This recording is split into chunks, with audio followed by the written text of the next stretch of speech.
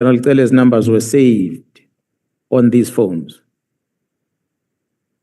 And the numbers are reflected on my statements at paragraph 7.2.1 and 7.2.2.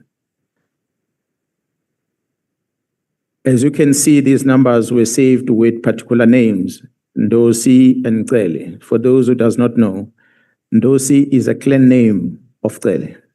So you'll assume that when a person talks about Cele or Ndosi, he talks about the same person. The analyst then explained that in the very same phone, there were also chats that were coming from 8 different numbers, which is reflected on paragraph 7.3. And this communication that is dated the 27th of December 2024, it was a communication between Vusmus Nhlanhla and the person on this number that he had saved as Babndosi. So right at the onset, you'll assume that Babndosi might be a Cele person, not necessarily General Cele, but might be a Cele person because it's a clan name. But where the error happened, and honorable members must see there on record, and we are reflecting that especially on paragraph 7.5 of the statement. The number that is reflected on paragraph 5.2.1 above, which reads 072-207-3518. That is a number of General Cele. Indicating on text with Ket Nhlanhla that was saved in Ket Nhlanhla's phone and saved as Babndosi, or the address that Nhlanhla uses. The number reads 072-204-3518. So on the glance, as the members can see, the two numbers are almost similar, with a difference of only 1 digit, right in the middle. That's 1 digit that differentiates between the two numbers. The system that an analysis notebook that the analyst was using in punching the numbers and tracing the communication, I think the system drew a different number because of this confusion in the middle. Now, the analyst does submit a statement, or she has submitted a statement, both before this committee as well as on a criminal investigation that has been investigated by IPIT as a result of a case of perjury that Mr. Adams, the honorable member of this parliament, have opened as a result of that error. So she did submit, which we will have to account for on the criminal investigation. But she did submit her statement to explain how this error occurred. So we were upfront to withdraw that statements made. We've put in a statement supplementary in that regard, and we are here today to submit an explanatory statement on how this error between these two numbers occurred. Honorable Chair and members, we also believe that the very same Vusmus Nhlanhla made the same error. He might have been under impression that he's communicating to someone else, Ndosi, Babndosi, that he addresses as Babndosi himself. Why do we say that? We say this because, Honorable Chair and members, the owner of the number that the mistake happened resides in Mpumalanga. His name is here. I'm not going to read it for privacy, but the members is reflected on the statement. The owner of this phone number has given us a statement as well, where he explains that he received a number of messages, WhatsApp messages with bank records, statements that he did not understand what was it about. There were a lot of them. And he then responded to try and get a conversation from the person who's sending him these documents. He sends him a message, he said, hey, and then the person responded. And next thing, there was an exchange of a bank account because it seems like Ed Nhlanhla needed to put money, give money to this person. And this person gave him capital account. And this Ed Nhlanhla deposited the money into this account. And this man was appreciative, he's unemployed, and he said he took some of this money, gave it to his girlfriend. And he wanted more money because he doesn't know who's this person that is donating the money to him that he does not know. It is then when Vusmus Nhlanhla realized that looks like he's talking to a wrong person. And Vusmus Nhlanhla says on the WhatsApp message, who are you? So he's asking this guy that he has already given the money to, says, who are you? And this person explained, no, I'm so and so. So immediately after that, Nhlanhla deleted all the messages that he had sent. He retracted all those messages from his phone. So a statement from that owner of that cell phone is here. The downloads from Nhlanhla's phone does show those messages that the members is, or that the witness is talking about that were sent by Nhlanhla to him. And they are reflected, attached to the statement, at the back of the statement, that the members will be able to see them. Right at the back, there's quite a lot of messages that Nhlanhla had sent to this guy, and he later deleted all of them. So we believe that Nhlanhla made the same error, Chair, that we also made, simply because a number between this gentleman and Cele differs with only one digit. I think it's digit number 6. The other one has got 4, and the other one has got 7. The rest of the other numbers, they are exactly the same. So that is what we are submitting, Chair. It was not an intention for us to mislead this committee. It was an error that was made when the analysis team extracted information, which was discovered by the very same team when the investigation was conducted further, and when we established that, no, this is not the real person. And that's why we withdrew the statements that we made, which we had right at onset indicated that what we are sharing, it's any collective information that comes from different colleagues in the service. So that's my submission, Chair. Thank you, General. But you do confirm that Minister Cele's number is or was on Mr. Nhlanhla's phone? Yes, we do confirm that there's communication between Minister Cele, or the former Minister Cele, General Cele, and Vusmus Nhlanhla. The only thing that we are withdrawing, it is the WhatsApp communication, and subsequent to that, a bank account and the proof of payment. And we had said, if I may add, Chair, that in our response here, we did say that there was a communication between the General and Nhlanhla. But subsequent to that, there was a bank account that was shared, and the bank account belonged to a third person.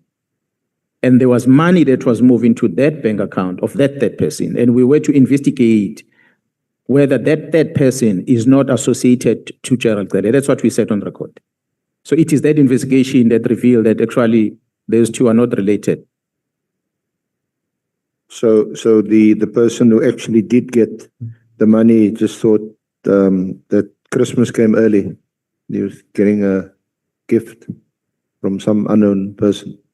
Yeah, well, not connected at all to Kat Nhlanhla or to former Minister Cele. Indeed, he does tell us that he enjoyed that money and he shared it with his girlfriend. Is there any connection to the Ndosi number? And because you say Ndosi is a clan name for Cele. It is Kat himself that addresses him as Bamdosi. So that's why we believe that he saved this, and this person has got no relationship with Cele clan. He goes with a different surname. Without disclosing the details of the person, maybe I can indicate his surname. His surname is Nhlanhla. So he's nowhere closer to the clan of Cele. Now, apart from what on your evidence appears to be a genuine mistake, what made you believe in the first place that Nhlanhla would have sent money to former Minister Cele in this fashion? Honorable Chair, the investigation team, as they were interacting, and we get to see the communication between General Cele and Nhlanhla and the relationship that is between the two of them. It is that what became suspicious as to, but why would General Cele associate himself with this person? And further colleagues that we're talking to, of which some of them I spoke about, and we're going to discuss it later today. A colleague of mine who's the head of human resource management in the South African Police Service, that is Lieutenant General Mkhwanazi, who had indicated to me that General Cele was adamant to want to see him in order to discuss the contract that Nhlanhla had in the police because there were no orders coming. She said to me that this was after the Durban engagement with Nhlanhla when I spoke to her. And she said to me, General Cele was even so adamant that he wanted to travel to Velkom when she was in Velkom to come and meet with her. So it is that made us to realize that there was that effort from General Cele to make sure that Nhlanhla is assisted to some degree. And of course, the generals going to the accommodation of Nhlanhla in Pretoria, which has already been presented here, that is known. So those are some of the things that made us to feel that there is something that is questionable relationship between the two of them. So when the analyst then starts seeing this conversation, and on the glance, she can come and demonstrate how the system dropped this information that appears to be the General Cele that WhatsApp, the error occurred. We had no reason but to believe that there is something to be investigated between the two. And considering the fact that this contract, when it was awarded, we are not saying that there was any role that the general played, but when this contract of Nhlanhla was awarded, Minister Mkhwanazi was not in, when the process started, Minister Mkhwanazi was not in the organization at the time. General Cele was the executive authority at the time. So at least on the face of it, there appeared to be some connection, and so when you miss one digit on two numbers that look almost exactly the same, there's no reason to think that it was done maliciously or with some ulterior motive. No, definitely there was no ill intention. Yeah. That's why we withdrew and made an apology upfront. Now the one person whose name does feature prominently in the WhatsApp exchanges between Mr. Nhlanhla and Mr. Mkhwanazi is Minister Mkhwanazi.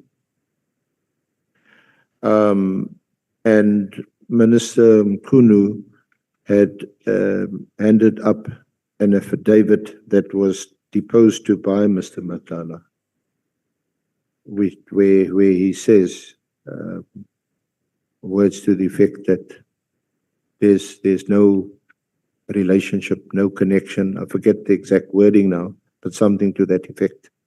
We'll find the affidavit and read it back to you, but words to that effect. Now, you had subsequently also been handed some information which indicates that may not have been the case. The impression is created by the affidavit handed up by Minister Mkhwanazi that Nhlanhla almost volunteered to give that information and deposed to an affidavit while he was at Kgosi Makhura. Now, you have made available to us, which I will ask that they flight a handwritten letter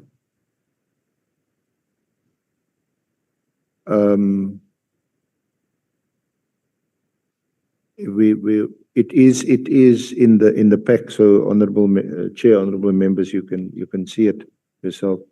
It seems to be addressed to Nhlamulo, NHLUMULO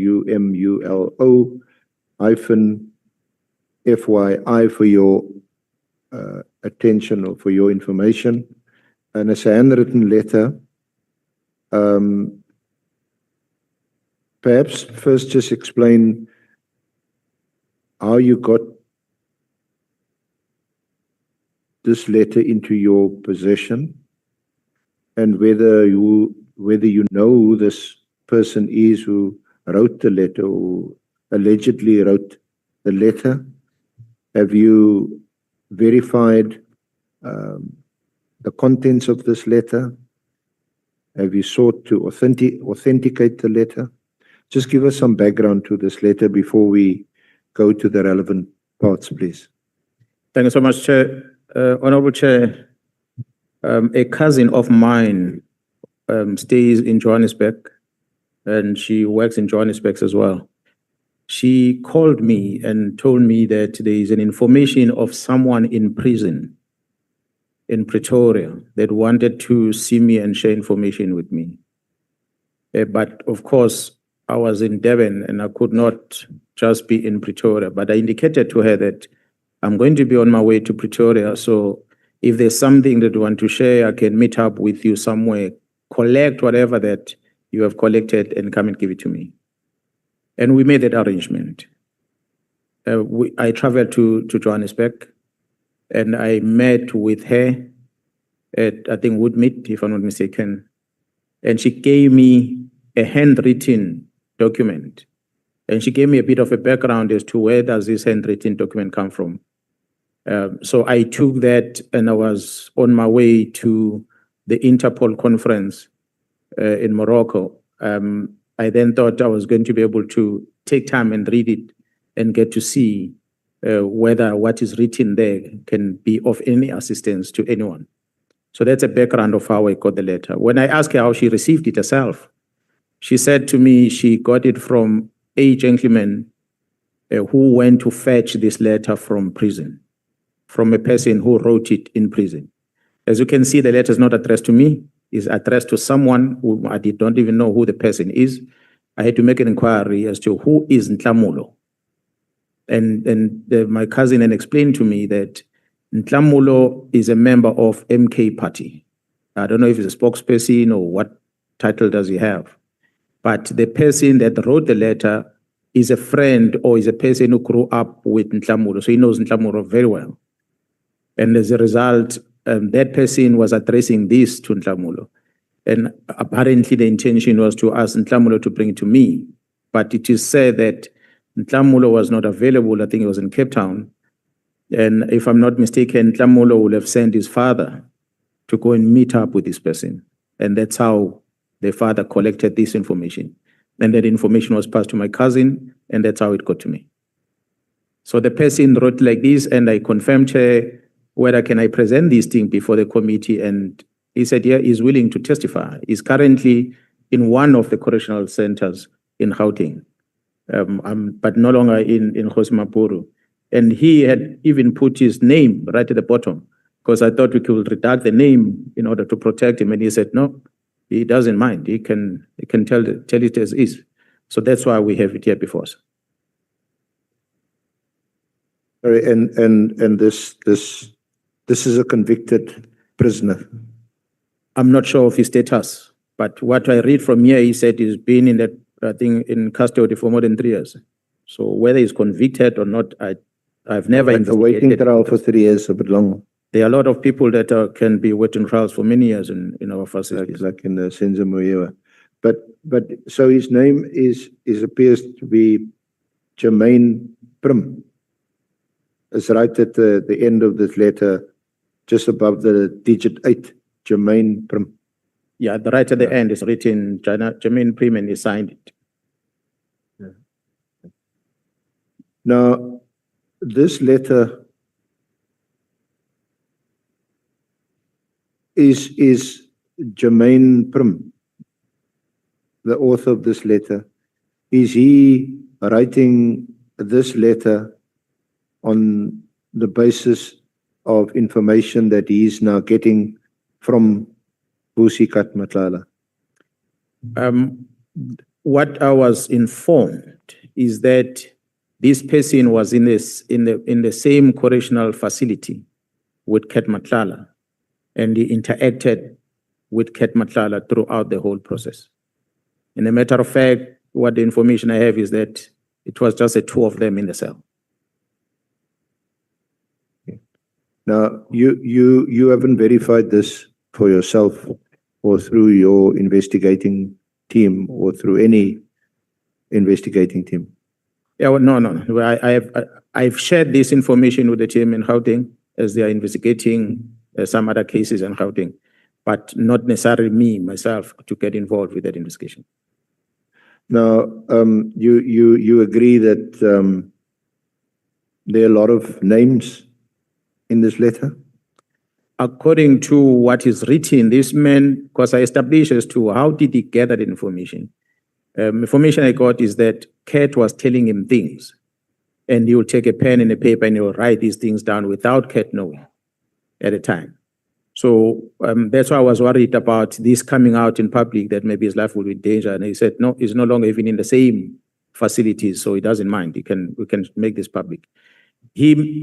What he writes here is stories that he was told by Kat inside that correctional center. But he also makes his own remarks about his own issues here that has got other names. As I said, it's not something that has been investigated by me. I'm sure the team that gets to see this, they will interview him and try and get more information, because there are somewhere in this statement of his where he makes some allegations against some of our senior public figures of government. But that is in brief. I would say more than 90% of what is here, it's what it's been told to him by Kat Nhlanhla.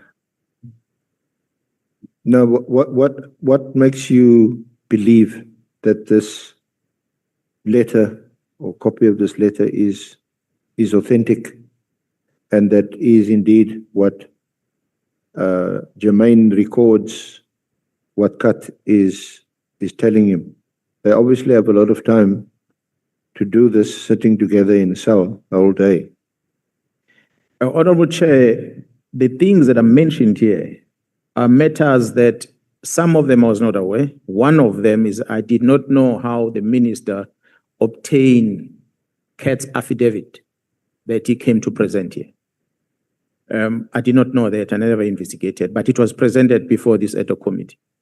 Some of the things that are mentioned here include the meeting that myself and Kat had in Durban. It's mentioned in this letter because Kat told him that. So this person wrote the things that had not been made public, both in this Ad Hoc committee as well as at Nhlanhla Commission. So it is there that made me believe afterwards that this person is legit on what he's talking about.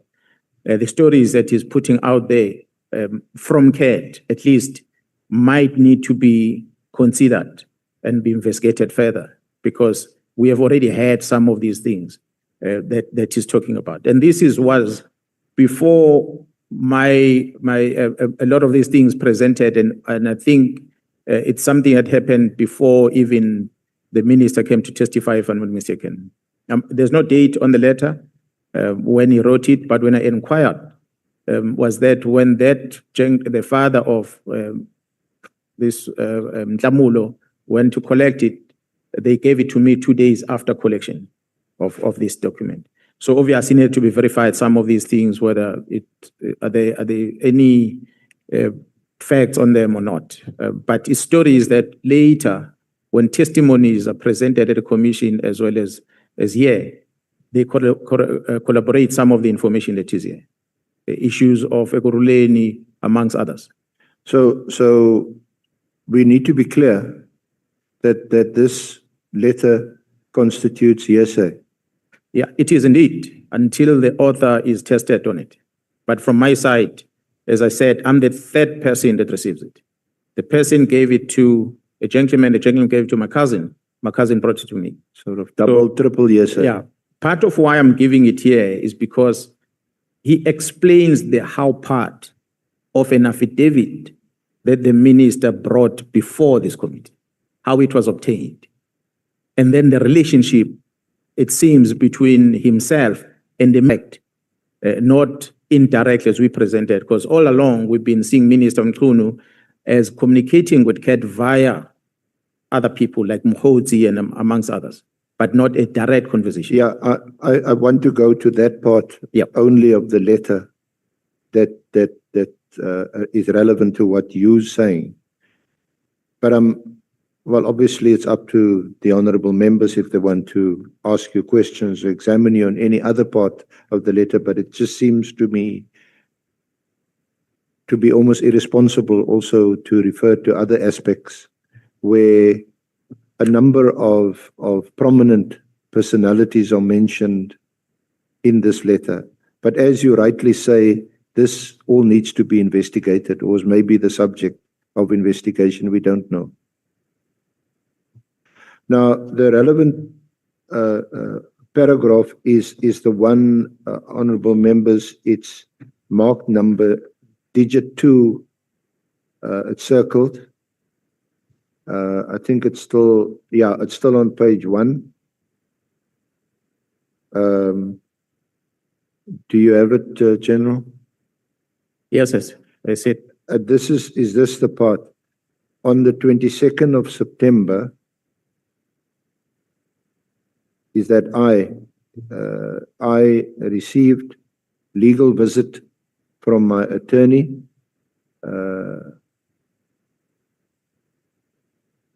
Natasha somebody, or can you pronounce that surname? Oh, it's not.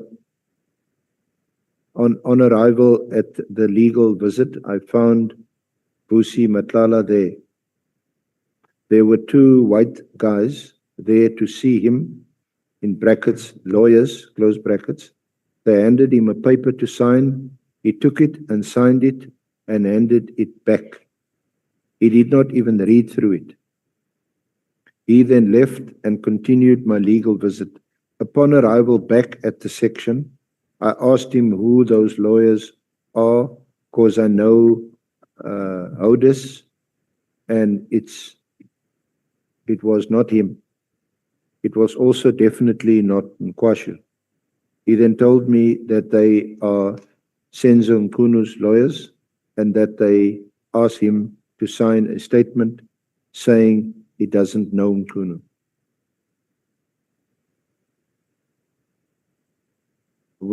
And then paragraph 3, when Vusi Matlala arrived in CMAX in July 2025, he told me that he funded Senzo Mkhunu's election campaign as Mkhunu was campaigning to be the president of South Africa.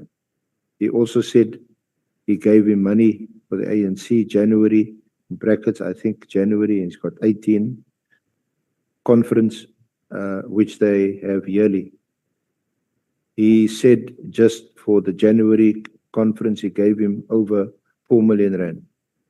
I was shocked because I've been in CMAX for 3 years.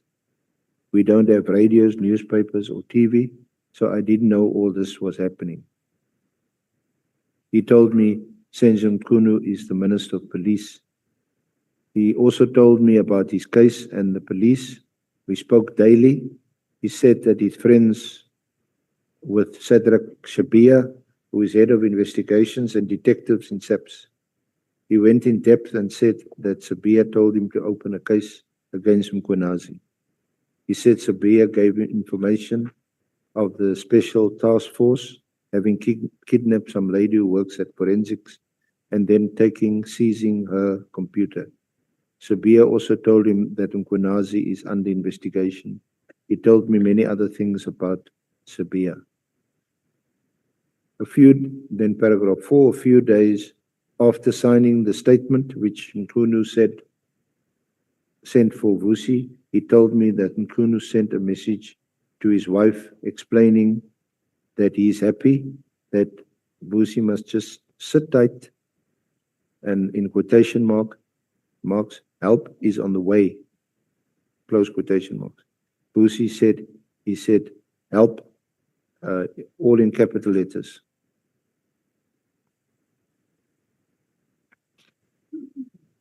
So, General, is that the part that you wanted to highlight for the purposes of this discussion about Minister Mkhunu? Honorable Chair, in this 8-page statement has got too many things that are relevant to this committee. Too many beyond this one. These of the statement of Minister Mkhunu doesn't start on paragraph 2, it starts from paragraph 1. The events that happened before the lawyers were spotted in prison.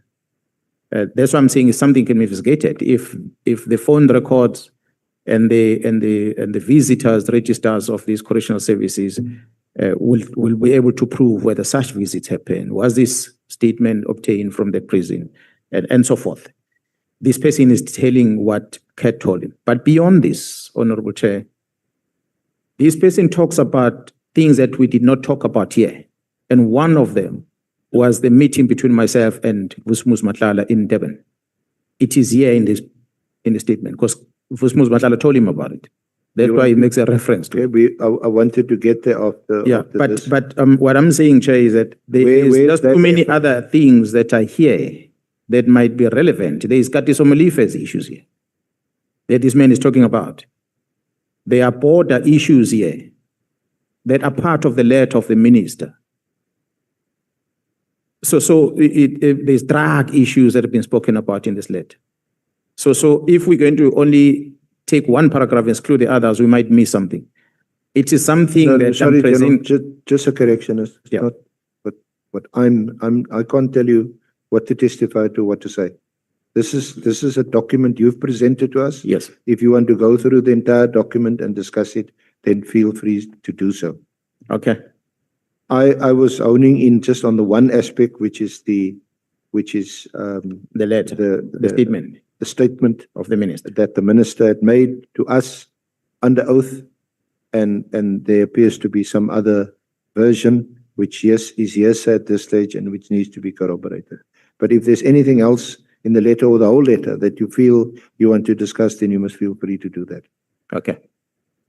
Yeah. No. Well, SC, you've touched on the events that this person is talking about, what he saw with his own eyes inside the correctional service.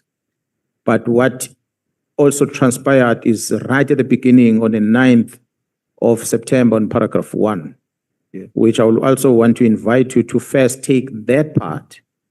And so after reading that part, then you can be able to link up with number 2. And that first part, and I don't know if you want me to read it. Okay, I'll read it. On the 9th or the 10th of September, there was a conference call between Shamila Batoy, Senzo Mkhunu, Lawrence Odes, Musi Matlala's advocate, and SAPS General, which he didn't name. It's just an issue about which September they're talking about in the statement, because it's not detailed to which year is that.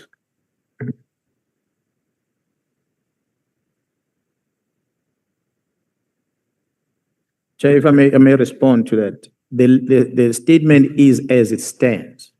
So the person who's an author, that's why I'm saying that this needs to be investigated further, because the person who's an author that wrote it like this.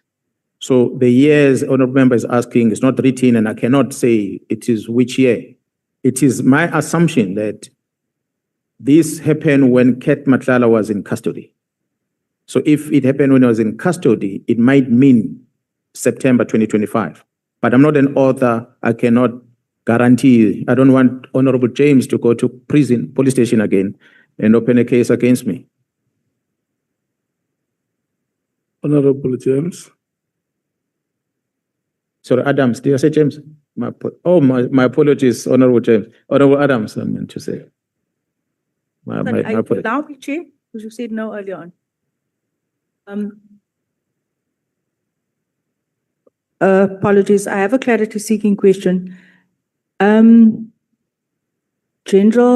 Mkhwanazi. Yes, ma'am. Did you profile, number one, you know what is concerning here? Did you profile Jermaine Prim? That is the first thing I want to ask you. Secondly, I'm thinking now if it's coincidence that all three of these people, Kat Matlala, Bester, and Jermaine, are all allegedly in CMAX.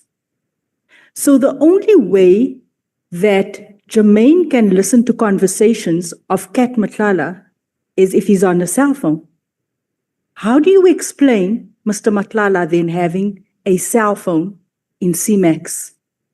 That's my first concern. My second concern is that Tabu Bester is also in that same block in CMAX. We've now received correspondence from Bester, from Jermaine Prim, and we've heard from Mr. Nhlanhla. I am worried. I have background, without compromising myself with this. I think I'm going to leave it at they are in CMAX. Why do they have access to cell phones? I'm going to leave it at that for now. Thank you.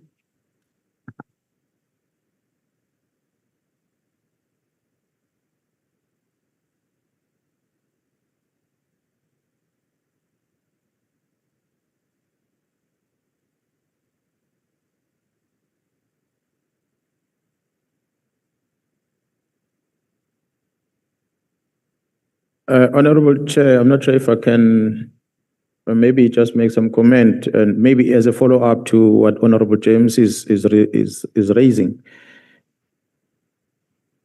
I'm trying to find the actual paragraph here, but in this statement of this gentleman, this person alleges that Kat Nhlanhla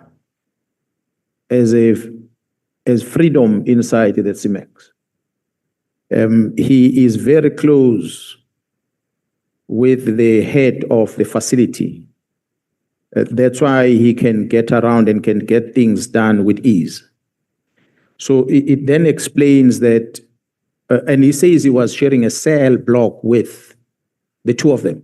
They were together. Obviously, we found the cell phone thanks to the Commission of Correctional Services that dispatched in a suspicion after the address that something might be happening in that cell. So the commissioner phoned me to send people to go, he said he sent people to go to the cell and they found the phone. And luckily that phone has helped us with a lot of these things we investigated. How did the phone get to Kat inside the cell? It's again the question mark, but what this man is saying, the relationship that Kat has with the head of the center and some officials within that center, it's clear that Kat can get whatever he likes inside that place.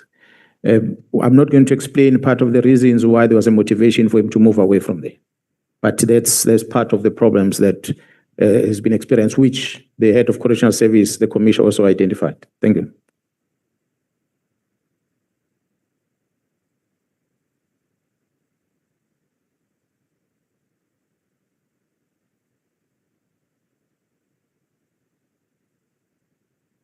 Thank you.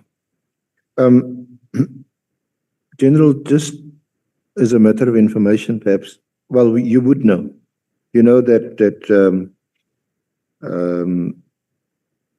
Radovan Kretscher was also there at Kgosi Maphuru. In fact, he may still have been there when the Honorable Committee had a sitting there. You know that or knew that? Radovan Kretscher was also at Kgosi Maphuru. No, I was not involved in Kretscher. I know he was in custody, but I never pay attention until I get to know about the KZN leg of it. I'm saying this because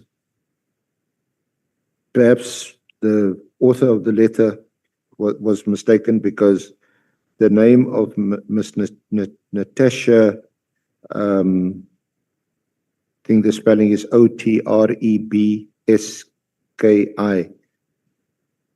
Otrepski. She is Kretscher's attorney.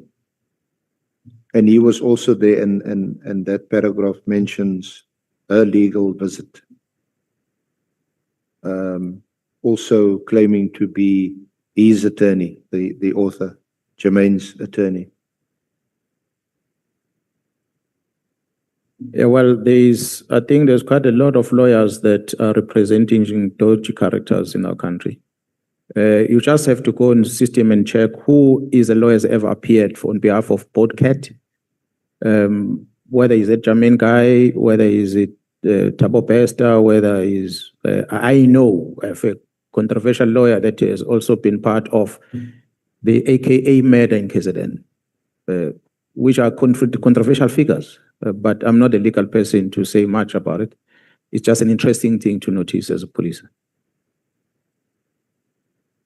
So we went back to paragraph 1. It said on the 9th or the 10th of September, there was a conference call between Nhlanhla Mkwhanazi, Senzo Mkhunu, Lawrence Hodes, Vusi Matlala's advocate, and SAP's general, which he didn't name. Hodes added victim Kwashu to the call. The reason for Hodes adding Kwashu was for Kwashu to facilitate what was being discussed. The plan and reason for the call was to get Vusi Matlala to sign an affidavit that states he doesn't know Senzo Mkhunu.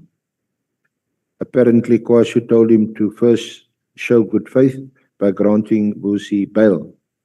He then refused to take any part in it unless they signed or they granted Vusi bail. First, Vusi was quite angry that Kwashu refused to facilitate this. Vusi then explained to me that Hodes and Nhlanhla are good friends and that Nhlanhla and Senzo Mkhunu are also very close. That is why Nhlanhla Mkwhanazi is trying to help Senzo Mkhunu.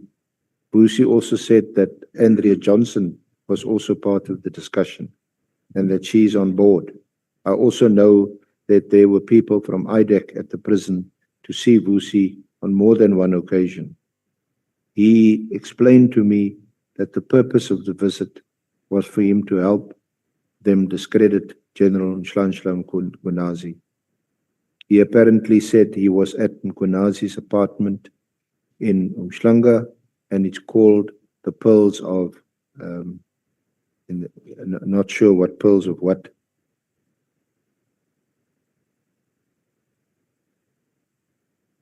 So General, that you say is also then, and it's something I wanted to come to, which is a matter that you also didn't tell us in your affidavit or in your oral evidence. Just raise this. It was mentioned to us for the first time. The allegations of adults, yeah. This was stated in Mr. Matlala's affidavit at paragraph 126. Meeting with General Mkhwanazi, I met Lieutenant General Mkhwanazi at the Pearls. Is that the Pearls he's referring to in this handwritten letter?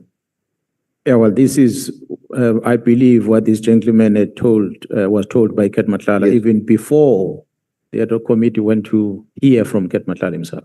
Yeah. That's why I have no reason to doubt some of the content that he wrote here.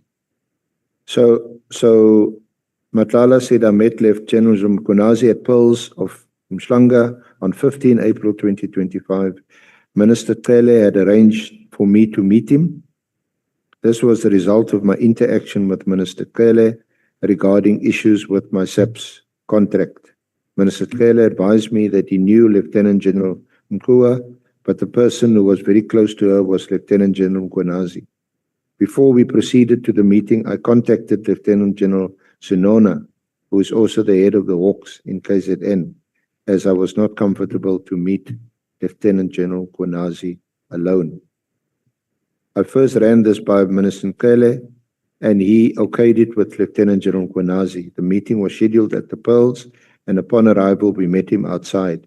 He told us to follow him, went up in an elevator to what I assumed was his apartment because he offered us drinks that were in the fridge. During the meeting, Lieutenant General Mkhwanazi told me that he had heard I had problems with my contract, but he also has problems which he needed to assist him with. He acknowledged that I had been complaining a lot about my contract and saying that they weren't paying on time and not sending enough purchase orders. He then said to help my contract flow, I needed to cooperate because he was very close to Lieutenant General Mkhwanazi, the head of human resources who oversaw my contract. Lieutenant General Mkhwanazi essentially stated that Lieutenant General Mkhwanazi is a stumbling block, quote unquote, and is collaborating with a previous service provider Metropolitan. He even claimed that she had purchased properties, converted them into bed and breakfast, and used money from Metropolitan, suggesting corruption because her salary could not cover such purchases. Lieutenant General Mkhwanazi provided me with the address of her latest purchase, which was a house in Pretoria East. The message I got was clear. If I wanted my contract to proceed smoothly, I would need to, quote, work with her and give her money, unquote, or my contract would be terminated. He was indicating that police officers, even generals, could afford these things because they collaborated with service providers like myself. Lieutenant General Mkhwanazi indicated to me that he knew I owned a property in Midstream Estate. He further indicated that he had a problem with a person in the same estate and asked whether I knew a person by the name of Ishmael Nangi. I informed him that I knew this person, but I was close to him, but I knew my son and his son attended the same school, and my wife and his wife knew each other. I informed him I would request my wife to set up a meeting with him. So the reason why I raise this is also, that's also one of the issues which you didn't raise before us when you first appeared, either in your affidavit or in oral evidence. And so the question is, why didn't you do so? Do you dispute that such a meeting took place? We know from the evidence we heard, Mr. Matlala's evidence at Khosi Mapuru about this, and also General Sanona's role in this. So this is also an opportunity for you to explain why you hadn't mentioned it in the first place, and what is your version of what happened there. Thank you, Honorable Chair. When I appeared before this Ad Hoc committee, I was presenting in the main the incidents that are prohibiting the police from executing their duties, where we believe the minister has enabled these people to block the police stations. And of course, not the minister doing the bad things, but the people that are doing the bad things, police officers, and some of them within the entire value chain of justice system officials that are participating on this matter. The meeting of Kat Matlala, we did not see it as a need to present it because it was a meeting that was helping the investigation to uncover some truth about that which the team in Gauteng was investigating. So Kat Matlala, when he met with me in that meeting, he was afraid of the people that he was talking about. And he made it clear that what he's sharing with me in a street language, you'll refer to as snitching to people. So he was giving out information that would have compromised his safety. So he was giving out information that if it were to come out, maybe his life and his family would be at risk. What I like, that's why we did not communicate. But what became evident to that is that the person who facilitated the meeting, General Sanola, when he appeared before Matlanga Commission, he was afraid to name those names. And when Kat appeared before this commission and introduced that meeting, I was not in the country. When I became aware of it, I then sent a WhatsApp message. I actually tried to phone General Sanola. He didn't answer the phone. When I sent him a message to outline what the meeting is about, the same message that after sending to Sanola, I shared with yourself, Senior Counsel, on the... Yes, we'll ask for that, if it's possible, we'll ask for that, those WhatsApp messages to be flighted. But continue in the meantime. Perhaps what I can say then, Chair, is I've indicated why didn't I introduce that meeting, that I did not see the need of that meeting to be discussed before this commission, because this committee, because... Chair, yeah, and the letter from Sanona's attorney. So you can refer to it, General. Thank you. Okay. Honorable Chair, I still feel that Kat Nhlanhla was used by people to try and paint a picture that as a person who looks like a bad person, but he also met with me. And as a result, people will start questioning my credibility. I did not disclose the meeting, and I'm glad that he is the one that introduced the meeting, because the people he spoke about are subject to the investigation by the GCI Ops in Gauteng. And I did not want to disclose it because I had made a commitment that I will not disclose any meeting that he is giving me as an informer. So that was the reason. But he introduced the meeting. You didn't, this meeting was Lieutenant General Khumalo aware of this meeting, or that the meeting was going to take place? Or did you already discuss with him as the investigating officer that this meeting would take place? Thank you so much, Honorable Chair. Perhaps the members must give me time to listen to this story, because I don't want you to get it halfway. How does it happen that I get to meet Kat Nhlanhla right at the beginning? And when the members are listening to this, you're going to tally with a sergeant that was sitting on this chair from Mpumalanga that was brought by Mr. James to this house to come and open a case in Cape Town, that allegations of kidnapping and torture. Mr. Adams. Oh. And I'm looking at you, Honorable James, but I'm saying the name again. I don't know. My apologies. It's the second time I'm doing this. I'll take the fine, ma'am. Sorry about that. Yeah, Honorable Adams, the sergeant that came here and said things. So I'm going to link all these things together so that you have a clear picture of everything. I work in KwaZulu-Natal as the head of the police in the province. I report to the National Commissioner. I'm assisted by the colleagues from the national units. One of the colleagues responsible for the national unit is General Snona. General Snona is responsible to DPCI. DPCI does not report to me. They are assisting KZN, but they have their own specific responsibilities. And another one that assisted me back then, I'm sad that Mr. Adams is not here today, because I wanted to talk to him. I'm sure he's watching the TV. Perhaps must look at the screen. The one person that assisted me is Major General Chika. Major General Chika was the head of crime intelligence in KwaZulu-Natal during the time of riots. He was the one that Honorable James should be blaming for the failure, if any. Adams to be blaming for the failures of intelligence, if any. It is General Chika, because he was the head of crime intelligence in KZN. So I have crime intelligence, which is a national entity. I have DPCI, which is a national entity.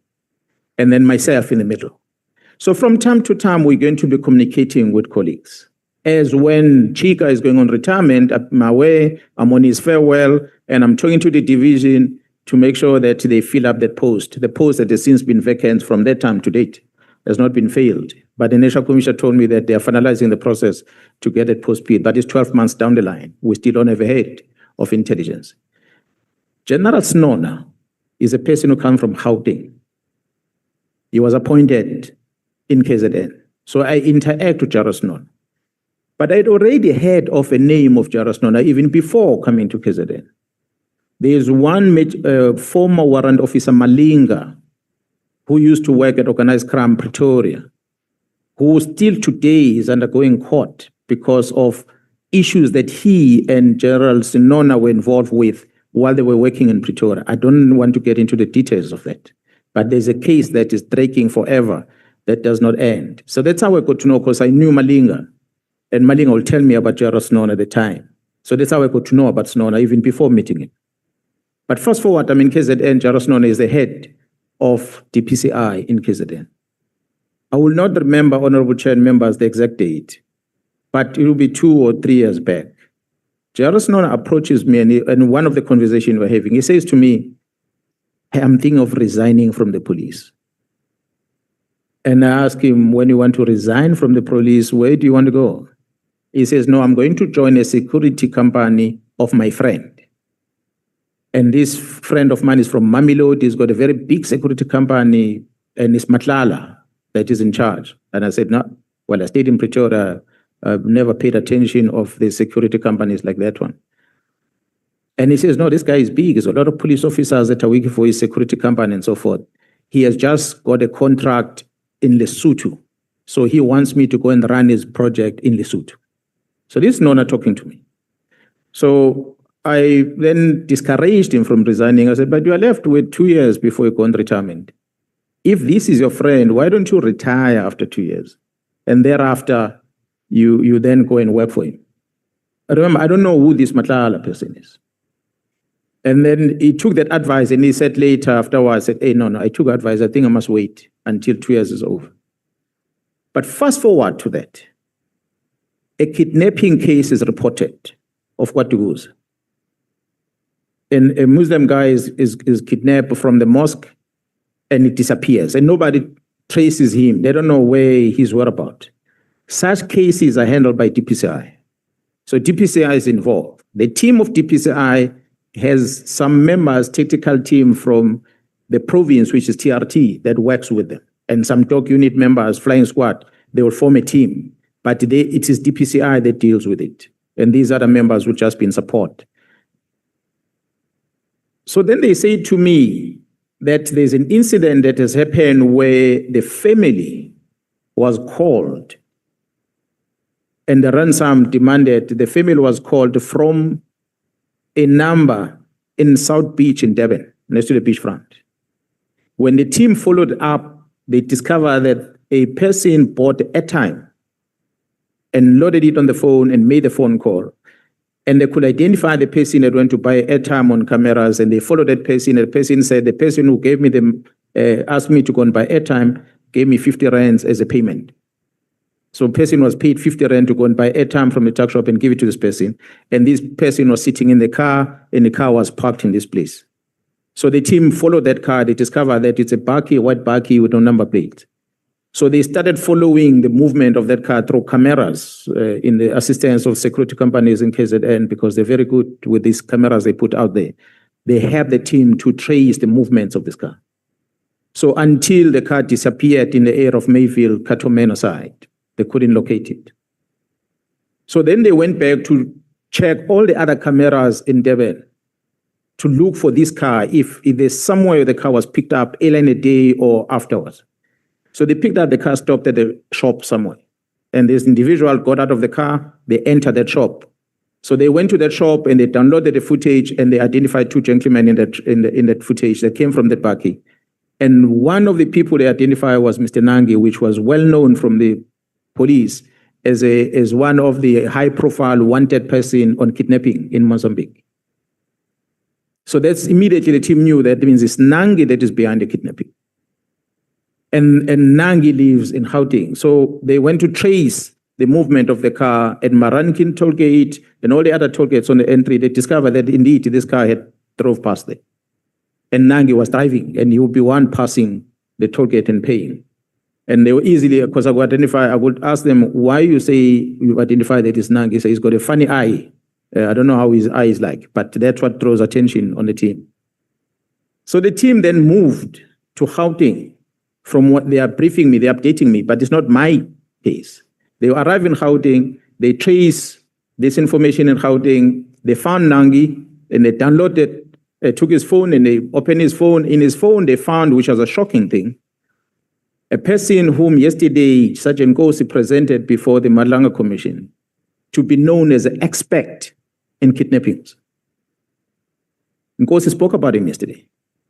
They found a communication between Nangi and this gentleman. And in actual fact, money transfers between Nangi and this gentleman, 300, 200,000 rand, a lot of money. And to the team, they were shocked and said, but the person is known as a private investigator dealing with kidnappings. How does he have a relationship with Nangi, who's known to be a kingpin in kidnapping? It could be that the person who's a private investigator is linked to Nangi. Because if you go back on return members and check, majority, 90% of the time, well, this is a 90% I can talk about, maybe not the one of Jara Kumalo that you were fighting with them about.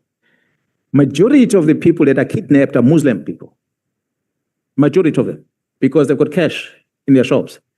And almost 100%, majority of the time, more than 90% of the time, there's a lump sum paid before they are released. And the person who's part of the negotiation is so-called expert investigator, private investigator, will always encourage the family to pay a certain amount. Not the full 20 million rands they're looking for, maybe half of it, but there's always payment.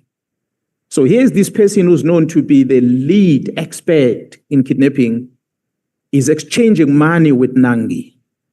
The team got worried and they said, it means we have an enemy within, because this gentleman is this tight with the General Khan and the team that deals with kidnapping. Is this tied with Jarasmia, who's in charge of the investigation in the police? This gentleman. I'm talking about the private person.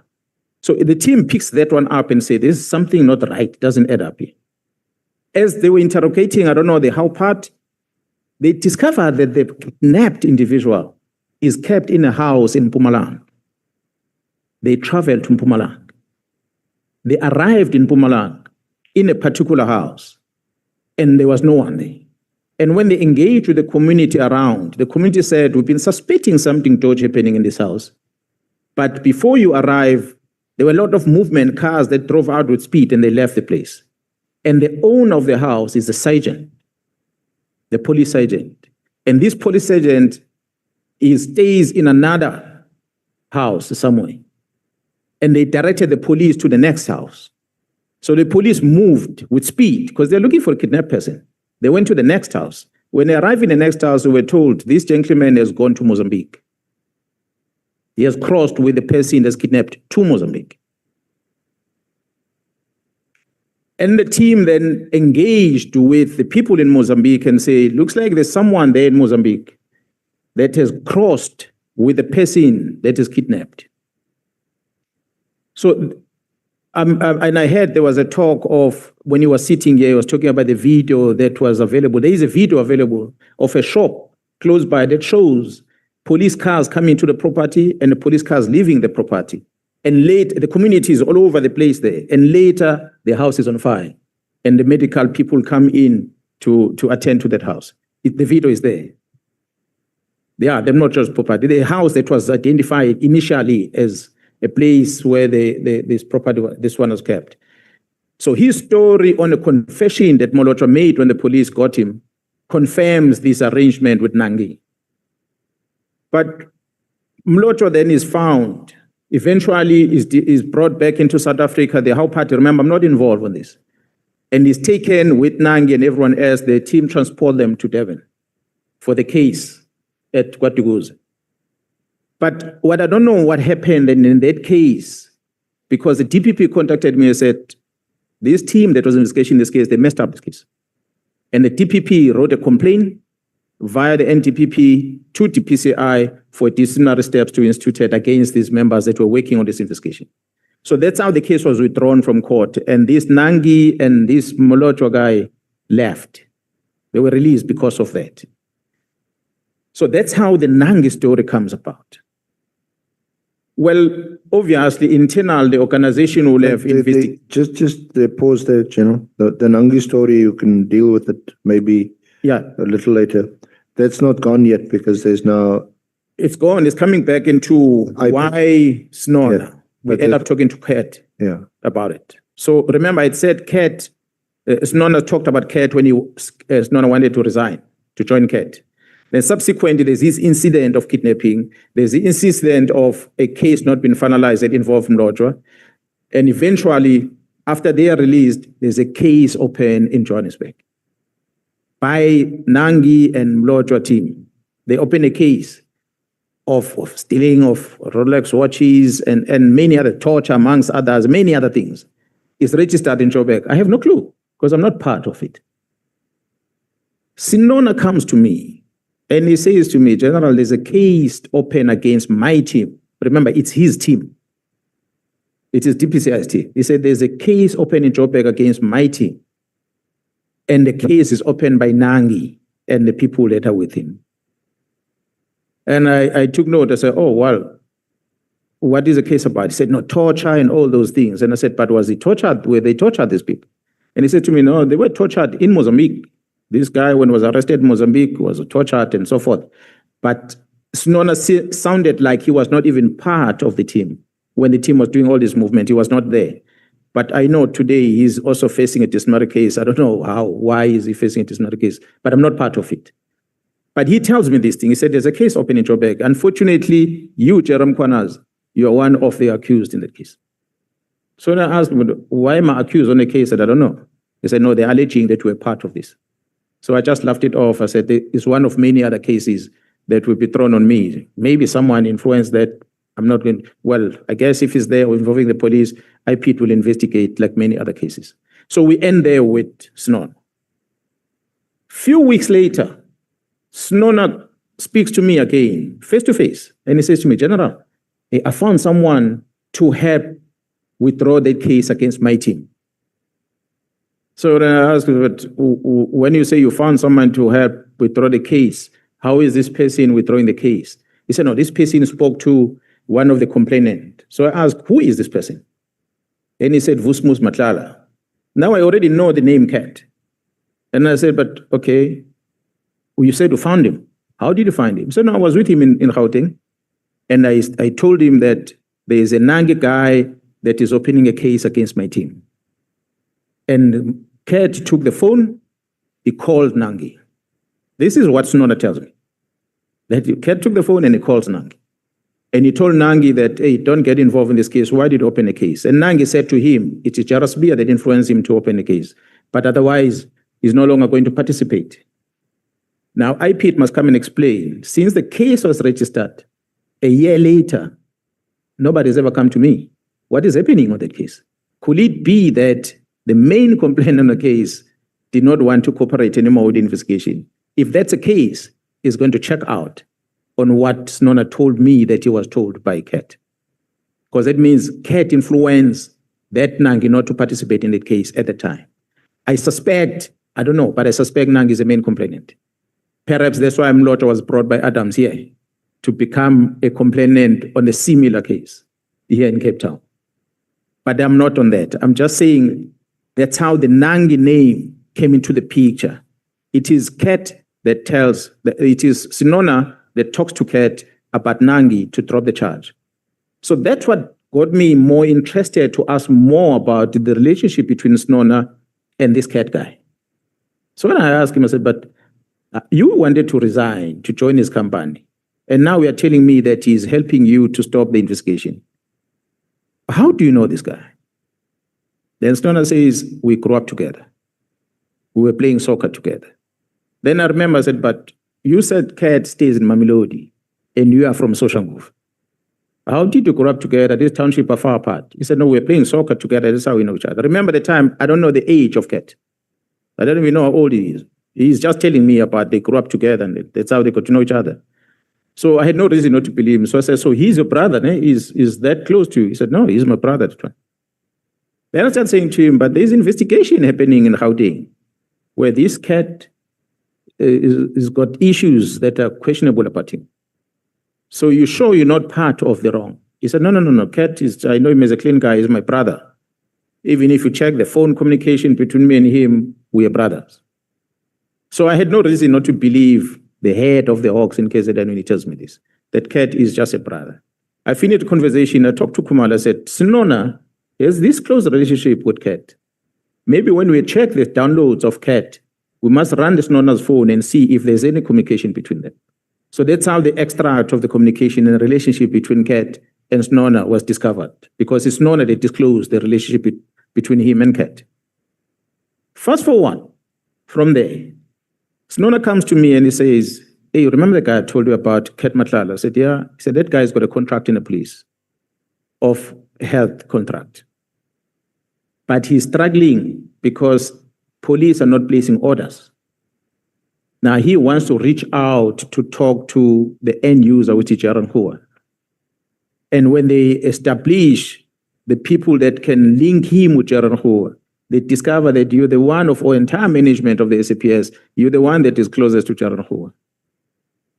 Can you arrange a meeting? So now I said to Snona, but why must I arrange a meeting for Cat Matlala and Nhlanhla? For what reason? And he says, no, but looks like Cat has an information that can assist Kumalo and the team with their investigation in Gauteng. So that what drew my attention, and I said, but he's got information. What information? He said, no, the role let's be a place in this whole criminality happening in Gauteng. So that got me excited, and I said, okay, well, we'll confirm the meeting. From there, I then contacted General Mkhwanazi. I said, General Mkhwanazi, this is what I'm aware of. Must we have this meeting? So we agreed, no, let's have the meeting, but let's control the venue where the meeting is, and let's wire the place so that you can record everything happening in the meeting. Hence the flat. That we had to discard, get a flat, a place where we can go in, nobody can trace us. Anything happening there can be on record. I was hoping the day that Kat is going to say he gave me money, because I was going to come and show you that there was never anything handed. I'm glad he didn't, because there was nothing. So the meeting then is arranged, and I go back to Snow and I said, tell him to come. Then General Snow invite him to come. And I said to Snona, I know this guy moves around with bodyguards. When he comes to see me, he must be alone and you, just the two of you, nobody else. So you're going to pick him up, or you pick him up, you're going to bring him to me. Then he said, okay, we're going to meet at Nhlanhla. The meeting is going to be around Nhlanhla. They met at the hotel. Mr. Adams is not here. I'm sure he's watching at home. Oyster Box. Oyster Box is a very expensive hotel in Durban. That is where they met. Kat and Snona. Whether inside the hotel or at the parking, I was not there, but they met at the hotel. Because after that, Snona, first time I saw Snona driving a Polo car. You know, this one is driven by these Uber boys, the small car, VW. Snona was driving that car. He called me, he said, I'm with Kat, we're driving this Polo, we are getting out of Oyster Box. So I said, okay, come up because I'm in the vicinity. He gave me a description of the car. I spotted the car. Then I said, okay, I see I'm driving this car in front of you, the Mercedes-Benz. Can you see it? He said, yeah, no, we can see it. I said, okay, follow me. So I drove them down towards Pavilion, not Beverly Hills Hotel, around into Pels. There's a parking at the bottom there for those that knows Nhlanhla, towards the beach. So we enter in there, into the boom gate. I show my face, the boom gate opens. I go in, I tell the security to open for him. They open for them, and they followed me. Some 50 meters, we park, we walk, we get out of the cars, we walk into the lift, into your apartment. Honorable Chair, that apartment from where we're seated in a three-seater dining room table, a glass table, can only see 3 people. Where I'm sitting, at least a meter is the wall. Behind me, a meter, it's another wall. On this side, it's a lounge that will be at least maybe about where Honorable Skosana is seated. That's where the TV is. And on that corner, on that side, which is a good 4 meters or so, is an entrance into the apartment. And on my right, open plan, Honorable Chair, up to where the podium is, which roughly about 4 meters or so, is the sink, the end of the kitchen. So for Snona to say he was busy drinking somewhere, he couldn't hear anything. When we are here, you're talking, a person on TV, a person here can hear everything. It's just the 3 of us, nobody else there. So we said, we spoke. That's when he then gave me this information. The information is about Steve Mutsume. Steve Mutsume is a name that the 68 million people, excluding the independent podcasters, they are the ones that got guts to talk about Steve Mutsume. The rest of media houses in South Africa don't want to research about that person. It's a name that has come out so many times, Steve Mutsume. He told me about Steve Mutsume. He gave me the address of the house of Steve Mutsume. He told me about activities of Spear, how the Spear is collecting money. He told me about the property of Spear that I didn't know. He gave me the address. He told me about the Impalas he bought for Spear. This is all coming from Kat voluntarily. I don't have a clue about all these things. The properties in a townhouse in Sentin. So I take note of all these things. And then he asked one thing, but the other one was just a comment which we couldn't do much about it. The first one was, I've got this contract. I've got so many people that I should be paying that I haven't paid, but the police not placing an order. Can you get General Mkhwanazi to meet up with me so we can discuss and get to hear what is the issue? Then I said, well, I'll talk to General Mkhwanazi, but I don't know anything about the contract, but I'll talk to her. The feedback will come to Snon. That is one. Two, what is the next thing? The next thing is that I hear that there's investigation in Gauteng on an attempted murder of his ex-girlfriend. What is happening on that? I said, no, don't ask me that question. I'm not in Gauteng, I'm here. I can't even answer any question. If you have issues with it, Gerald Snona is your brother, must talk to General Mkhwanazi and establish what is the issue there. That's how the meeting ended. We left. After leaving, I pick up the phone, I call General Mkhwanazi. I said, General Mkhwanazi, this is information. Here's the address of Mr. Mutsumi. Mr. Mutsumi has got a house, standalone house somewhere in Sentin. I just don't know the address now with my, which I can say, but from the American High Commission in Sentin, for those that know Sentin, if we drive down towards the western side, but we go down the road, Steve Mutsume's house is there, the one that he alleges to be Steve Mutsume's, a very big house, is there, because I saw it on Google. He came and said, that's a house where Sbia collects money. Because I was not satisfied with the information about Sbia, he says Sbia collects money there, but using the police vehicle and the police driver. And mine to him was, Sbia cannot be arrested then, because when you arrest him, he's going to say the money belongs to a driver, not to him. But if he uses a police car to go there, we'll be able to get that on investigation. We need more information about Sbia. He said, no, he paid 2 million rand towards his plot. He bought him Impalas. All the Impala stories came with me, but nobody asked, how do I come up with Impala story? It's because of that meeting. When I spoke about these Impalas, I just did not elaborate where I got the stories of the Impalas in details. But the Impalas come with Cat. The townhouse. Cat says he didn't even know about the townhouse himself. But another foreigner told him about the townhouse. He went to see the townhouse. He saw Sbia's cars there. He confirmed, but Cat did not know about the townhouse. So he told me all these stories about Sbia, Steve Mutsumi, and that fact that Steve Mutsumi's property is at Waterfall Estate in Midrand. I've never been to Waterfall Estate. Can we hear Honorable Sangwana? Thank you, Chair. No, I just wanted us to acknowledge the presence of Honorable Adams. I think Honorable Adams left the TV so he could be here himself. Thank you, Chair. General Mkhwanazi, Yes, sir. behind Honorable Skosana. Behind Honorable Skosana is seated Honorable Adams. Thank you, sir. Thank you so much. Thank you. At least I see him now. I can talk directly. I was going to ask a question. Mr. Mutsumi, is he also alleged to be one of the Big Five?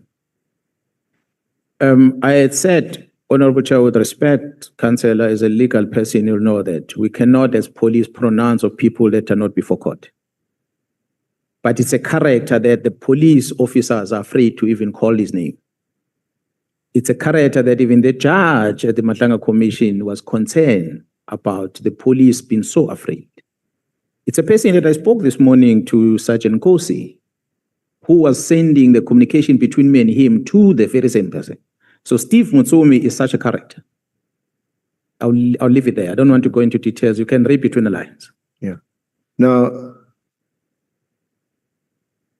when Mr. Nhlanhla conveyed the fact that there was this meeting that's now a fact that took place between you and him at the Pearl's apartment, his evidence was that he was going to the meeting, brokered by Sonono, but it was going to be in exchange for information that he would give you. You were particularly keen or interested in hearing information about Lieutenant General Sabia, and in return, the quid pro quo for him that motivated him to go to that meeting was that you would assist him with the Medicare contract, which was now being stalled because he wasn't getting any purchase orders. And you, the one who knows Lieutenant General Mkhwanazi, who's in charge of the supply chain management. Yeah, well, now that sounds quite plausible, even from what you're telling us. yeah, well, he was frustrated with the contract. That's why he approached Nona. But in my memory serves me well, it does not say that it's Nona that arranged the meeting. He says it's General Mkhwanazi. That's a lie that he told. He wanted to protect Snona, but it's Snona that facilitated the meeting. So the meeting was held as per his request. Obvious, when the meeting was held is because I'd already spoken to Khumalo about the investigation they are busy with and the purpose of what the meeting is all about. So the meeting is then held. I said he then, after sharing this information about Sbia and Steve Mutsumi, he then tells me about his contract that he wants to take General Mkhwanazi. I said, I'll talk to General Mkhwanazi, but the feedback I'll give it to Snona because I don't know you. I'm not going to talk to you. That's one. Two, I had said to both of them, Snona and Kurt, that the information you're giving me about Sbia, I don't think is sufficient enough to get Sbia arrested. Yes, we're going to investigate the issue of the impalas that you paid for him, but the least can ever happen if we don't have any criminal linkage is that maybe he didn't declare that at workplace. It can only be a departmental thing because he would have received it as a gift.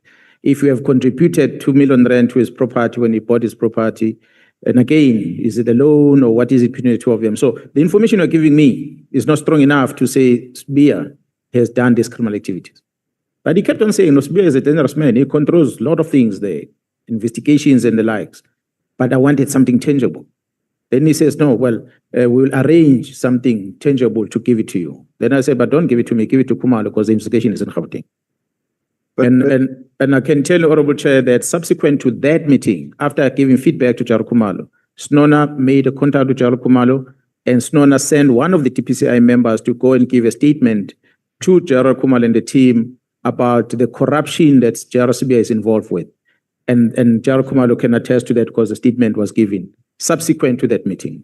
So that's what I'm trying to explain, how this, me getting to know Kat existence, the story about Nangi, and the meeting with Kat, the purpose of the meeting and the outcome of the meeting, where the meeting was held, all that, I wouldn't have came here and said, Kat told me A to Z, because I was going to be putting his life in danger. I was going to be compromising the very same investigations that are happening. So I did not invite him. He asked to meet me, and General Mkhwanazi did talk to her about that. She can attest to that, and it ended there. Is it quite normal or is it usual for a person in your position or perhaps any police officer investigating a case to meet with someone who is either known or is suspected to be involved in criminal activities, especially the ones seriously alleged about Nhlanhla, in exchange for information? Because by now, before that April meeting, you must have known there were articles about him in the News 24. There were issues around in fact, this very tender where he is seeking you perhaps to intervene and to assist.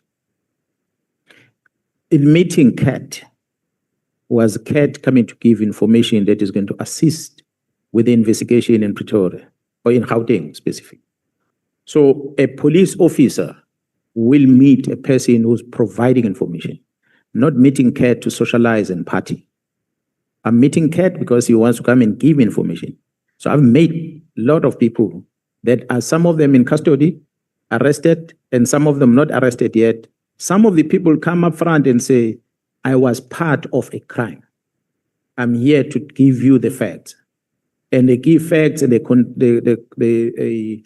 incriminate themselves, and we take it to the prosecution, and there's negotiations done, there's less sentences and so forth. So that is part of the investigation. That's why I'm saying that investigation is not in KZN. So when Snona approaches me with that information, I paused him and I said, I don't deal with things here in KZN of Kat. All these investigation of Kat and Gauteng. So let me first verify with a person in Gauteng. That's why I engage with General Khumalo and the team. When they say it's fine, I can meet him, that's when I confirm to meet him. Otherwise, I was not going to meet him because I was not going to do anything with the information that he was giving.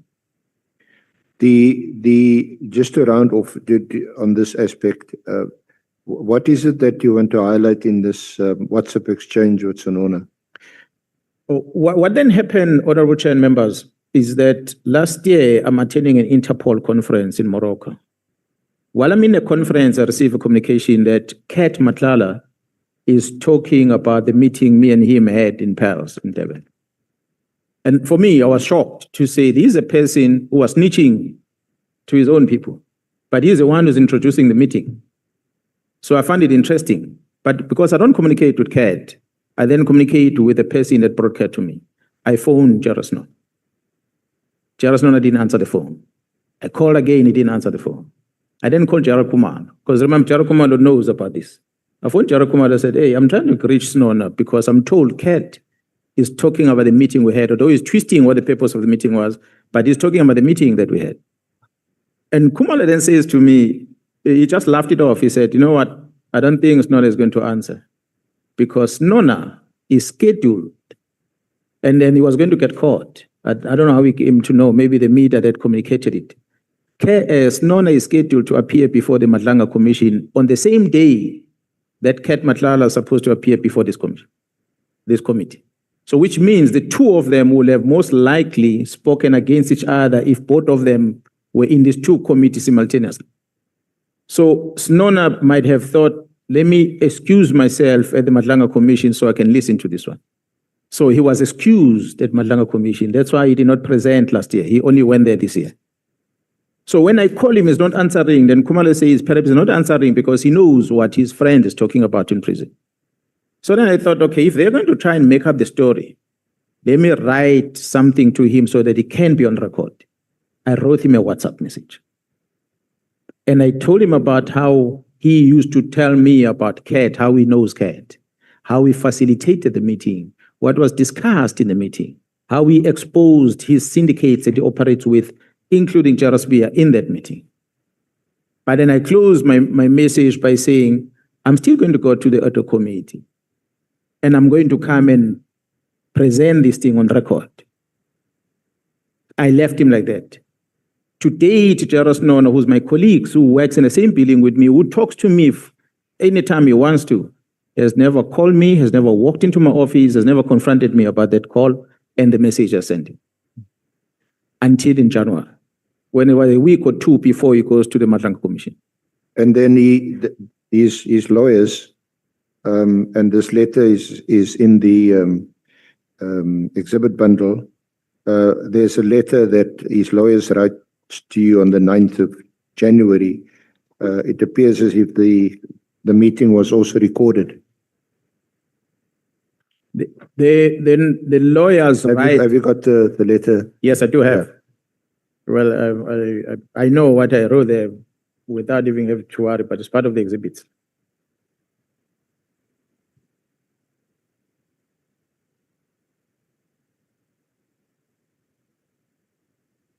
Or maybe just while you're looking to find it, this is from Rudolph Beloy Inc. We act for Major General Lesetja Senona. It's dated 9 January. We refer to the WhatsApp communication on 26 November 2025, which you addressed to Major General Senona, wherein you claim to be in possession of a recording of a meeting held between Lieutenant General Mkhwanazi and Usumuzi Kat Nhlanhla on 15 April 2025 at the Pearls Hotel in Umhlanga. Our client accompanied Mr. Nhlanhla to the meeting. They also attach a copy of the WhatsApp communication. The WhatsApp communication came after Mr. Nhlanhla's appearance and testimony at Parliament's Ad Hoc Committee to investigate allegations made by Lieutenant General Nhlanhla Mkwhanazi on 26 November. Major General Senona considers the tone and content of the WhatsApp communication to be threatening and intimidating.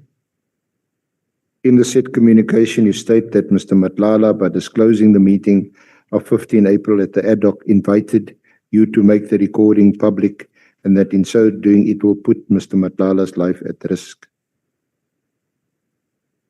In the course of consulting with and preparing our client's response to the Nhlanhla Commission, I'm just stating it briefly, Rule 33, notice dated 9 October 2025, it became apparent that the recording you allege to be in possession of is essential to Major General Senona for the purposes of finalizing his response to the Nhlanhla Commission, which is due on 16 January 2026.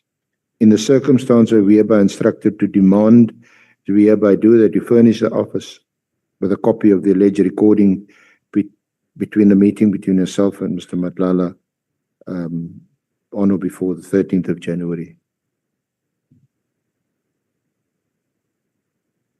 Yeah, no, that is correct. The lawyers on the 9th of January wrote me this letter. What I'm grateful for is that they had attached the WhatsApp that I wrote to Gerald Snowner.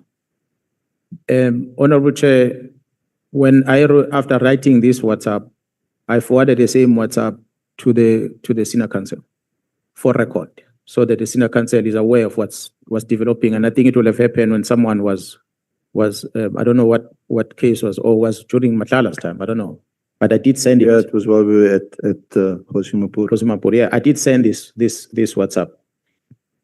In this WhatsApp, Honorable Chair and members, without having to repeat everything that is written here, what is of an interest on the WhatsApp, if I were to summarize, is what I said earlier.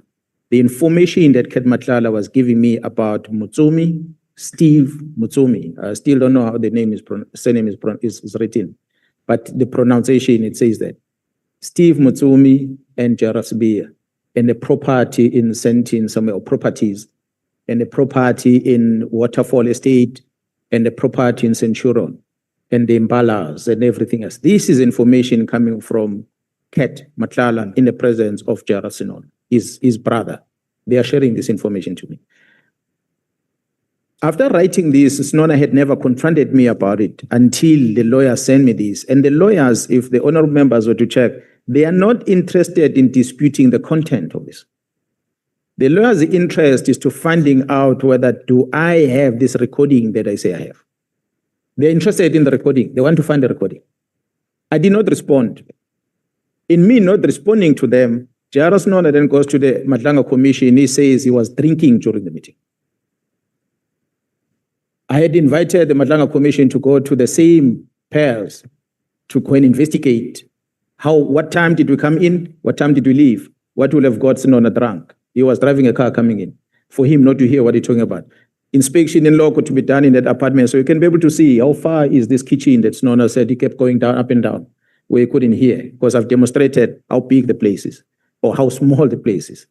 So what was interesting for me is that when Snona, after writing this thing, he copied the Nhlanhla Commission, which was a good thing for me. I had not presented to them because we did not discuss it there. I presented to the SC because Ket Nhlanhla spoke about it here. So when the Nhlanhla Commission became aware of this, they contacted me about this, and they had to lead Sinona on his testimony at Nhlanhla Commission, which include this WhatsApp. When it was time for Sinona to read out the names of the people that they were snitching on, him and Ket Nhlanhla, he refused. He was afraid. His lawyer said, you can Google it and go back on the record of Nhlanhla Commission. His lawyer said, these people are very dangerous. That Snona cannot read out their names. One of the very dangerous people in this message is Gerald Sibia. These are words from Gerald Snona with his lawyer, that he cannot read out his name. I'm the author of the WhatsApp. His was only to read the WhatsApp, because he did not write it. I wrote it. But because he knows the content that is the fact, he's afraid to read out the names, because this Mutsume is going to know that Snona and Ket, they were snitching on him. Therefore, he might have to deal with him somehow. That was the only reason that made Sinona be afraid to read. That took the judge at the Nhlanhla Commission to overrule and forced him to read the names. So he read the names under duress before the Nhlanhla Commission. So, honorable members, this is a clear indication that the content of what is discussed at Paris, I put it on the WhatsApp that will be read by Snona, and Snona was afraid to read them. If he didn't know Mutsome, if he didn't know how dangerous beer is, what would have made him to be afraid to read this?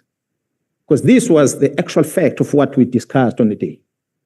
So that's what I was giving it to him, that he must not lie before the commission, because that's what the meeting is about. In actual fact, I preface this WhatsApp by saying, if I were to quote, you made arrangement that I meet this guy, Ket, because he's your friend and brother.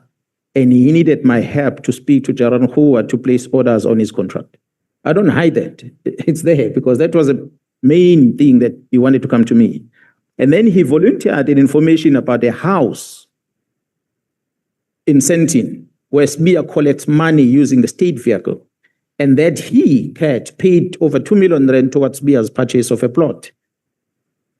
And he also told me about CBIA's townhouse.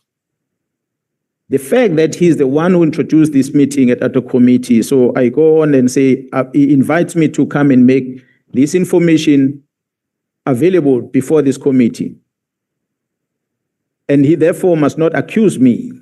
That's what I say on the almost another paragraph. I hope you won't blame me for risking his life because I have to tell the truth about our meeting. I was well aware when they were giving me this information that they were snitching on their crew. And one of their crews, it's Gerald Sibia and Steve Mutsumi. They were snitching on them. And that's why he was afraid to read these two names on record before the country watching. Well, he's not the only one. We had even the judge made remarks, being worried because another Shibiri who works under Sibia was afraid to read another name before the Nhlanhla Commission.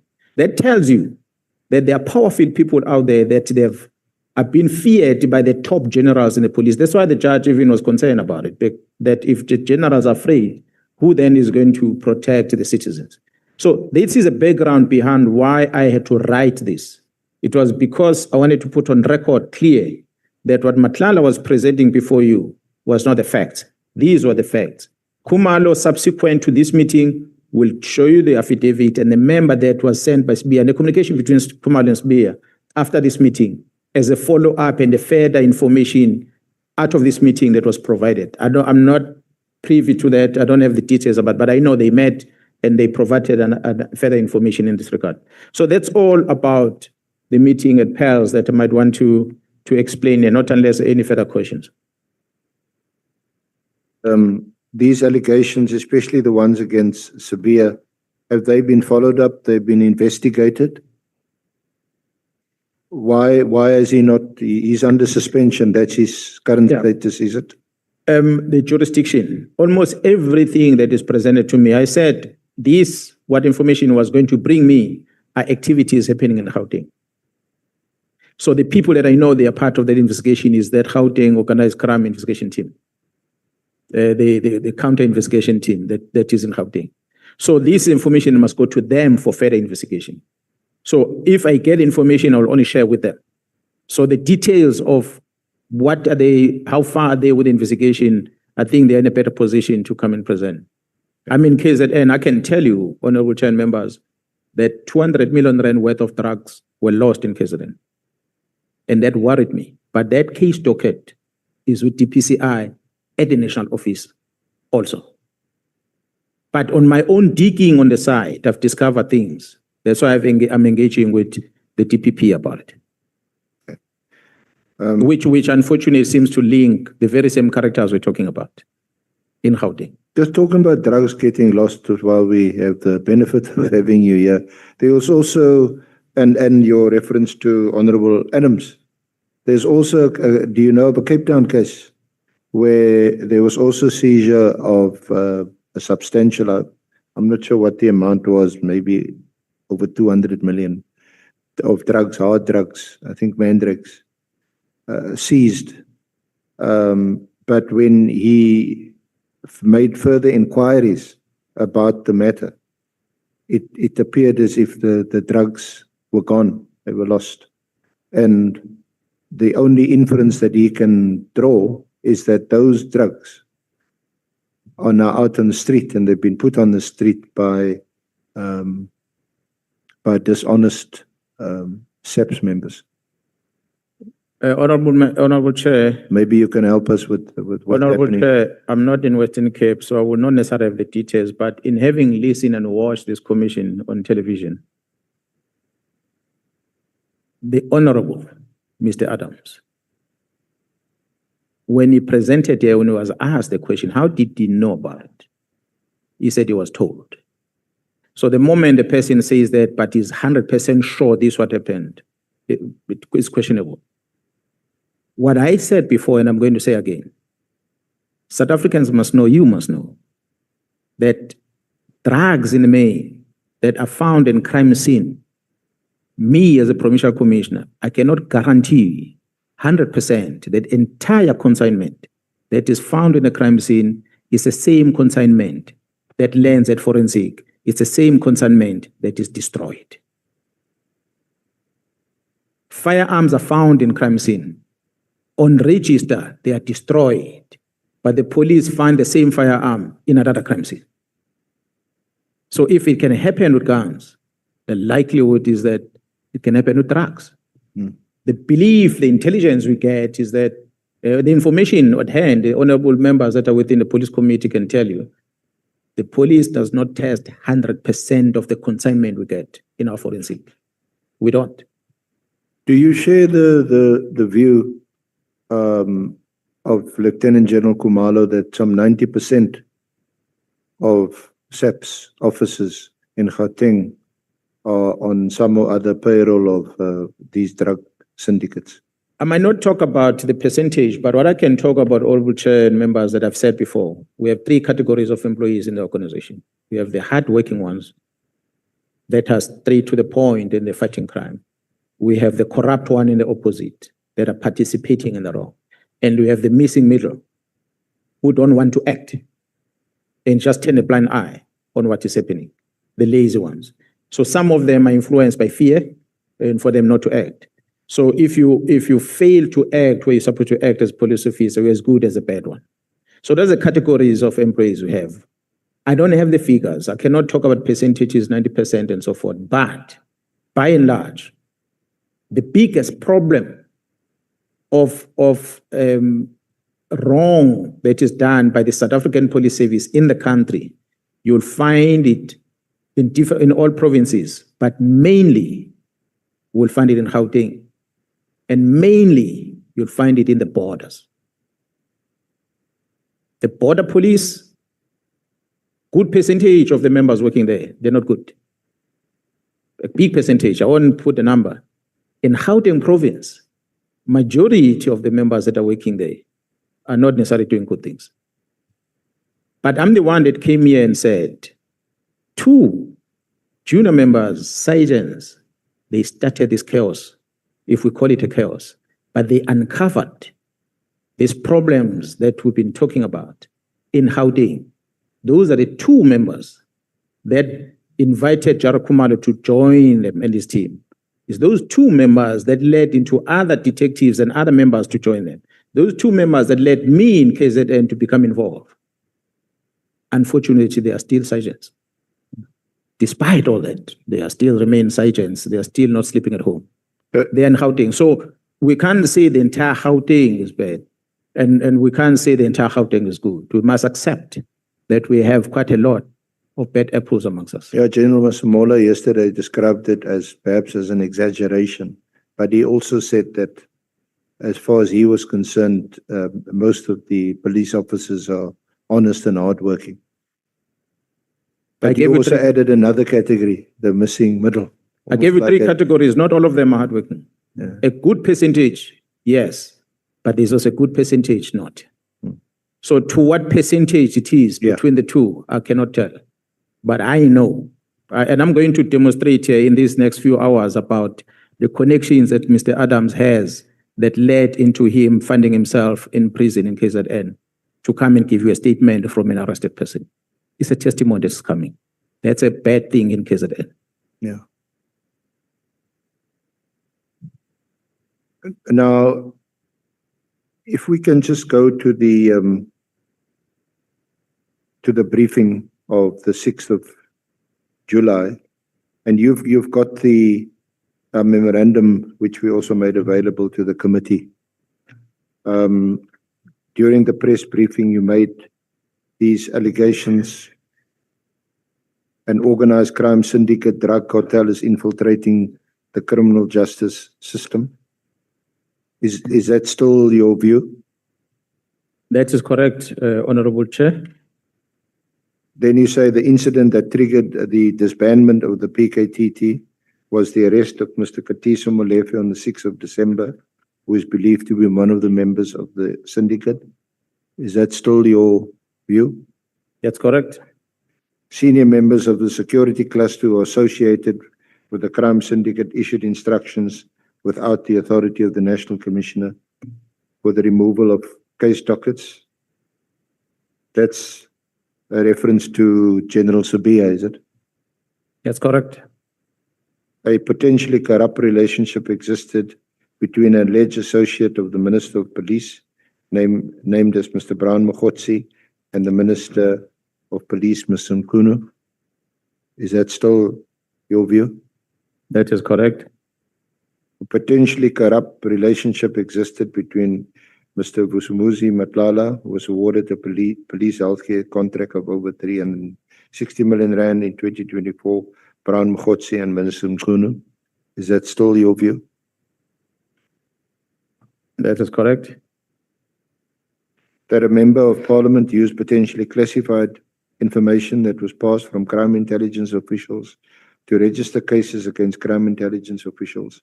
This member also sent communication to the Minister of Police and requested him to refer the matter to an independent investigative body to investigate these matters. Is that a reference to Honorable Adams?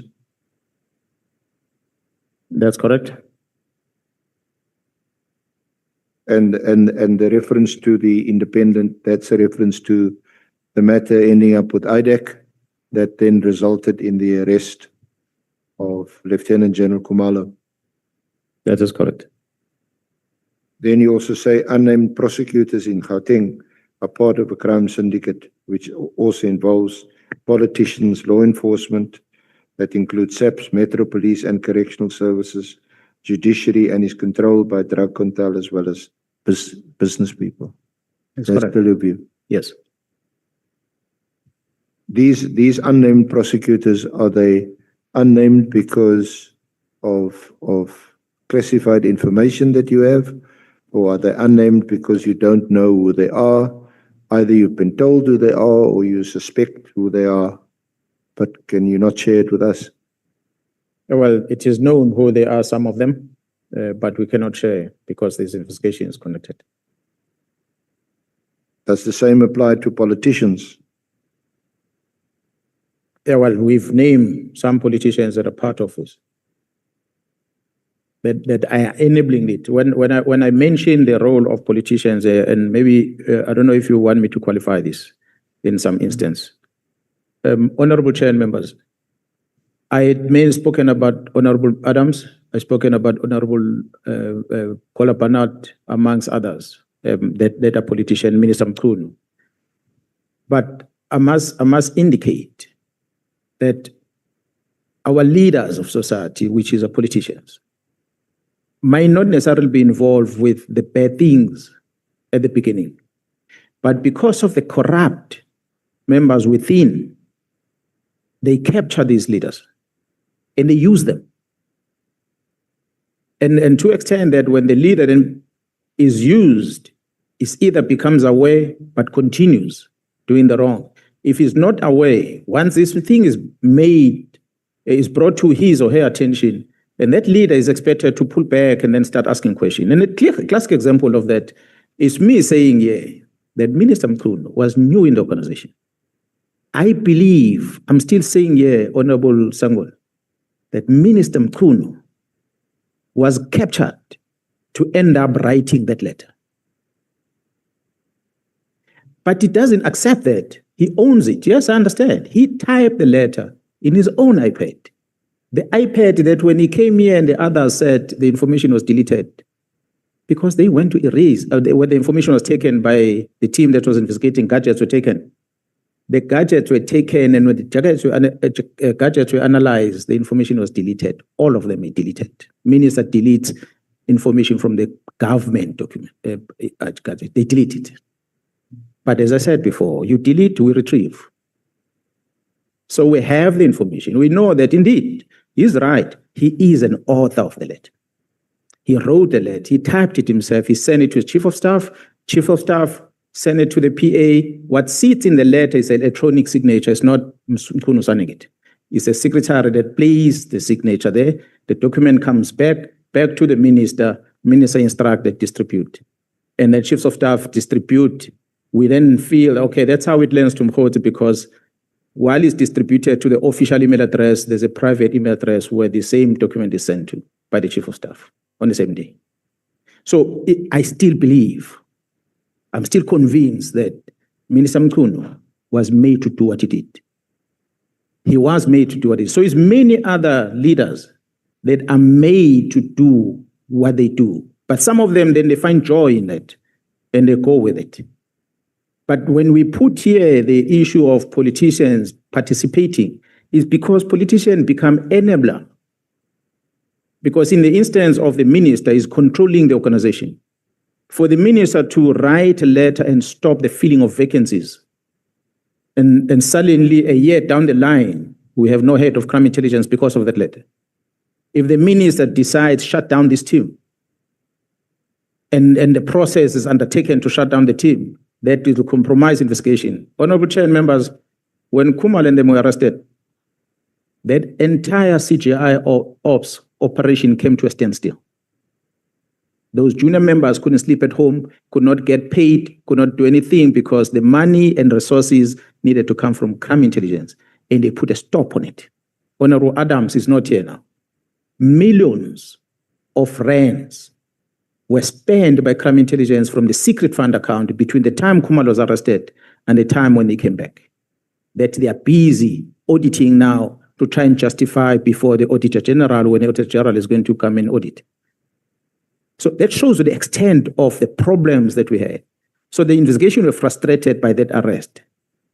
Until they were released, allowed to go back to work, then they continue working.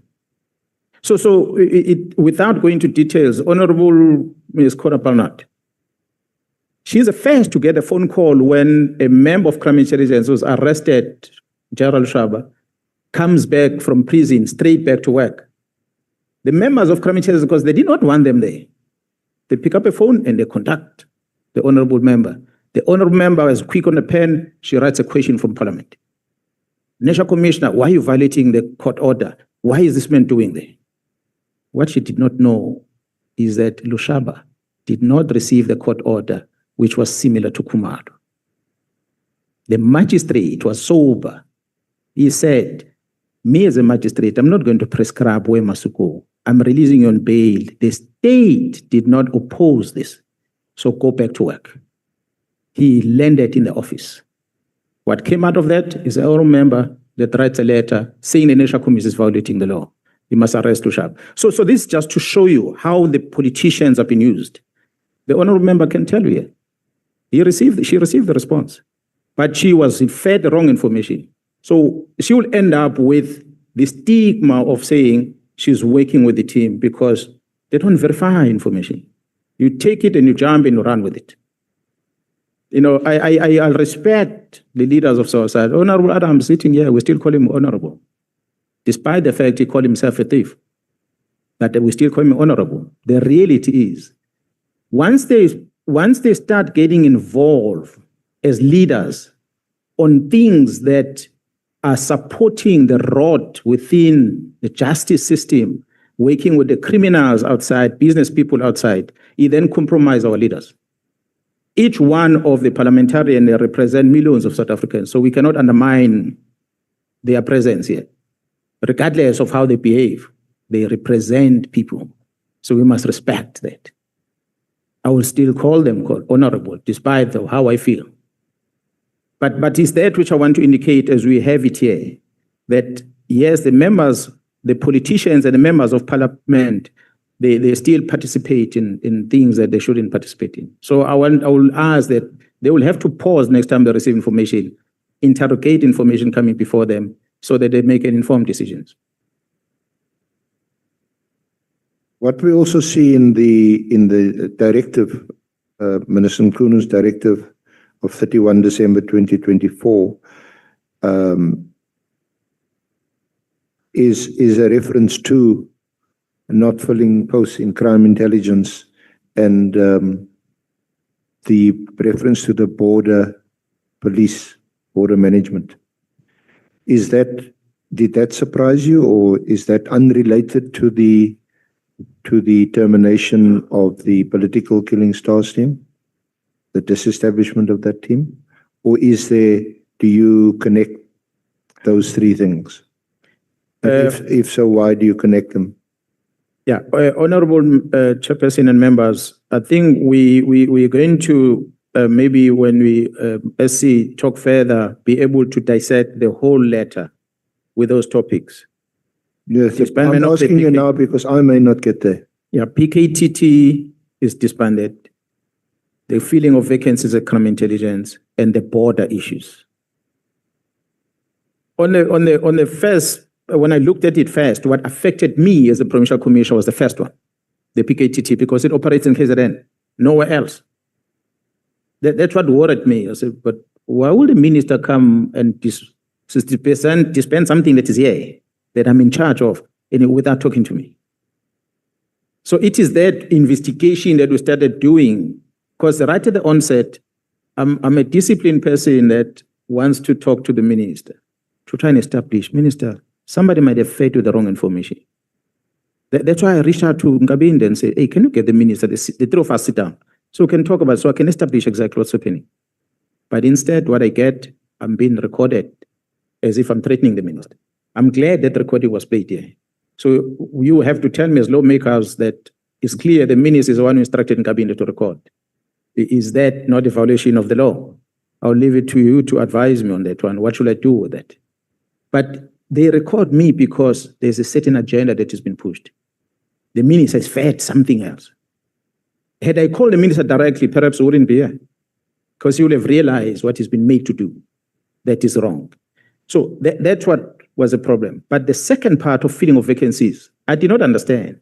But as I started paying attention to what's happening at crime intelligence, then I realized that it is crime intelligence that influence him. That minister must not allow these vacancies to be filled, because they're going to be filled by people that they cannot control. And I thought, okay, this is what's coming. But what about the borders? So when we link the chain and we realize there's criminality, and majority of the criminality of ours, what is investigated, that link the PKTT, touch the borders, because these drugs come from South America into the country mostly. Could it be that there's something to do with the borders? Until General Mkhwanazi arrived here and she submitted this statement about their engagement with the minister, which made her realize that the minister is talking about the borders because the minister wants the police to withdraw from the borders and hand over this whole policing of the borders to the border management agency. So it's all these things that become clear as the time progresses that ordinarily I didn't know about it at the onset. But as we were putting it together, we were linking it with the drugs.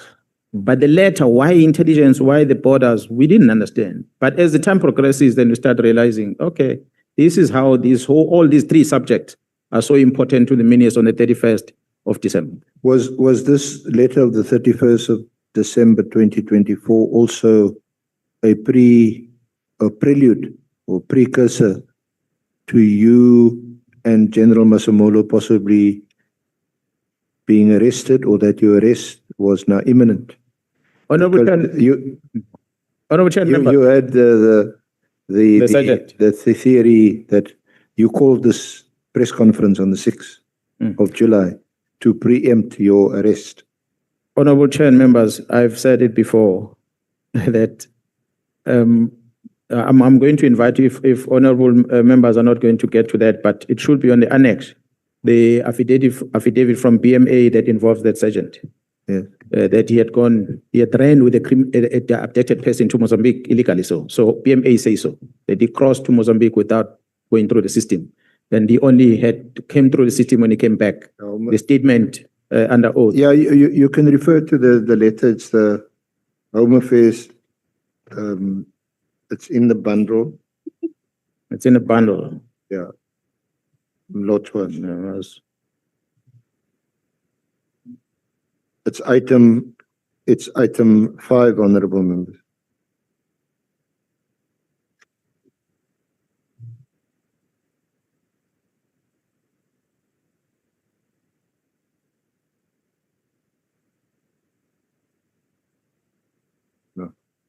I'm not seeing it here on my bundle, but Honorable Chair members, if you do have in your bundle, then it's fine. I know of an affidavit that was It, this. Oh yeah, immediately here's the Home Affairs. after the handwritten letter. Yeah. So this is a person that the team investigating the kidnapping tells me they are tracing this. They found Nangi and they chased Nangi to Mpumalanga to a house. The man is not there in the house. They follow to other addresses. They are told the man has crossed to Mozambique with the victim. And the victim was released 2 weeks later and dumped next to the garage in the north of KZN, next to Mozambique border at Mangus. And was blindfolded, he did not know. But the DNA of the victim was found in the very same house that is alleged to be burned, which is a very interesting thing. The DNA of the victim was discovered by forensic in the house that was allegedly burned, which confirms that the person was kept in that house. So it's a very interesting thing that comes with this session that is allowed to come here by Mr. Adams. Home Affairs says this man did not cross the border. The information the team says he ran with a criminal into Mozambique. Home Affairs says he didn't cross it. When he came back with a temporary passport arranged by the commission that side, this is how he was registered coming back into the country. This is a man that is a police officer who's been working in that border police for many years. It's a police officer who runs a funeral parlor. I wonder what has been moved with those funeral parlors between Mozambique and South Africa. I want the parliament to investigate such. These are credibility of the people that came here. But nonetheless, he speaks about the imminent arrest, a case I mentioned open in Johannesburg. Sinona says to me, he speaks to Nangi to drop the charges. It's a year later. I've not been approached by Apid about that. He comes with Mr. Adams to Cape Town to lay the same complaint that is registered in Johannesburg, hoping maybe there's going to be a different team. I won't be surprised if that case is now with IDEC, because it seems like Mr. Adams has found a different way of making sure cases are investigated. But when he thinks that I'm going to be arrested, I would have been arrested a year long before that, but I was still there. The reason for me talking on the 6th of July had nothing to do with that, but it was the effort that one had tried to communicate, to try and find intervention. Maybe in our communication, Honorable Cameron will say, you did not present clear during the 5th of March meeting of the Portfolio Committee the issues that you were worried about. Maybe the committee will have acted differently. Well, we can take that. Perhaps we did not present it. But I felt that now I've tried this and I was afforded an opportunity, I've tried it. The minister still denying knowing Brown and all sorts of things. It's clear something's happening here. Fortunately, the very same IDEC with members that are inside IDEC that are sharing information with me, I was able to know before Khumalo is arrested. I told Khumalo that when you leave Cape Town, when you land at the airport, it will find you there. And that's exactly what happened.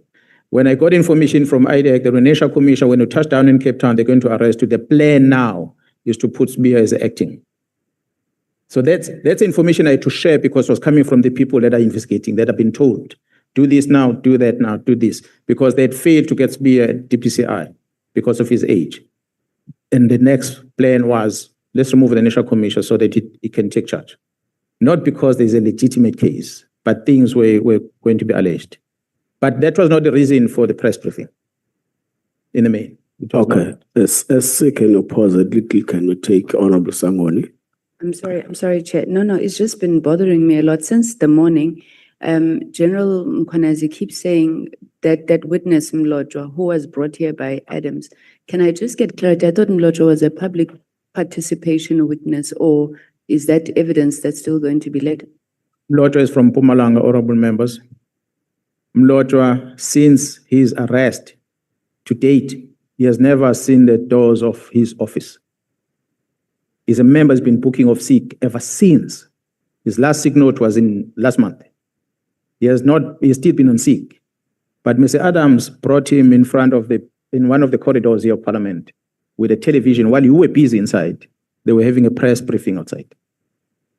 I think days before he come before you. So he was brought by him from Mpumalanga to come here. From after the press briefing, they went to the police station to open a case on that assault that he was talking about, which is the same case that was opened in Johannesburg. So they went to police station to open a case. Fast forward, he come and sit on this chair. So it's a person who was arranged for him to come and say, talk bad about General Mkhwanazi. That's how we landed here. So the evidence is that Mr. Mlocha would have used the procedural process of Parliament to appear. Because I think what is bothering Honorable Sangon is that it may appear as though that he is a witness that was submitted to the committee by Honorable Adams.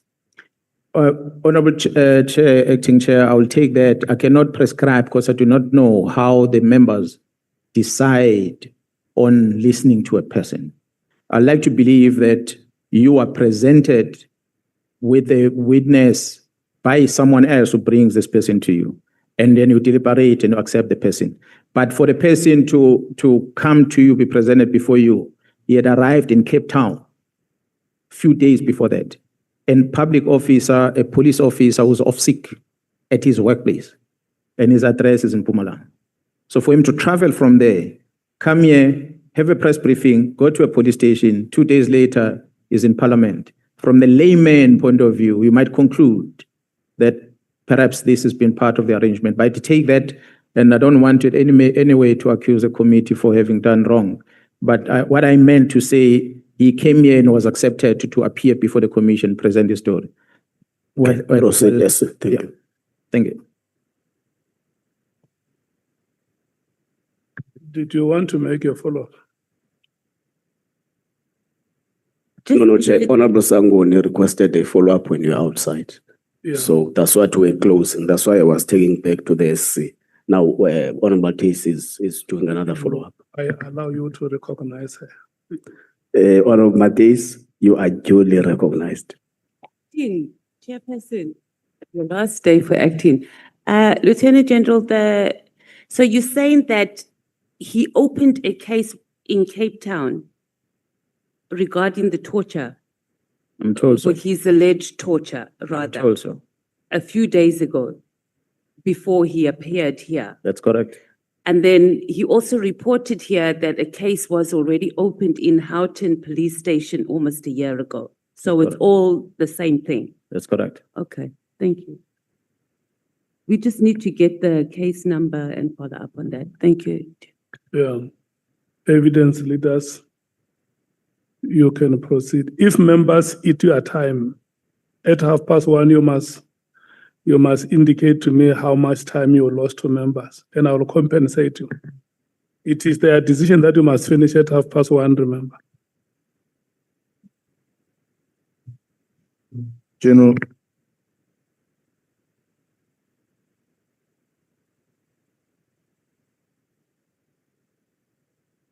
Yes, sir.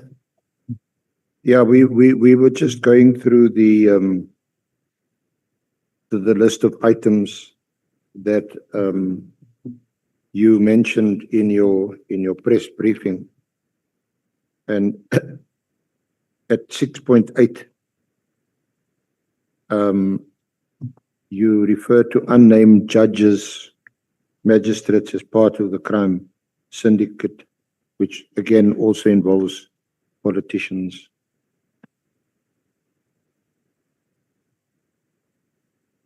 We didn't, do you have names for us? Again, is it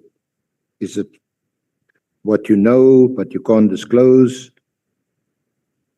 Has it been communicated to you that you can't give the names, or do you have names and for some reason you can't make it known to us?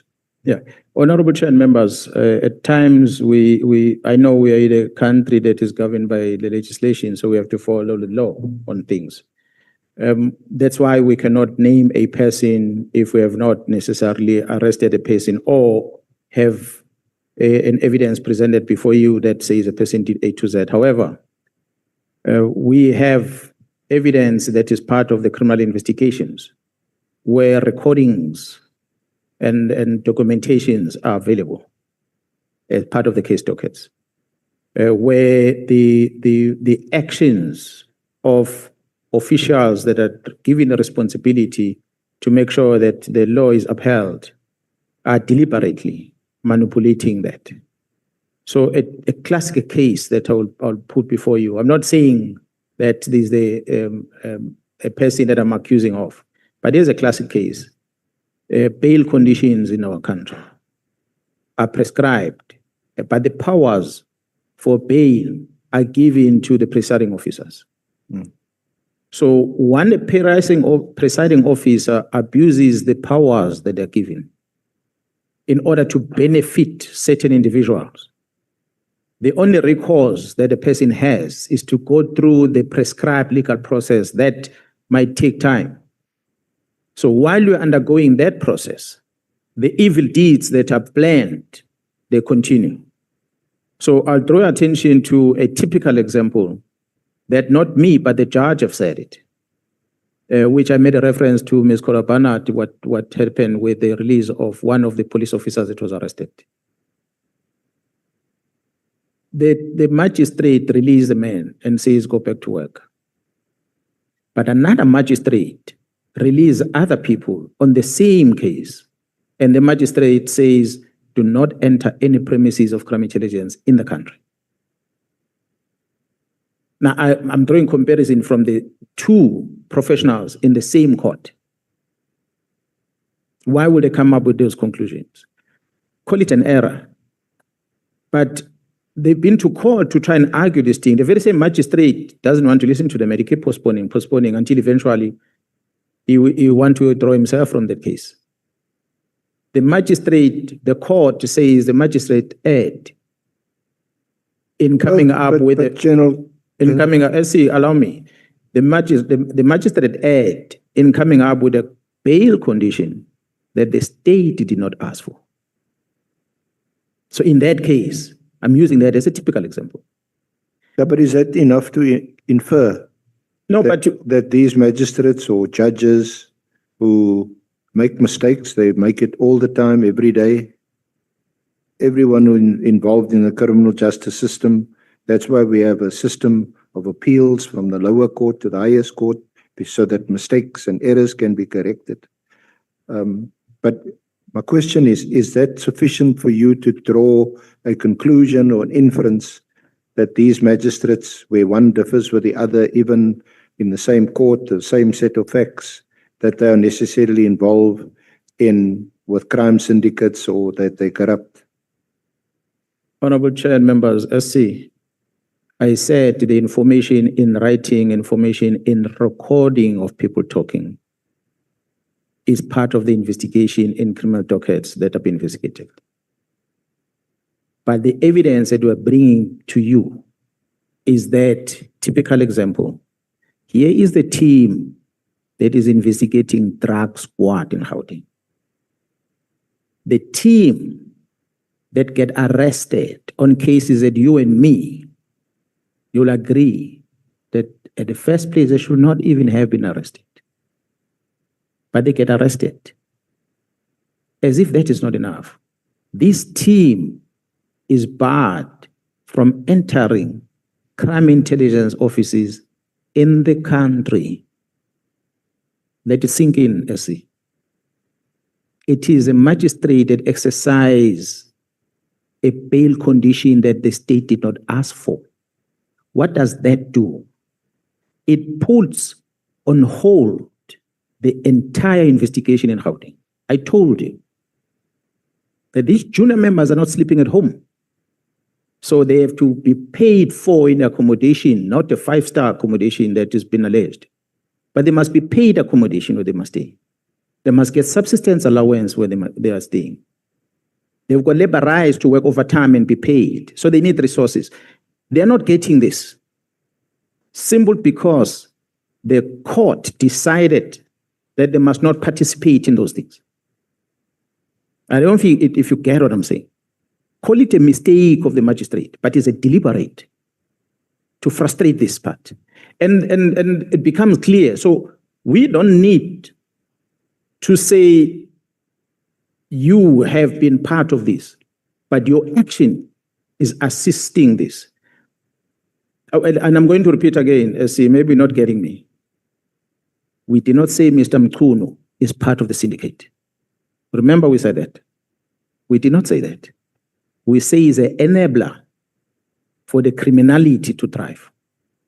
We want to bring it to his attention. He does not want to listen. Instead, he's allowing this criminality to thrive by his action. So it's that what we are bringing to the attention of this parliament, that not to say that everyone that we've named have 100% contributed to this, but majority of them are the enabler of the wrong. So if people come to you for assistance and you help them, you are participating. Yes, the end result of a person to move drugs from point A to point B is to make money with drugs. But you're a police officer of the law, you hold a roadblock on the road. If a person says, make sure there's no roadblock and he gives you money, it doesn't tell you what the reason why you must not have a roadblock is, because it's going to be moving something. It just simply say, make sure there's no roadblock. Or if there's a roadblock, tell me. It ends there with you. And you do that. You share that information, there's a roadblock at that point. That's enough. This person knows I must not go that route, I must take another route.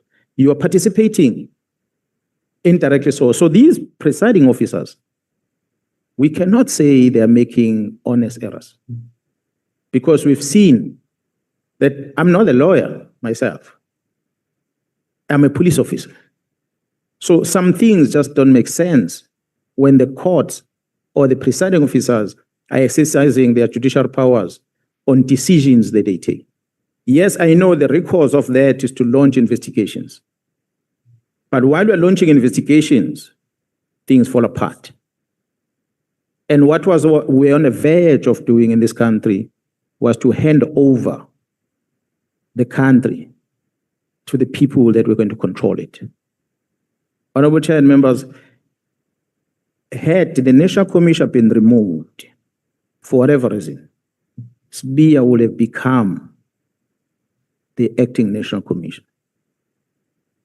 That one I can tell you. Members of IDEC that were investigating told me that. Okay. Now, the bail conditions of Lieutenant General Khumalo, they were set aside on review. You don't have or didn't see the judgment of the reviewing court that set aside that decision, because the reason why I'm asking is that that court, if there is a written judgment, would have indicated the extent of the magistrate's errors, if they were errors and whether they were honest errors or whether they were deliberate oversights or whatever. You don't have can't give us a reference to that judgment. No, I do not have. Okay. Now, if we can move on from there, we've dealt with the 6th of... In actual fact, maybe honourable members who can allow me, I'm sorry to interject, see. A week before the court made that ruling, I had travelled from KZN to Pretoria, and I pleaded with my boss to allow these members to go back to work. Our legal head is here, he can tell you that. I pleaded with him. I stayed in Pretoria until midnight. And the National Commission allowed them. He wrote letters and he gave it to them. A week before the court came with the ruling. Why did I do that? It is simple because the employer had already cleared them. The employer had already cleared them. So I did not see the reason why they are not allowed to do their work if the employer have cleared them.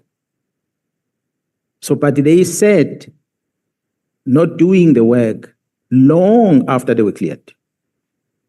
So it was that what frustrating me. But more than them going back to work, it was about the junior members that were being frustrated on their investigation because there was no leadership to support them during that investigation.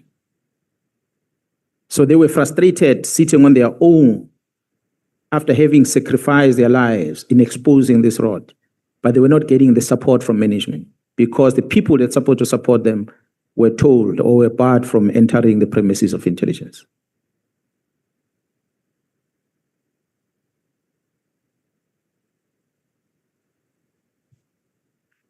General, my colleague Advocate Mkhwanazi has just referred me to the to the judgment.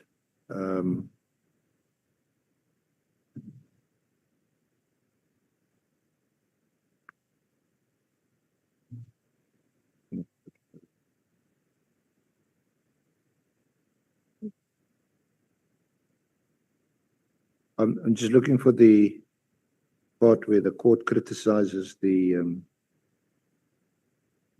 analysis. Yeah.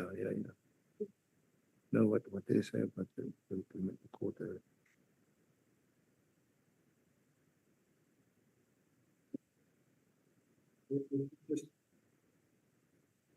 They refer to in fact, the last paragraph or second last paragraph of the court's decision. It's a single judge decision. The finding is that the court accords decision to impose the bail condition appeal against was made without identifying any supporting facts. It is arbitrary and incorrect and does not reflect a proper exercise of judicial discretion.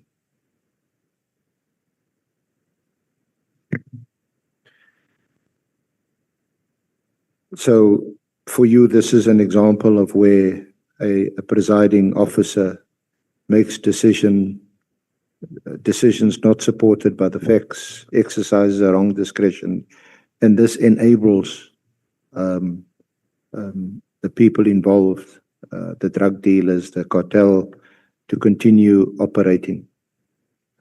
Yes, indeed, Honorable Chair and members. It's a worrying factor because you can see deliberately that it's not a mistake. It's a deliberate act. Okay.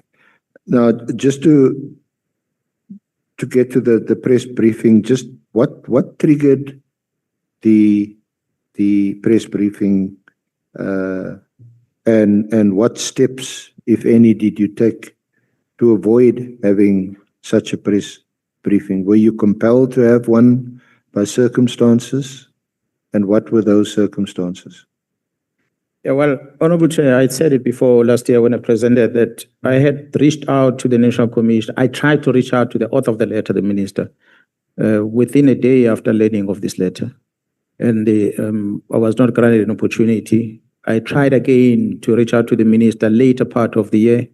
He still would not afford me an opportunity. I tried to engage with the National Commissioner to raise concern about this and to try and get the minister to sit around the table, and that was not successful. I reached out to Honorable Cameroon, and I think it was in February when I asked Honorable Cameroon to allow me to appear before this portfolio committee so we can talk about this. And I'm grateful to the Honorable Cameroon that he did allow me, gave me that opportunity. Although the meeting could not sit in February, there were postponements. I think it was scheduled to sit twice until it ended up in March. And we appear in March and we raise these issues, but the minister just dismissed it. And later I learned that there was a meeting on the 6th, the day after the portfolio committee, where this matter that I had raised was discussed. And I was not even invited to be that meeting. And subsequent to that meeting, there was another meeting in Johannesburg where they were discussing the same issues. So a lot of things that had happened, which I tried to inquire about. I wrote letters to Kumari to explain why the dockets were taken. And I raised this thing on the National Commission. I asked the National Commission, did you authorize these dockets to move? He said he didn't. And I pleaded for him to give me a statement to confirm that. So it was my last option to say, there are three arms of government. And all three of them are appointed by the people of this country. If we're trying through the executive, the minister seems to be supporting the wrong that is happening. And I'm talking to my boss to get through to the president about this thing, and I'm not getting any positive response. That means the executive is not helping me and the team. So then I moved to the legislature, parliament, hence the 5th of March. But what comes out of it it doesn't seem to go deeper into this. And for me, I feel maybe there's nothing else I can do, because what I see here, the other third arm of government, which is judiciary, seems to be part of this chaos. You just read the judgment. So a procedure to judiciary is for me to write and take this long for an investigation to be conducted that will come with the result after a year. And this is quite urgent. So what else do I do? Let me then tell South Africans that the three arms of government that supposed to help guide against this wrong, it seems to me that we have failed to convince these three arms of government to deliver or to assist us. It was in that's why I cannot blame all of them, because Parliament can only engage with one committee out of hundreds of committees here. Majority of members sitting maybe didn't have a clue about what was going on. They will say if they were in that committee, they would have dealt with it differently. I agree. In executive, it was the minister that we were trying to reach out to, but via the national commissioner. I didn't go to the president. The president might turn around and say, but you never brought this thing to me, Mkhwanazi. So why are you complaining? But I couldn't get directly. I could only via the national commission to get there. So it's a frustration I have. The Chief Justice might turn around and say, but Mkhwanazi never brought this thing to my attention. But how do I get to the Chief Justice? Again, I must write via my boss to take it to that route. So those are all platforms that I felt in. This thing has got to a stage that, and I told the national commissioner, give these facts to the president. And the national commissioner asked, give me the content. We prepared the content and we gave it to the national commissioner, we were supposed to discuss with the president. And then we left. So when I was addressing the nation, I felt it is important for me to present this content. We can't wait anymore. That's why we presented it on the 6th. And the role of the media, you had this press conference. It was prominently, very widely advertised. The example of Nhlanhla's tender, it appeared in the media, it was investigated. In fact, we heard from General Masemola, quite worrying, that had this not been raised by Minister Mkhunu in a briefing they held on the 24th of December, just almost a week before the directive, where he flagged the award of the tender to Nhlanhla. That was as a result of the media. Now we know, I don't think we need to debate that these media and media platforms are used for many different reasons, different purposes, different people, different agendas, different narratives. But will you accept that the media, together with Parliament, the courts, the people of this country, have an important role to play in addressing and correcting many of the things that you've highlighted that are wrong? Many things in this country have been exposed because we have a free press.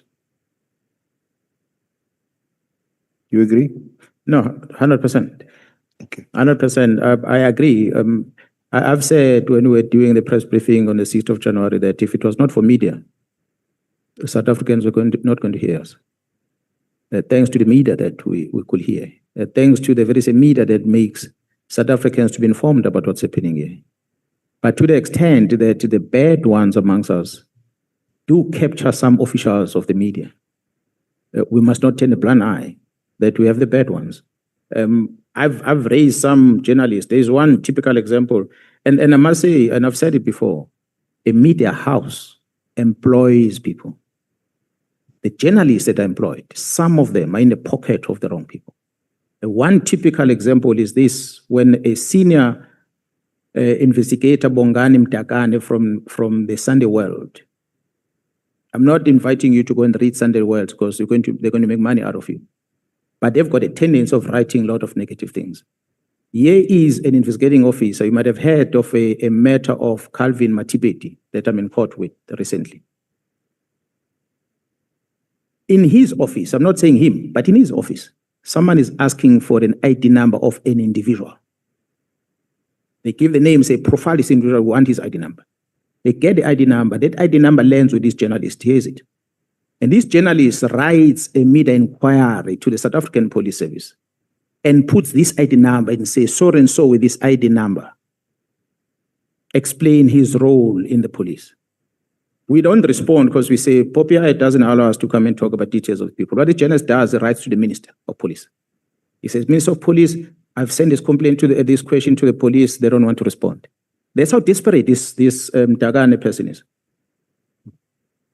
And to date, they have not published a story, but we have the media inquiry from him. So I'm just simply saying that amongst the media, they cannot be clean. If we are saying in the police, we've got bad ones, the media might be as bad as we have. So we can't say journalists are good.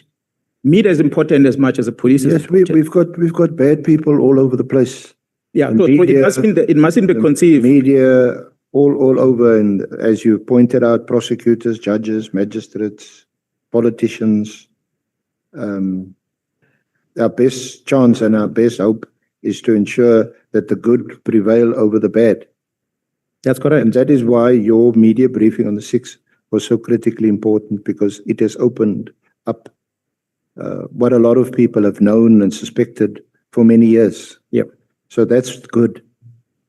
So, but you don't close down certain institutions, for example, the media, or restrict just because of that. You're going to always have bad media, bad press, bad journalists. I'm going to ask my colleague, Ms. Mkhwanazi, to deal with, and just to ask about an update on events subsequent to the 6th of July.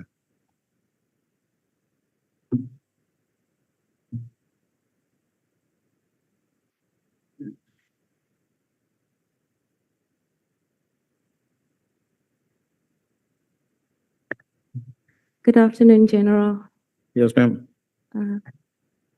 I intend to refer to the events dealing, or rather from paragraph 9 onwards of the memorandum, the items listed therein. And in doing so, General, in that paragraph, you deal, or those paragraphs, you deal with an update of subsequent events that followed after you made the press briefing. And you refer to the establishment of the Nhlanhla Commission and the Ad Hoc Commission.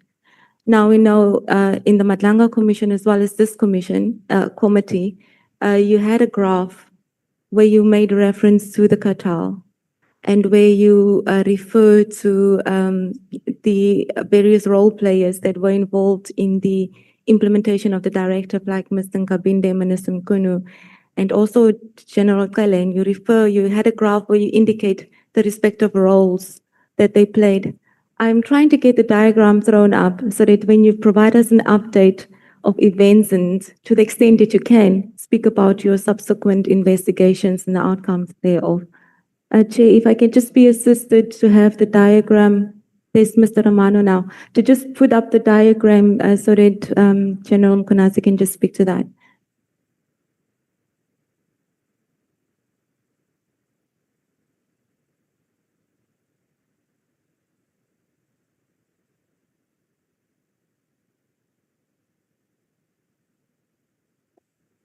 General, while Mr. Romano is putting up the diagram, maybe let's start with, we now know that the Nhlanhla Commission was established and this committee was subsequently established. You've spoken about your perception of the committee and that you've been watching the manner in which the witnesses that have been called, which you recommended and which other witnesses recommended. Do you have a particular view before we get into the issues, and did you want to identify certain issues that came out of evidence that were given by those witnesses that could assist in you giving an update on subsequent events? Yes, Honorable Chair, I said in my opening remarks that while I appreciate the decision taken by the Speaker of Parliament to establish this committee, and also appreciate the President of the Republic from when he appointed the judge to preside over the commission that is running in Pretoria. But one being a citizen in the country, taking time through the media to watch the proceedings as they unfold, we get to notice what is happening at the Nhlanhla Commission, and we also get to see what's happening before this House. And the concerns that one will have, appreciating, as I said earlier, the long hours that the honorable members are putting into this, sacrificing your sleep and stuff like that, and interrogating facts. But when we see committee members that have a posture of seems to suggest that they are in a corner of Mkhwanazi, or they're in a corner of Mkhwanazi, or they're in a corner of Sbia, or they're in a corner of Mkhunu, and so forth, it is that is disturbing for me. I expect honorable members to keep neutral. A one person who said, I'm not saying that he's a good person, Honorable Souls, when one person says that person is driving a particular agenda, and I said to that person, Honorable Souls might be analyzing things in his own way, and it does not necessarily mean that it's wrong.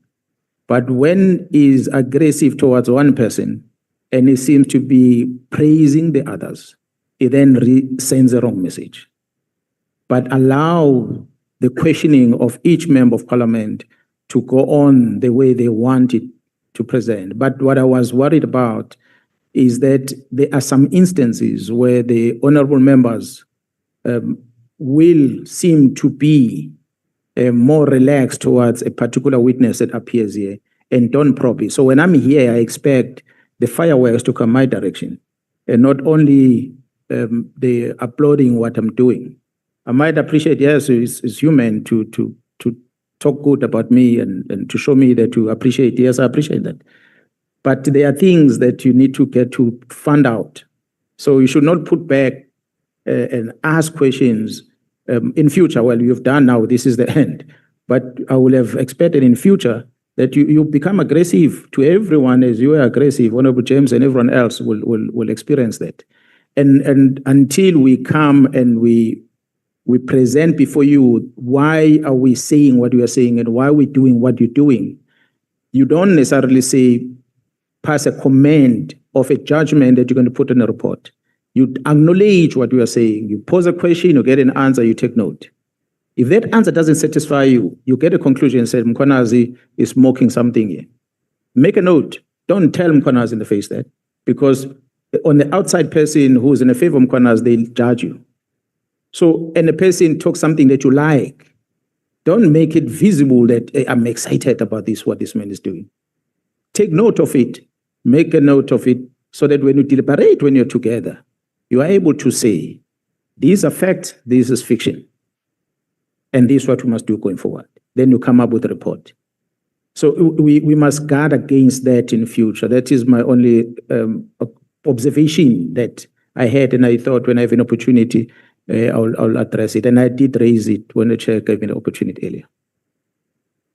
Then, General, just with reference to that diagram, you provided us a diagram that listed some of the, or at least only two of the syndicate members that you've identified during your investigations because they were arrested. So my question is to you, is there an update on some of the investigations, and can you maybe inform the House whether, because when you came here, you came on allegations, and we understood that all of these things were still subject to further investigations. So what have you since discovered in relation to the issues identified here in this diagram that could assist the committee when it looks at the record, and where could we find the evidence in support of that? No, thanks. I think everything else other than the red dots that you see on the diagram involves those that's supposed to assist the police in making sure they bring the perpetrators to court and the prosecution is done correctly and the convictions are realized in court. All those other than the red dots. So whether you're a government official in the police, whether you're a government official outside the police, you're a private individual, you're part of the media, you're a parliamentarian, executive authority, on whatever role that you play, you're supposed to be assisting to catch all the reds that we see. But our frustration, honorable members, was that these officials that's supposed to help are connected one way or another with these red dots that we're looking at. And they play different roles, each one of them. So that's what we were trying to reflect on this screen, so that you get to see that we have identified each entity and the role played. We didn't give more details. We were talking about journalists. When we say agents of misinformation as a typical example, that's where you're going to find the medias. Do you call a professor or a doctor or Miss Merity Haas? I don't know what title she moves with now. Mr. Or Miss, she's not a professor. You find the Merity Haas in the black square. You're going to find the police organizers. So all these people that are peddling information, that are creating problems, they are in there because they've been used and they participate. We are showing the security cluster, the top right corner. That's supposed to help us to win. But when you have the likes of Mr. McBride, that Nkabinde came to confirm his role. Remember, he said, Nkabinde told me these things about IP. Nkabinde was here, and he presented exactly what he told me. So, and now McBride has been elevated to state security. It is McBride that facilitates Mr. Adams' transportation with blue lights police cars to the prison in KZN through his cousin, using blue lights of the state. So these are the things that we're concerned about. We're highlighting it here. Members of this portfolio committee, this ad hoc committee, they know for a fact that there's a case on the Louis Vuitton. Mr. Paul O'Sullivan came here and said, no, I heard it from the media. The case of Louis Vuitton is sitting at IDEC, I'm told. Cleared or not cleared, but it was at IDEC. How did it land at IDEC? It's a question, because it was an IP case. It went to IDEC because it migrated with the IP members under Sisoko when the IDEC was formed. They took these dockets with them to IDEC.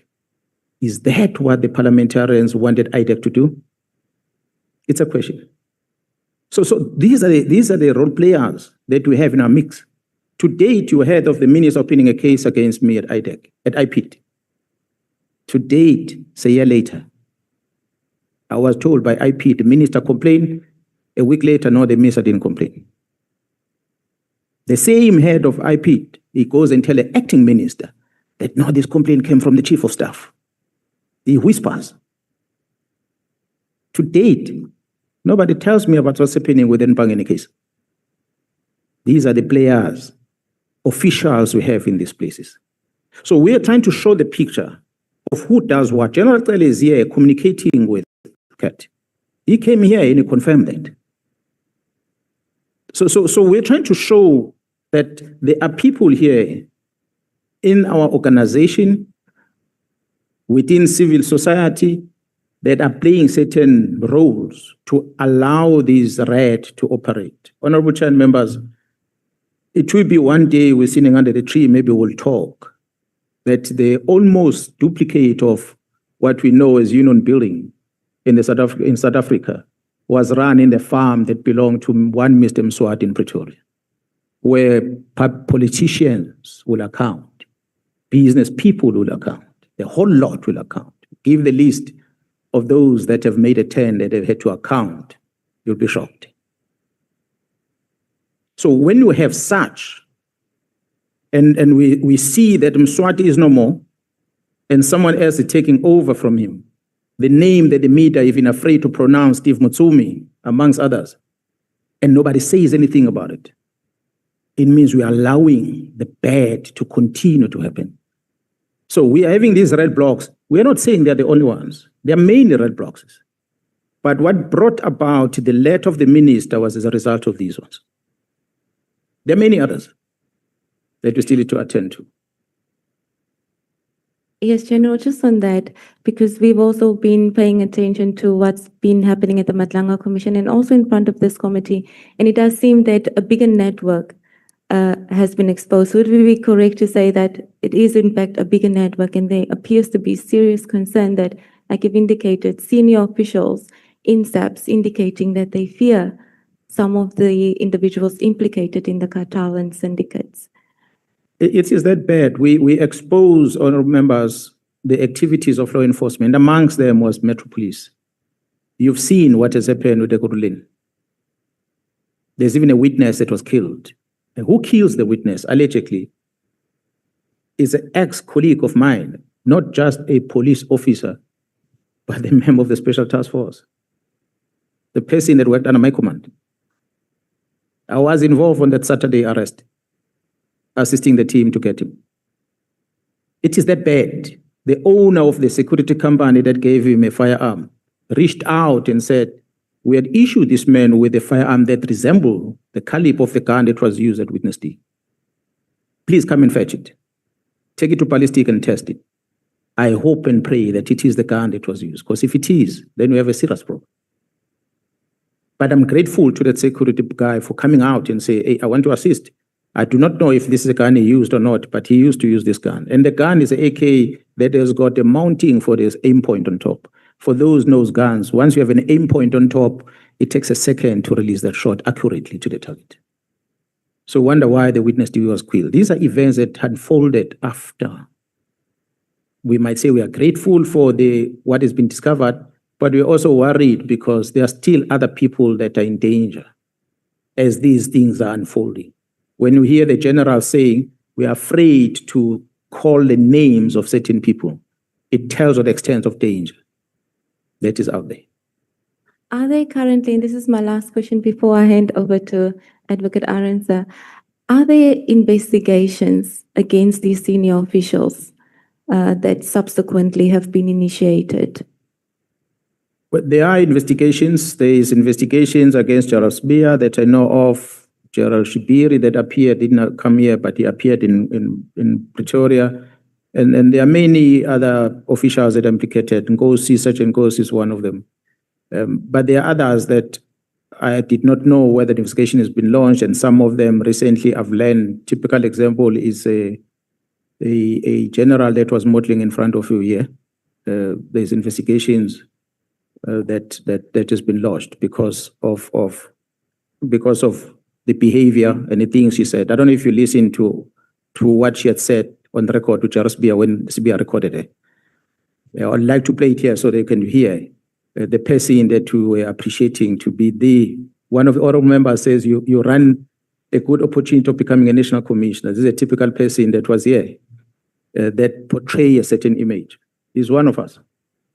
I raised a complaint about that so that investigations can be done. And I'm told that there's investigations conducted.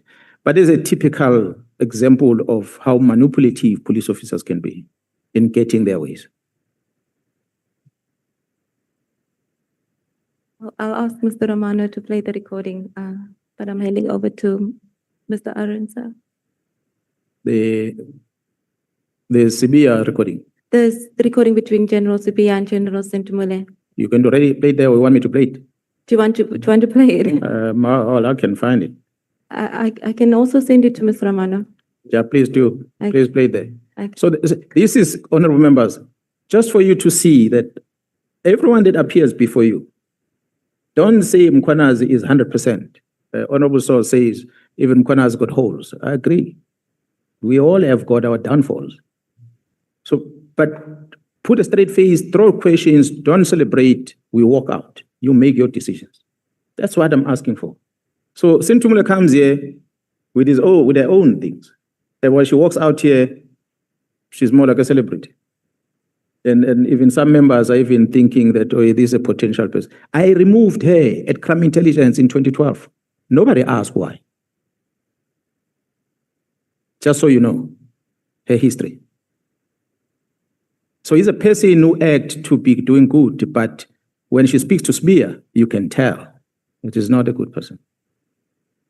When I presented, I said, I had experience of manipulation of resources of crime intelligence back in 2012. And there's not much change to date. Not much of the change has happened. So it's there are many other things that we might not raise, but yeah, we can talk the whole day. Do you have the video? I've sent it to Mr. Romano. He's going to play it just now. But just while we edit, General, you said nobody asked why she was removed or that you have in fact removed her from crime intelligence. Now that we have you here, would you be able to tell us why you removed her from crime intelligence? It is all because of this abuse of secret fund account. Attending functions and parties, church gatherings and stuff like that should not be attended, using the money. Honorable Chair and members, in 2011-12 when I was acting, I asked the entire management of crime intelligence to move away temporarily while we launch an investigation. Unfortunately, I couldn't finish that because Jara Piaga came in and she put other people in there. There were a lot of wrong that we saw at the time that we're trying to deal with, that we didn't get to. There are many crime intelligence officials that are benefiting on the wrong. I'm sure the National Commission will have presented before you how General Khan, the darling of some of the members in this committee, has been receiving payment on the lease of his own property to the police using secret fund account, amongst others. So there are too many wrong within crime intelligence been happening that we couldn't. So General Sintumule was there at crime intelligence, the abuse of the secret fund account and the resources of crime intelligence that led into her removal. Without getting too much into details about it, but I'm the one that removed her. And fast forward, she becomes the general head of investigations in the police. Don't ask me how it happened.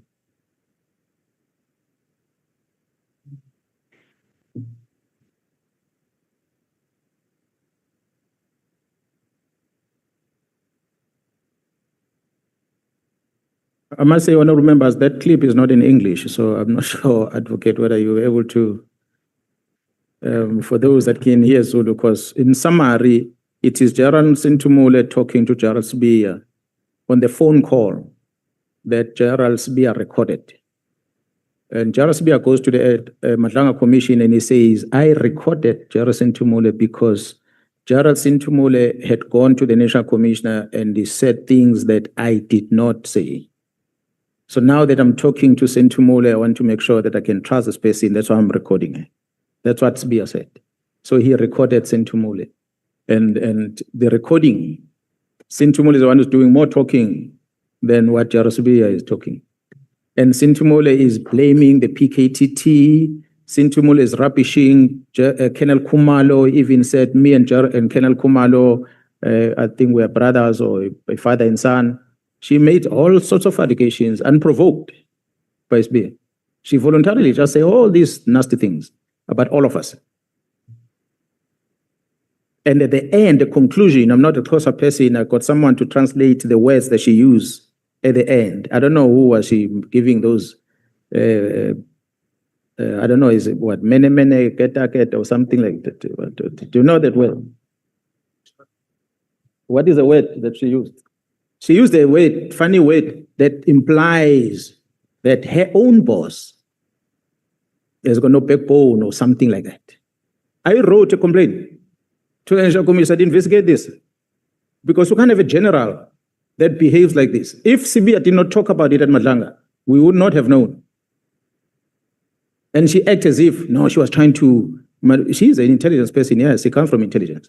She can manipulate and infiltrate people. So she spoke to Sibia about this thing long, honorable members, before these letters, I believe, of Sibia. She was in support, 100% of it. She can't turn around and say, Sibia wrote these letters, I didn't agree with it. But when you listen to her on the recording, it tells you that she was in full support. She even said Khumalo was moving around with Lucky. Lucky is me. Even Sibia asked, who is Lucky? I said, no, General Mkhwanazi. This Khumalo has been moving around with Mkhwanazi, was a driver of Mkhwanazi, is this, and this, is this of Mkhwanazi, all the way. This is the general that came before you. That's what I'm saying. Before you can say Mkhwanazi is a good man, listen to Mkhwanazi, take notes, make your conclusions. Because you're going to come and applaud Mkhwanazi in the presence. So you turn around, someone is going to walk in and say Mkhwanazi is this and that, like I'm doing now. So this is just a plea to the parliamentarians that in future, anyone who's in front of you, trust them as South Africans. Trust that they're honest with what they're telling you, but don't show that much support in their face. until you go back behind doors, you analyze what they were telling you, gather other evidence, you make conclusion. Then you'll know this one, no, it's not to be trusted. That's all I'm asking for. Okay, General. Honorable Chair, can we break at this point? And hopefully we can get the recording up and running. And then immediately after lunch, we would require another 30 minutes. Look at the honorable member behind you. You can shake your head again. He's looking at you. Show him that you disagree. Honorable Skosan. Chair, thank you very, very much. I'm just worried about time, Chair. I know that the issue of time, that we should not rush anything here. You, in your benevolence, you said you're going to give us 45 minutes, 30 to 45 minutes. Now, I'm looking at the time, and I'm looking at all the members who are here. I know that we scheduled for 2 days, but we said we want to finish today. But if it means last time, some members complain about that we are knocking off, we are no longer productive if we are kept here until the early hours of the morning. Now,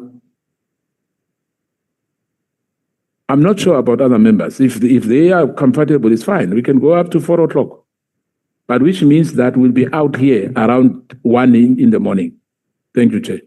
Yeah, I want you to break for lunch, and during your break, you will talk between and amongst yourselves.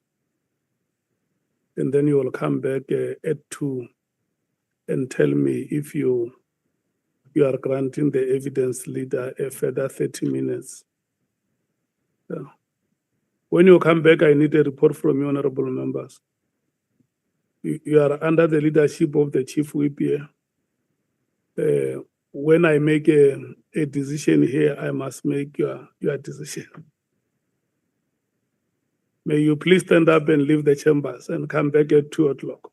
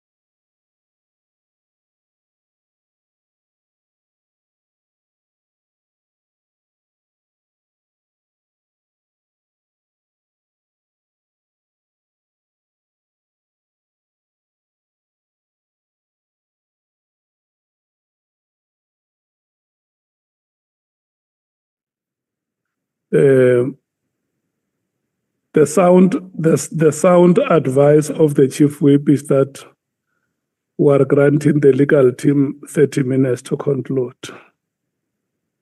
1 hour to conclude. Yeah, that is the sound advice from the office of the chief whip.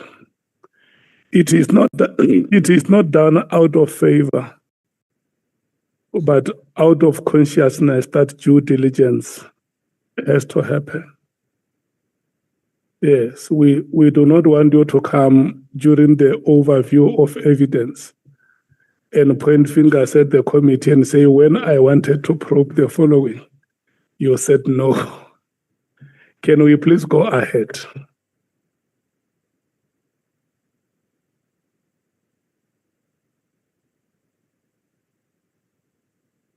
Banana. Oh, you are playing it.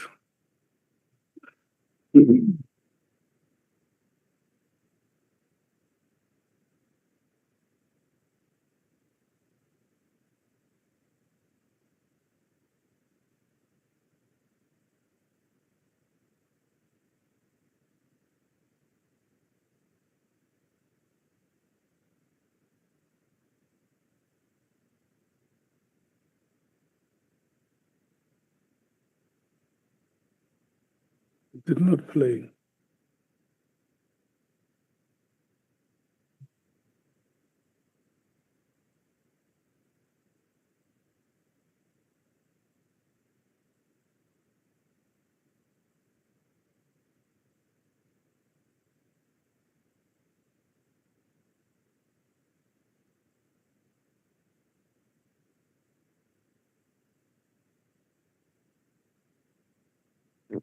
Honorable Chair, we're just waiting for the recording to be.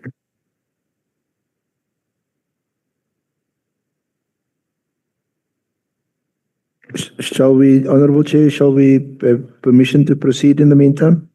Thank you. General Mkhwanazi, you okay? Yeah, no, I'm good. You're still under oath? Yes, sir.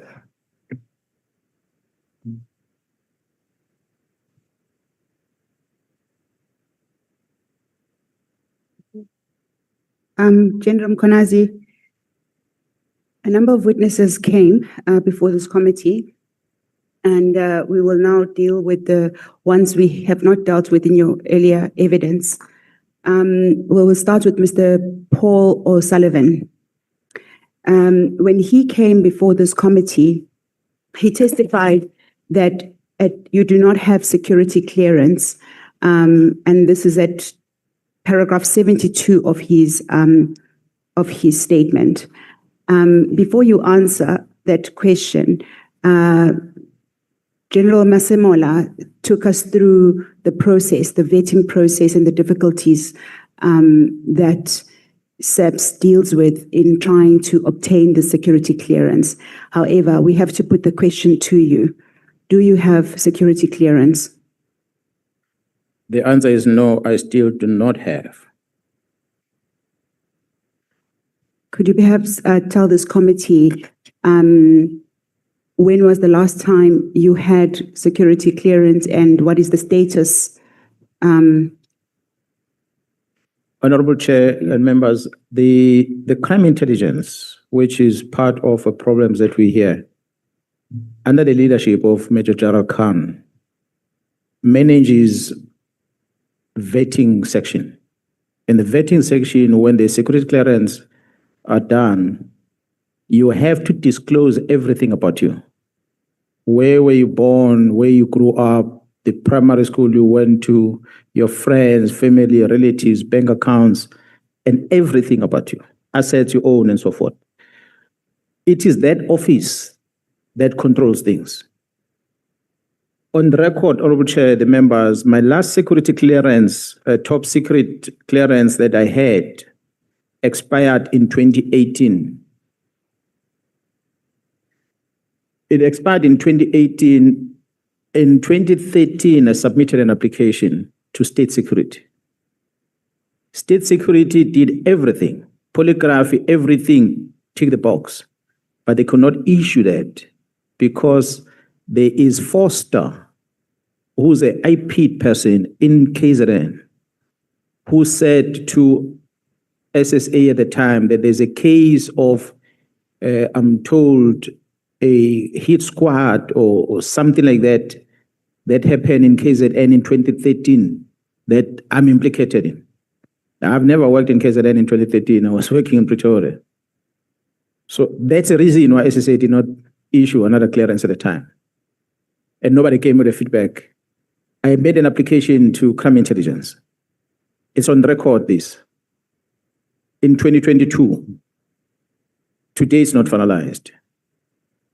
Crime Intelligence, according to the file that is with the Divisional Commissioner, is that they themselves are coming up with stories. One of the stories that Sunday World wrote a story about an allegations against a case investigated by IDEC against me.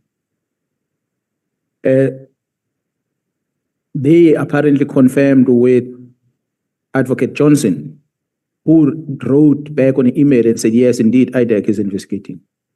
The question again, how did IDEC get to investigate stories? How did they get, who referred that thing to them? Why am I not told about it? That's one. Two, there's a case allegedly that was opened in Sinoville in Pretoria, where I was accused of interfering with the investigation. And the people accused, there's Patlane's wife, I don't know who's the third person. Again, nobody have ever come to me about it. This is 22, back then. Again, there's a case open, I think in Brooklyn and Pretoria, if I'm not mistaken, of a car hijacking. I'm the suspect. When they went to check, I was not even there when it happened. So these allegations of cases that they say they cannot finalize the clearance because of these pending. I'm told that the division have written to IP more than 3 times to ask them to explain these cases. So once there's something flagged, it's a reason not to give you a clearance certificate. So that's a deliberate thing done within there. And it does not affect me alone. There's many of us. It is that office that General Khan was controlling, is still controlling, that does vetting, that would make sure. That's why Paul O'Sullivan is going to know about it, being an outsider, that there is no clearance certificates because they are feeding him with that information. Okay. Thank you, General. So, General, it looks like these cases are, this issue that you have is a historical issue. It dates back to 2022, and we are now in 2026. What is the status of that case, and is there possibly anything that you could do or anybody can do to assist you with finalization of those cases? Because surely it cannot be the reason why you still don't have security clearance. I'm not in charge of the organization, but if I was in charge of the organization, I would have removed the whole lot that is sitting in that vetting section, starting with Khan, because they are the ones. The whole file of General Patlane that started that criminal investigation on the house was initiated from the files that were stolen by McBride's girlfriend from that office. So it's a dirty office. So we might want as parliamentarians to start asking yourself a question. How honest is the office of vetting in the police and many other entities? How honest that office is? Because the officials working there, you give them information, they verify, they interrogate you, they bring you for polygraphy, they throw you questions, and they satisfy themselves that you're a good person. They make recommendations. But when these things are supposed to be finalized, someone stole it. They stole it because a Sunday World published something. They don't have to verify it. As long as they can't issue. And you write to IPID won't respond. So maybe IPID must then explain. For all these reminders, because from what I know I have no case. They just threw my name in it. So it looks like my name is just flagged. That's why even Nangi's case, I'm there. I was part of the torture, I was part of, so they threw cases all over. That's how the system operates nowadays. Thank you, General. The follow-up question to that is, if you don't have security clearance, are you then able to access the secret fund? That is at paragraph 73 of Mr. O'Sullivan's statement. What does he say on the paragraph specifically? He says that you are not permitted to access the secret fund without security clearance. You know, Paul O'Sullivan is an old man. and as a Zulu man being cultured from the rural areas, it's not going to be a good thing to speak bad about an old person. He was fragile when I saw him sitting here. He's an old man. But the things that comes out of his mouth is problematic. Serious problematic. I'm prefacing the response to your question that how does he get to know about these things as a civil servant? That's a start. But number two, I do not work at crime intelligence. I don't get involved with secret fund at all, zero. In a matter of fact, when I was acting in 2011, 2012, the Joint Standing Committee of Intelligence only got to see me on passages. The first time I ever walked into the office here of the Joint Standing Committee of Intelligence, it's now after this whole saga of July 6th. Before that, I never interacted with them because it's not my role. It was never my role. I respected that the head of intelligence is the one that must account there. Head of intelligence is the one that must control the farms. Head of intelligence is the one who must run the operations of intelligence. I've never been involved with secret fund account. I've never done it. And I said to Jaru Kumar, maybe inviting the committee, talking to your colleagues at JCI, because he speaks about a 30 million rand worth of vehicles that were bought, and he calls it luxury cars in 2012 when I was acting. Those vehicles are the sedan, small cars that were bought for operational members. The sedan, the luxury vehicles that he mistaken with are the luxury vehicles that I collected from people that were not supposed to be driving.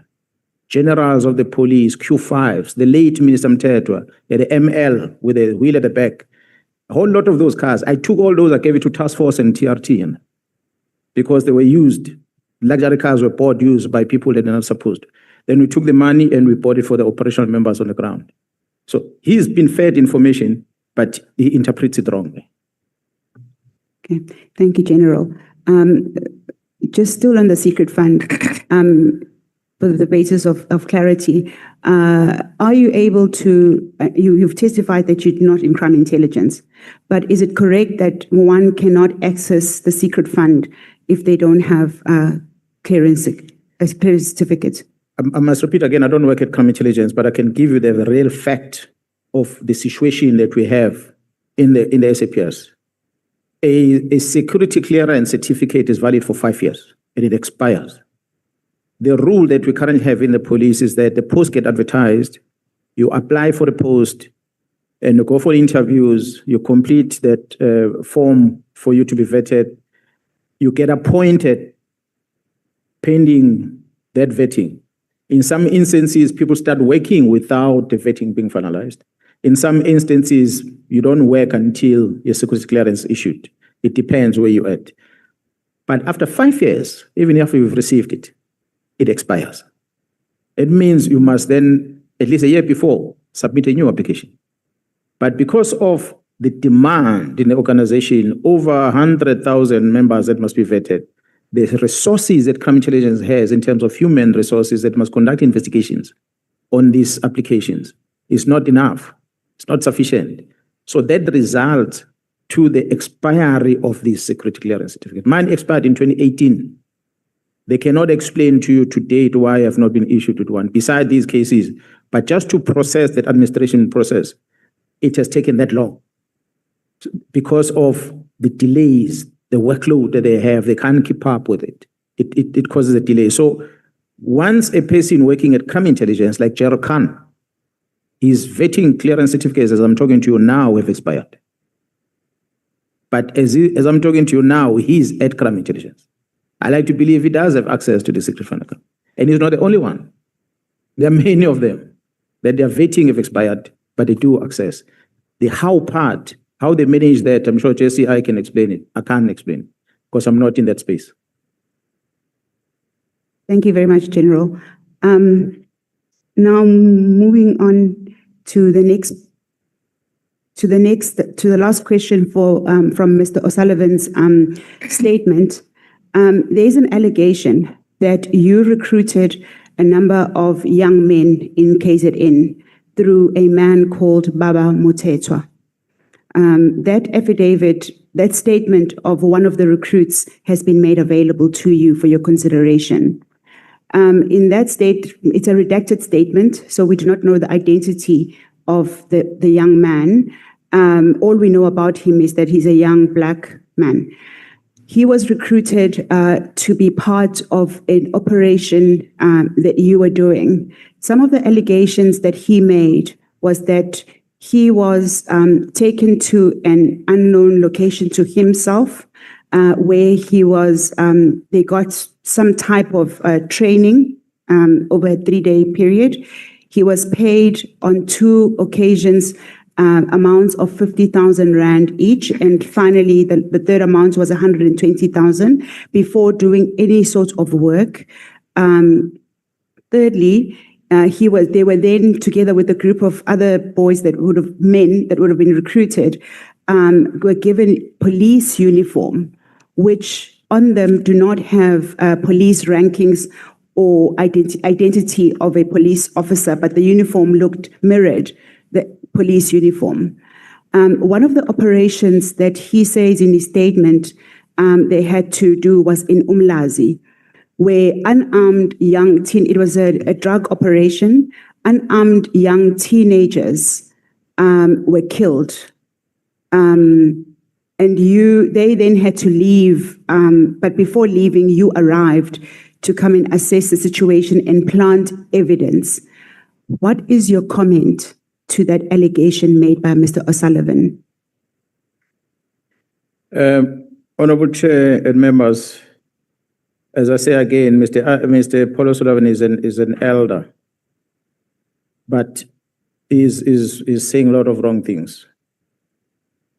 I saw that redacted statement, and we then requested from the Provincial Commissioner to investigate whether was there ever a case open as such.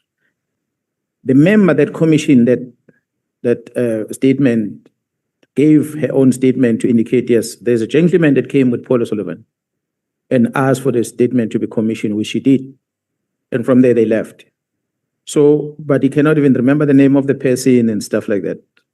That was, I don't know which day it was. He comes here and he presents this thing before you. He doesn't go to a police station to open a case, so he doesn't encourage this person to go and open a case on those allegations.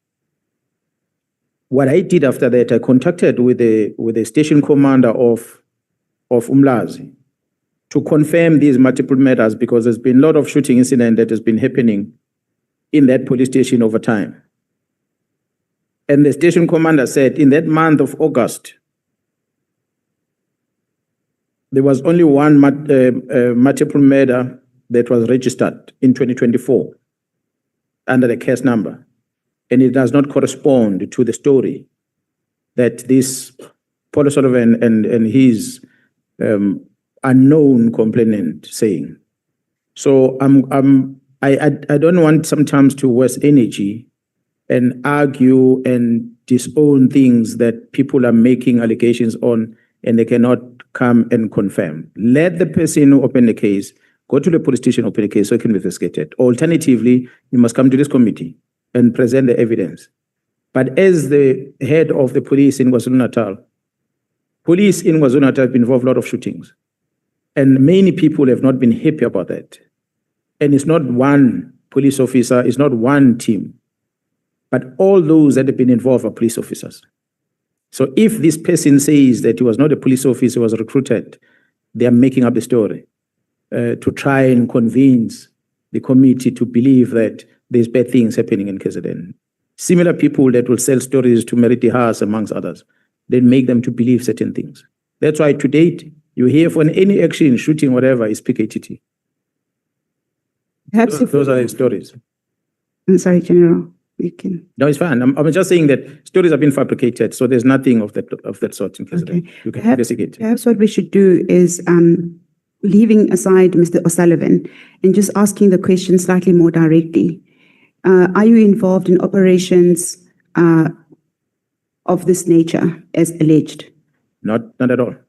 Did you make payments of 50,000, 250,000 batches plus 120,000 to various people who were doing operations? That's wrong. I did not. Okay. So you have no knowledge of this, even I don't have knowledge, and I like to believe that it doesn't exist. Okay. If we can then maybe play the clip if it's ready.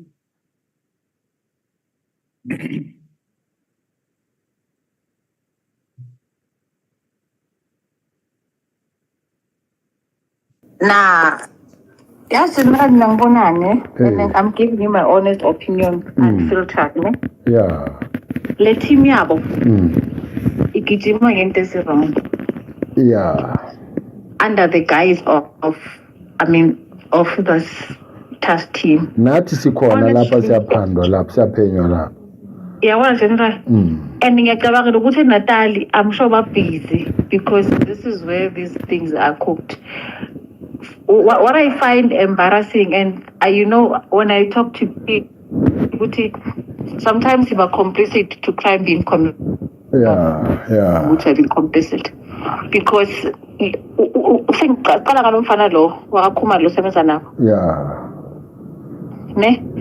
mfana beka constable nini ngisayHRD ngoba warrant ngoba captain seka colonel but uhamba la khamba khona uLucky. Oh, uLucky ulomuphi? uLucky uMkhwanazi. Oh. So at some point there was into engathi bayarelate baze bayafana futhi ngathi they relate. Oh, fana noMkhwanazi. Yeah, kakhulu futhi. So and uyena lo suspect ukuthi uthathe imali. Hayi ukuthi suspector uye lo uNPA etuthatha imali but ngithumela uShabalala. Manje into engayi understand ne ukuthi abakhuluma like bakhuluma ngathi benza into eziright like mina bese mina kuthi generally ngafunda ukuthi uba isilima kuyanceda yabona ngoba mawusuka ubabonisa ukuthi uyabona kula wenza khona izitha so rather abacabanga ukuthi uhleli la abacabanga ukuthi uhleli khona but it's the same young Khumalo we busy. I asked him the other day ngimbonisa engathi ufuna nona bathi kimi ukuthatha ngathi uqaqishe ngawo cishe ngathi hawu so uMkhwanazi ukuthumele ngala ugijima ngami lo so uthunyiwe because trust me at some point he was his driver ne mara ukuthi nje yela ungambona ufana noLucky at some point I can't remember wathi no ngathi bayahlobana yabona. So I understand ukuthi le team wayengakhona ukuba sorry but it is because khona udoti nje abawuphushayo that I can tell you because yini into enzima that's why ngithi mina tomorrow sibize ukuthi ama docket if I say court there's no need for it ukuthi hlali yenzani if case ya court niyabizwa niyasapuna nama witnesses you understand niya on that day hayi ukuthi kumele lihlale ngathi nilinde. I think uConsult noLucky wathi no amadoketo amalethela kimi but akakwazi angisho kune instruction general ukuthi aye kuwe. Yes yabo so which is why ngithi mina yabona ukuthi without ukuthi siveze ukuthi mina ngime kuphi asiyenza official ukona usibize nje uthi hayi na instruction general sinthumule give me feedback yebo yeah ngizombiza but angithi uzongitshela nje akunikeza iexcuse ukuthi akekho local or ukuphi angithi ubonile ukuthi yena siya attend wonke umuntu uyattenda yena akaveli yena ufonile nje obalasha ama documents ngathi mina sonke base size khona John ukuba wathi yena hayi ucela ukuhlala eoffice ngathi mina ekumnandi kuba ngoba wena uvunyelwe yabona yena ubusy uyazi ngokutshela babusy bagijima ngame left right and center hot monitoring bazama amafoni wami ngapha nangapha ngiyathola konke lokho yabo but into ebuhlungu general ne ukuthi umgodi mina ngafunda ukuthi umgodi mawugubha akungeni lo mgubela ngena wena iproblem ukuthi ngihlala nomphathi wami ongathi akazi lutho kodwa uyazokungiya ngicela ukuphendula lokho lengenayo tu okay general umene tekele sharp general.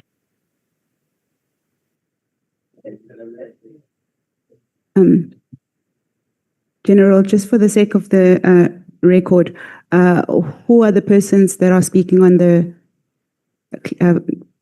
clip? It's General Sintumule and General Sibia. If you can just summarize perhaps what is the content, the basis of their conversation? The base of the conversation is regarding the case dockets and the investigation that the team is doing in KZN, which is PKTT, and the fact that Sintumule is in support of these dockets being moved away from KZN. He's even encouraging General Sibia to invite both her and Kumalo to the college to come and account. So she seems to be the master of why these dockets came to her, according to the conversation they're having. Lieutenant General Sintimula came before this committee and she testified that she did not even know how the dockets arrived in Gauteng, and she did not even see them.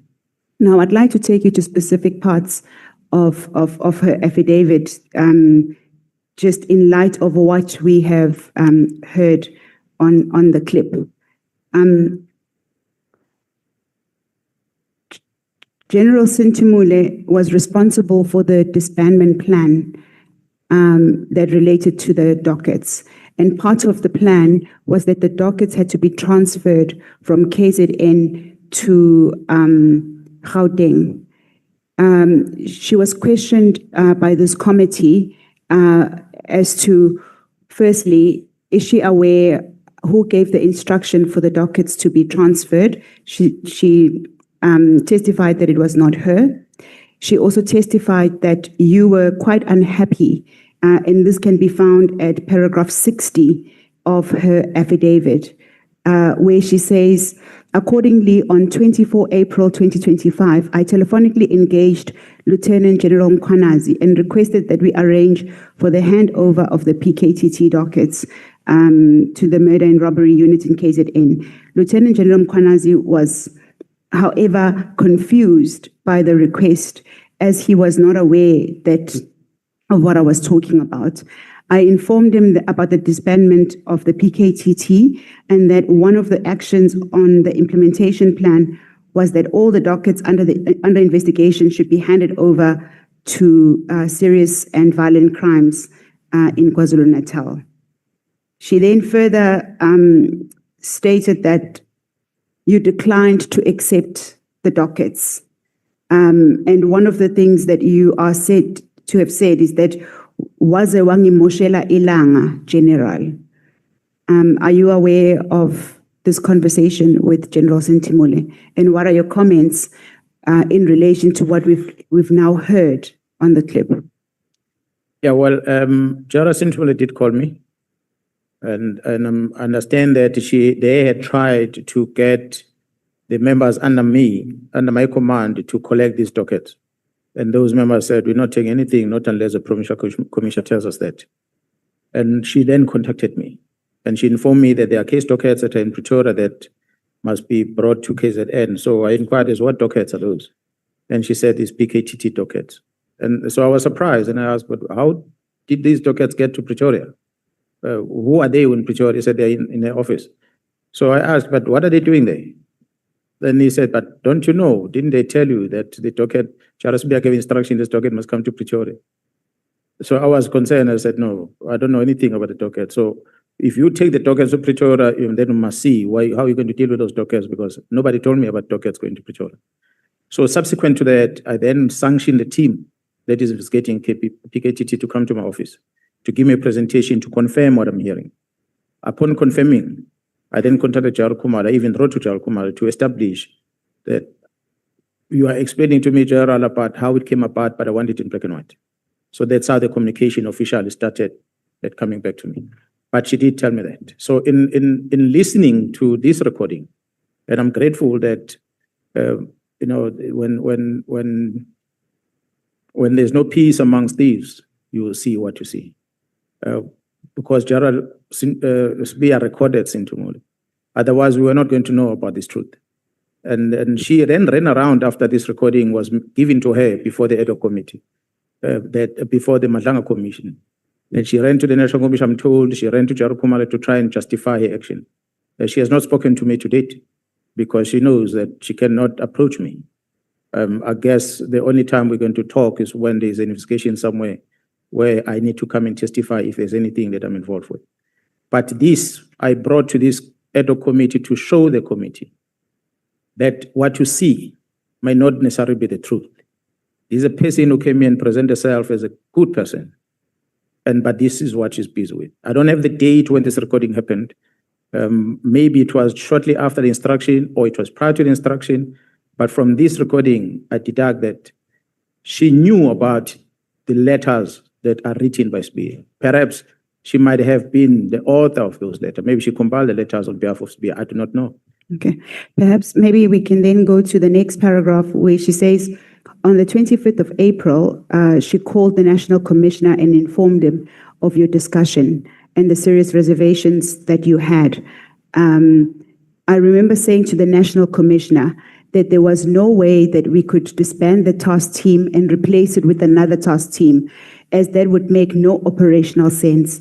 The National Commissioner advised that I engage with the DNC and he must decide on what to do with the dockets. The National Commissioner testified that at some point he told the DNC that he heard that the dockets were at head office and instructed that the dockets be returned to their station of origin.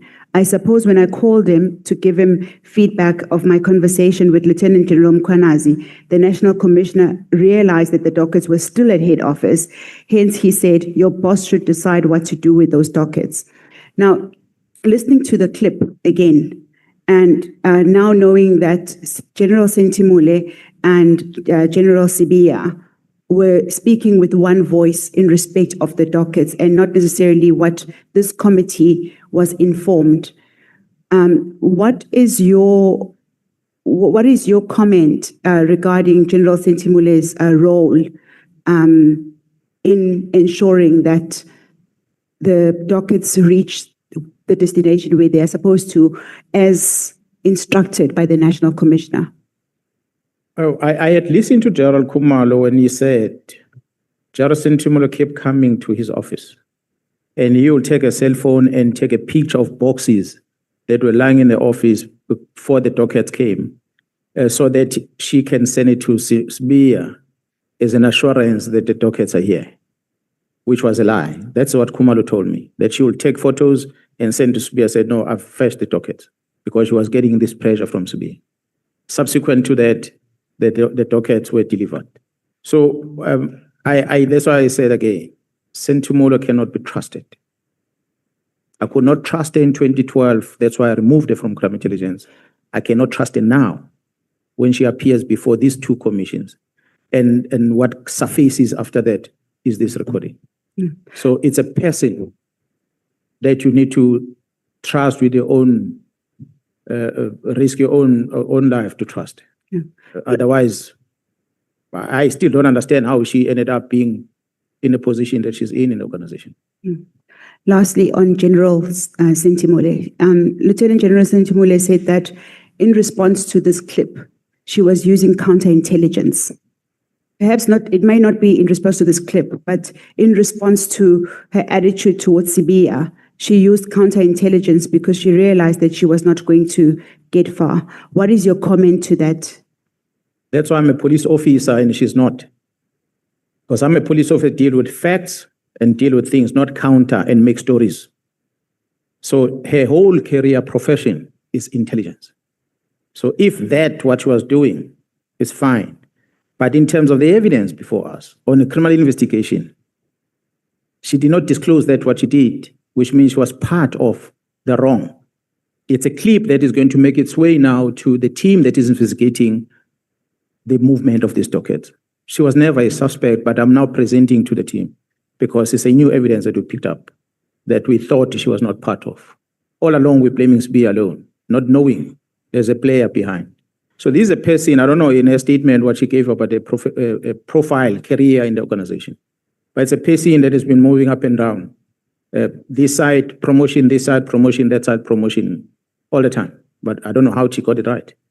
But it's one of those that maybe as we conclude here, we need to then start talking about some reforms in the organization because she arrived and she ended up being a lieutenant general heading both crime investigation currently and forensic service, the heart of policing.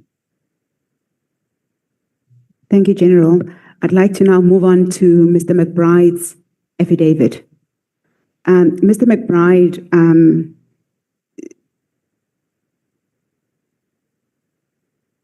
testified that Mr. Nhlanhla Mkhwanazi and Mr. Kuba, who were IPID investigators,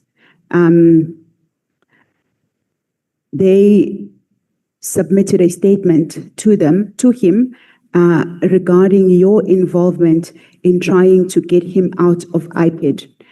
The allegation there is that you wanted these two investigators to frame him of wrongdoing so that he can be removed from IPID.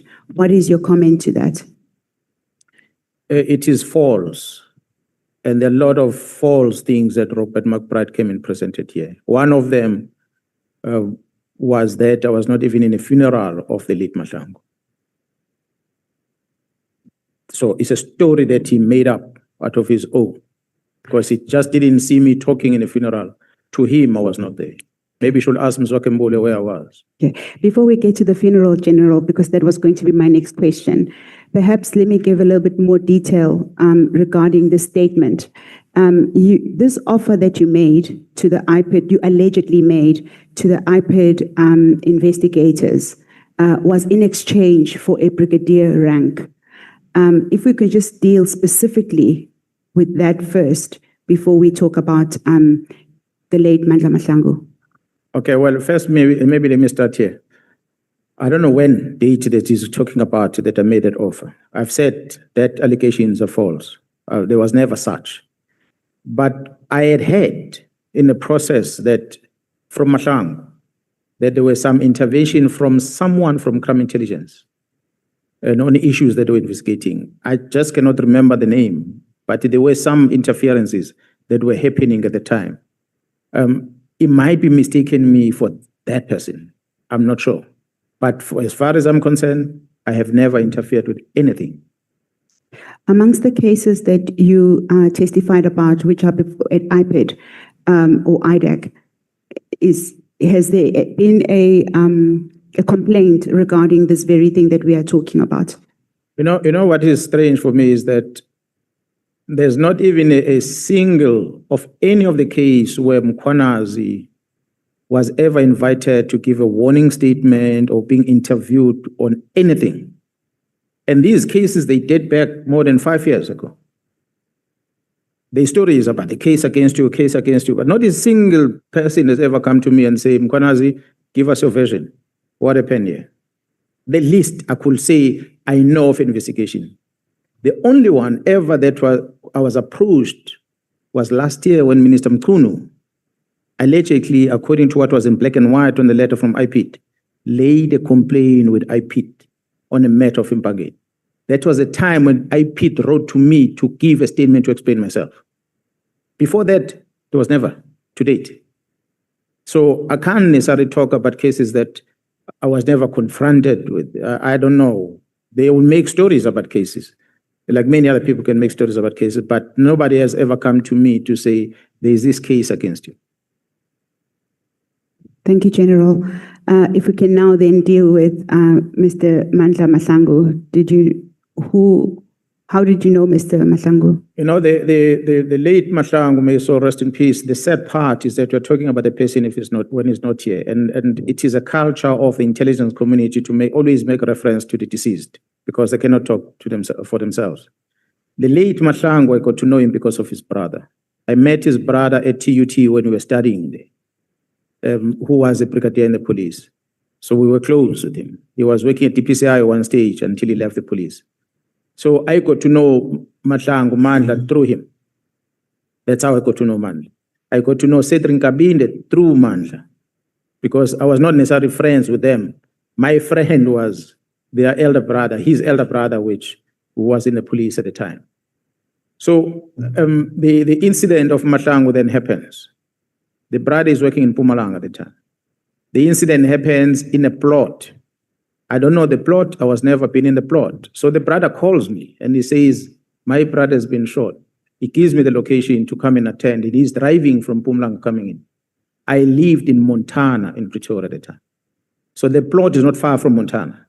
So I drove from Montana to go to the plot, to the crime scene. That's how I arrived at the crime scene. I didn't even know where the place was. Fast forward, the members of the National Intervention Unit, they assisted with the investigation of the arrest of a person that was identified to have been a shooter. The person is arrested. The members are interrogating this person, and this person tells them that we shot this one, and we acted as if it's a robbery. We took this thing to a particular house somewhere here. We left it there, and according to the vehicle, we drove back to Joburg. And I was paid so much money. It's a policeman that coordinated this thing. But to date, there's nobody else been arrested on that case except the shooter. So we believe that there are people that were behind it, that hired this man from Johannesburg to come and do the job. The funeral is held. I'm in that funeral for Mr. McBride. I sat in a front seat on that funeral. But he didn't even see me. I don't know what he had in his eyes. I was in a graveyard. He didn't see me in a graveyard. I went back home after the graveyard. And I was not alone. I was there with my wife. So this is a man who talks things he doesn't know about, and he starts making allegations. I still believe today there's something behind the murder of Nhlanhla. Perhaps we mustn't look too far. We must look closer to the people that he was working with at IPID. I suspect something there with those that were closer to him.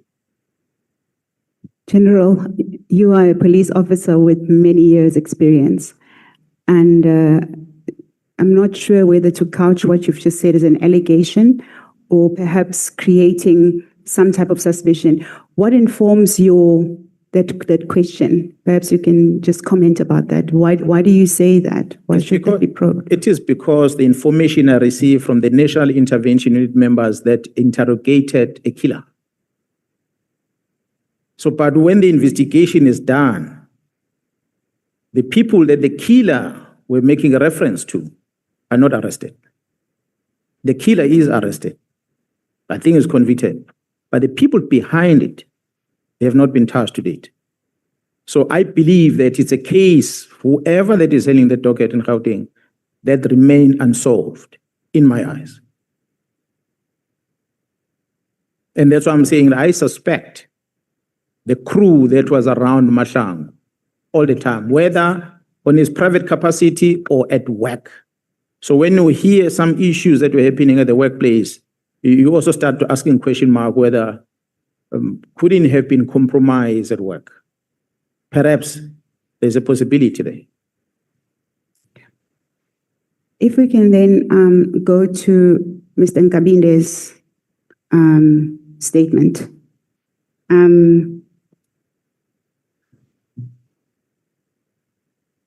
The Ad Hoc committee has heard that Mr. Nkabinde participated in meetings where the disbandment of the PKTT were discussed.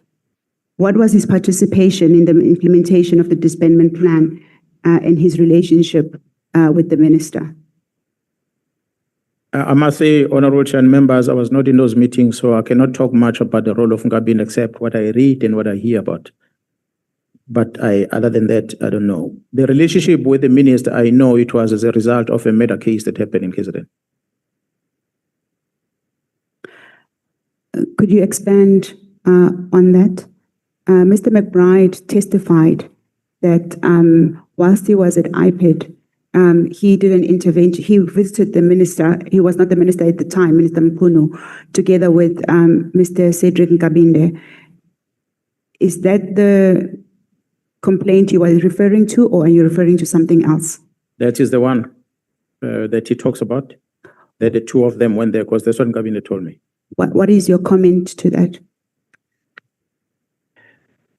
I strongly believe, Honorable Chair and members, that there is something criminal that was hidden by IPID that might have implicated the minister. Underline my words, might have. I'm not saying it implicated him. But I believe, why do I say that? It cannot be that the police walks into your door They come to investigate. And from there, you become friends in a manner that Nkabinde and Minister are this close. From that, it's unbelievable. They are operating completely different levels. It made me believe that what made the relationship between the two of them, it's what Nkabinde told me, they became close as a result of that visit. There might have been something that might have been a cover-up. It is a murder case that involved one of the protectors of the minister when he was a premier. The person is killed. His exhibit are found. One of the exhibits is a cell phone. The cell phone is kept as a deceased property at the police station. It is alleged that a protector of the minister, another protector instructed by the minister, went to collect that phone because the phone had some evidence in it that might link other people. So he went to collect that phone. So when there was a complaint about that, it is that complaint that led to IP'd because a police officer has defeated. The case is open against the police officer, not against the minister, against the police officer. The police officer packs his bag, he ran out of the police. It disappeared because he should be charged. He goes. So when this investigation is given to IP'd meets up because they pick up that this member, when he went to fetch this place, he was tasked by the premier at the time. That's why they went to the premier to say, Premier, we are told you're the one that gave instruction. The relationship is built from there. But that case doesn't go anywhere. A police officer that had left the service, when the minister becomes a minister at public service, the man will come back into the police. He's currently working with him. You'll see him one day when he comes in. The evidence that you gave just now, General, contradicts what the head of IPID, Mr. McBride, testified when he was here in relation to that case. His testimony, even though I'm paraphrasing now, his testimony was that they had visited, he was in KZN for something completely unrelated. And because he was already in KZN, he was asked by Mr. Nkabinde if they could go and see, at the time, Mr. Mkhunu, I think he may have been the premier or he may not have been in office, in Mpangeni at his home. But the issue was regarding his protector who had passed, and there was no progress on the investigation on the passing or on the murder of his protector. He subsequently hired a private investigator to look into the matter. And in looking into that matter, I think the Hawks may have then got involved in the matter, but it had nothing to do with a cell phone. Is this now the evidence that you are giving this committee to say, in fact, there was a cell phone which was removed and it led to a case of defeating the ends of justice? Is that what we are now, the evidence that you are leading? Honorable members, when I was here last time, I told you about the relationship with me and Kabinde, how I got to the minister's house. Kabinde came here, he tried to twist how we got into the minister's house. I testified about knowing Kabinde and Kabinde, how he was appointed at the minister's office. I came in and testified about Kabinde, how what he had told me about the operations of IP that involves Paul O'Sullivan and Robert McBride in a house in Sentin. He came here, he confirmed that. So all the things I've been telling you is what Kabinde told me. And two of them, at least, we can say now comfortably, he said with his own mouth. What was not asked on him is about this case. This is what he told me. I was not involved in the case. I don't know the details about it. I still don't even know the case number, but that's what he told me. Because the question was, how did you become close to the minister? He said, we were investigating. And I asked, then what happened to the investigation? He said, no, we couldn't find anything wrong with the minister. But that's where the relationship started. That's what he told me with his own mouth. That led in one stage to invite me to go and meet with the minister. Later, he says we went on a boys' trip. You know what is an interesting thing, Honorable Chair members? That day he came to the house. I told him that it's late, I'm going to drive, and you drive in my car. Not my car, my wife's car. Then my wife controlled the tracker in that car. How stupid can Mkhwanazi be going boys' trip with the wife's car that has got a tracker? We left, we drove there. It was late at night. I didn't have time to call the protector, so I drove myself. I had to do a tactical driving on the road getting there. The tracking device is available for this committee to download if you want. With the details of the car, the starting of the engine in Durban and Nhlanhla, the switching off the engine at the minister's house at Mpangeni, the starting off the engine in Mpangeni, switching off at Nhlanhla. We didn't stop on any toll gates because there's e-tech in that car. So for Kabinde to come here and try and justify that we were going somewhere and we passed at the minister is false. Tracker records would prove that. It's a car that belongs to my wife that I was driving. So it's just an indication that people will fabricate things. So Kabinde said to me, we flew with McBride, landed in Durban, and we drove to Mpangeni to see the minister. The date when they traveled probably was using a state budget. If we go on records of IP, we should be able to get the records, whether did they travel on that day, or the state paid, the flight bookings. If McBride says he did not fly, we will be able to get evidence. So I'll invite the committee to go and investigate that. It's a record. If the state mandate was used, bookings of flights were done, and if McBride had traveled before that, you must indicate how did he travel. And to throw those records, you'll be able to get the truth. Thank you, General. Just lastly on that point, is it common for an executive member, like the head of IPED, to visit a home of a complainant in dealing with the matter? Well, I don't think there's anything prescribed in writing that you may or may not. So I like to believe as a head of investigation at IPED, you might have all the right to visit the home of or visit a complainant in any other place where he wants to meet with the complainant. You might assist with investigation and so forth. I don't know. Okay. And I think my leader has taken you on this regarding Mlojwa, Mr. Sergeant Mlojwa, who was here, and Mr. Nangi. I don't intend to take you through that evidence. The only follow-up I have on that is regarding the house, the guest house that belongs to Sergeant Mlojwa, which was burnt in Mpumalanga. In relation to that, Mr. Mlojwa testified last Friday that police officers from where he lives, I just need to find the exact name, were sent over, and they did find officials who said they were from KZN, even though they don't have the specific names of those officers, but they did confirm that they visited the home. So that's not really in dispute. And I think you also confirmed same that Senona did tell you that his team went. What is new evidence is that DNA that was done to test the area showed that Mr. Zachariah Desai, who was the individual who was kidnapped, they found his DNA at the house. But what we also know is that the house was burnt a couple of hours after the police officers had visited. Just if you could perhaps confirm when was this DNA taken, and when were those results submitted, and are we able to find them on a docket or somewhere? Honorable Please guide us. Yeah, Honorable Chair, you see me looking on the phone because I was sending the team the video footage of the house, alleged fire before and after the times there, but it looks like quite a long video. I'm not sure if they'll be able to play it for you to see. The entire investigation is done by DPCI, not me and not my team. So the feedback and update I receive, I get it from Jarasnona.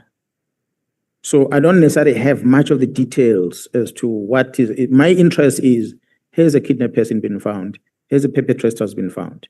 The details of how they go about, he keeps updating me on some of the things. That's why I cannot tell you, point by point, hour by hour, what was happening throughout. I can only share that which was shared with me. That's what I spoke about it earlier. So in as far as that team going there, what time did they get there? For instance, I didn't know from looking at the video, it looks like they arrived at night. what time did this guy come back into South Africa from Mozambique, and when was the date? I didn't necessarily go into details to check that, but what I know is that they came there, they left, a house burned. When you look at the video, you see police cars, although not clear because it's lights, and from the lights disappears, and later fire comes up, and later the fire subsides and the fire brigade comes in, or a medical response comes in. That's what you can see on the video. If it can be played, you'll be able to see that. But anything else surrounding that house, even the DNA, I was informed that there was a DNA discovered. What is done before or after, I don't know. Okay. Which part of the house burned, which one did not burn, where the DNA might have been found, I do not know. Yeah, to be fair to you, General, you did testify that you were not present at all in Mpumalanga. I suppose the question was because of the evidence you gave that DNA was taken, but you've now confirmed that you received that information from General Sinono. The investigation team also updated me about it. Okay. If you could perhaps furnish us with those details. Thank you, General. Maria. Thank you, Chairperson. Okay, it's just one or two more questions that we'd like to ask General Mkhwanazi in relation to the third directive of the minister. So I think General has covered quite a lot, and the intention was to allow the General to respond to each item of the directive. And I think the remaining item is the moratorium on crime intelligence that's also part of the memorandum. And under this particular heading, General, you've mentioned Major General Khan, and my colleague has asked you about your vetting in crime intelligence, and you've mentioned General Khan as a big obstacle, and that past and present divisional commissioners has had a challenge to get their vetting clearances. And I think it begs the question that I first would like to establish, because I think the name keeps coming up and not much has really been said about him in the ad hoc committee until I think today, really.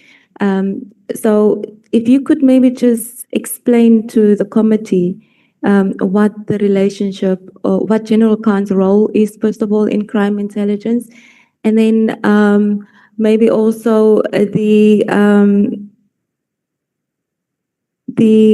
relationship, because I think in the memorandum, what is suggested that there is a relationship that General Khan has with politicians and members of parliament. If you could also maybe just speak to that. I said when I started earlier, honorable members, that some of our politicians, yourselves as leaders of society, you get thrown into the wrong that we do. And you get trapped into that. And you end up siding with them when they do wrong. Crime intelligence has always had this type of people that are evil, that do wrong, but they make use of the people in high position, in powerful position, to manipulate. I cite General Khan here for few reasons. One of them is that, and this is something that comes from his own mouth to me at times. Maybe before that, we have seen an amendment of regulations in the South African Police Service over time. Police regulations, employment to be specific, and ranks. To the extent that the ministers in the past changed these regulations because they were influenced by certain things. Minister Mkhwanazi, the late, went against the Constitution of the Republic, where the Constitution says there shall be commissioners in the police. By Minister Mkhwanazi at the time, introduced the rank titles of generals. We are generals today. But the Constitution doesn't call us generals, it calls us commissioners. Regulations were amended, that violates the law. That is but one example. Other ministers came after that. We know of how Minister Mkhwanazi benefited the wall that was built in his house by crime intelligence. We know the former president with a swimming pool in his house justified by crime intelligence that it is a fire pool, amongst others. We know of the new regulations that have been published by the former Minister Mbalula, where he then says, I'm taking these powers away from the Act the act that says the national commissioner must appoint. But the minister says you shall not appoint on senior management, not unless you consult me. That's what Mr. Mkhwanazi used to freeze this post. It's a regulation against the act. It's the powers that the minister granted themselves that did not belong to them. Because the act does not give them those powers, but they took them through the regulations. Minister Mbalula, when he first changed these regulations, he was responding to what he deemed as an abuse that was happening in the police. We had a Lieutenant General Motiba that was acting. A person who joined the service in 1991, Major General Khan, was promoted overnight to become, from a colonel, to become a major general without advertising a position, and he skipped the rank of a brigadier. There was no justification for that. So, but Motiba felt he must promote him from this rank to this rank. And Khan became a general. We are calling him general today because of that. But sorry, Chair, if I may, apologies for interrupting you, General. May I ask just a quick question for clarity, Chair? Yeah, I think I'll allow him to conclude the response, and you will come up, because she just asked a very short question. 100%. Yeah.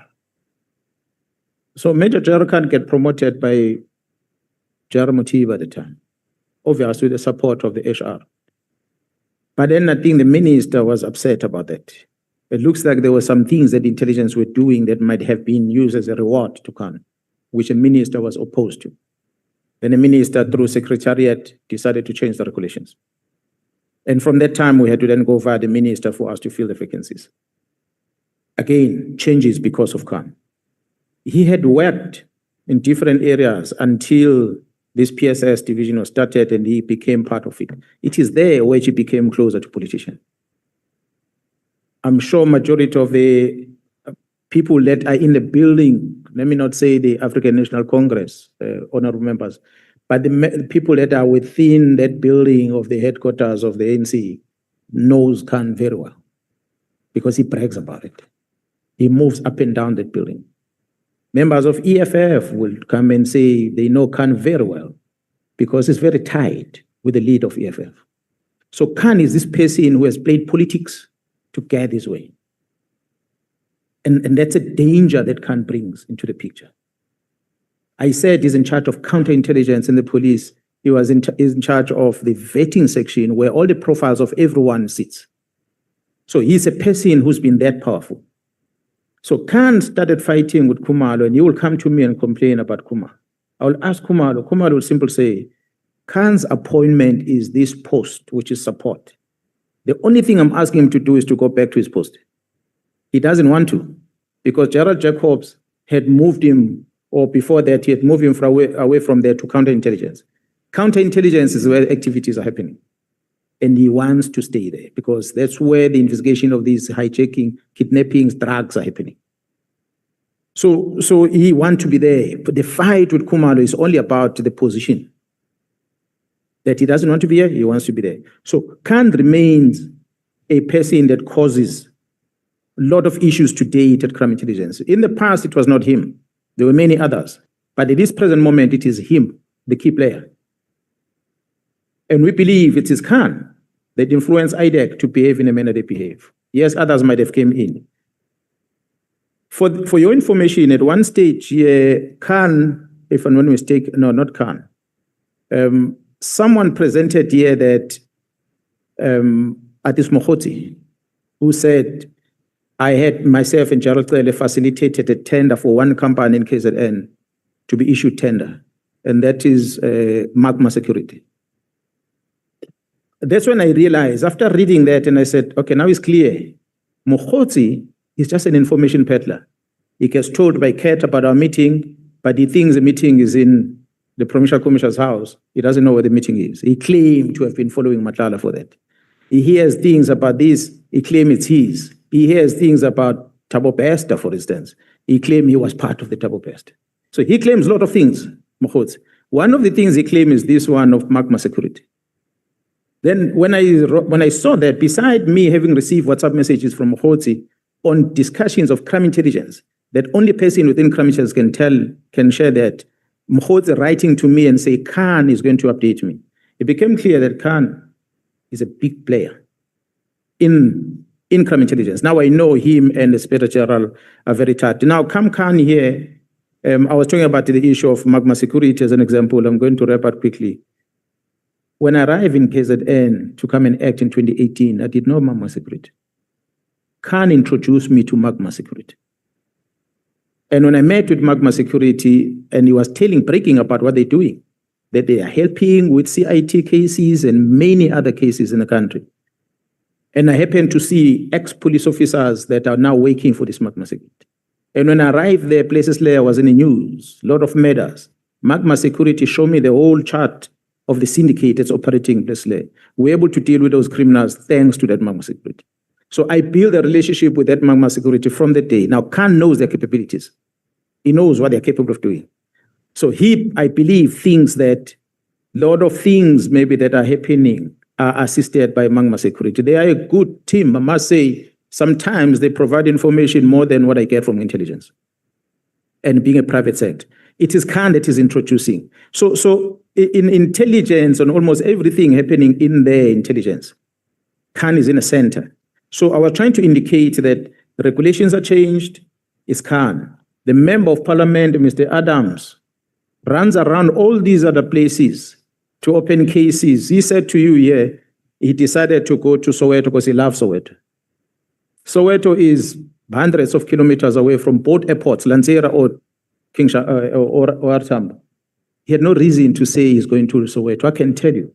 He went to Orlando because there is a member of crime intelligence in Orlando that works with Khan, that walked with him to a police station to go and open a case. One of the ROC members, the member that is in the list of the people that Ket Nhlanhla paid for to come to the January 8th statement. As we see the evidence from Nhlanhla's bill that Mkhwanazi gave him, he said, these are the people who must book their flights. That kennel is in that list.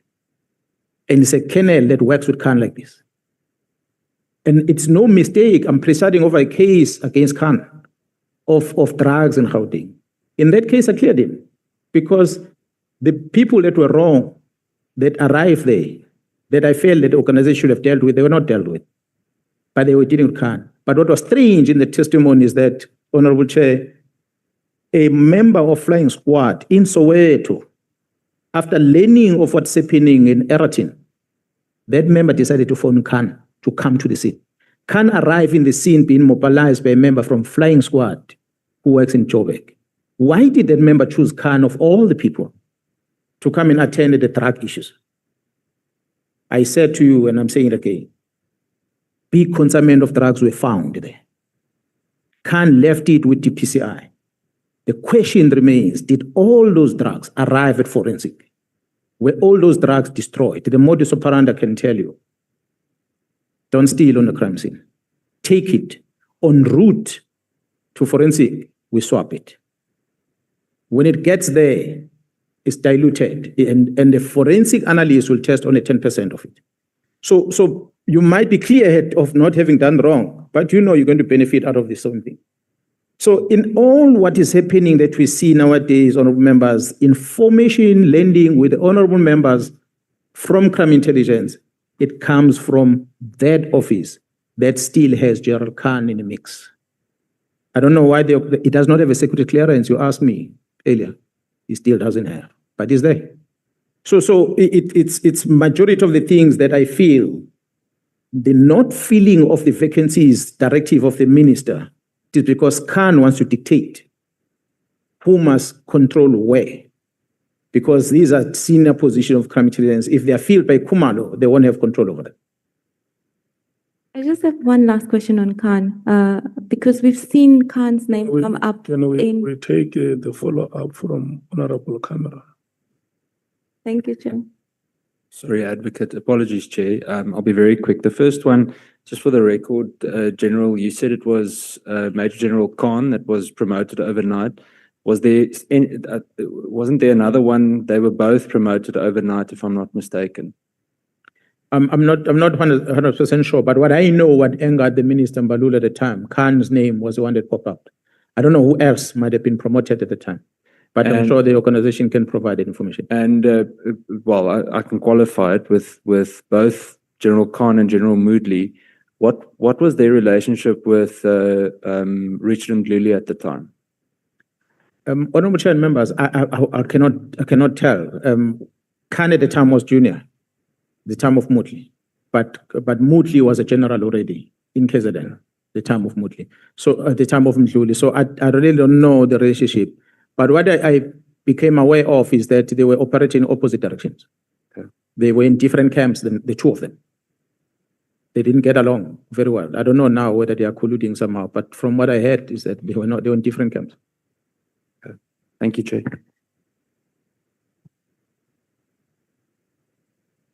My closing question, Chair. Yeah, it must be the last. Yes, Chair.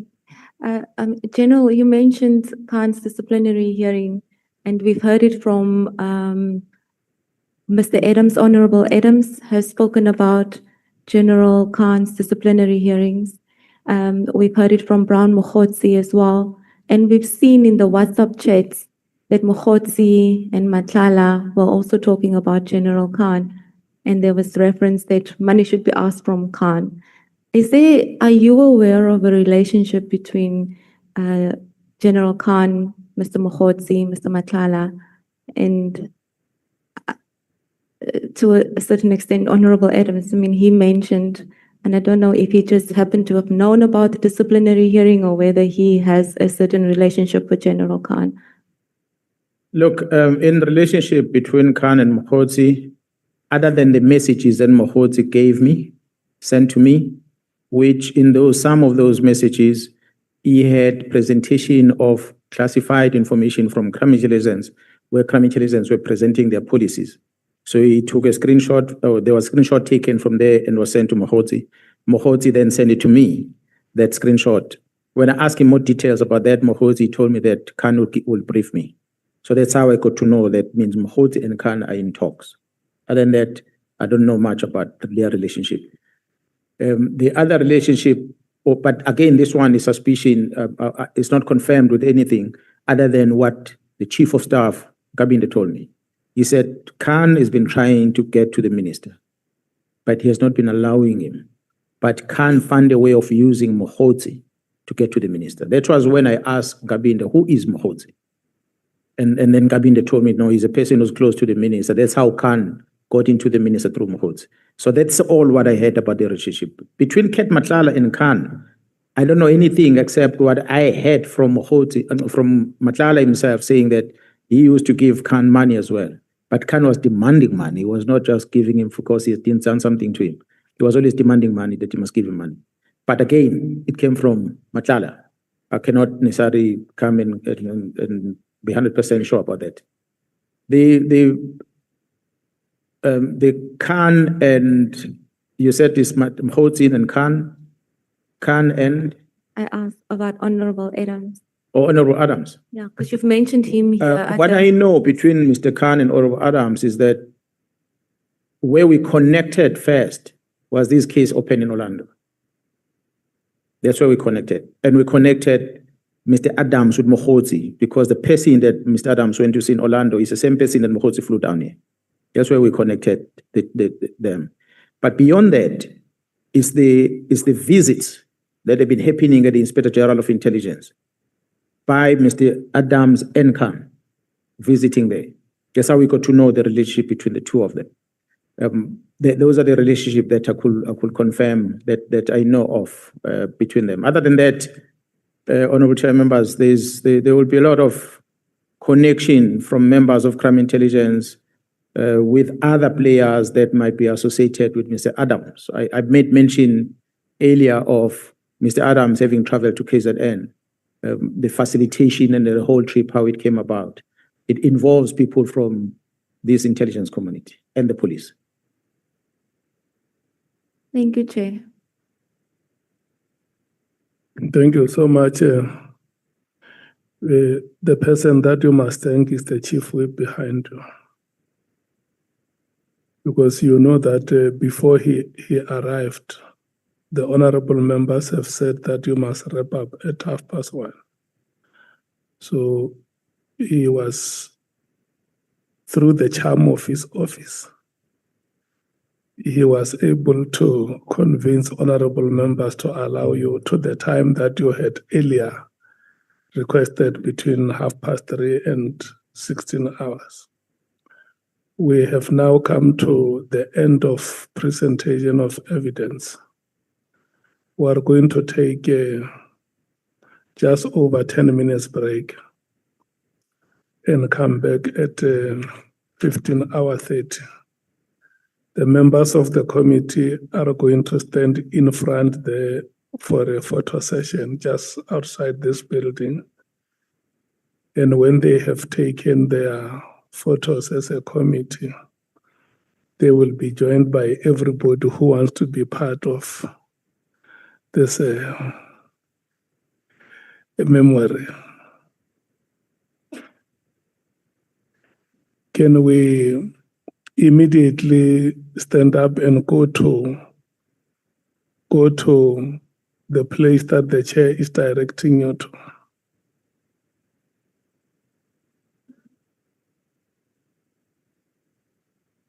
I'm saying this because I'm looking at you, how you are dressed today. I see that if there is any valuable award we can give you, is to take a group photo.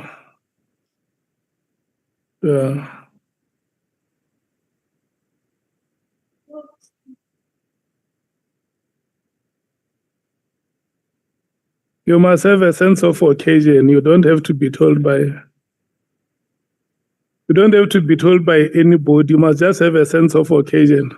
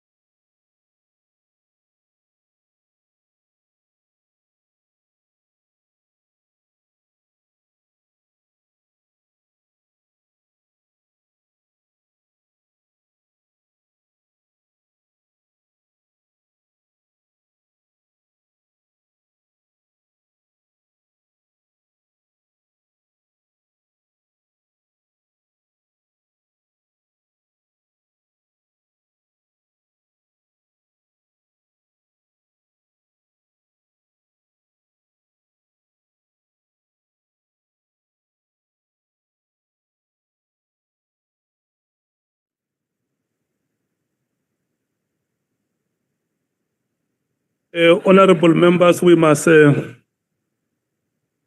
proceed.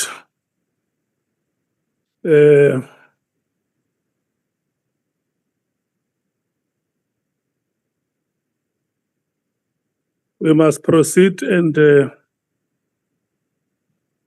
we are going to proceed this way. When we take the next break at, because we are going to take the next break at 5, and the other break will be at 7 or 7:30. When we break at 5, the support staff of Parliament and your support staff from caucuses have raised a grievance with me that honorable members have taken pictures that exclude them. And they are the ones who support you every day. They are the ones who make you. And they further said that they even suggested how you must come dressed today. And so now you disappointed them because you just stood there for a minute and you left. So I said I will come and plead on their behalf, and I see that all of you are agreeing that at 5 o'clock we must go and correct that mistake. Thank you so much. We are going to allocate every speaker, the full-time speakers, full-time members, 30 minutes. And we have said that if there is an overlap, it may not go beyond 45 minutes. We are allocating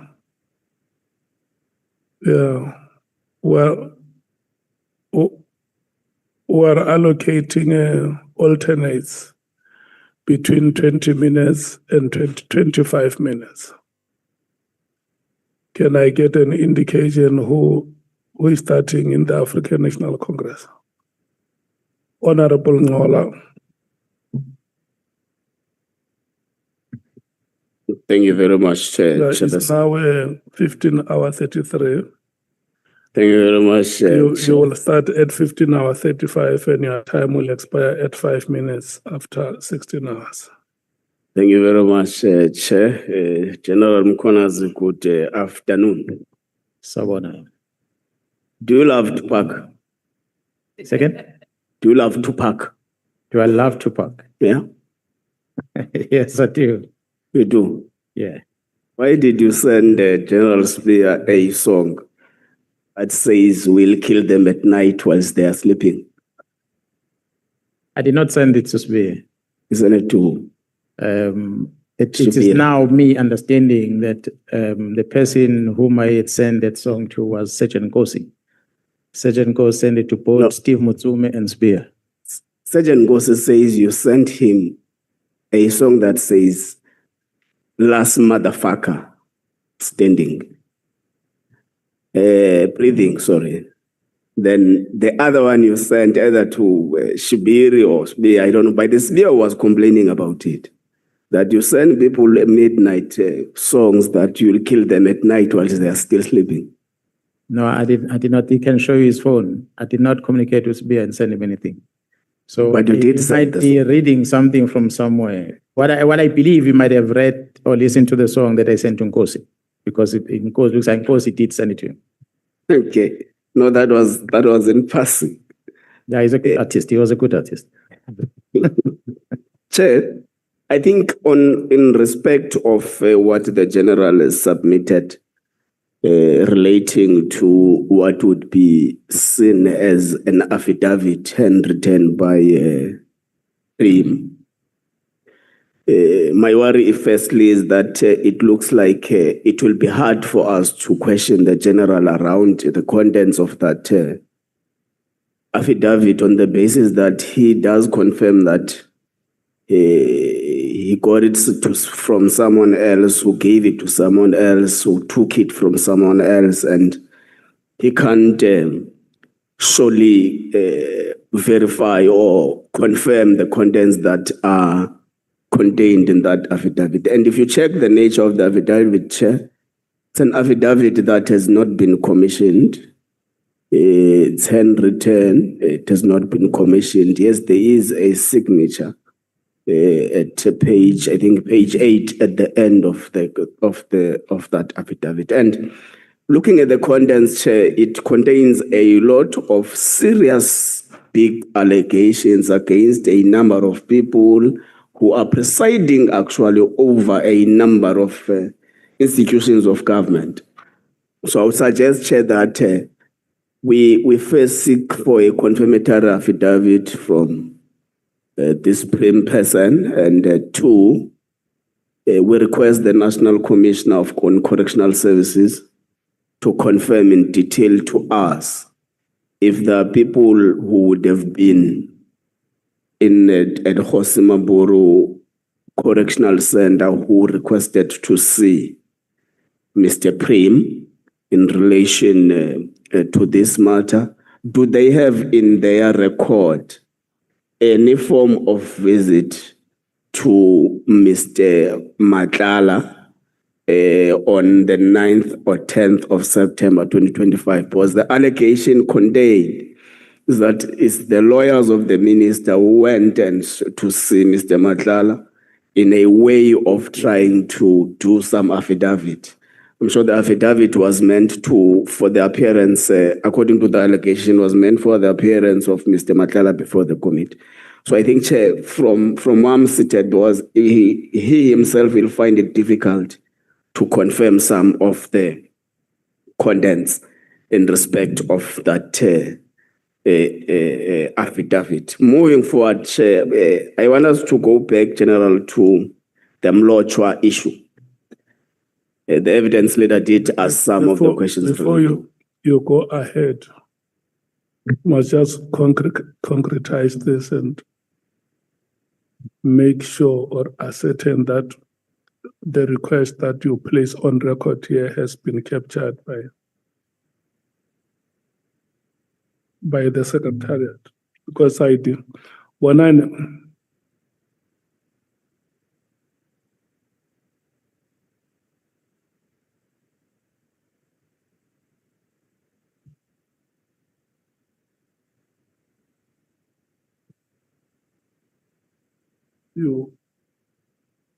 when you were still out, the honorable member has placed a request on record for some information to be requested from correctional services.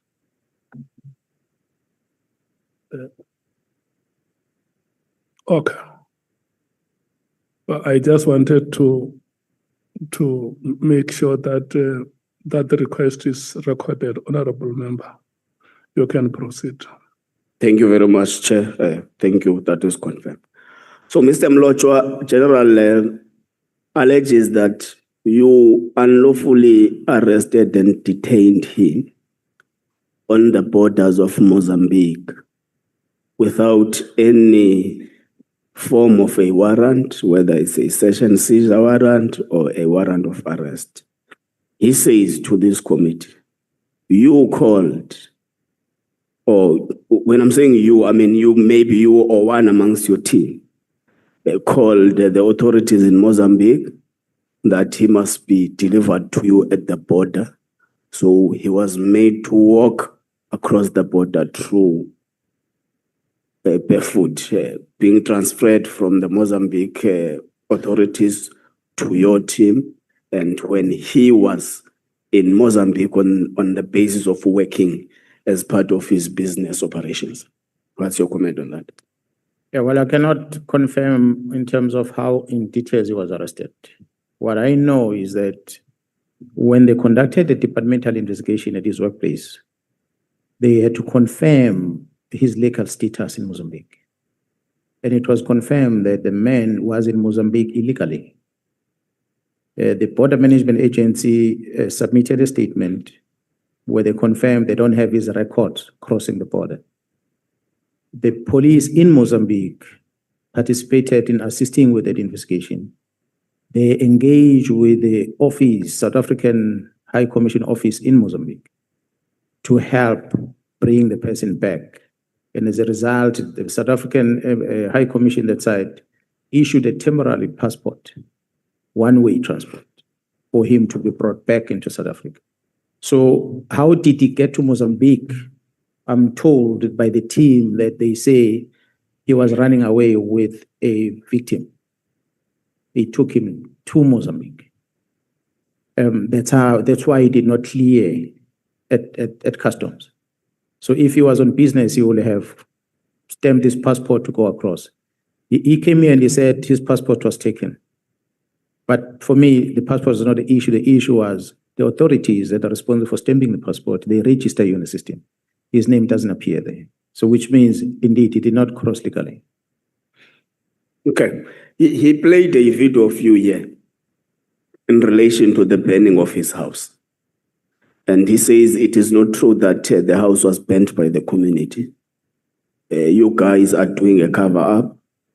The police or whoever was working with the police at the time, including a private individual who's a brother to the alleged person who has been kidnapped, connived and did a cover-up, burned the house and said the house was burnt by the community.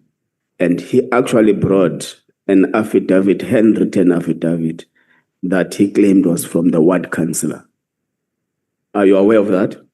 No, I'm not aware. However, I saw the videos that were played before this at the committee. I watched them. Okay. So he says also there is a shop just across, close to the property that was burnt. And the police there's a camera in that shop. So police went to the owner of that shop and paid 2,000 rands for them to get the footage and destroy it. What is your knowledge about that? I have the footage from that shop given by the same police that he alleges they destroyed. Do you know about the 2,000? No, I don't know about the 2,000. But I know about the footage and I shared it with the evidence leaders. It's a footage that I was saying that we can fly to there if you so wish.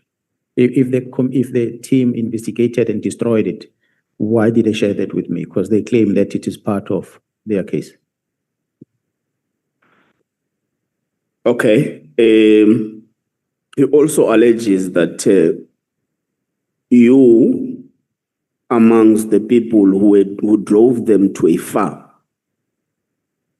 tortured them, made them strip naked, made mockery of them. And he said, your attendance in the torturing was confirmed by his co-accused. That someone who was in the room or in the house or wherever it was in the farm said, because his eyes were wrapped up. So someone said to the co-accused, please tell your co-accused who has arrived. And that person said, is the Provincial Commissioner of SAPS, General Mkhwanazi, who has arrived in the scene where they were tortured. What's your comment on it?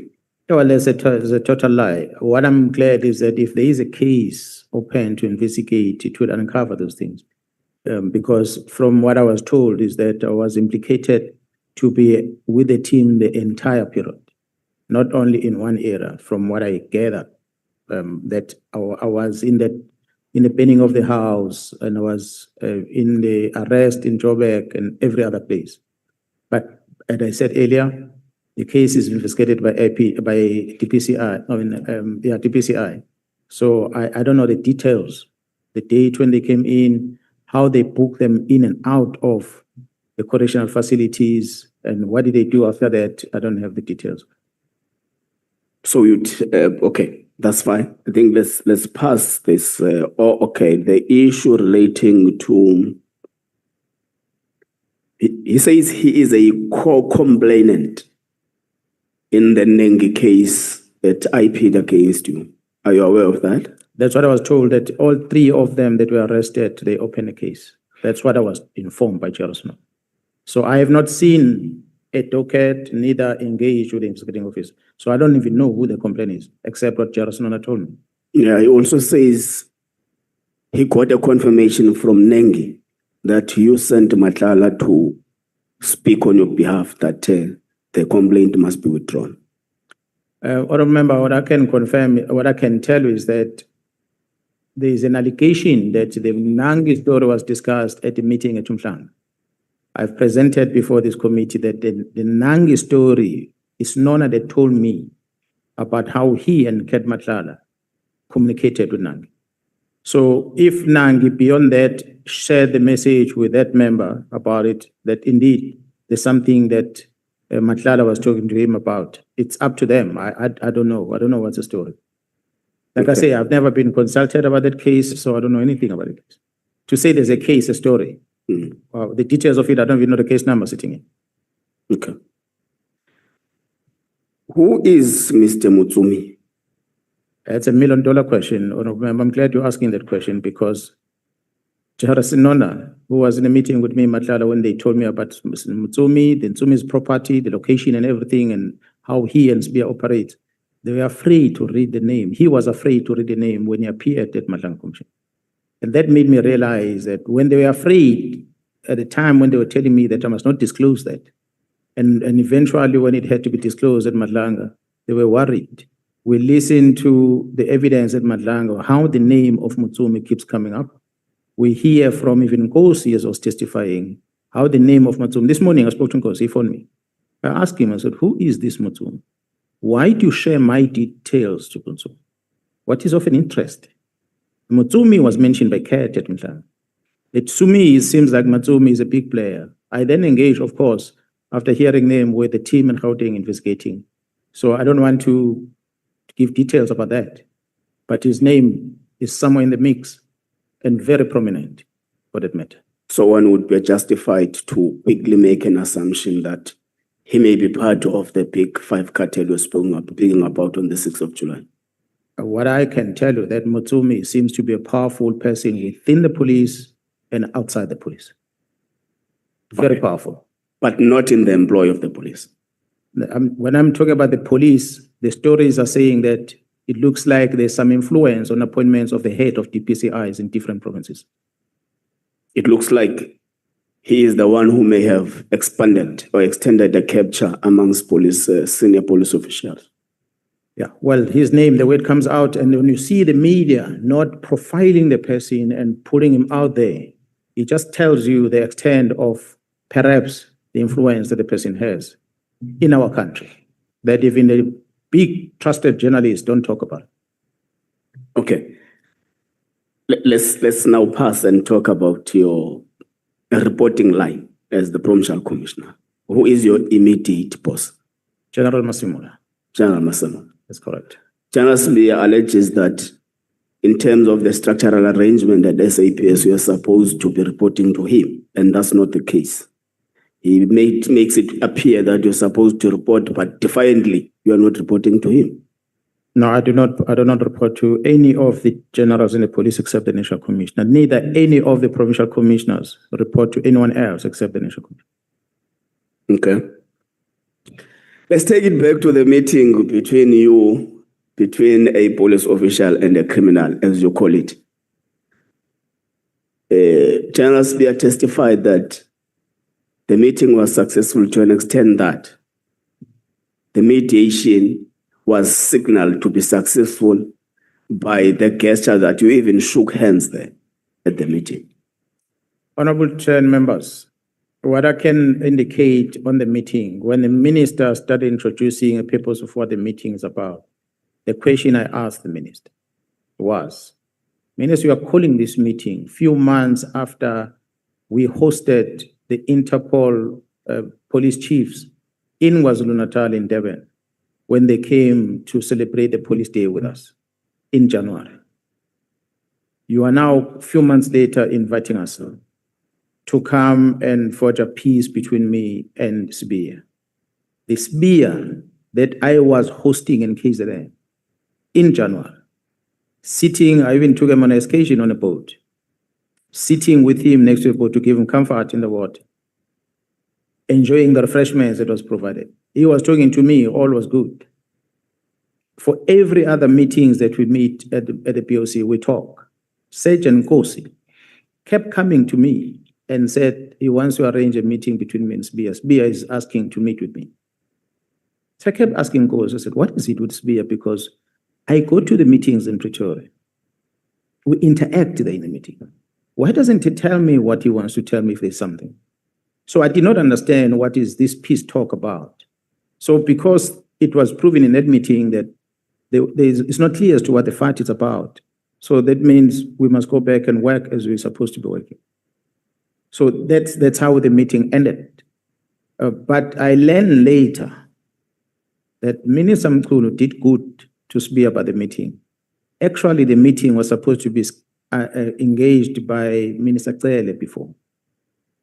Because Sbia had approached Minister Cele and Sbia had approached the National Commission to arrange the same. But the reason I'm told that Cele and the National Commission did not do that meeting is because of Sintumule, who told them that Sbia told him that Mr. Balula from the EFF is the one who he spoke to organize the meeting. Balula from the EFF? Mr. Mbalula from EFF? Oh, sorry, yes, Mr. Oh, yes, yes. Malema. Malema from EFF. I'm bad with these mixing up of names. My apologies. Mr. Julius Malema from EFF was going to have a problem with names today. You always twist them around. Mr. Julius Malema, these allegations. Mr. Julius Malema, Sbia has spoken to Julius Malema to arrange a meeting between me and Sbia. So there's no need for the Minister Mcele and the National Commission to arrange. So this I hear from the National Commission. Why do I say this, Honorable Chair? Is that after Sbia testified before the Nhlanhla Commission, Sbia says to the Commission, I recorded Sintumule because the National Commission had confronted me about what Sintumule told him that I said. And as a result, Sbia felt that he must record Sintumule. Hence the recording we're listening to here. That was Sbia justifying why he recorded Sintumule. So when I asked the National Commission, I said, Sbia is saying this, is it true? The National Commission said, yes, it's true. We were sitting in a police jet.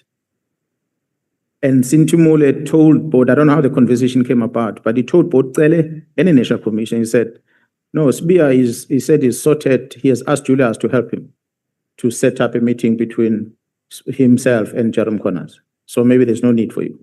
That's when the Minister Cele and the National Commission said, we're no longer going to be part of that. So I then discovered that means this peace talk was not starting with Minister Mkhulu. It's something that should have been done back then, was not done.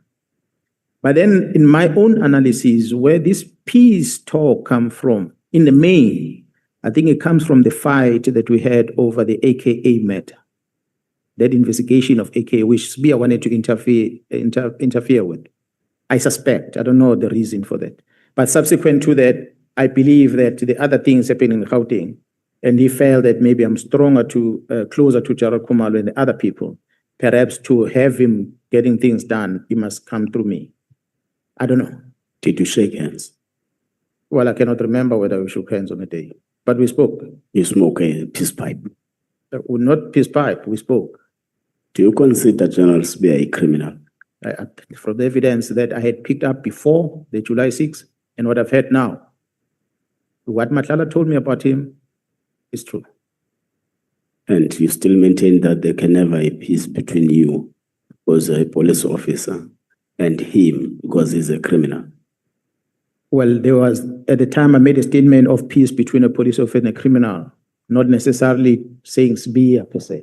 I can tell you now that there cannot be peace between me and Gerald Sbia. Okay. Now let's take matters to the PKTT. Yes, sir. Amongst issues that were testified here by both the minister and General Sbia was that amongst a lot of reasons that has led to the directive of the 31st of December is a work study of 2019 that has enlightened the department to do away mostly with non-permanent structures, hence it led to the dissolution of the PKTT. Are you aware of the work study? Well, when the minister came to display it here before the Ad Hoc committee, but as a senior manager in the police, I was never briefed about that work study. Okay. Then amongst other things is the fact that it became too costly to run the PKTT. And amongst issues that were cost drivers was issues relating to overtimes, issues relating to subsistence and travel, issues relating to laundry, even laundry, issues relating to accommodation for members of the PKTT. Would you agree with such assertions? Allegations were made and they've been disputed by the Chief Financial Officer of the South African Police Service that appeared before you. So it is not true.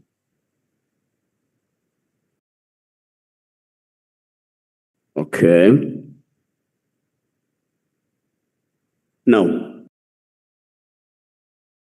part of what would have been testified before the committee is that this thing of some senior SAPS top management members appearing surprised with the 31st December letter is actually a fiction because there would have been numerous meetings that sat between the ministry and the top management of SAPS who actually worked towards a plan for the dissolution of the political killings task team. So have you been part of those meetings? If not, are you aware of such meetings and all that? Well, I was never in any of the meeting that sat and discussed the dissolution of the task team. Hence, my effort to try and reach out to the minister in January as soon as I learned of the letter, which was not successful. I have been in the meetings where the minister has been chairing. One significant meeting that drew my attention, and I started because of the past experience, where I started questioning the motive behind, was a meeting that was held in Pretoria at Kivitsgrund. That meeting, when it was sanctioned, I think it was a Friday in November somewhere, 21, if I'm not mistaken, the date. I was in KZN with the Minister of Public Works. There was a event there at ICC. The minister was there. When that meeting ended, the minister then spoke about this meeting that it was going to be in Pretoria. And I told him I'm not going to attend. And he pleaded with me that I must come. And I said, no, but I need to be in engagement in Pietermaritzburg. Then I cannot go there. I was summoned to be in Maritzburg. Otherwise, I'm going to have a problem. So he then asked me to negotiate with those people not to attend. And I still said to him, but minister, you want all the generals there, but the two generals are in China. And I think they're coming back on Thursday or Friday. They won't be able to attend the meeting. Then he says, no, well, he's going to check. And he came back to me and said, yeah, no. The two generals are landing on Thursday, and on Friday, they're going to be there in the meeting. So I then also got the permission to be excused in the meeting I was supposed to attend. I went to Pretoria because all the generals and the police were invited. So we went to Kivitsgrund. The surprise that happened at Kivitsgrund is that other generals were there, where the minister was there. When General Mkhwanazi walked in, next thing the instruction was all those generals from head office are not needed in that meeting. They were excused. He is one of them. They had left their offices, canceled their diaries because of this invitation. When they arrived there, I think because of the presence of Khumalo, things changed. So they were all kicked out. It was only the minister, the national his deputy, the national commissioner, head of DPCI, ourselves as provincial commissioners, and the deputies that were there. Only. But what was discussed in the meeting that was of concern? We were given a lecture by Vusi Pikoli, who's a legal advisor of the minister. He gave us a lecture about the Constitution, about the Act, that we, for the past 30 years, we've been enforcing. He was lecturing us about it. The powers of the minister, this. Because I had been part of these transitions in the police over time, I could tell that something is coming. I concluded there that something is coming out of this.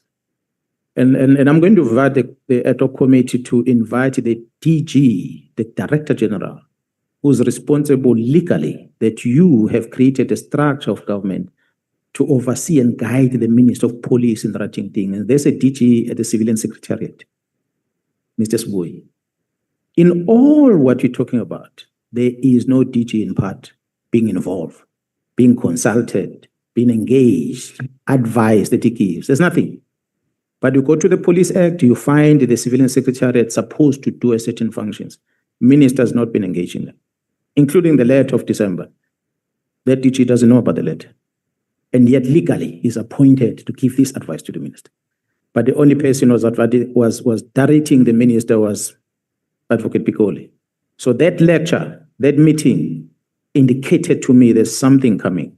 But beyond that meeting, I don't know, up until eventually the letter came out, which itself was not sent to me. So the lecture did not indicate that it's preparing for the dissolution of task teams or a task team. No, it didn't. The emphasis on that letter was to remind us about the powers of the minister. That was the point they were driving. The minister has the powers. The section of the Constitution gives the minister powers. This is the powers of the minister. These are powers of the minister. So at all time, that was a message that was cutting across. That's why I could conclude that I was the senior manager in the police from 2012, or from 2011, actually. So I've seen it all. I could read that something big is coming out of this, although I did not know what it is. So later, when the letter came out, I then started wondering that could it be the build-up to this? So you're also not part of the 1st November and the 22nd November 2024 meetings? No, I was not there. You're also not part of the meetings that were dealing with the organizational structure of SAPS? Honorable Chair and members, the disease that we have in the South African Police Service, again, is that the Police Act gives the powers to the National Commission to organize the service, not the minister. So for the minister coming here and say he was part of the structural thing, he gives himself powers that he doesn't have. So the discussion they were having, I was not part of. And I'm sure all the provincial commissioners that are there in terms of the Constitution, they were not invited to be part of it. The only engagement we've ever had regarding the new structure, which the minister was referring to, is when we invited in Pretoria the Board of Commissioners. The person who was presiding over the meeting was General Mkhwanazi, if I'm not mistaken, with CB sitting on the high table.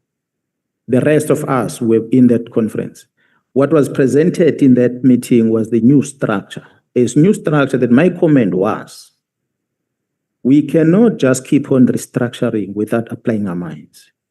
You created division because you want to please someone. A lieutenant general, you're going to pay 2 million rand salary plus the vehicles that you must have, plus the staff in the office. The cost of one lieutenant general, it's a lot of money.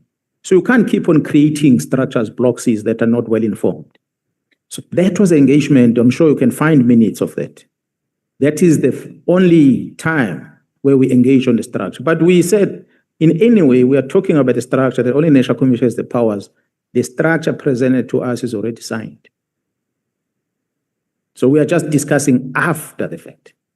We can't do anything about it. So what led into that structure being the blocks is put and the National Commission signing was preceded by a meeting with the minister, we were not part of it, at least provincial commissioners, I can speak on their behalf. Okay.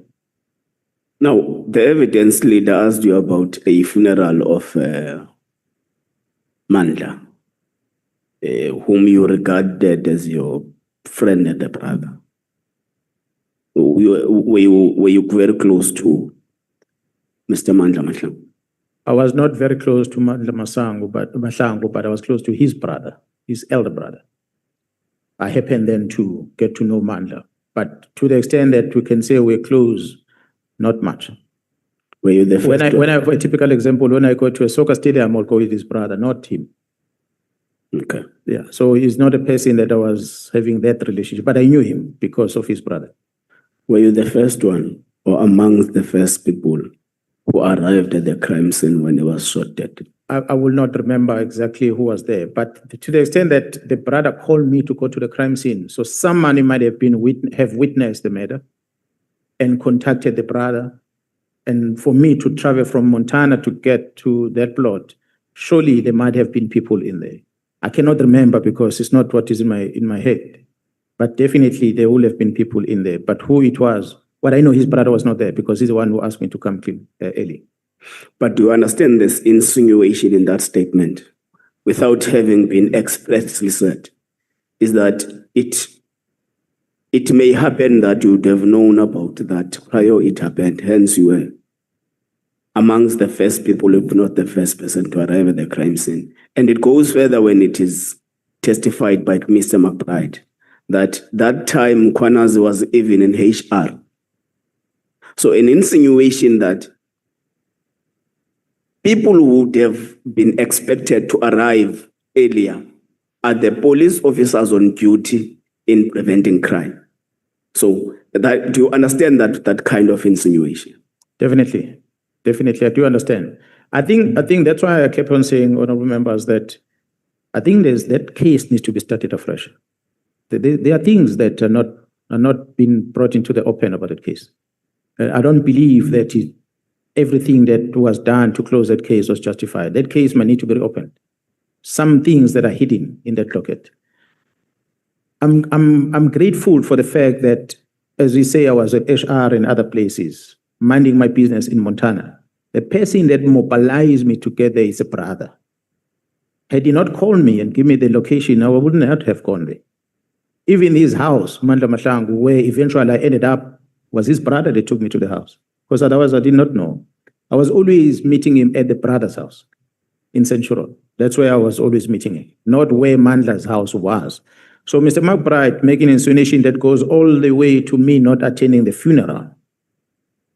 At least from my side, the brother knows everything and he was there and he saw me, not even me alone, with my wife there. So that's the advantage that at least I have. So for the fact that he's making those statements, it makes me suspect that perhaps Nhlanhla Mkwhanazi's murder might involve people that he was close to. Another insinuation in respect to Nhlanhla Mkwhanazi's murder is that Nhlanhla Mkwhanazi deposed an affidavit to IPID that implicates you of having a hand in trying to sabotage the case against General Mkhwanazi. And he was later after that killed. Another insinuation in this assertion, which was also said by Mr. McBride, is that there would have been a dialectical relationship between the deponent or the statement deposed to IPID against you and the murder of Nhlanhla Mkwhanazi.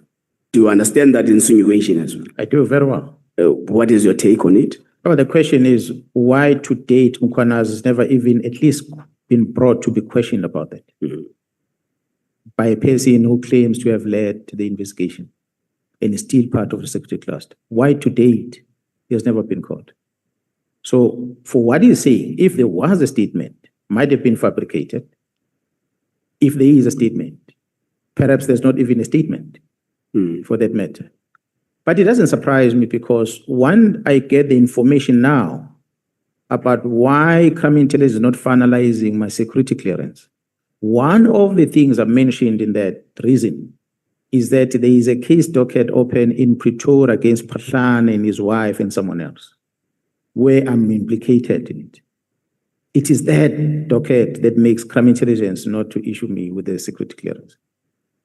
That is many years back. To date, nobody has ever come to me to ask me questions.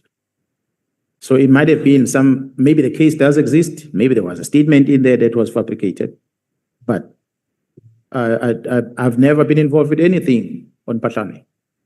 Mkhwanazi was the acting national commissioner at the time. He became my boss. But other than that, we will only meet at the gym in Montana. That's all I knew about him. No other relationship. Lastly, did you submit the video or the record of your meeting with Mr. Nhlanhla and General Senona to the evidence leaders? No, I did not. Can you please assist us with that? I will have to speak to the investigation team because when we conducted that, it was part of the criminal investigations that we're busy with. Okay, noted. Thank you, Chair. Thank you very much. I will allow my colleagues to pursue where I might have left. Thank you. Thank you so much. See, I'm disciplined. You have used extra 5 minutes. Kuse, do you want to come now or later? No, I'm deploying the Secretary General of Umkhondo Sizwe Party. Honorable Nomvalo, No, I accept the deployment. I'm accepting. the new Secretary General from Yes, Chair. from the box. Yes, Chair. Remember now when you speak, you no longer speak as an ordinary honorable member. Chair. No. Don't do that to me, please. You speak as Don't do that, Chair. you speak as leadership. And what we want to see from you is the leadership argument. Don't patronize me, Chair.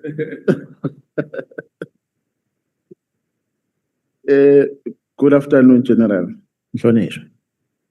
Maybe let me, before I go further with my questions, do what my colleague here has been doing since we started, Honorable Souls.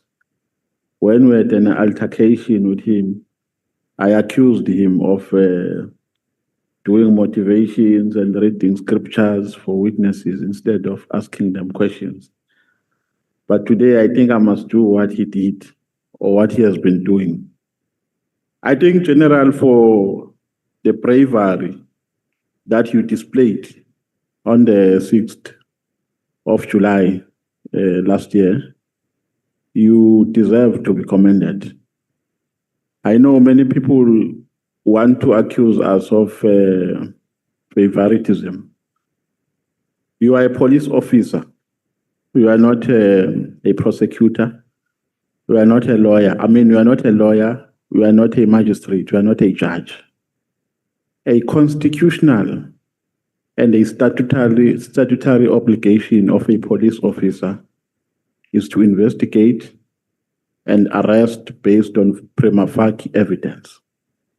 In this country, we have prosecutors who have taken dockets on the basis that they have prospects of success. And when those dockets go to court and get withdrawn, and some don't make it in court because some cases get dismissed and so on, that does not mean that they do not know their job. So your job as compared to a job of a prosecutor and a judge is very minimal. So you must never be demoralized when people accuse you for what you did on the basis that we have not been able, as this committee, to prove some of the things further. You did what you were supposed to do as a police officer, and subsequently, because of what you did, some explosive revelations have been made here before this committee. If it was not for what you did, the country would have not known the deep-seated rot in our justice cluster. Our country would have not known that Begicele, because it's an allegation that has not been challenged, received an amount of 500,000 from Nhlanhla. Since that allegation was made, Begicele has never contested it. So it remains the only version that is at our disposal. If it was not for the bravery that you expressed, we would have not known the deep-seated rot and the shenanigans that are finding expression in IPIT, because the overwhelming evidence presented here shows that IPIT, to a greater extent, has been captured and has been criminalized. we would have not known the shenanigans that are happening at ITEC. We would have not known the extent at which the relationship between Mkhwanazi and the Nhlanhla, the extent at which their relationship impacted with the running of SAPS. So I'm saying for all those things because we shouldn't behave like here you have a responsibility of being a police, a prosecutor, and a judge at the same time. You're a police officer. And on top of that, you are a human being. So if there are mistakes that you made during your press briefing, that cannot be used to characterize you as a dishonest person. That cannot be used to characterize you as a person who lacks credibility. You did what many people have been wanting to do, but because of fear for their jobs and for their lives, have not done. So this country must commend you for that. Because this country, or the justice cluster and the security cluster in particular, is highly compromised. And that has been expressed as evidence before this committee. So you must go to your home from this parliament.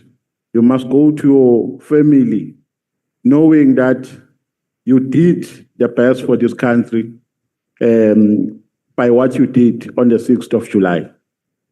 Thank you, sir. So I thought it's important, General, and I'm saying this without any fear of contradiction. Many things have been exposed here. All those things were not going to be exposed had you not taken upon your shoulders to go to the media briefing on the 6th of July, 2025. But I think when I ask you questions, I must start here, General. I know some people might think that by asking this question, I'm going beyond the confines of the terms of reference. I'm not, because within the terms of reference, there is a term of reference which says we must investigate the alleged infiltration and abuse of SAPS. I'm not quoting it verbatim, but it is within that context. Now, the question I want to ask you about is a question about a man, a businessman in KZN, a man called Kelvin Matibeli, who made serious allegations about you. I know that you took the matter to court, but I think the matter did not deal, the court did not deal with the merits. It only dealt with your application to interdict. So all the merits that, and the allegations that he raised when he spoke about you were not dealt with. And therefore, they have not been tested by any court of law, and they are not under any judicial scrutiny. So the allegations that he made, I think you know all of them, General, but I will summarize them. He says, you are working for business bosses. He further says, you are using the police to settle scores, and the police are doing dirty work. They target KZN police. They target certain individuals, and they pretend to be conducting investigations with an intention of killing those individuals. What is your reaction to that? How is your reaction? How do you react to that? Honorable Member, Mr. Matibedi, I did not know him. He believed one of the business people in KZN like many others. But what I become aware is when I'm told about the things that the man is writing on Facebook, comments he makes about me as a person. But what is interesting on that is that he even includes the issues of Minister Mkhwanazi and what we are discussing here. And when I inquired more, then I established that he's a person who's very close to the minister. So he made a lot of false allegations, and allegations of things that are coming from the media, amongst others. It's a given. There are people that are loyal to Mr. Mkhwanazi. The press briefing was in no way to make Minister Mkhwanazi as an evil, but it was a person that was an obstacle for the administration of justice, and we had to come out with that and make it clear. But the people that support him, like Motibedi, came out strongly and started throwing accusation around. So it's for that reason that I took it out of my own to challenge him. And he made use of the media, amongst others, to make those stories. Again, as I said about Minister Mkhwanazi, he's a person that's been fed the wrong information. The least the man can do is to stand up and say, I was told by so and so this information about you. Because me and him never met, but now I know his face, and I hope we'll meet very soon. We're in court now. And that was the first matter in court. We are following on that because they've not honored that court order. So we are continuing with the court process on it. Obviously, there are many other actions that are going to follow thereafter. Thanks to him for having come up and start making that noise, that we started getting to know a lot of things about him from his staff that have brought to attention. That's why there was a search in his properties in different provinces, because his staff are starting to share some irregularities that are happening in his space. Not because we wanted to do that. It is because of what he exposed himself, being influenced by the people that influenced him. The allegations that he made that involved taxi people, I would be happy if you were to mention which taxi person or company or family is talking about. But to my conclusion from after investigated about who is he associated to, because I did not know he's in a taxi as well. I thought he's just a businessman that run tenders. Later I learned the dog is in the taxi environment. In actual fact, the police arrested some of his security guards. I think about 2 of them, if I'm mistaken. But when they were arrested, those security guards were protecting one taxi boss in KZN from Inanda Taxi Association, who is the chairperson there. His surname is Getsemane. When that Getsemane was arrested after invasion of a site, a mine in KZN, the police responded, they were arrested, they were detained. His guards, his Matibeti's guards, were amongst the people that were arrested. So that what triggered Getsemane to start accusing the police on a lot of things.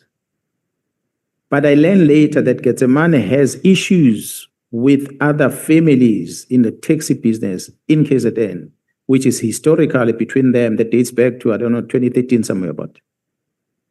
So I then believe that that means Motibedi being very close to Getsemane, maybe because Getsemane has issues with another family. It perhaps Motibedi assume that I'm associated with the enemies of Getsemane. So that's my conclusion. But other than that, I have no issues. All the taxi people I engage with, I was there last weekend, Saturday, with another taxi companies before coming down here. I'm not associated with any of them. So whatever he made out there is not the truth. Yeah, maybe I should have declared that I also know Mr. Kelvin Matibele from when I was a member of the ANC. So we used to be very close when I was still in the ANC. I think it's important that I declare that, but that is not my interest. My interest here is finding the truth. And I want to establish the basis for his allegations.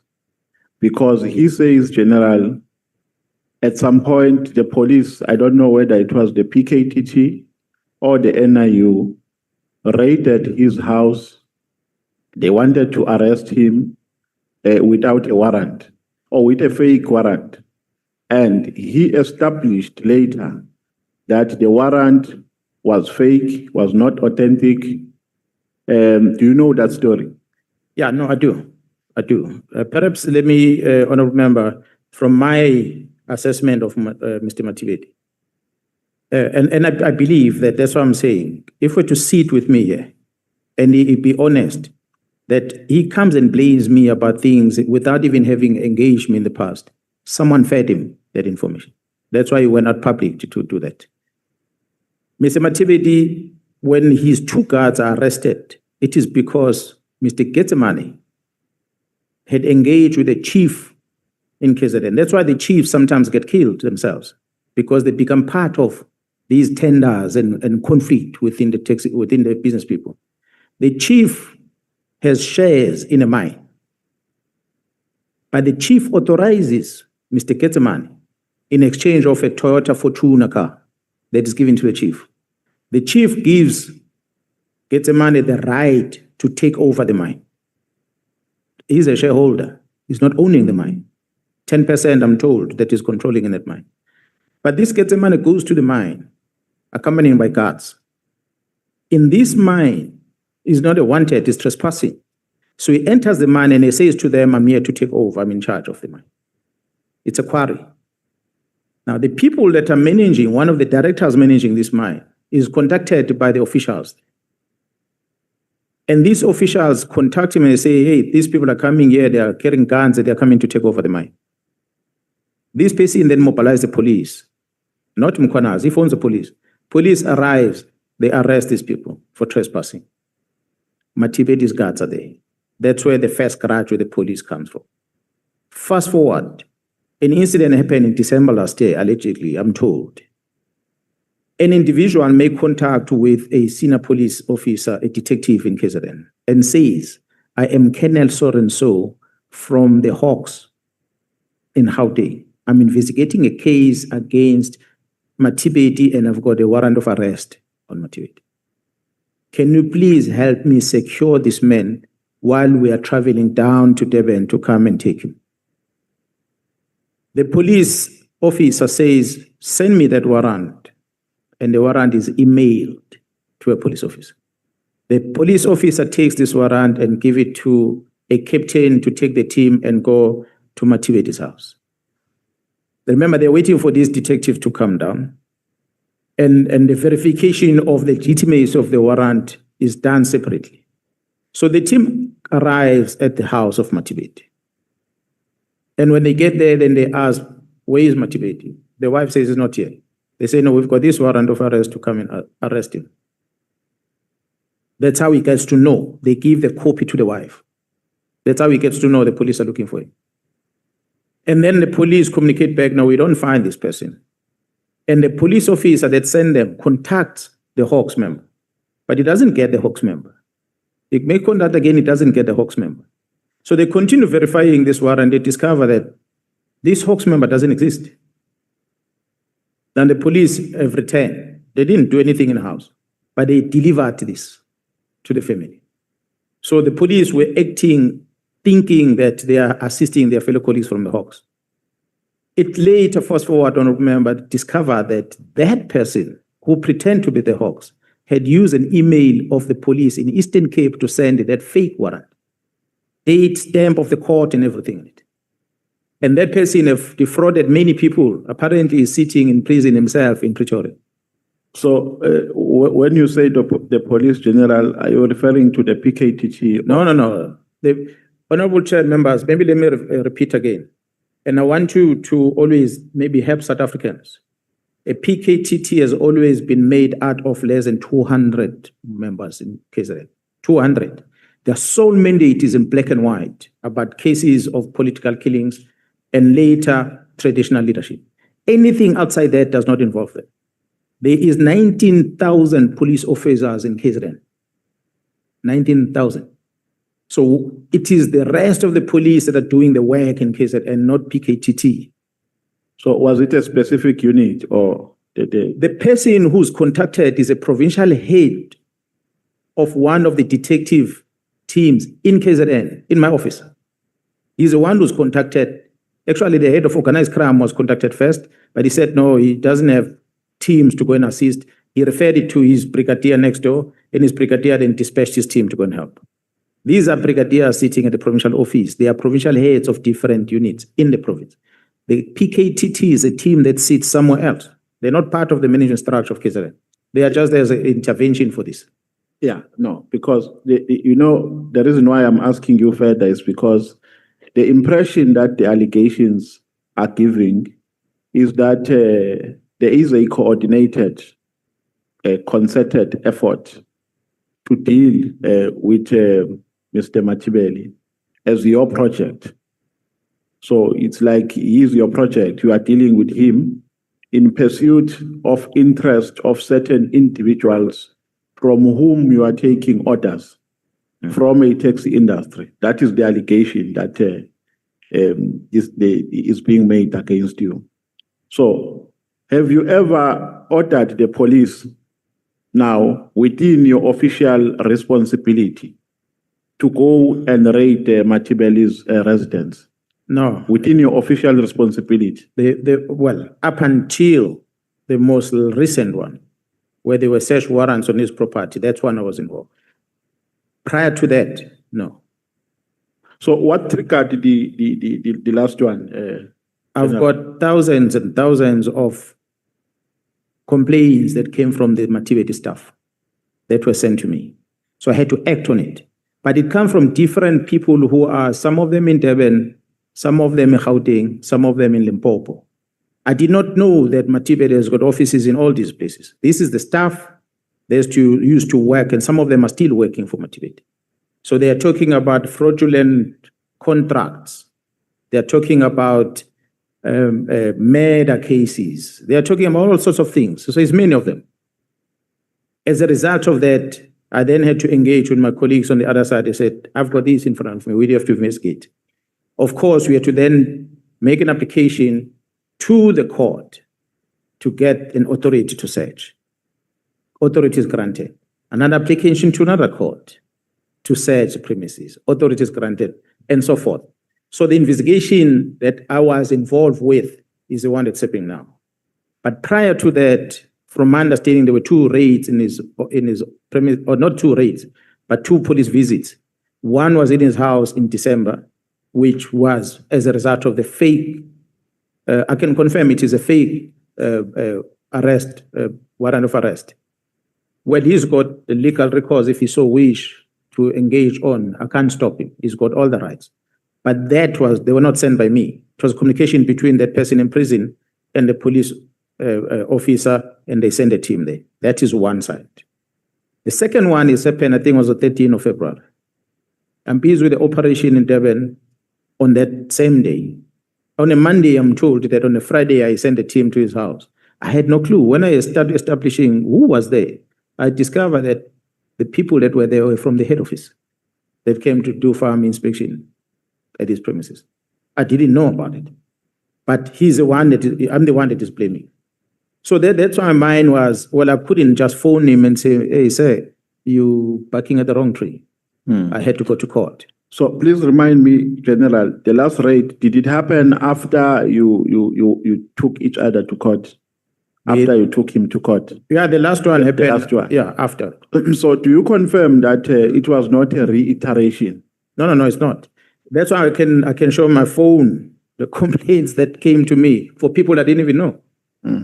And why I would not just sit back and not act is when I see the team is going to fight me on this one, because I'm not going to disclose some of the things that are part of the complaints that are there, is that a tender is completed. In this tender, there are certificates, and these certificates must be commissioned.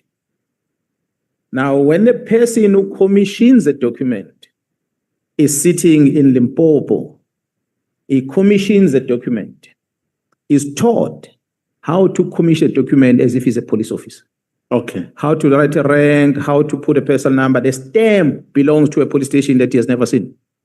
Yeah, he's done this thing in the office. That's what I'm saying. I think, General, is those type of complaints. I think it's because it's still under investigation. Yeah. I don't want to jeopardize your investigation. All right.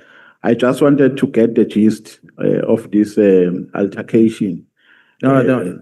Yeah, well, between- prior to these recent searches that happened in all four provinces, I did not even know him. Okay. For that matter. General, my observation and my conclusion about the National Commissioner, General Masemola, is that to a certain extent, he also abdicated his responsibility with regards to the disbandment of the PKTT. If I can use a silly language, I can say he also slept on duty because he was on leave. A decision is taken by the minister. When he comes back, he does not contest it. He implements the directives.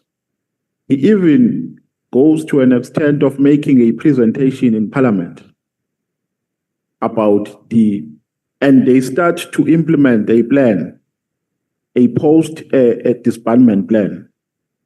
So don't you feel that as a matter of principle, the National Commissioner also is to be blamed for this? Because if he knows his constitutional powers, he should have not allowed that decision. He should have contested it right on the spot. He should have said, no, Minister, you do not have powers to do this. We're not going to implement this. So don't you think this is a fair criticism? I mean, me, if I was a National Commissioner, I was not going to allow the minister to do what he did. I was going to tell him right in his face that, Minister, you don't have constitutional powers.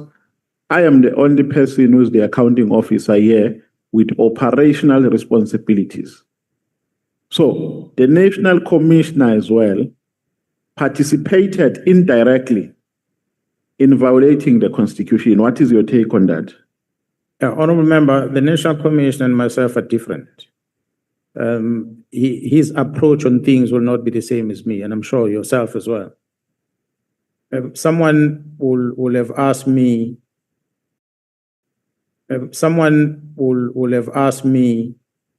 why do you go out public and make these pronouncements that involves, one of the things was spoken here, presiding officers or judiciary? Why didn't you complain through the structures that exist? And my response will be, the procedure of complaint is there, but it was going to take long, and I did not trust the process. That's why I felt it is important for me to approach it in this fashion. The National Commission might say, in my approach of things, I was going to get into the same outcome as General Mkhwanazi, but coming in a different way. Yes, I was frustrated, I must tell you that. Because for me, I needed action and action done fast. That's why I took it out of my own to phone the minister in January and to also send him a message in April. Because I felt that I need to engage him directly. But that was not successful.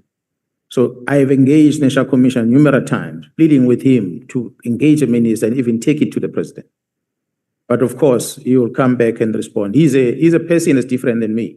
I'm sure you've realized that. He's a bit of a calmer guy, which is different than me. So I cannot say what he neglected his work by doing what he did. He might have not agreed with the minister, but not wanting to go directly. Perhaps that's why the reduced way of closing down the team, which is a winding down approach and so forth. And I must say, Honorable Chair members, that the likelihood is that had the minister granted me an audience in January when I asked to meet him, and perhaps the minister convinced me that although it's not immediately, but we might want to get rid of this so that we can move it like this, perhaps I would have agreed with the minister, and if he had that opportunity to sit down with me, listen to me, and we engage and we agree on how we should go about it. But that opportunity was not granted. So for the National Commission, he had an opportunity to engage with the minister, how they engage with each other, how he was able to persuade the minister to say, let's not shut it down immediately, let's have a plan of closing it. I cannot say he was sleeping on duty. Okay. You know, General, when you were making the explosive revelations that you made, the first thing that came into my mind is that was Pagoli news. I don't know if you understand that language in Zulu. More Pagoli news, ziyaphuma zonke zize kuwena. So that is why you need to hide your face. And that thought came from the prevalent fundamental decay within our institutions. Corruption is everywhere. And we've seen good men and women in this country trying to expose corruption with no success. Some have been victimized. Some have been killed. Abanye today, bane ndandane. I mean, bane ngane ezingenawo ama-breadwinners because they stood on the side of principle. So, have you not become vulnerable since the revelations? Have you not been attacked? Has your family not been affected by this whole thing? How are you surviving? Because even people who don't know you, they know you now. Some are characterizing you as a rogue individual.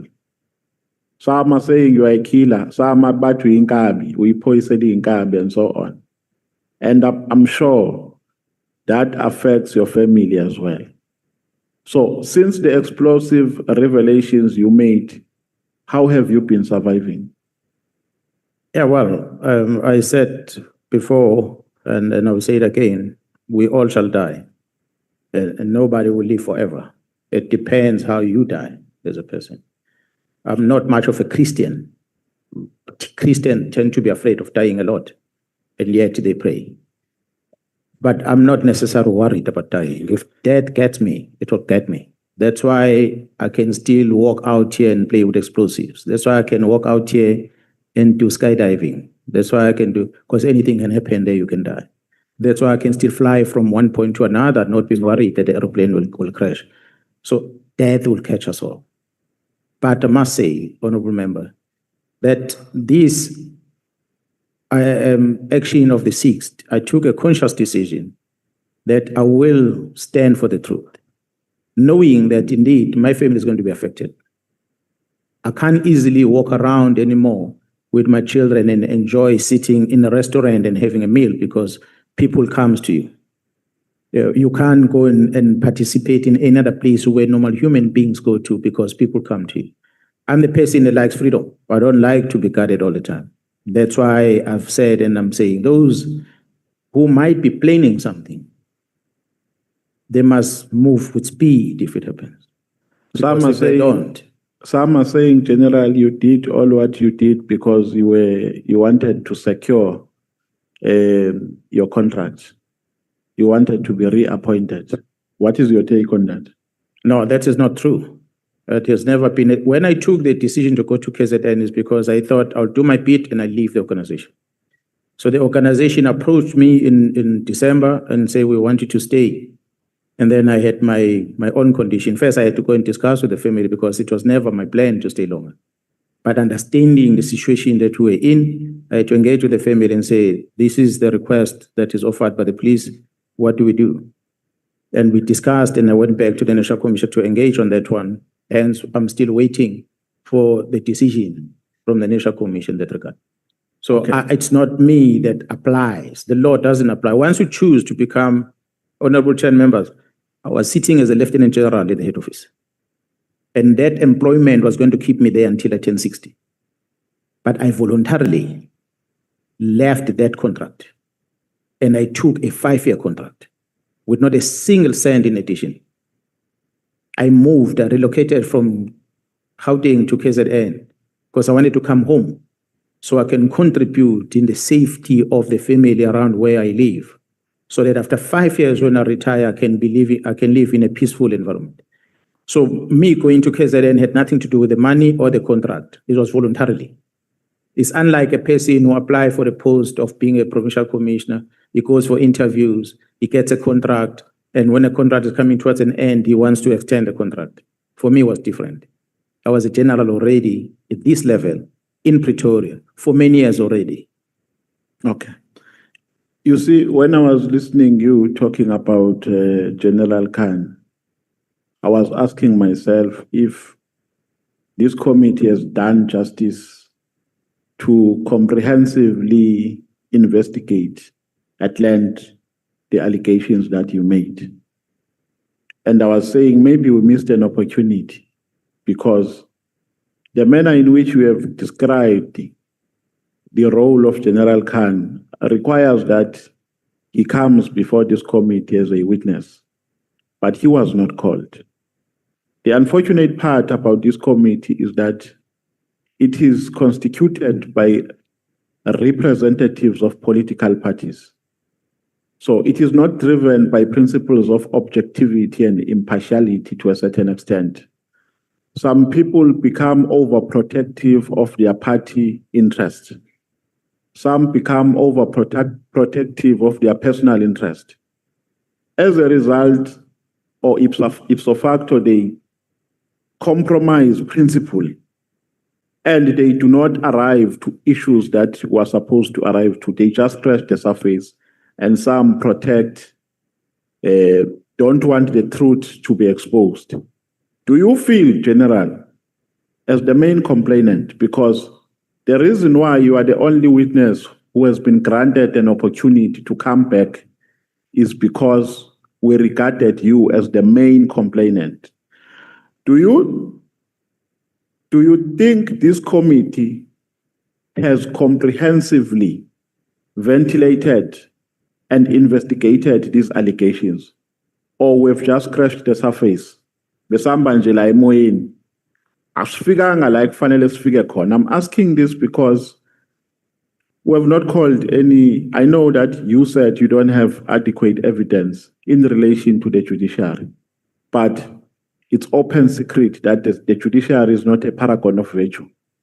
They also have their smolanyana skeletons, but none of them has been called to come here. Do you think we've done justice as this committee? Leave the Madlanga, but this committee, which is structured the way it is structured politically. Yeah, well, in as far as the work that the committee has done, I was hoping that the reason for the minister to come up with the letter of the 31st of December was going to be investigated. Not just simple us being called here to talk about it, but I'm talking about a forensic investigation done from his gadgets, where this letter was compiled, his communications between him and his staff, Vusi Pikoli that he made a reference to, that he shared this thing with, and those legal structures that are established to assist the minister, like the DG at Civilian Secretariat. So those are the things that I was hoping were going to interrogate it thoroughly. And I feel they were not thoroughly interrogated. There are 3 items that the minister raised on his letter. And the majority of the time the committee spent was on the first one. The second part of it is just moving below the radar. The third part of it, which is border security, it's even more of a concern for me because that's a gateway for the bad things coming to the country. And I don't think the Ad Hoc committee have done justice to establish exactly what's happening there. I hinted on some weaknesses in these areas, but I thought the committee was going to even do inspection in loco for that matter to test what we're saying. Whether really are we that open in our borders that things can just come in willy-nilly and without being checked? So those are the type of things I would have expected the committee to do. The time you were given maybe was not sufficient. Perhaps going forward, different structures, different committees, depending on the recommendation, will dig deeper. Especially the portfolio committee on police will dig deeper to find out what are the things beyond this Ad Hoc committee. Okay, please bear with me when I cut you because there are questions that I would like to pose to you, and I'll be very flabbergasted if we finish without asking these questions. Evidence has been tendered here about the misuse of the so-called slush fund in the Secret Service account in crime intelligence. What is a systematic shortfall on how the slush funds are being run. Are there any gaps which are opening loopholes or which are opening a can of worms? And if there are systematic gaps which are attracting corruption to the Secret Service account, if they are, then how do we close them? It's going to be difficult for me or a member to talk about Secret Service account because I'm neither a member of crime intelligence nor understand exactly the details of how they do business there. But one of the things that I picked up from the complaints I learned from the Divisional Commissioner, the General Mkhwanazi, and something I've learned when I was the Acting National Commissioner as well, was that the abuse of the resources becomes easier simply because there are these clandestine people that have been used. So a member is going to claim money on behalf of, and then that claim is paid, but that payment might not land to the person that is supposed to receive because of that system that they have within crime intelligence. Because they have to do things covertly.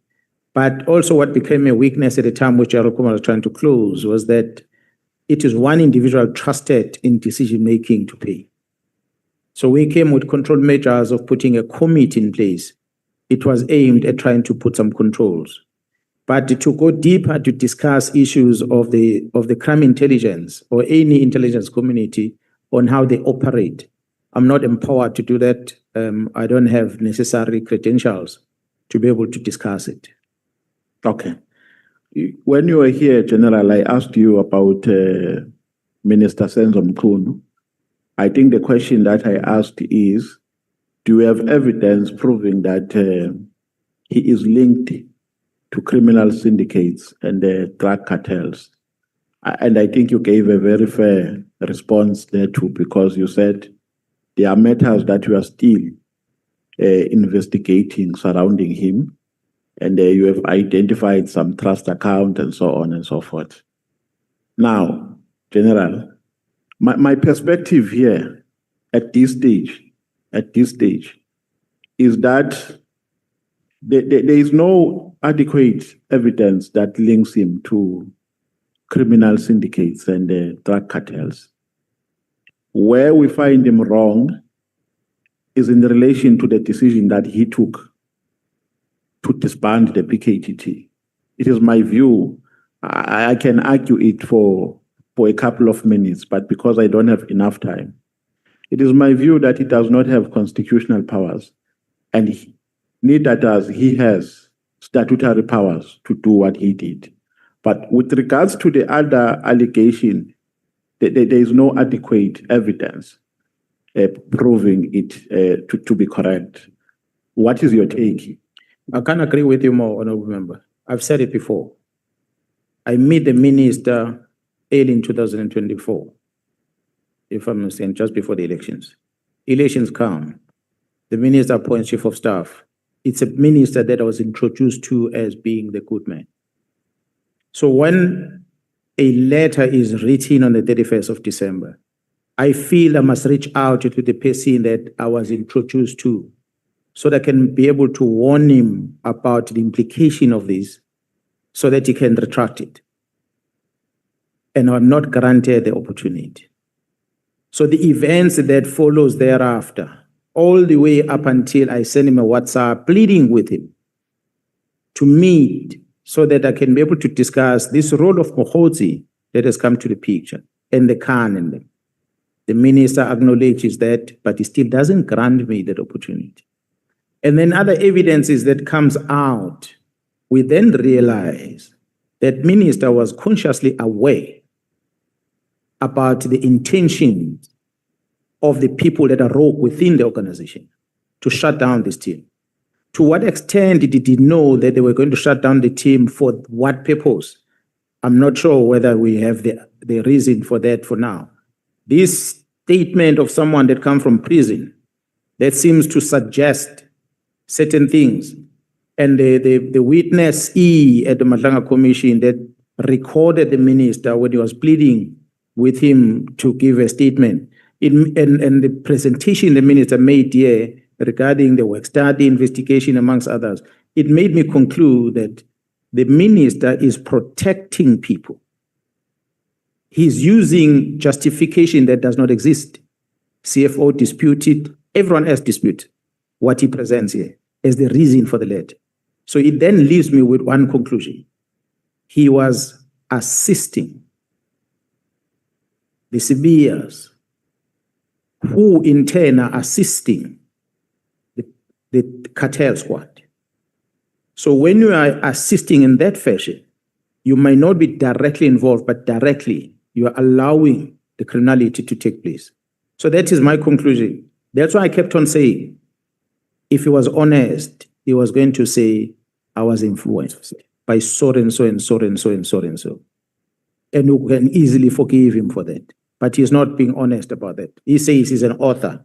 If he's an author, then he gets into the constitutional question. What gives you the powers? That's what. Thank you, General. Unfortunately, we've run out of time. Thank you very much. Thanks, sir. Honorable Shongwe.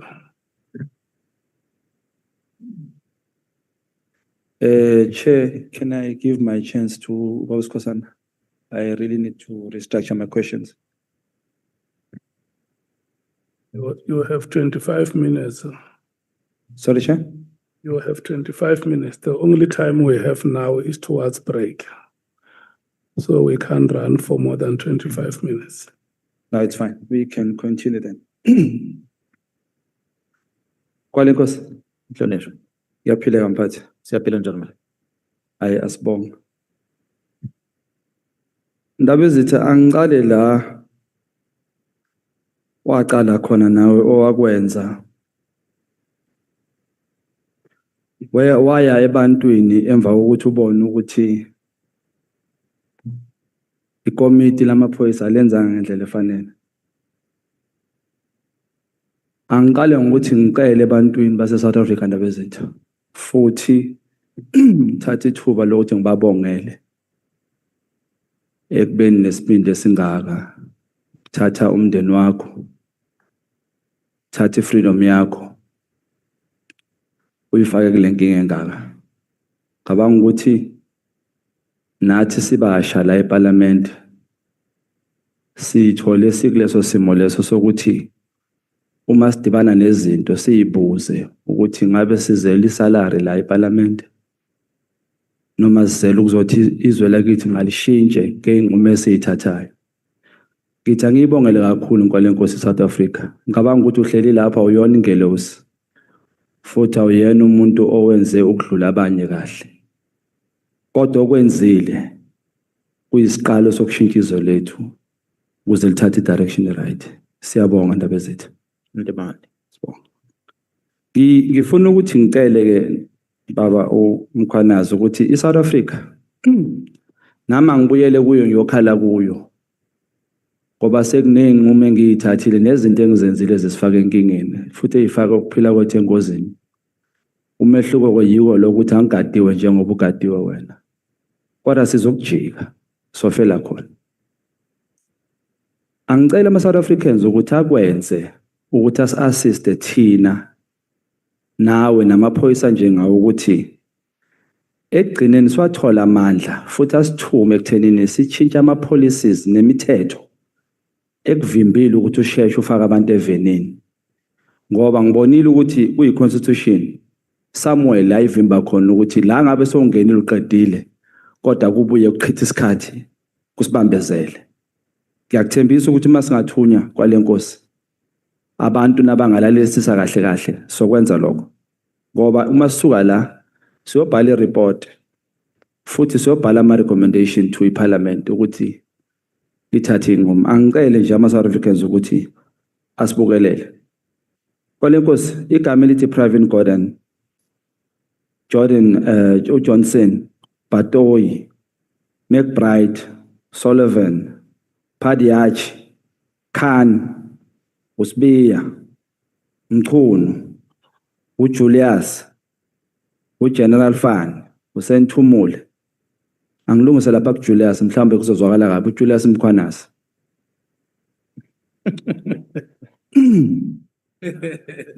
I'll fix the error. Bengizoqhubeka ngikhulume ngabo. Kodwa kamanje na umbuzo wami. Kuthinte kumculi engimthanda kakhulu indaba ezethu. Uzinqe Malo. In the big five, who is Zinqe Malo? What we know is that amongst the people that are within the big five, that there are many business people that are associated with them. There are many politicians that are associated with them, and some of them has been spoken about in public. But it does not necessarily make them to be the big five. I said earlier, in one of the farm in north of Pretoria, it became like another arm of government, where all these high-profile people, business, politicians, and everyone were accounting it. So for now, what we have on the record that Zinqe Malo is one of the business people that are associated with the people, not to make him a big five, but because of his business interest that he had that involved some of the people, he ended up in that space, and he's not the only one. You will see a lot of photos, a lot of names of others. Does not necessarily mean that they are part of Big Five. They are associated with these people one way or another. It does not necessarily make them Big Five. So from the records that we have of Zinqe Malo, he's, I think, one of the people that became closer through the taxi finance, if I'm not mistaken. He was facilitating people in South Africa to get funding for taxis. And the taxis were controlled, or the Santaco was controlled in that space. So that's why I think he lands in that space and his name is popping up all the time. Nangibonge baba. Amaphoyisa njengalawa afuna ukuba njengawe abopha abantu kwangempela. Kodwa sovalweni ngoba yacabanga ukuthi uma uzoba u-detective and uthola ukuthi uphethe information strong, kodwa uzoya phambili uyazi ukuthi le information izophuma ikhishwa ibona lamaphoyisa la ehlalweni ephezulu. Siwasiza kanjani amaphoyisa njalo ukuthi aqinise idolo nesibindi ukuthi aqhubeka phambili? Ngoba my concern is that amaphoyisa amaningi wabo aqoshiwe umsebenzi in general. Baqoshwe bafakwa ama-cases angekho, nama-dismissals anga-understandeki, bese kuba nama-lawyers angenelela ukupressa labo bantu labo. Siwasiza kanjani amaphoyisa njengalawo ukuthi aqine idolo aye phambili?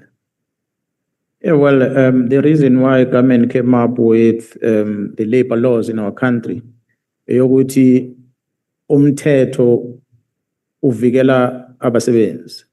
The police officers are affiliated to unions. So if unions are strong in defending police officers against the abuse, I think that is going to go a long way to support them. That is on one side. But on the other side, channels must be opened. And the only place I think the channels for me can easily be opened is through Parliament, the Portfolio Committee on Police. Create a platform, an opportunity, or a section within that can allow police whistleblowers that want to talk about things that are wrong in the police, that they see, or things that makes them not be able to do their work. But it must be an organized structure in such a manner that is going to receive complaint and be able to investigate these complaints and find them to be legit and be able to then take necessary action. They can take action by making reference to IP to investigate such behaviors, reference to the IDEC to investigate such behaviors, or in many other structures.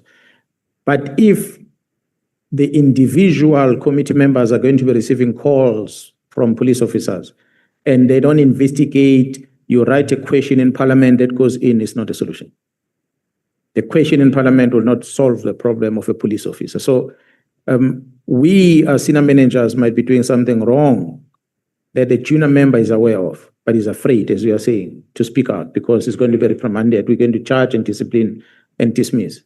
There must then be a platform, at least in a secured environment, which I think the Parliament might be one of the secured environment, where this police officer is able to dispose of his challenges, because IP is created for that purpose. But we've seen a number of cases that IP has in their position where there's no traction in terms of investigation. I don't know the reason. We're hearing of the bad things that IPs are doing nowadays, which then creates a doubt about their capabilities. So Parliament must be then the place where one can cry. Presidents have created a complaint structure there, but a complaint comes in, they just dispatch to different departments. What I'm asking for, if we create a structure in Parliament, it mustn't be receiving dispatch. It must be receive, investigate, and then make a referral. Maybe to follow up on that, as parliamentarians, in your view, what is it that we are not doing, Masenzi oversight, that we need to be doing? I think that's a good question, Honourable Chair and members. The oversight role. Well, I'm not in Parliament. I'm not the lawmaker, so it might be difficult for me to criticize much what you do. But I see in how ordinary living government works. You will have debates about the subject, but that debate might just be a debate as a tick of a box. If a decision is taken, it stays. So same with the oversight. You might find something wrong in a department, but what are the legal things you do as an oversight body that holds an accounting officer accountable? Shouting and screaming is not a solution. You can bring a person and shout at them in a meeting, but it's not going to. They're going to leave here and go aeroplane and go away. How do you make sure that there is action taken? I don't think there's ever been, I'm not saying that you must start now, but perhaps it might be an opportune time. Provincial commissioners are appointed by the National Commissioner in consultation with the executive in the province. When the executive who represents society feels that the leader of this police is not helping in fighting crime, that executive have a platform to send a communication to the National Commission and request for a fitness board. But it is the executive of the province that has that legal authority. The portfolio committee of police in the province or security, I don't know, community safety portfolio, they don't have that right. Whatever oversight they might do, they will have to write to the executive and raise those things. In Parliament, the person who accounts is the head of the police in the South African Police Service, the National Commission. And since the dawn of democracy to date, I don't think Parliament has ever initiated the process of a fitness board against the National Commission. It becomes a decision of the president to say we're dealing with this one or we're not dealing with. But the Parliament who does oversight, who see the wrong, who have asked for the report, presentations, make suggestions, and there's total ignorance on the things that the law says we must do. There's never been any opportunity, or as far as I know, a time where this portfolio committee will write to the person who's responsible for this accounting officer and say, this accounting officer is not fit for this job. Take action. All the departments, DGs, are appointed by the president. I'm not sure whether the past president and the current has ever received anything from Parliament that says, Mr. President, we are asking you to take action against this DG or against this National Commission, against this general. So I think those are some of the things that we must start want to look at. Because if failure to do that, it means you do oversight over an institution where you really don't have any say on it. You are just calling them to shout at them and they leave again. They come back tomorrow, they leave again. It's the same thing. You'll do that and you become famous to be a very active parliamentarian, but the person you are active on remains in the position. Or the institution that you're doing oversight on, they still do the same things, same way. No changes. Uchaza ukuthi into esiyenzayo ukujwayela kahle sesenza into ejwayelekile nje ukuthi kuhlale kwenziwa kanje, but we are not effective. But let me appreciate that. Asikhulume nalo daba. What is, in your view, uma kukhulunywa ngawe nebag ye Louis Vuitton? Why did you feel the need to speak up? out ngayo wena usukela usuka khona uchazela abantu ukuthi ukukhulunywa ngebag ukuthiwa wayithola. What prompted you to do that? Honorable Chair and members, I'm glad you're asking me this because this Louis Vuitton has a history. The history is, I think, majority of government officials suffer the same thing. They fall victim of the similar thing. Mkhwanazi gets on a trip to France where there's a big exhibition to look at different equipment that we use as a police. We are there for a week. In one of the days, as we are walking and person is tired of being walking in this place every day, I come across a plate. I take this plate, I'm a task force trained person. Mine is guns and bullets. So when I take this bulletproof plate, it feels like a paper. I take this thing and I look at what is written on it. What can it stop? What caliber of bullets can it stop? The numbers that are written here made me not to believe it. So I say to the person on the desk, I said, this is not true. That this plate can stop this caliber. This person says, no, it can. I said, no, demonstrate this. Then he gave my details, said, no, we're going to send an invitation. I fly back to South Africa. We receive an invitation. I put a report to the acting national commission at the time, Ms. Patlan, and I said, General Patlan, we went overseas and we saw this. I'm interested to know about this because part of the problem we have in police is the death of police. They are dying because they are not wearing bulletproof vests. Portfolio committee have been parading us almost every single day. Police officers are not wearing these vests because they are heavy, uncomfortable. And here I am seeing something that is weight of a paper. And they say it can stop the same caliber of the weapons that we are protecting our members against. I want to test this. So General Patlan approves that, no, we can go on invitation back to Germany this time, not in France, to where the company is, to go and test. Remember, I'm the task force person and mine is managing the tactical teams. I'm not a ballistic expert. So I won't be able to go details about what this plate is supposed to have. That's why we have to get forensic people to come with us. A colonel from forensic in Cape Town came with us. So we travel, we go to Germany. In Germany, they take this plate, they put it in microwave with a high temperature degree. They take it after a microwave, they put it in a bucket full of water. They take it from there, they drop heavy object on top of it to mess up with the material of the stick. From there, they put it against the clay. And they ask us, what is the speed of the bullet that we use in South Africa? They load up this bullet and they shoot this thing. 7 bullets goes into it, not a single one goes through.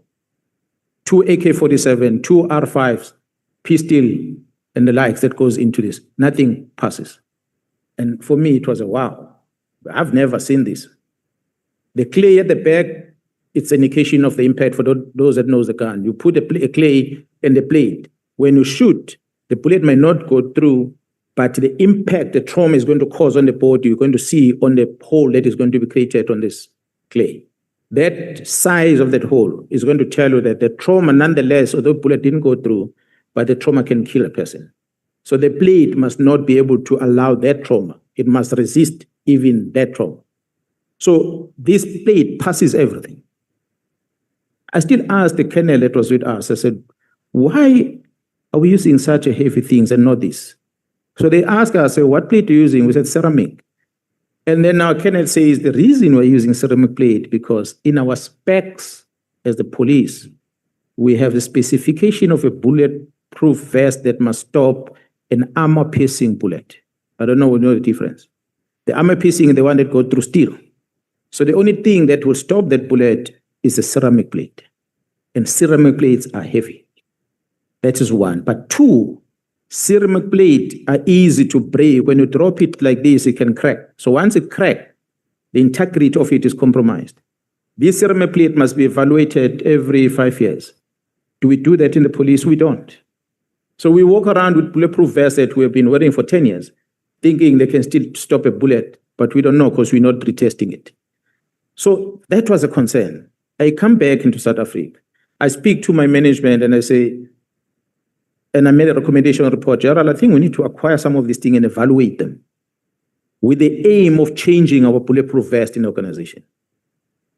But he says, no, well, start the process. Now, in starting the process, I'm the one that initiates this.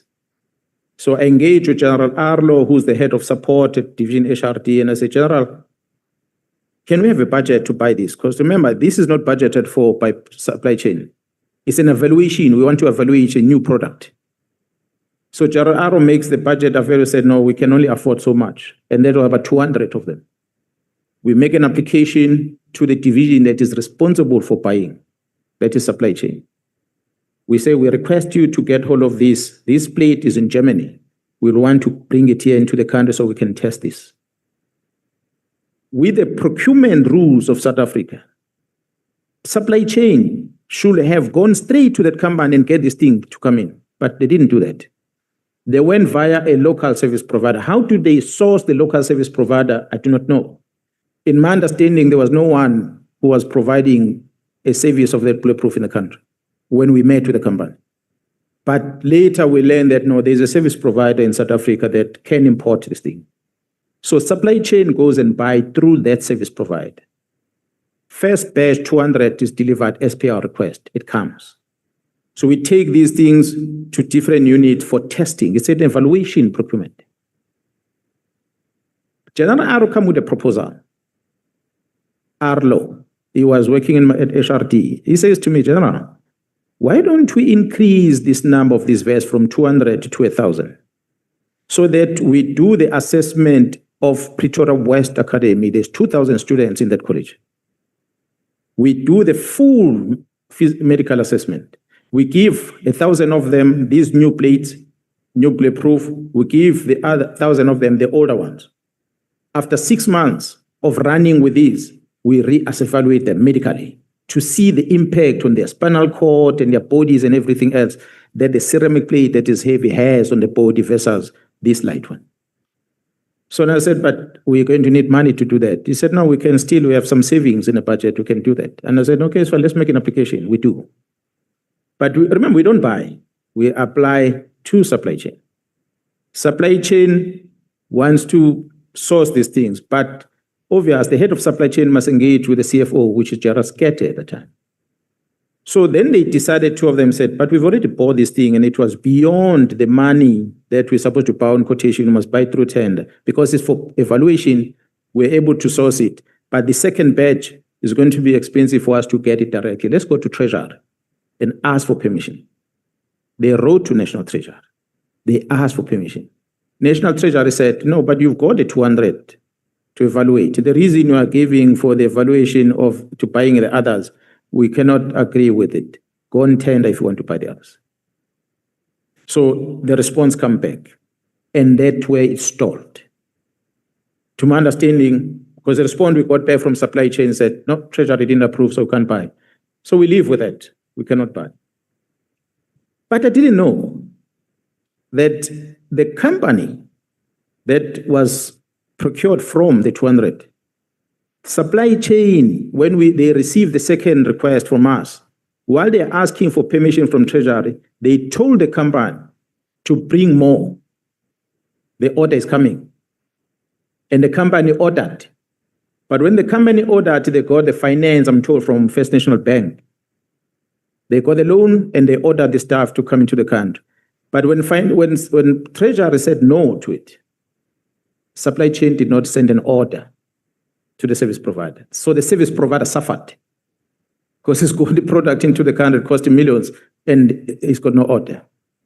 That was his, I think, stupidity that he did.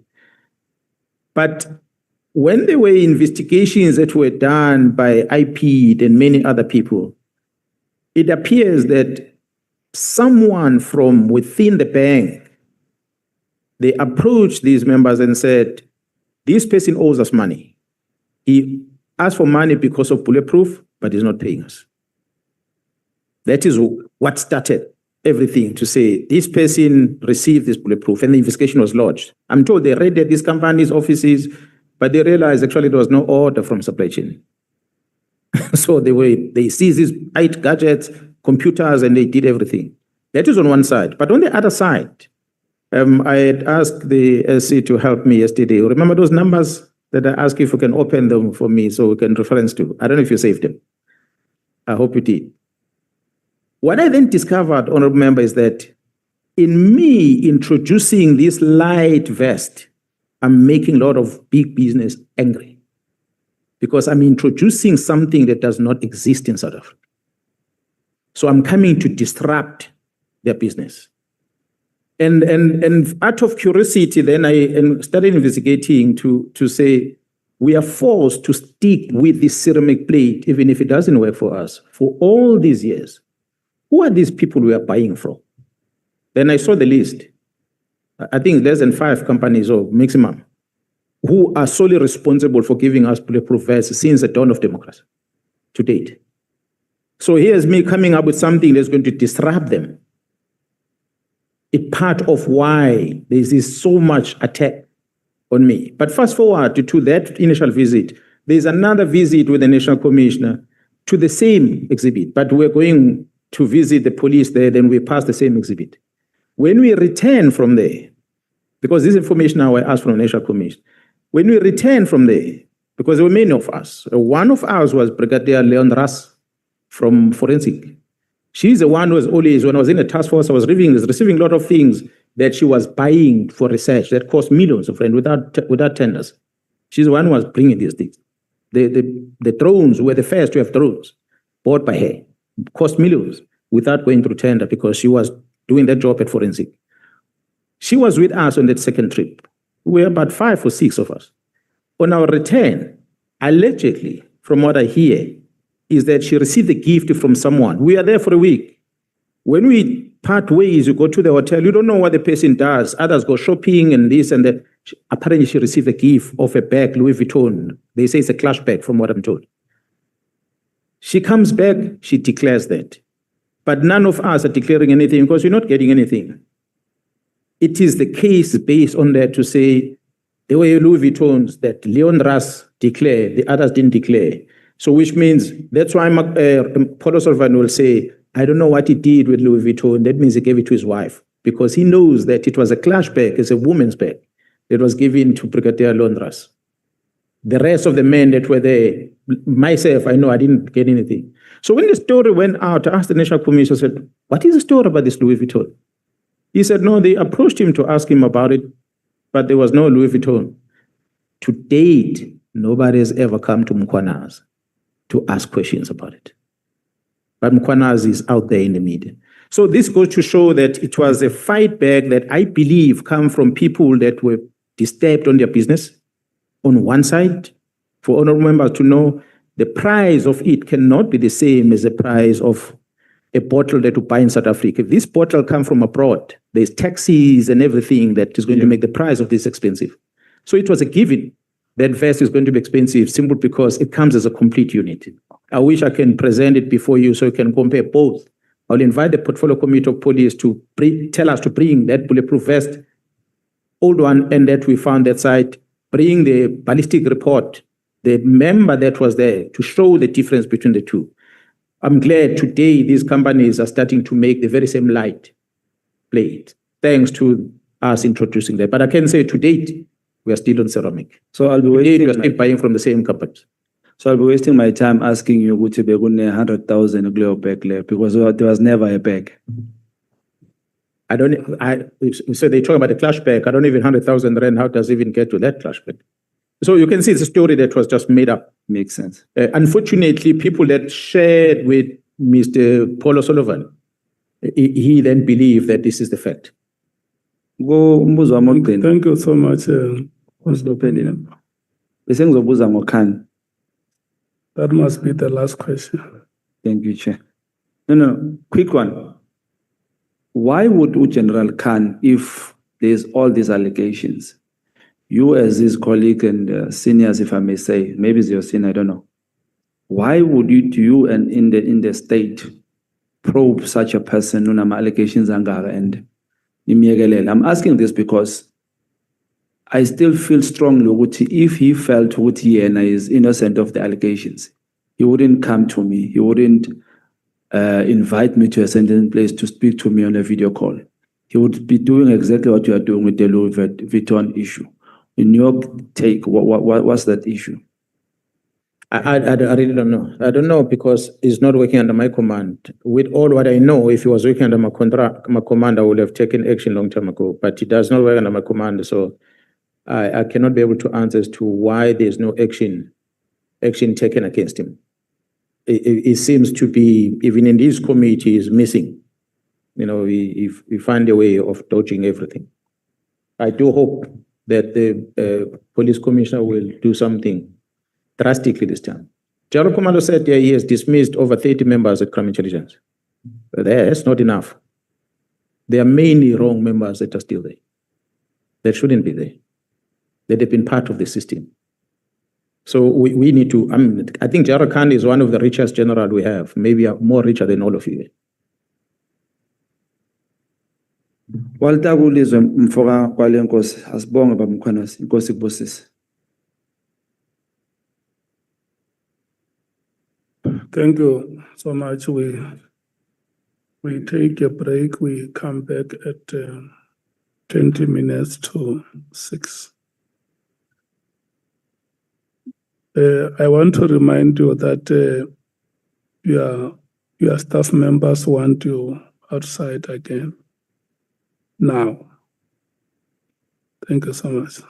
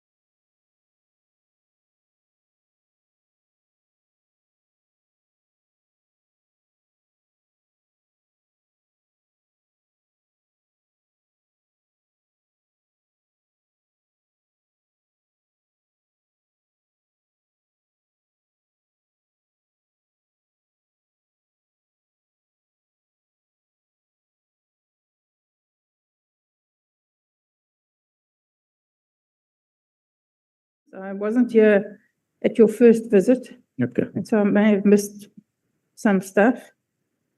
But on your own account, you've been a senior manager in the police since around 2011, right? That's correct.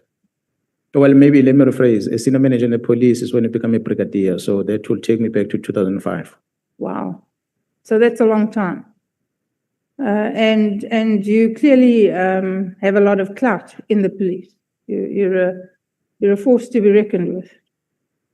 Well, I'm a serviceman to be reckoned with, not the force. The issues that you raised at your press conference, these are not new issues. That's correct. Anybody who lives in South Africa who is even moderately knowledgeable That's correct. has some idea, perhaps not of the extent, but has some idea of these problems. That's correct. And they haven't been getting better, they've been getting worse. We're all aware of this.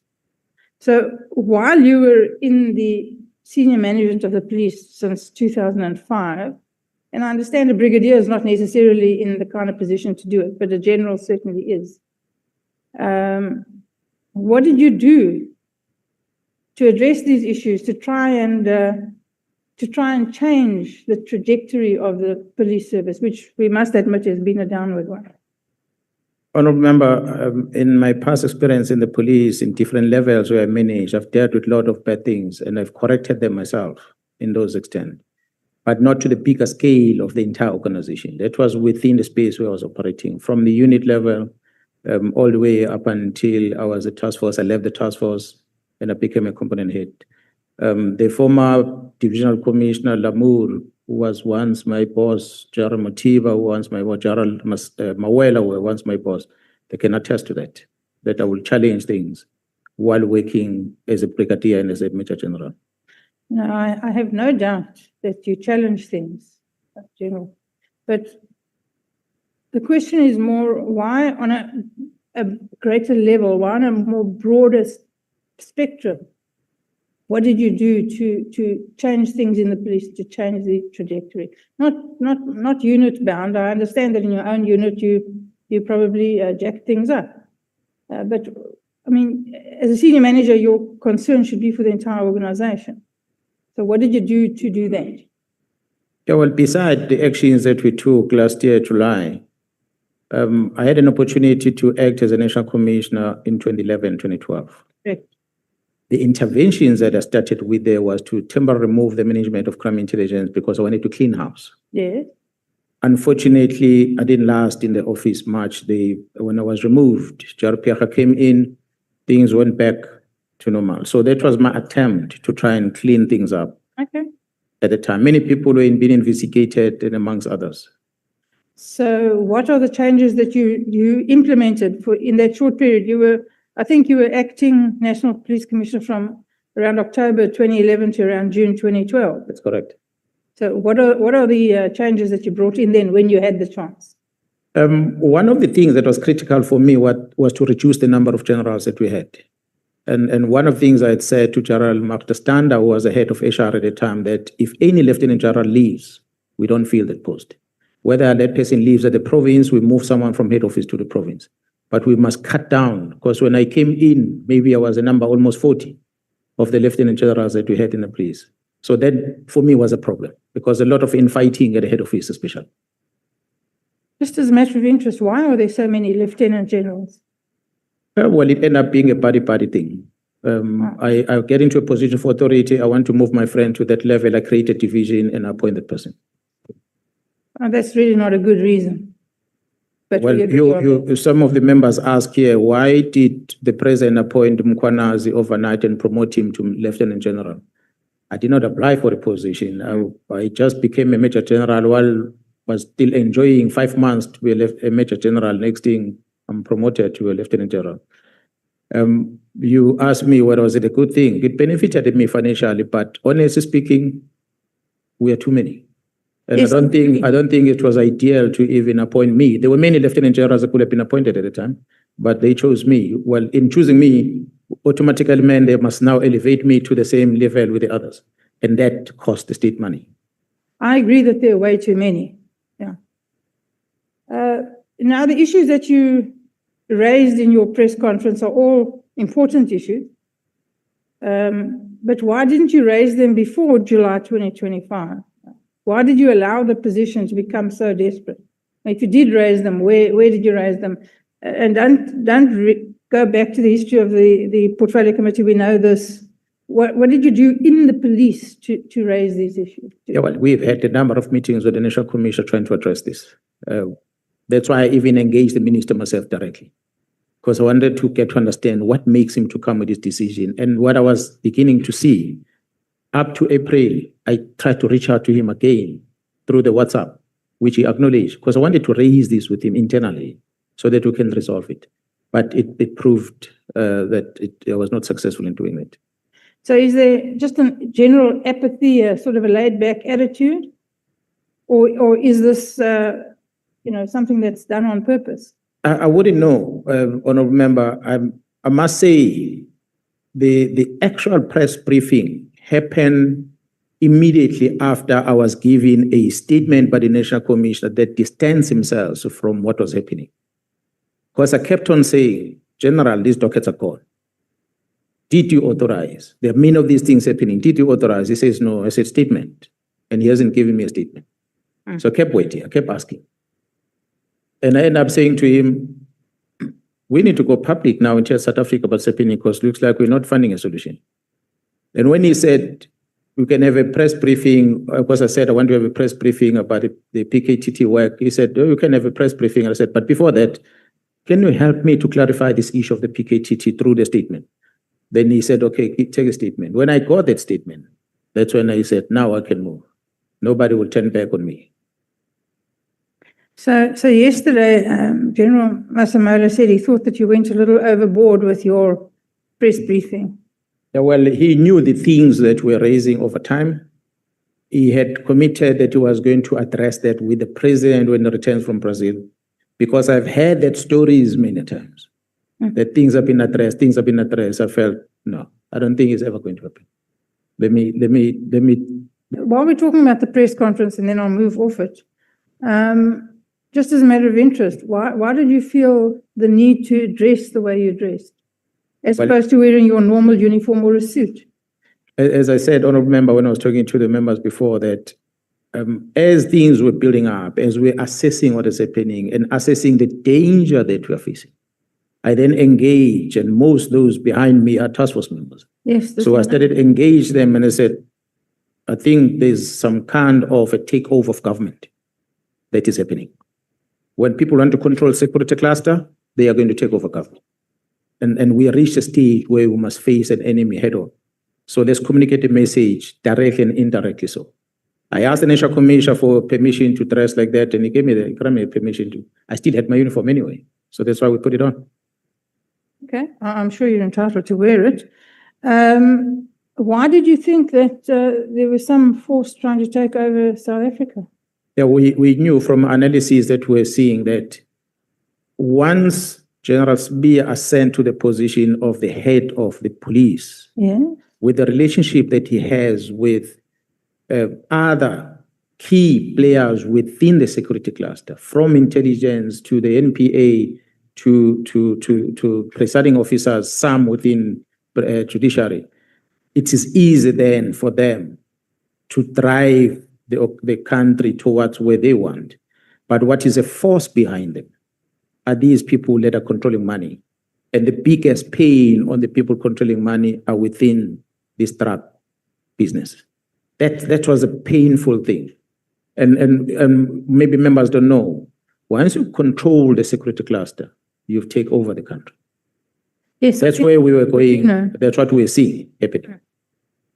So I assume that you don't have to do it now, but I assume that you can prove these connections between General Sibiya, the NPA, and the judiciary.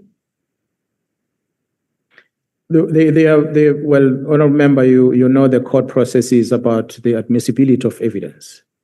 There are things that you can be able to admit in court, but the things that might be factually there but are not admissible in court. A typical example, if I were to come to you as a prosecutor and say, I've intercepted this communication between this one and that one.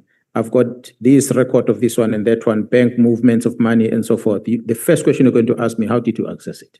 Certainly. Exactly. So for that, you might not accept it in court because of that. But it does not necessarily mean it's not happening. No, that's true. There's a typical thing that we have. We can prove things to you on facts, but might not necessarily be admissible in court of law.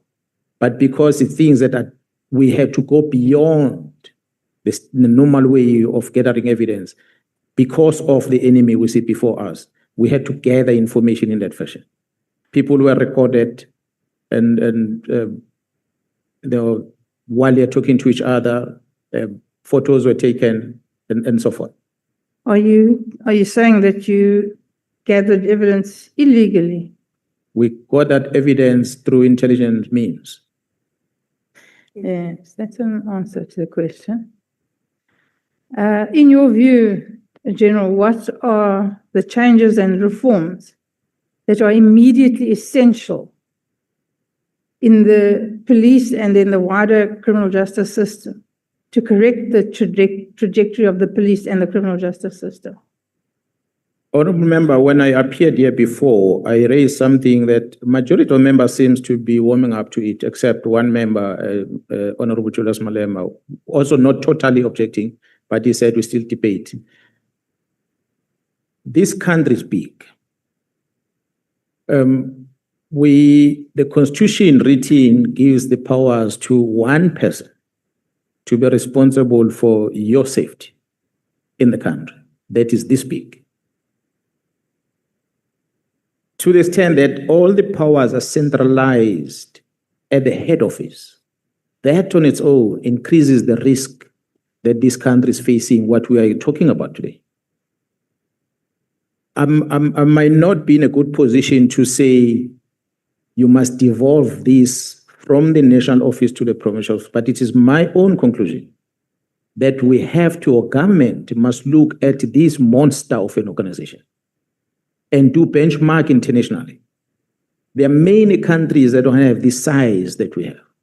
One person overseeing almost 200,000 people. I don't think it's good. That's why there's going to be shortfalls. There's going to be a lot of shortfalls in between. Performance will be compromised, and then infiltration of the bad people will happen because there's not close supervision. Yes, we might trust all these managers that you've employed, but there's going to be problems that we have. So for me, I feel we might want to look at the risk mitigation measures against what we've seen that has happened or almost happened. Because if you have a wrong person as the head of this organization, a wrong person as the head of DPCI, a wrong person as the head of crime intelligence, then we are doomed. Yes, I agree with you on that point. Now, your contract, whether you're aware of it or not, is, according to the newspapers, about to be extended for another 5 years. How do you, if it is extended, how do you propose to use this platform to effect the changes that you want to see done? How are you going to do that?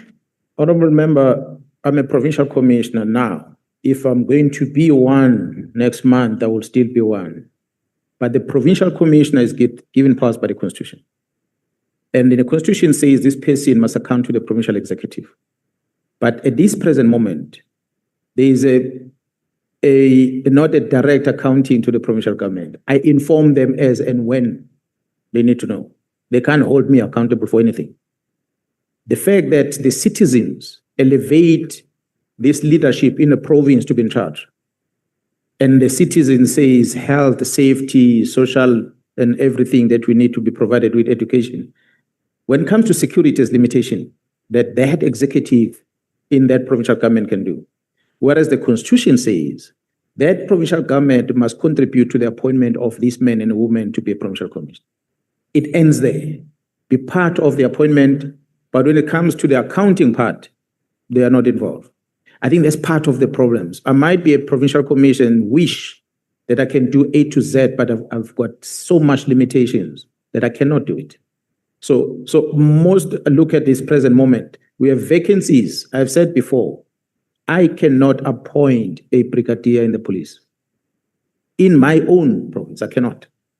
I must write to my colleague at the head office and seek permission. My colleagues will advertise when he or she feels like, and will bring that approval to me. I do shortlisting. I send the names to them for verification. And they decide to approve or not approve the shortlist. They bring them to me. I do the interviews. I submit 3 names recommended. Doesn't matter how best is this one. But if they feel because of the color of the skin, equity or otherwise, we take number 3. Sure. It doesn't matter how I feel about it. Number 3 is going to be appointed in that position. So these are all the limitations that the provincial commissioner has. While you want to make a difference, but there's this limitation which I've engaged with the provincial executive. I've been talking to the police management that please devolve some level of authority or powers to the provincial office so that it's a provincial commissioner with a provincial government that might say we have a problem in that place. We need a police station there. That the provincial commissioner doesn't have to write to the head office to ask for that police station to be there. He can just create that structure, obvious following the prescripts that are there. So those are limitations that if I were to be still granted the opportunity to be a provincial commissioner, I would still cry for. Because it doesn't have that you have the rank, the title, but no authority. Okay, then there's another story during the rounds that I must have misunderstood somehow. There's a suggestion that you are suggesting that there was a sort of a second shadow government somewhere in waiting, a union building somewhere on a farm. Did you discuss that? And if so, what is that about? What I said in the past, honorable member, is that there was a gentleman that was very big in the taxi business. He's late now. He had a game farm in north of Pretoria. Talk about taxi bosses, talk about business people, very prominent one. Talk about politicians, very prominent one. Will all make a turn in that place. I had conducted a peace talk in KZN on the taxes. He came there. I think he did not appreciate what I said in that meeting. When he left, I had this thing from people that are close to him. One of them is this Sergeant Nkosi, because he grew up with him there. He was his father. Where this man says, I want Mkhwanazi to come to the farm. If you can't bring Mkhwanazi to the farm, that means you don't have control over Mkhwanazi. Because he believed that if you come to the farm, it's a sign of respect to him. So everyone, that means they walk into that farm or drive into that farm, they are subjecting themselves to his authority. So this person was that powerful, that man. So many people are associated with him. That's why I'm saying there was that parallel kind of managing the country that was run in a farm. And there are many people of his, some of them brought us here today that were attending this gathering. So that's why I'm saying the majority of the politicians know him very well. And so he goes, he passes on, other people want to take over from him. So that's why we had to stop. General Sibiya says at one stage, communicating to Nhlanhla, that I don't have anyone else to look after me except you, Nhlanhla. Mswati is gone. So when you have a general saying that, he's handing himself over to Ken Nhlanhla by that communication. It's a worry. It tells you that we were almost having a problem. But it's something that was there for many years. Okay, we keep hearing about the Big Five cartel. So now we know that at least Katie Molefe and Kat Matlala are apparently members of the cartel, and you today told us about Mr. Motsumai or Mr. Motsuma, who I assume is a member of the cartel. And we don't know who the others are. But what is being done to apprehend these people and stop this cartel business? There's serious investigation underway, honorable member. That's why we're fighting for that counterintelligence to be allowed to continue to work. Under your supervision, of course, so that they don't abuse whatever they are doing themselves. But that's what we wanted them to be allowed to do, because they cracked that investigation and they're running with it. And I might just say before everyone here that I might not disclose everything before the Ad Hoc committee because of the investigation. But the one famous person that is known as Vusmu's Cat Nhlanhla, he was placing himself, he was trying to replace one of the big five. But he was actually a proxy of one of them before. So in this scheme of things of the big five, he's nothing. He's a non-starter. So he's a small fish in a pond. Not sure he'd be happy to hear that, but Yeah, he knows it himself. He knows it himself. They are big bras that generals are afraid to call their names about. now you say you removed General Mkhwanazi at Crime Intelligence. Was that while you were acting commissioner? That's correct. And that's why you had the power to do it? That's correct. Where did you move her to? I sent it to HRU, Human Resource Utilization. See. But after that, she became the head of many different departments. Yeah, that's correct. She came from into the crime intelligence as a brigadier. From there, she went to DPCI as a major general, and shortly after that, back to crime intelligence. I sent her to HR.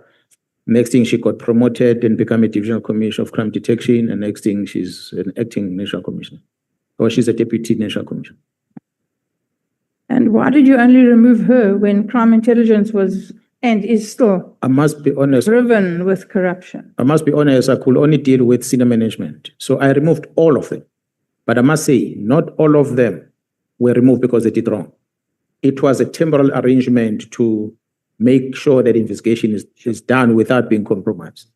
And one of them, who was a good man at crime intelligence, was General Henkel. He was among those people that are temporarily placed out.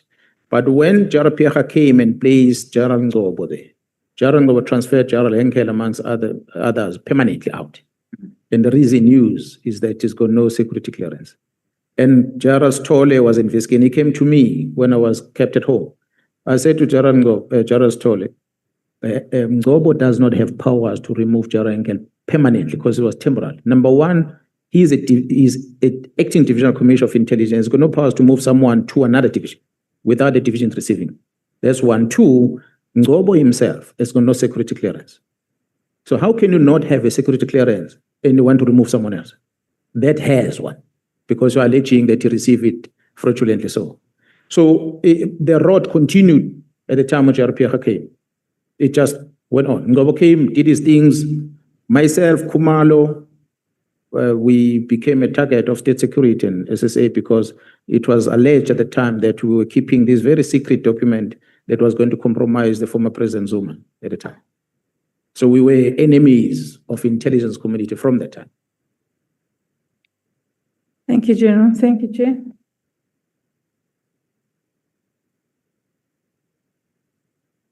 is it your next Honorable Kalapanat? Thank you, Chair. General, yeah, that was Chris Nkogbo, as I recall, was found to have I did try and tell General Piecha, but she chose to ignore the information. And of course, it was found out he had a fraudulent matric certificate. So he was booted out. I'm right, yes? I heard about that, yes. Yeah, so that was a catastrophe waiting to happen. And no, he had no power to do any of what he tried to do. I absolutely agree with you that the policing powers should be devolved to the provinces. It's ridiculous that you aren't able to appoint who you wish to or need to or are experienced with. And that goes for all the provinces.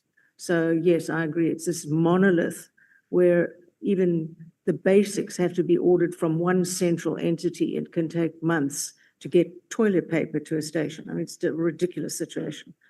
I think my honourable member next door has dealt with the big five that have been referred to over and over and over the last forever.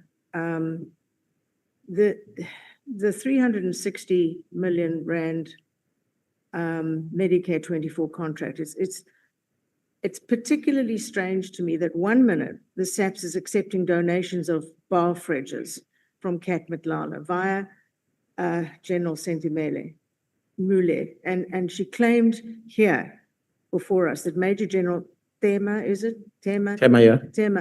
suggested that she should approach him, which she then did for the donation to the SAPS. And it was astounding to me. I asked her over and over, surely it was clear to her that Kat Nhlanhla was deeply involved in serious criminal activities, specifically as a tenderpreneur linked to organized crime, contract killings. As everyone knows, around May last year, he was arrested for allegedly masterminding a botched hit on his former partner, the actress. But she approached him for a donation the year before. And even then, he had a long history of arrests dating back to 2000, including a 2001 conviction for burglary. And then, of course, came the 2025 arrest, the tender business. I mean, it was all out there. He was firmly established as a major criminal suspect. And I asked her, don't you look into someone before asking donations of them? How many times must a person be arrested before the SAPS distances themselves from him or her? And her answer was basically, oh, my bad. I was gobsmacked. It really shocked me. How does that sort of thing happen within the SAPS? Well, it's a deliberate. We tend to profile. Part of the donation process in the police is that you have to follow the process where you ask to accept the donation, and the person that is providing donation to you gets profiled as to who the person is, what business interest he has, the criminal status, and so forth, before the approval for you to accept the donation is made. So when you were told by senior managers that they received this donation and later they discover that the person is like this, the question is then, what was the procedure followed in receiving the donation from the beginning? Because if the procedure was not followed, they will definitely not know about CAT. But the procedure was followed for that person to be profiled prior to accepting a donation, you were not going to miss it. I must say I was facetious. I told her that Google was her best friend. It was inconceivable to me. You did say earlier that you removed her. I figured it had to be when you were the acting National Police Commissioner. Yes. But if she was removed from there, why wasn't she removed from the SAPS altogether? Of course, that would have prevented the 360 million rand tender drama. When I removed the honorable member, I appointed General Mkhwanazi to conduct investigation at crime intelligence. But before things were finalized, General Pierre came into position. So I then had to go and sit at home for a year. General Pierre then ran the organization. I'm sure you know well my opinion of that particular lady. Mr. Komotso Paklane came before us a number of times, in fact, having been dismissed from the SAPS and having a number of losses in court. He still professes his innocence. He lost his Labour Court appeal to overturn his 2020 firing, being found guilty of dishonest conduct. The courts confirmed he intentionally or negligently failed to implement the 46 million rand contract for forensic cameras. That led to a 24 million fruitless and wasteful expenditure. He faces various criminal charges in the High Court of fraud, corruption, money laundering related to multi-million rand police tenders. Now, there are links to criminal masterminds and missing police funds. Your opinion on the matter, is he a victim or is he a criminal? Well, if the court arrests you and they convict you, then you can call it criminal. He has not been convicted, but he's been arrested. A lot of the things that have been alleged are worrying. But from my little corner, on some of the observations that I'd made, there were question marks. There were indeed question marks. Yes, I was worried about how IP and Paul O'Sullivan came about these investigations that they did, which was to me a breach of security from the police or security of the country for a person private like Paul O'Sullivan to get to know about the construction structures of someone's property. However, I'm a policeman. Not to expect everyone to earn the same as I earn. Other people will have other source of income. But when you start seeing your colleagues to live a certain lifestyle, you begin to wonder what leads into this. And I'll give an example, and remember that part of my discovery, I had gone to a BMW in Montana. I bought an X5. And I was paying installment of that X5. They still gave me a discount, I think close to 100,000 rand, but it was still expensive monthly payment. A month or so later, a colleague of mine, we are sitting and talking. She tells me that her car was damaged and is sitting on bricks. She's not able to service it. So I asked her, why don't you service the car? Because there's insurance. She said, no, I can't sell the insurance because I'm a single parent. I can't afford. I just bought a house that cost 3 million rand, which also raised my eyes. I said, you're a single parent, 3 million rand house, how do you afford it? Because I can't afford it. I'm married, my wife is giving me some money also, but we can't afford that lifestyle. So this one says, I can't fix my car. I think almost 2 months later, the generals are fighting in front of me. I don't know the reason for the fight. So when I went deeper to try and establish, I discovered that this one who said cannot afford to fix a car, she now drives an X5. So where does the X5 come from? The X5 come from the same garage where I bought mine, but was given for free. Allegations. And I'm asking, but why would a person get the X5 for free? What did you do? Then I discover as they were talking that it was a kickback from the purchase of the fleet of the VIP, the BMWs that you see for the VIPs.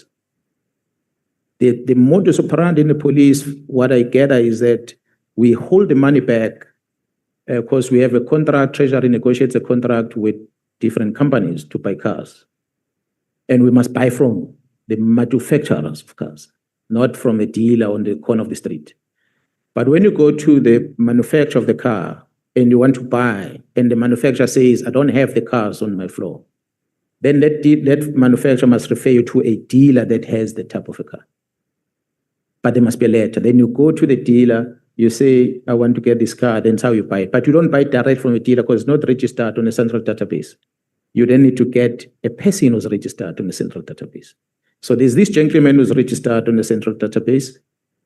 The person stands on standby. A dealer in Montana goes to BMW South Africa and order 50 plus X5s and put them in a basement in his garage and don't sell them.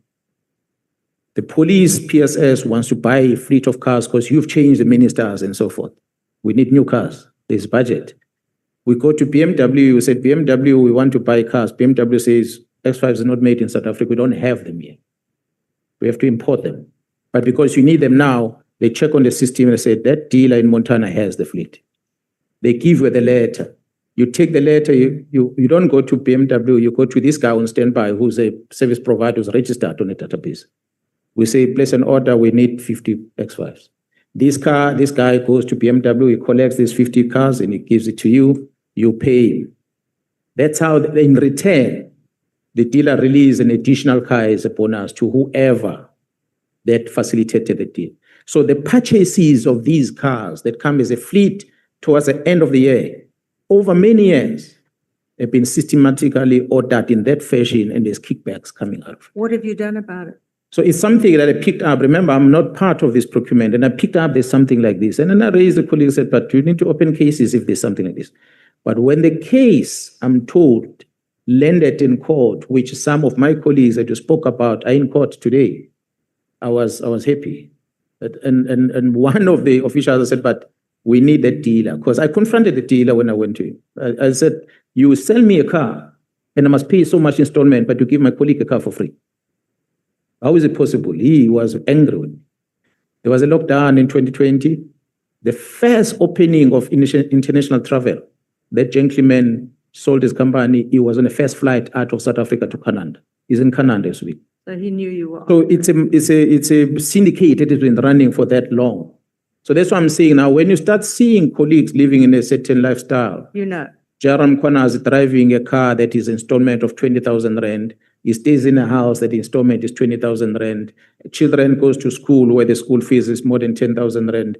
How much does Mkhwanazi get? These are the questions that That's why we've called for lifestyle audits over and over. long overdue. Yeah. Look, if we're taking a more global view, is it possible that the batches of drugs and weapons that go missing from the SAPs virtually in every province are part of a system run by a particular individual or a group of individuals pulling the strings and with deep internal knowledge of the SAPs and their activities nationwide? They know when they're going to pounce on a huge drug haul or whichever. And as you said previously, some of it then disappears. And are they not perhaps linked to global syndicates? Now, there are, of course, global syndicates running drugs, child trafficking, prostitution, CRT heists, kidnappings everywhere. They're earning a fortune, and they pay for equipment that can basically leave any police service in the world in the dust. They are that powerful. They can fly in under the radar, fly out, drop off, pick up children, off they go. It's happening globally. Is it possible that our problems are linked to those? It's an intentional problem. You're correct, Honorable Member. Our people in the country and in different provinces, these big five we're talking about is just the tip of the iceberg. Yes. There are big boys out there that have not been spoken about. Some of them in Cape Town, some of them in KZN and many other places, different races that are running these operations. The modus operandi is to import these things into the country, majority of the time. They come under goods that have been imported, and they get a lift from the container of a legitimate business that brings things in. Because so that when it's checked, you can be discovered. What is strange always amazes me, and I ask a question, I don't get answers. When you hear from the members of both DPCI and Crime Intelligence telling you that we have an information of a shipment, they travel from Pretoria to Durban, and they identify a container. And indeed, in that container, there's drugs. How did they know about it? They'll tell you a source from abroad. Those are the questions. But they don't just say, we've identified Mkhwanazi, we leave you the container, and they leave. No, they don't do that.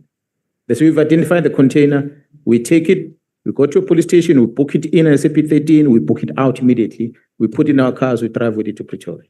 Yeah. So what's happening in between that? So I've raised these things as a problem. That's why the Nshakome is looking at the methodology of making sure things like drugs, when you find the drugs, you must destroy it almost immediately. But with there to be legislation amendments with NPA on that regard. I'm still trying to work out who and which police officers were the ones who, during the riots in around eThekwini, went to the harbour, ordered them to pull down a container. There was 3 containers up, and to drop it in an empty room and then leave. And of course, it was filled with ammunition, and it was then looted. And I know full well there was a truck offloading boxes of ammunition into the Lacey Road settlement. I told both police stations, to the left and to the right. I had people watching. Neither of them arrived. Nothing happened.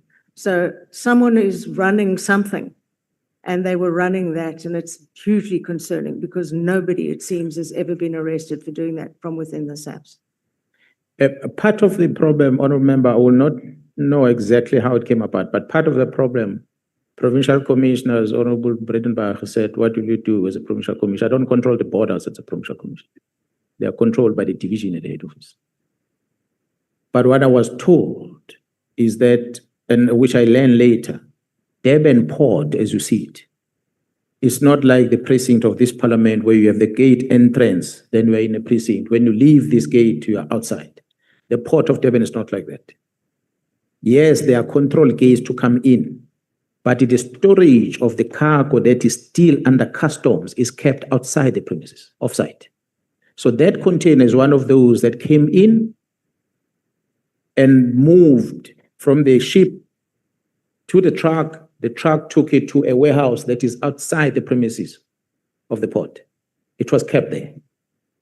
So when that looting then happens, the opening of it, someone knew that there's ammunition in there. They would not have guessed that container out of thousands of them. But there are many containers that are still under customs that have not been cleared. In other ways, they are still within the port. They've not been released. But in the true sense of things, they are not in the port. They are sitting 5-10 kilometers out of the port. Are you satisfied that you have sufficient evidence against Lieutenant General Shadrack Sibiya to have him arrested, charged? From what the case I opened in KZN, I'm confident with that. And from what I gather from the team working in Gauteng, there's quite good information that they have already. In your opinion, did the Minister of Police, Senzo Mkhunu, commit a crime? What crime would that be? Was his order to disband the BKTT illegal in terms of the law? From me as a complainant, it was illegal in terms of the law. What law? Defeating the edge of justice. It is action that led into what transpired after that affected the investigations in KZN. You have spoken out about investigations probing a specific trust account belonging to Minister Mkhwanazi in order to identify the source of the funds. What is that about? Is the investigation part of a broader inquiry into allegations of corruption and whether the minister, he is still a minister, I think, has links to criminal syndicates or tender tycoons, and how far along is the investigation? As someone, well, you say there are criminal charges. You know, as a parliamentary committee sitting here, these members do not have forensic audit capabilities. I know you would like to think that we do, but we don't. We're not SAPS members. And if there are investigations, criminal investigations, they have to be done by you, not by members of parliament. So what is the status of the matter that's being investigated about him? Although without getting much into details, I remember, and I'm talking not necessarily being directly on that investigation, but from the information I'm getting, a briefing from the colleagues, is that part of why we end up talking about the trust fund account is because it extracted from the communication from the Nhlanhlas and the other people about having moved money into a trust fund, BMWs and the likes. That's what made us to be aware that it's a trust fund. We didn't know that. It comes from communication. We didn't communicate everything that we've received from the communication.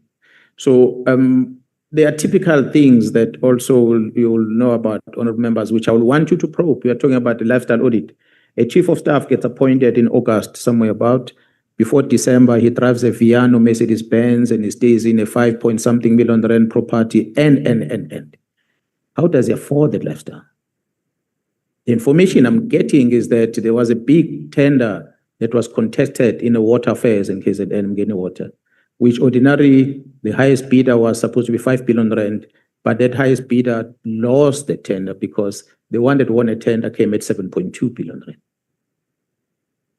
So it's some of the things that members should not just let it loose and must be able to check it out. But how is it possible that some things like this can just happen? And finally, please put something to bed for me. There are seemingly endless complaints from members of KZN SAPS, not crime intelligence, SAPS members, saying they have to repair their own cars, buy their own tires, literally feed their own detainees because there's no budget. We all know that SAP's budget is massive, massive, massive. Is it not going down to the provinces? I mean, there's obviously, they make claims, oh, but you take all the budget and send it to the PKTT. So there's a lot of envy there. So is it true? Isn't it true? Why is the budget not hitting the ground at station level below that? Honorable Member, I'm glad you're asking the question. As yourself being at a committee and also as a police portfolio committee, it's one of those questions that you can formally ask me to respond to on my official capacity, where I give you a breakdown of the entire budget of the SAPS in KZN, how the money is being spread. The person heading my finance is Brigadier Motley, and I think she's doing a wonderful job in managing the budget on our behalf. The garage problems remain the biggest sore point for us. There's a shortage of artisans. There's a shortage of equipment in the garage, but then there's also corruption within. So you'll have a vehicle that should be serviced in the garage and come out, but that vehicle is not serviced in the garage. It gets referred to an outside person. Some of them are foreign nationals. And this outside person is contracted by a company that has been employed and given a contract to service cars for us. So the car is there. Some of these officials might be involved in servicing that car. Eventually, the car comes back in and is fixed, and it goes. A month later, it comes back. Then you ask yourself a question. When it leaves and it comes back a month later, what is the problem? Diagnosis is done, and they give you a different problem on the car. So every time the police car comes to the garage and it leaves, it leaves with another problem. So it's a system internally that is not working. So for us to correct that, we need to have these in-house services, cameras every corner of that property, so that nobody goes in with things and go out with things. Perhaps you might start seeing cars being repaired properly. The parts, vehicle parts, that are being procured, being safely stored in those places. If we run our garages, proposal I made to management at one stage was that if we're employing Mr. Arendse to be a service provider, we must say, Mr. Arendse, we're giving you a contract of servicing cars. In your garage, you're going to service our vehicles for this period of a year. No other car goes into your garage. So that is held accountable for cars coming in, get service, and they leave, and the quality of those cars. He then be accountable for that. At this present moment, what we do in our contract, we give him a contract, but it goes and outsourced to other people. Outsources. And when it's outsourced, those people will strip, send a quotation. Quotation comes in this amount, sometimes inflated. And when it's inflated, the budget is not there to pay for that part, which becomes part of the problem. So there's a whole garage management that needs to be addressed in the South African Police Service. Again, honorable members, that these things are centralized at national office. Be it a contract, be it everything is centralized. I saw it happening. It started, I think, under Ria Piecha. There was a person who'd supplied SAP's tires nationally. The system was working. The tender had to then be reapplied. He put in his tender. It was low. We knew he had the ability, but in fact was ignored and went down to the third chosen tender of two gentlemen who had no factory, no background, no ability, and she ensured it went to them, as I recall.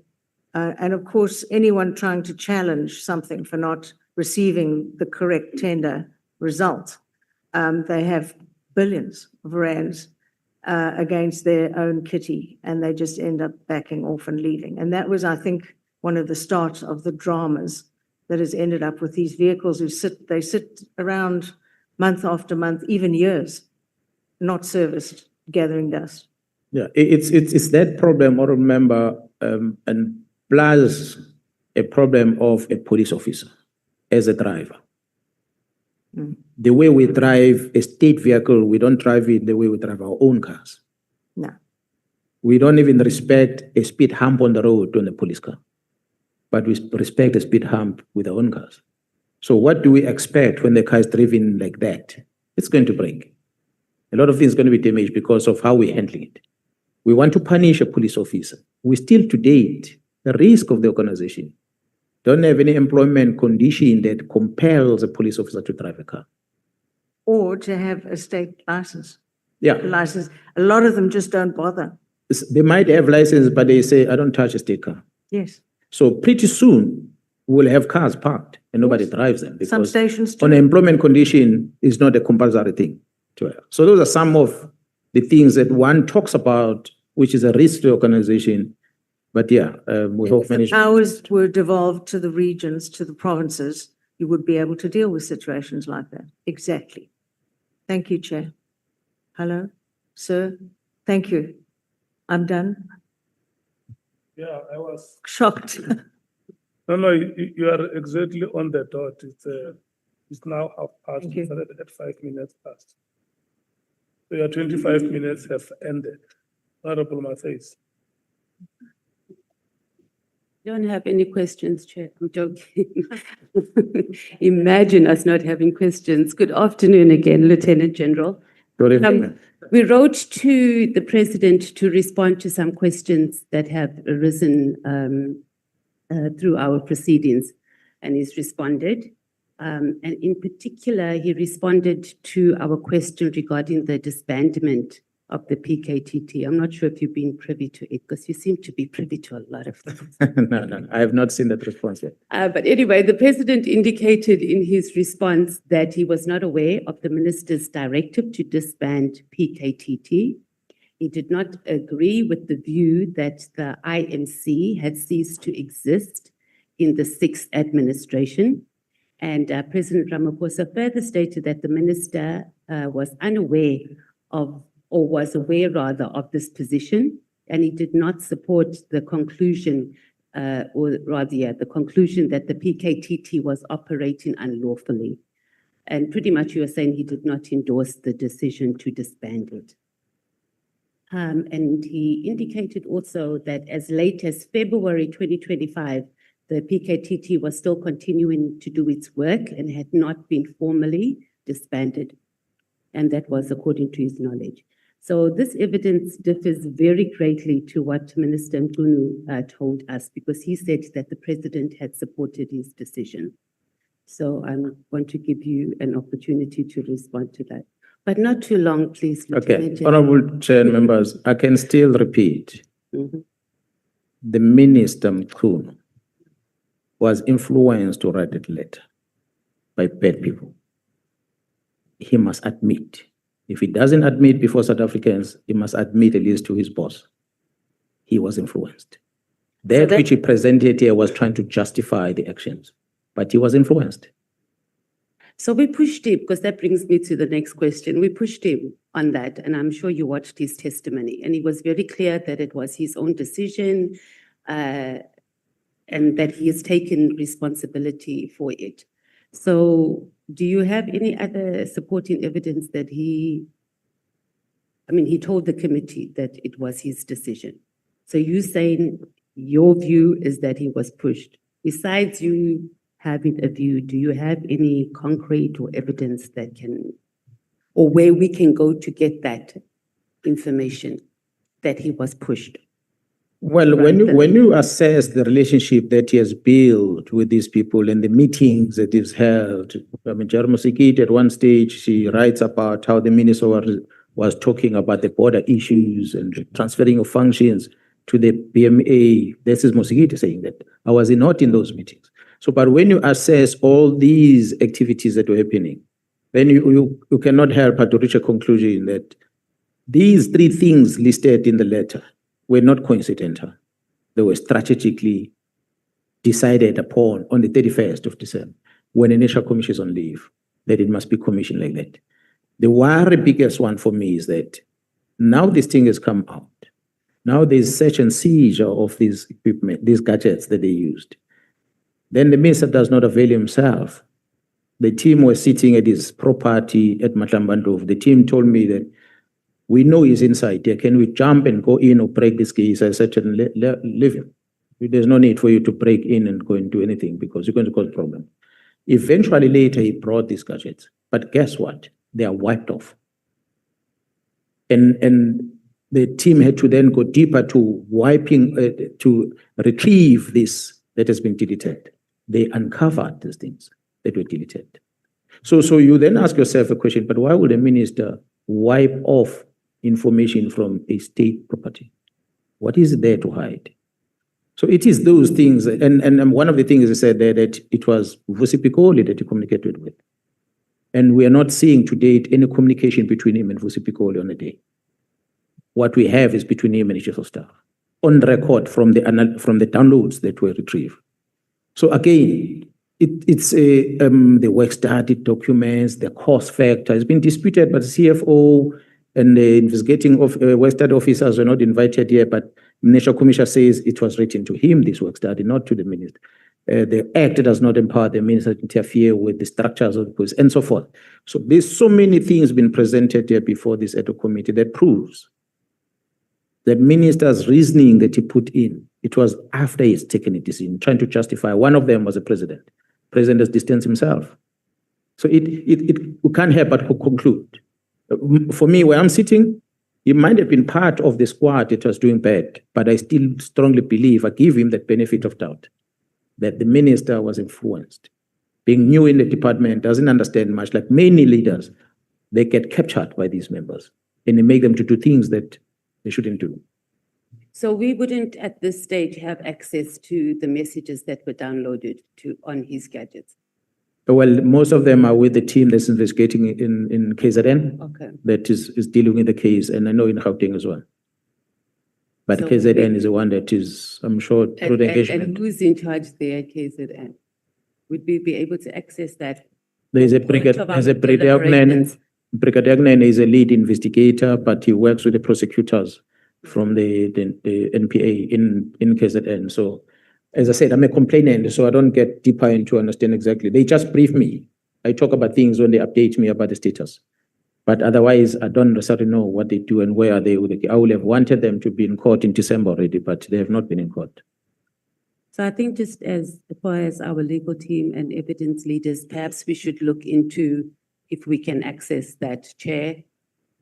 Thank you. We want to move on to the movement of dockets because I'm just a tad confused here. So when you were here the last time, you said you only found out about the dockets when they were already moved, right? And then, let me just open this thing that's just closed. When they were already moved. So we've had the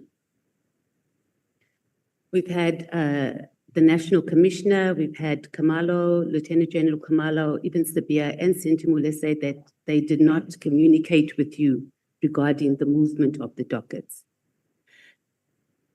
And I might have misunderstood what you had said earlier, Lieutenant General. Did you know about the move that the dockets were gone, or you only knew they were gone after they had already left? I became aware when Jarrison Tumule called me and tell me that dockets are in Pretoria and they need to come to KZN. Okay, so it was how I understood it. We still don't have an explanation, and none of them could give us an explanation, and including you. Why would your team not tell you that they were moving the dockets, including Kamalo? General Kumalo. I said before, and I'm saying again, I was upset with him because the team was reporting to him on that chain of command. So the team was not talking to me directly on day-to-day. They'll talk via him to come to me, updates and everything. When I want to engage with the team, I go via him. So when he felt this pressure in the head office, I think he felt that they might as well just comply with this thing now, Sentumul and them are involved. And he forgot, he omitted to talk to me about it. So when I became aware, I told him to give me a statement to explain that. And he knows that I was very upset with him, what he did. So even none of the members in your team knew that the files, or rather the dockets, were going, even to just even send you a message to say, hey, Chief, they're coming to take these dockets? Well, we have not built that relationship of the members that are going to bypass the command structure and talk to someone else. So you're very disciplined like that? Yeah, well, that's why they've been successful in what they're doing, because they follow the protocols that we've established. So, and we try to support them as much as we can. But they are free to talk about grievances that they have, but on work-related matters, even if they need resources. That's why at one stage I took vehicles that were reserved for the king. Because they did not have cars, I took those cars that were parked and gave it to them to work with. Just to touch on just quickly, because this is based on your first testimony and what we've heard later on from other testimonies. So you know that both Honorable Collard Barnard and Honorable Adams have been witnesses here. When you gave testimony here before, you were very firm that if you continued being pushed, that you can come with more receipts. Do you still hold that view about our members of parliament being involved? Yes, I can, Honourable Member. That's why I said before, that when I spoke today, that our political leaders become victims themselves because of intelligence. So as much as the members might think good, I spoke about Mr. Adams was here. He might think he's doing what is good for what he's doing, not knowing that he's actually been used to do wrong. So the evidence then is left behind that, okay, this one did this one did that. That's why I cited some examples about Mr. Adams, how he ended up at the prison in Devon, police officers that were part of it, the blue light motorcades and so. It's evidence that we did not present before the Ad Hoc committee, which we can present if we are pushed to do that. So do you maintain that both the members of parliament that we had as witnesses, they were just being used unknowingly and they were not deliberately part of any sinister activities? I like to, all the ones that we mentioned, Mr. Adams, Ms. Cora Barnard and everyone else, they receive information from intelligence that tells them about things. And then they take a responsibility of acting on it without realizing what is the ultimate motive. That's why I said earlier, a member is released by court with a bail condition that says go back to work. But the members of crime intelligence calls the honorable member and say, these members are not supposed to be here. What happens after that? The honorable member writes she takes a posture of saying that National Commission, that means it's violating the law. When the response comes, she only learned later, that time, that, oh, these members were wrong. But it's after the fact. At that time, when she made that noise, guess what happened? The National Commission removed the general from crime intelligence at that time because of that noise. He removed that person and said, okay, go and sit somewhere else until the dust settles before we bring it back. Some of the things that the members are going to talk about are legit. They are wrong things we're doing. But let me give a classic example against about the same general we're talking about. He was arrested twice for different cases. The latter one was with the crime intelligence team about the appointment. But the first one, he was alone on some questionable behavior that he had. But when the members are making noise about that, I cannot say they are wrong because it must be answers. I also had question marks about it. I said, how do you interact like this that leads into such thing? But such must be separated. You understand? You mustn't say because this one is wrong here, it means it's wrong everywhere. So it is that which members get caught. They get caught into such things. Surely, Mr. Adams, I don't think he even knew where the offices of the Inspector General of Intelligence is situated. So I don't think he knows where Orlando is. If it was not the members that drove him to get there. but you maintain that they're not intentionally involved. They I have agree. just been used. So what I'm trying to say is that they get information and they act on it. So it's not that they're involved in setting up. No, not in the planning. Yes. Yeah, Okay. they become That's what I enablers. want to know. Okay. Yeah, it's the same approach as said about the minister. All They right. become enablers of the people who are doing wrong That's by what- using okay. them. Okay. So they're not involved in the planning of whatever is going on. I behind don't the scenes. believe, we don't have evidence to don't think- prove that okay. they're part of the planning All to right. some degree. So that clarifies a lot. Honorable Adams, from what you know, is he under surveillance? I'm not at crime intelligence, so I'd rather not talk about. But you know things. Yes, I do, but I can't talk about the you can't operations tell of us. Okay. intelligence. And then you said he got blue lights. From who? I think there was an abuse of resources at the time by the member, which was facilitated by a police officer for that matter, for him to land in Durban, Who was the police officer? Do you a know? cousin of Robert McBride, who is a police officer in KZN, who arranged with Mr. McBride to be picked up by Metro Police from the airport and driven on blue light Metro Police. into the prison. And he arrives there, he signed as a member of parliament. The prison believes that he's on an official duties and he leaves with blue lights back again to the airport. So how can we get confirmation about this besides you telling us this? I have Can it we in write black and to white. Metro? I have Beg your pardon? statements, I have entry into the prison, I have statements of the members that drove him. Okay, we know that he went there because that's not disputed. I'm talking about the blue lights. There's statements on that already. Sworn There's a statement. criminal case open against Mr. Adams. Because honorable chair members, and again, what became known, what made Merit House and many people start making noise, including Honorable Adams, about PKTT and the case of Sindiso Makado. The obsession with General Khumalo and wanting to manipulate that everything is about General Khumalo, that blinded them. Khumalo arrested the criminals that killed Makado, that planned and organized and killed Makado. He arrested them. Khumalo discovered that the resources that were used came from crime intelligence. A parallel investigation is running for that purpose.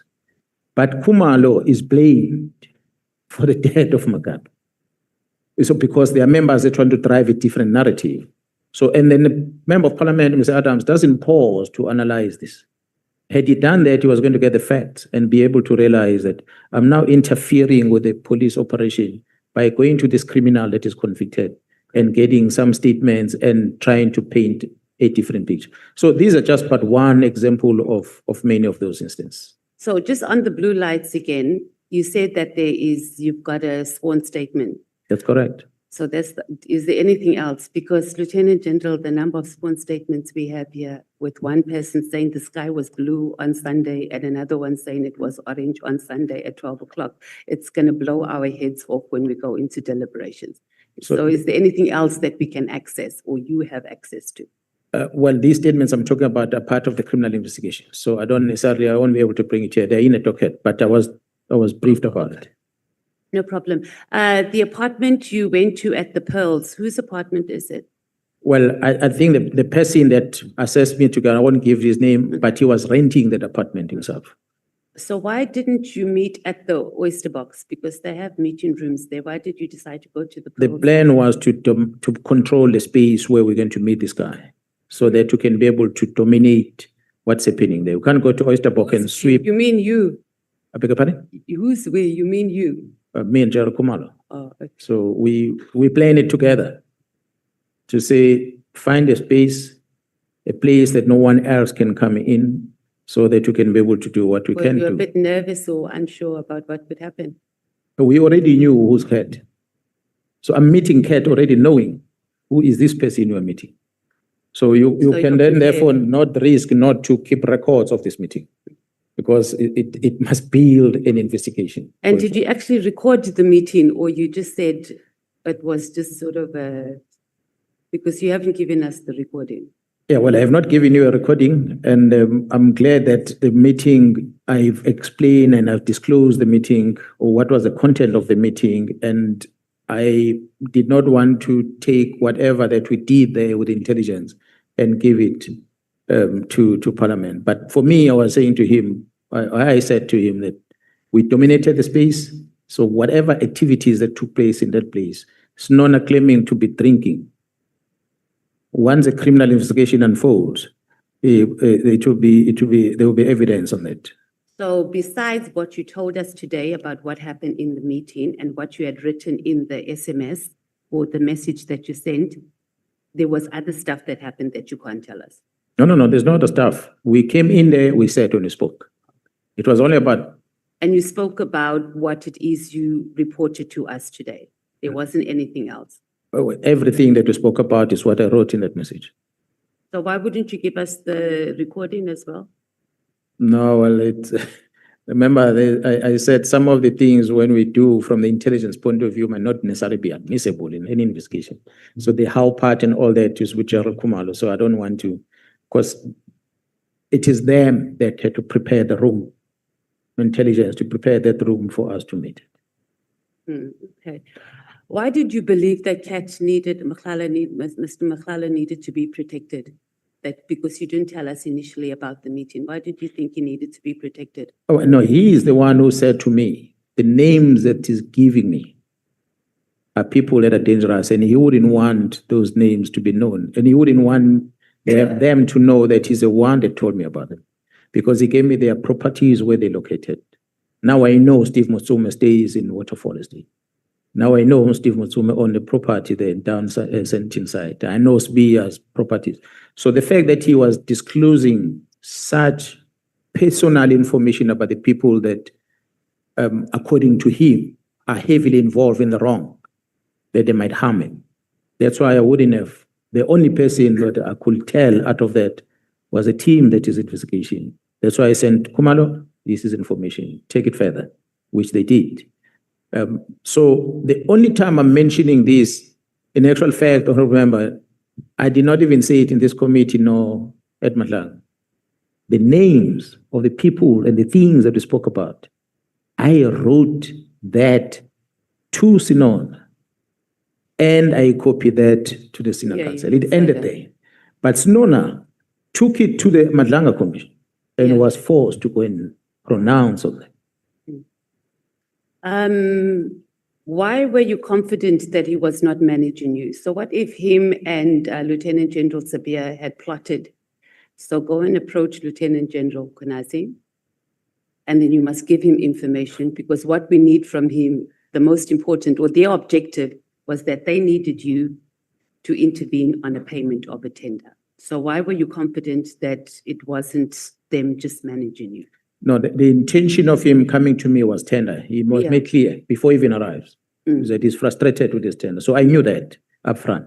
But our worry was knowing the person that he is. We cannot risk it. Tomorrow I'm going to meet him. He's going to take pictures of that, or someone else in the corner somewhere take pictures of our meeting, and that pictures is used for wrong things. So let's control and dominate the place where we're meeting. But you're not answering the question, Lieutenant General. Why were you confident that he was not managing you when he was giving you that information, and that him and Lieutenant Sabia were not in cahoots on how they should engage you? But what I'm saying, I remember, is that right at the onset, the intention of coming to me was because of his frustration with his contract. That one I knew right at the onset. But to make me help him to meet up with General Mkhwanazi, he's going to give information. It's the information that I did not trust. Okay. It's an information that he was going to give that we were not 100% sure whether he's going to be telling us the honest truth, or he wanted to capture us or me into his web. That's why we said we identify the venue, we dominate the venue, you must come to our place that we are controlling. Did you threaten Major General Sanoa that you were going to inform Steve, what is it? Steve Motumi. Motumi, yeah. I wrote that in a WhatsApp message. It was only in the message. There was nothing else I never spoke outside to of him that. after that. I was actually making him aware that his friend that he brought to me is the one who spoke about the meeting. Now that he had introduced the meeting, the content of the meeting is going to become known. And when it's becoming known, he must not blame me for making it known, because he's the one who introduced the meeting. I did not introduce the meeting. And what did you know, Steve, or what did you know about Steve at the time when you sent the message to Major General Sanoa? Well, at the time, I did not know who Steve Motumi. When he mentioned the name, I just took note of it. I knew Sbia. I didn't know about Steve Motumi.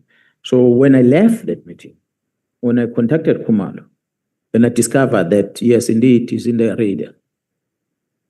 And what I've heard ever since about Steve Motumi coming out all over, and the silence of the media out there about him, made me believe that perhaps we're on the right path. I want to go quickly also to just address something that Honorable Adams, your bestie, raised. He's gone. He's gone. He's here, don't worry, I'm sure he's here somewhere. Raised. Yes, sir. About the crime intelligence property that the PKTT members stay in. Yes. Right? Since then, our National Commissioner has responded and said there's crime intelligence properties that have been purchased, it's all above board. But are PKTT members staying in some of these crime intelligence properties? No, they're not. They're not. They're not. And I must also, again, I'm glad Honorable Adams is here. As I said, he also fall victim. He came here, Honorable Adams, and withdrew the statement that he had made against Khumalo when he said the riot in KZN happened as a result of Khumalo failure. He withdrew it. After withdrawing it, when he came here again on Tuesday, he withdrew that withdrawal. He said, no, it was Khumalo. I want to invite all the members to take the Human Rights Commission report. That's my question. I want to invite all of you to go and check at the PKTT deployment, the call-up instruction, the paperwork. Who was deployed? Where were they deployed? Where did they stay? So they can see where was Khumalo when the riot happened. That whole period, I said to you, General Chika was the one that was my assistant, was heading intelligence. He retired last year. So he was in charge of intelligence, was a major general.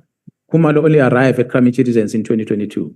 So again, information that was fair to the honorable member, which he came here and he presented his facts. Oyster Box, honorable member, it's a very luxurious hotel in Durban. I go there. Very luxury hotel in Durban. And very expensive. It's only lunch, guys. There's no way that the police officers can stay there. If you want to prove that, go to Oyster Box and ask them. I don't sleep there. Go to Oyster Box and ask them to give you a record. That's a simple thing. Alternatively, the CFO was before this committee. Ask the CFO in black and white to give you entire cost of the PKTT from the first day to the last day. Cost for laundry, cost for accommodation, cost for the SNTs, cost for overtime. Okay. It's in black and white. It's accounted for. Yeah, we do have. So to simple throw a Beverly Hill, not Beverly Hill, to throw Oyster Box as if, no, it's not wrong. But what I must qualify then on this one, honorable chair members, is that the CFO is going to cap the money and say you can only sleep at the 800 rand property. When the members are working, they are going to go negotiate sometimes with the service provider and say, you are costing 1,000 rand a night. We're going to pay 800, that's our limit. But we're going to stay here for a month. And with that deal, the owner of the property will say, no, I take that because it's a long stay, guaranteed income. It's fine, we can stay on this discount. So there are properties that members might be staying in. Maybe when you do a research on Google, you might find that the price is beyond 800. But go and check at the expenditure that the state paid for the property. It's as per the approval of the funds. So there's no difference. If Oyster Box had, which I know they didn't, if they had afforded members to stay there and gave them that discount to let them pay it 800 rand, there was not going to be anything wrong with it, because the money for accommodation would have been kept, regardless of the place where you stay. So it is that which we must always be careful about, because members will feed us wrong information. Just to come, you mentioned the Human Rights Commission report. So when you were here, you indicated that Becky Cele, the then minister, asked you not to contest the report because they had some adverse findings about you, the Human Rights Commission report. Me? You regret not doing it, yeah. No. July unrest. No, the minister never asked me that. And we never discussed anything about contesting it. Not me, maybe the National Commission, not me. He has never spoken to me. They interviewed us in the procedure report. I was there, the human rights.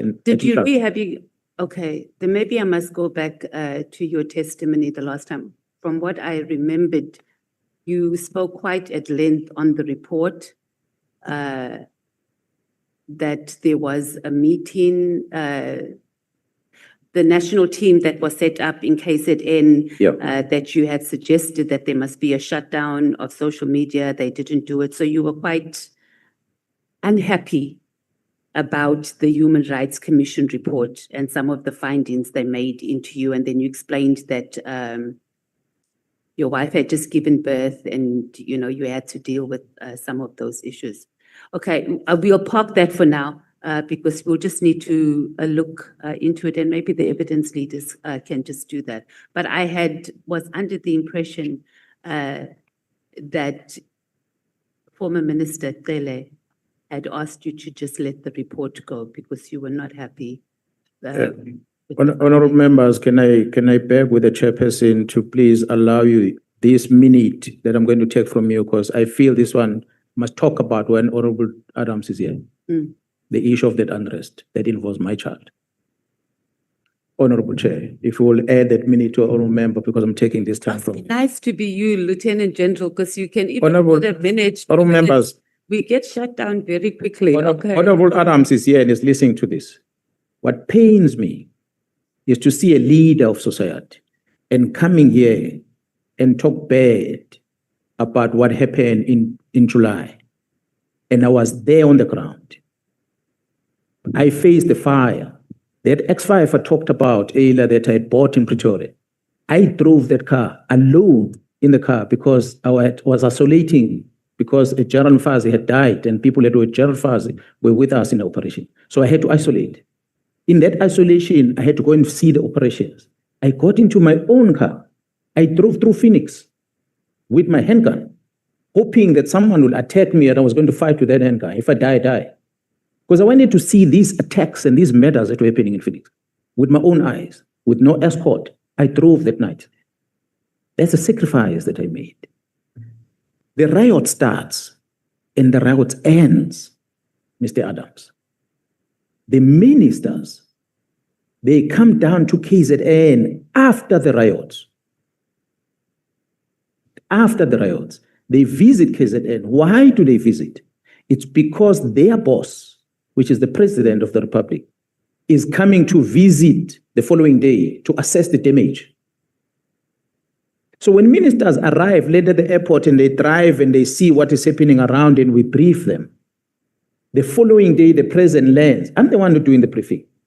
The following day the President lands. That time we're busy with the mop-up operation. We are cleaning now. The dust is settled. We are cleaning.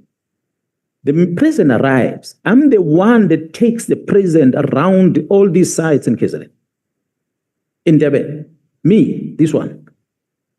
The president is satisfied and he hears the plan of how we're going to deal with this and investigation and so forth. He gets on the aeroplane, he flies out. 2 days later, we are busy with cleanup investigation. There's no riot at all. I then get into the car. I drive with that X5 to Pretoria. And arrive in Pretoria. The following day, my wife gives birth, cesarean section. And she stays in a hospital, Mr. Adams, and she gets out the following day with the stitches in the stomach. I put her in that X5, Mr. Adams. I drive with her and that toddler, 1-year-old, for 1,000 kilometers, Mr. Adams.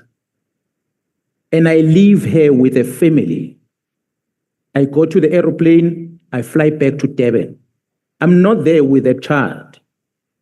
I left them like, that's a sacrifice that I don't think anyone will ever make.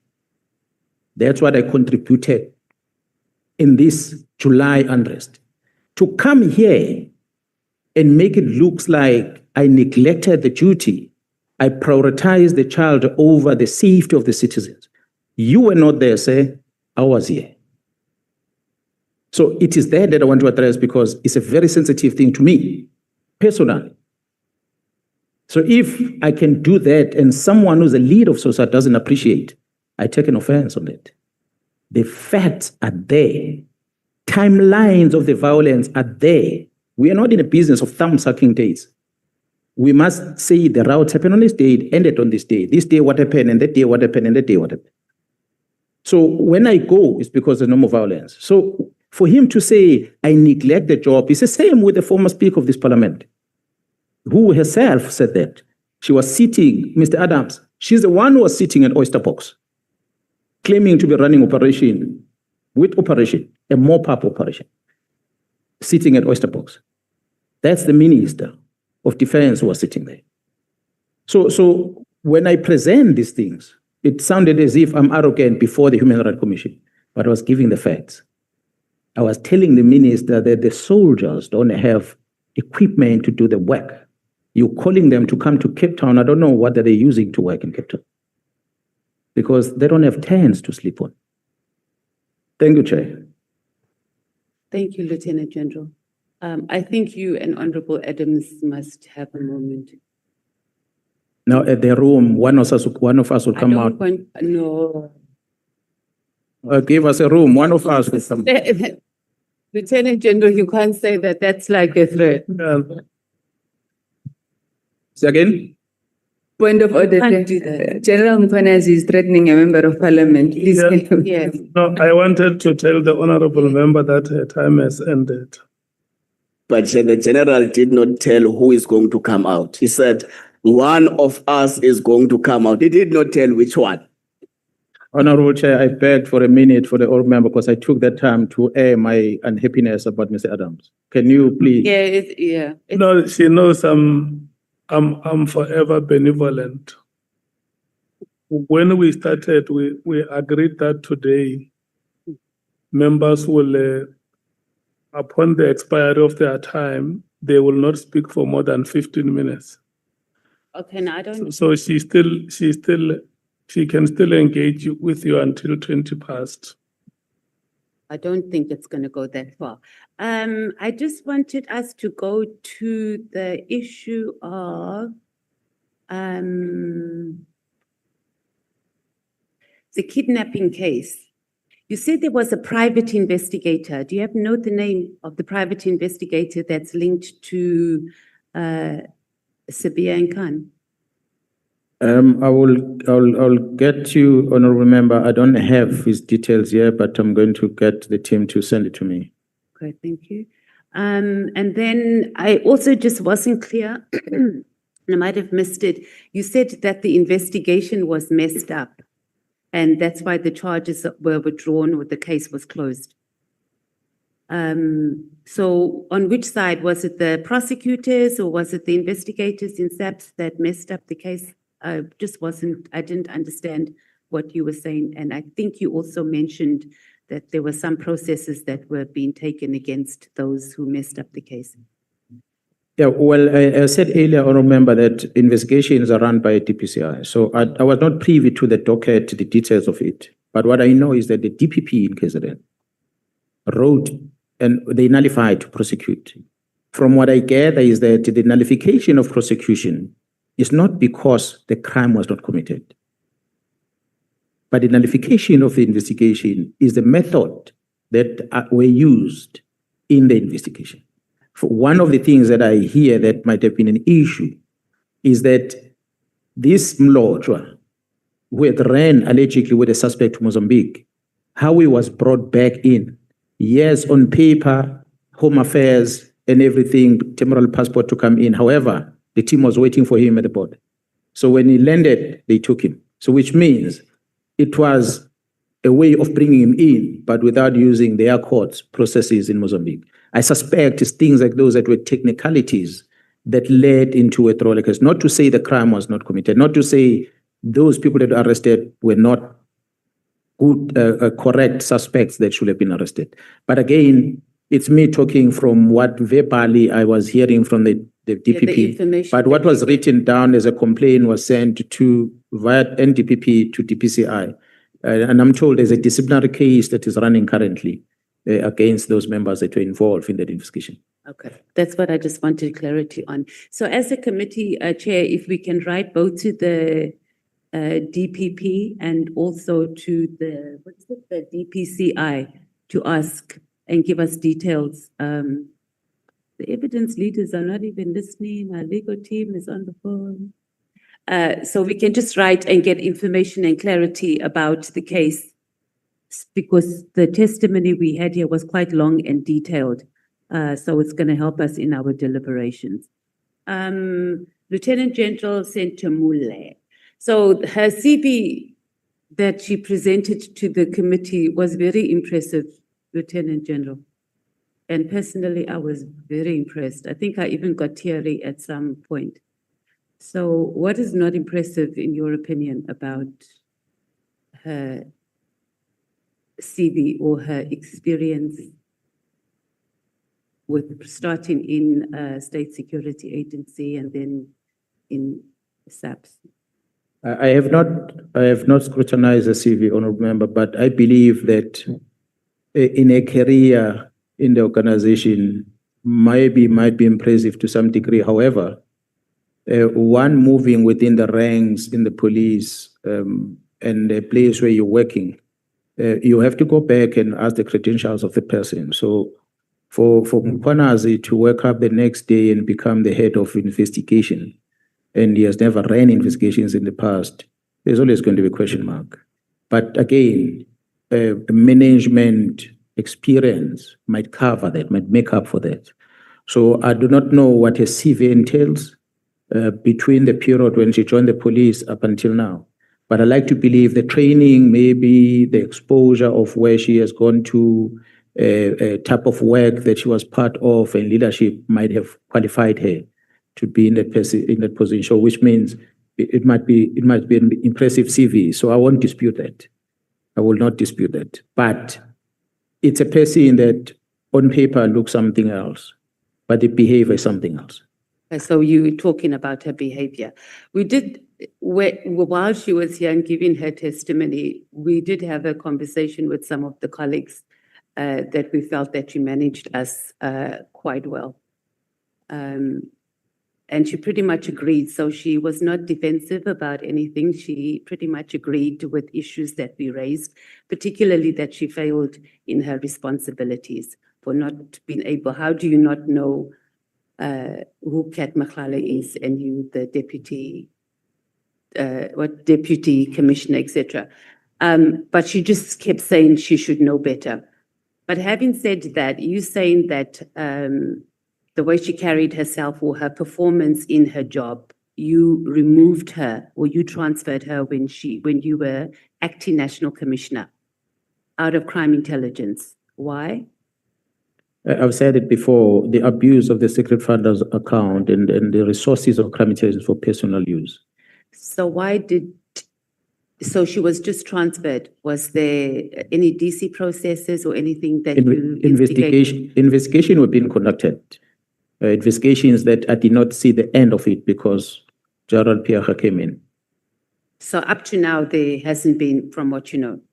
So Well, when you transferred her, Lieutenant General, did you also instigate an investigation? That's correct. Into that, and then you left, and you don't know whether that continued or not.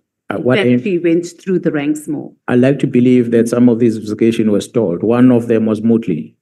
We had removed Moodley from crime intelligence. We've launched an investigation, but after we were gone, he was back at crime intelligence.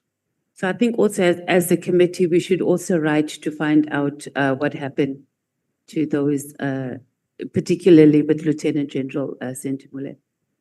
What happened to those processes?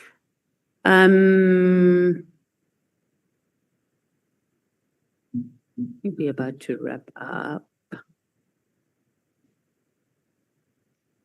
Just about the criminal case that you said that you opened based on the affidavit that you received from the National Commissioner, and the main charge was defeating the ends of justice.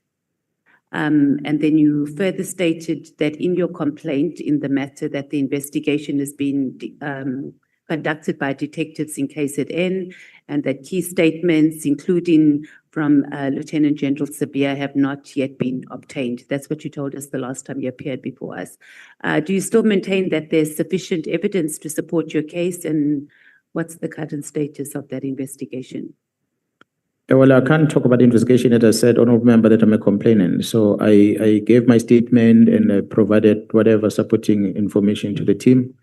The information last that I was informed about was that they were able to retrieve the information that were deleted by both the ministers, Bia So that's and the chief of staff from their equipment that was seized from them. So they were able to retrieve that, and then they did the analysis on that. So that's why they could highlight me some of the things that they picked up on. okay. So that's what you spoke about earlier. And then just to conclude, you, in your statement to us, you indicated, you spoke about the judiciary. And so far in our proceedings, we haven't had any evidence that has been led by any of the witnesses that speaks to systemic.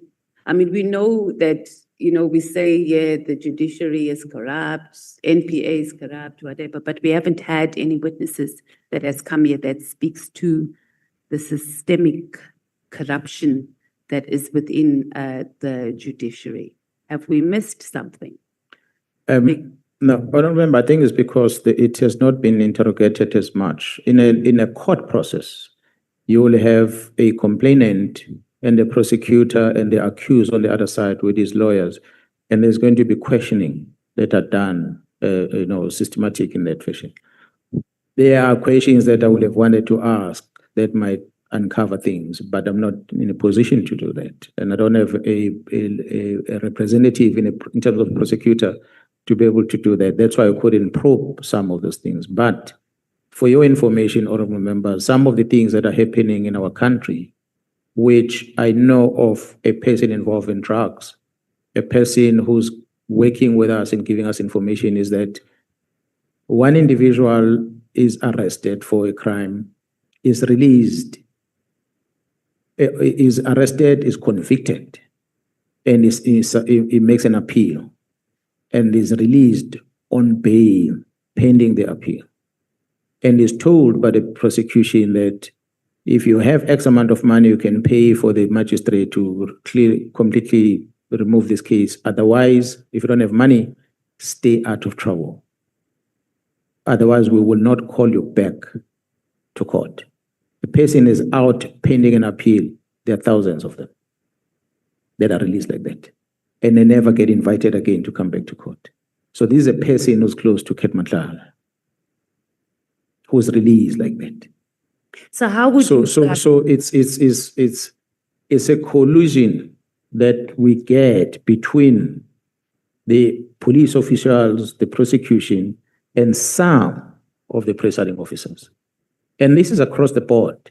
But in this case of these drug investigations that were happening, There are only few presiding officers that were picked up that participated in enabling this thing to happen. So how would you guide us in terms of us doing, or as we are about to conclude our investigations in that regard into the judiciary? Because we haven't touched heavily on that at all.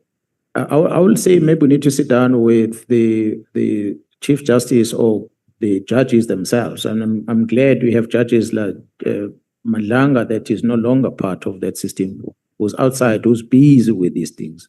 You must sit down with them and be able to come up with Judge Zondo, who was probing some of these things.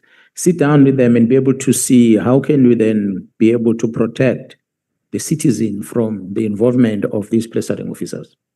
Honorable members, when we have the powers given to a presiding officer, although the members will argue, the SC will argue, but when the presiding officer is given powers to grant bail, one presiding officer says, I'm not giving you bail because you were convicted in a foreign country after you misrepresented yourself. You were convicted for a crime of drugs. You misrepresented yourself by giving a false particulars. You left the country illegally for that matter. He was convicted. So which means you are a flight risk. You've proven that you have left South Africa to go to another country in the first place. I'm not granting you bail. The cases you are facing are serious cases of murder and the likes. So I'm not granting a bail. But this person then goes into the higher court. And the higher court grants bail regardless of those conditions. Regardless of those conditions. And it still says, you're free. So a person is given bail of 100,000 rand. He gets arrested again. While he's arrested for triple murder this time around. The first one was murder. Now it's triple murder. He's taken to court. Another judge comes and say, yeah, well, yes, you're on bail, but we're happy with you outside. Let's make it look like it's a serious bail. Then they add 400,000 rand. This person is on 500,000 rand bail for murder of 5 people. How many must he kill before the judicial realize that he deserves to be behind bars? There are people that are rotting in prison that have not killed anyone. They were arrested for an assault, a theft, but they're denied bail and they're in prison. But there are a person who was murdered, accused of murdering 5 people and more, and drugs on top of that, but is out on bail. So you begin to wonder. So when you wonder, then you start probing more. That's why I'm talking about recordings that end up being made, that end up saying, okay, well, this is done in this fashion, this is done in that fashion. But for me, my position as a giving an advice is going to be difficult because I'm not in that space in interpreting the rights, the do's and the don'ts of the presiding officers. The judges that are now seized with these problems, perhaps are the ones that are in a better platform to come and talk to you. So they can be able to say, I was told that one of the presiding officers was someone to come to the Nhlanhla Commission. I hope he comes there. So perhaps we're going to begin to see things. Okay, thank you, Lieutenant General. I think something the committee that we could also do is maybe write to the Justice Minister and get information about bail that has been granted over the last 5 years on Schedule 5 crimes, so we can sort of investigate a pattern and who were the judges or the magistrates involved in that, and maybe a pattern will emerge, but it's something we should have done much sooner, but it could help us during deliberations. And just lastly, Lieutenant General, in the words of my honorable souls and what you have concurred, that you also have holes. You haven't told us what your holes are. Are you going to share it with the country? Well, I'm not a perfect person. I don't know what honorable souls when he talks about holes. And my understanding on his terminology means that everyone has got shortcomings one way or another. Nobody's perfect in this world. So there might be things that I might do as a police officer in my line of work that are wrong in law, that are wrong in front of the eyes of the public, but I still do them. If such I'm told about, I will acknowledge that, okay, well, I shouldn't have done that. I shouldn't have done that. does not necessarily mean that. Has anybody told you that you've done things that are wrong or you should have done better and that you've reflected on and you agree with? Well, I will be reprimanded at home. My wife will reprimand of things, and I'll reflect on my own and say, yeah, no, I was wrong in doing this. Even But at you're work, avoiding the actual question in relation even the to work, your job. even at the workplace. Thank you so much. Oh, you see how you Can we Even the- get, you're gonna next, appeal for another minute for me, Lieutenant. we I'm must be, joking. Thank you. we Rita. must be consistent, honorable members. Pangazita.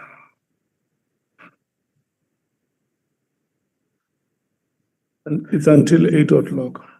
Well, thank you, Honorable Chairperson. Good evening, Lieutenant General Mkhwanazi.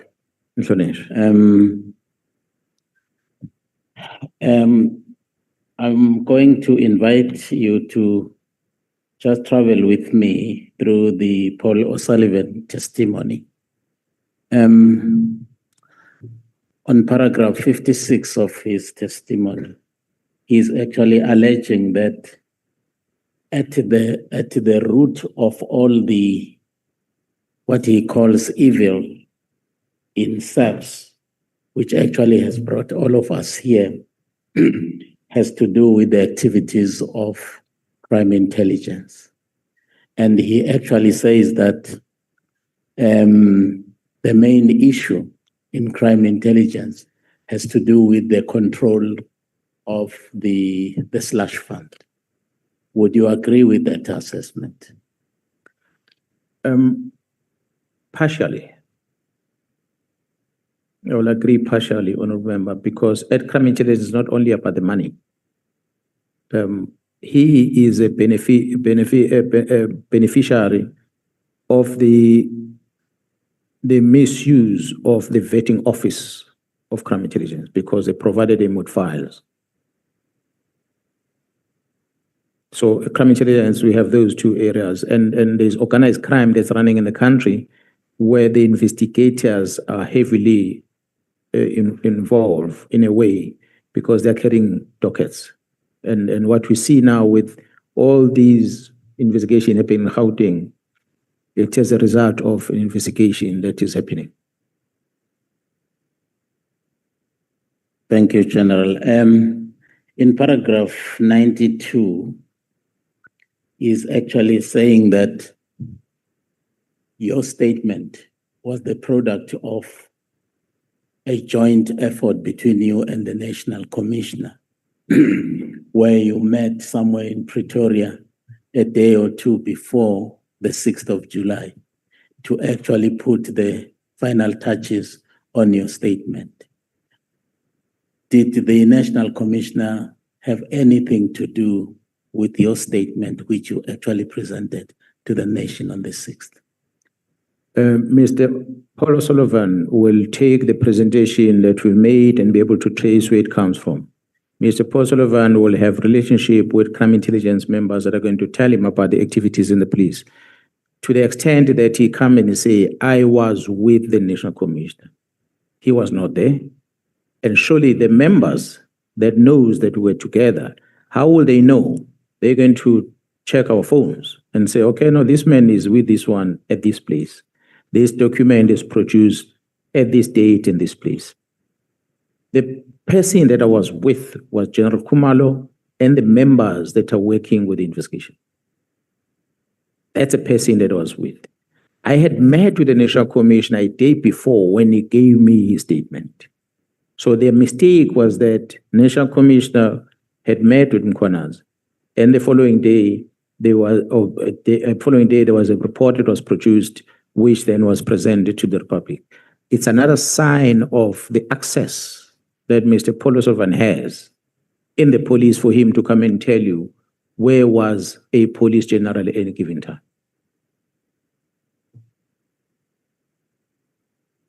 General, on paragraph 19 of the Honorable Adams' testimony, he is actually saying that crime intelligence actually bought some property around, excuse me, Musgrave in KwaZulu-Natal.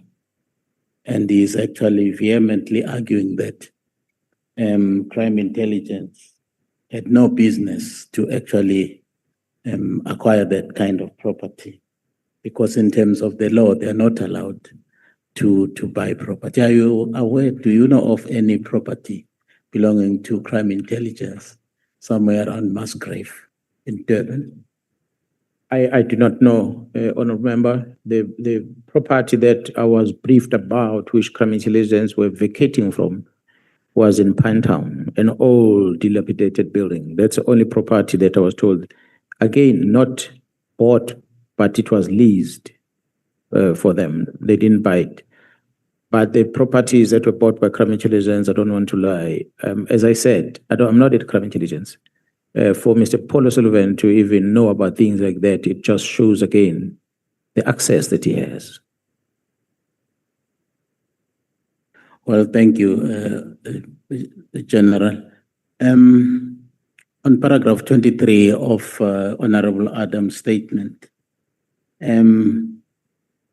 he talks about the arrest of Lieutenant General Khumalo and other high-ranking police officers. I'm not too sure who actually the complainant is and what their charges are. Would you share that with us? That is one controversial matter, Honourable Member, because Mr. Adams alleges that he received something underneath the door in his office. And he went to the police station to open a case. He says, Mr. Adams, he did not give the details of the case.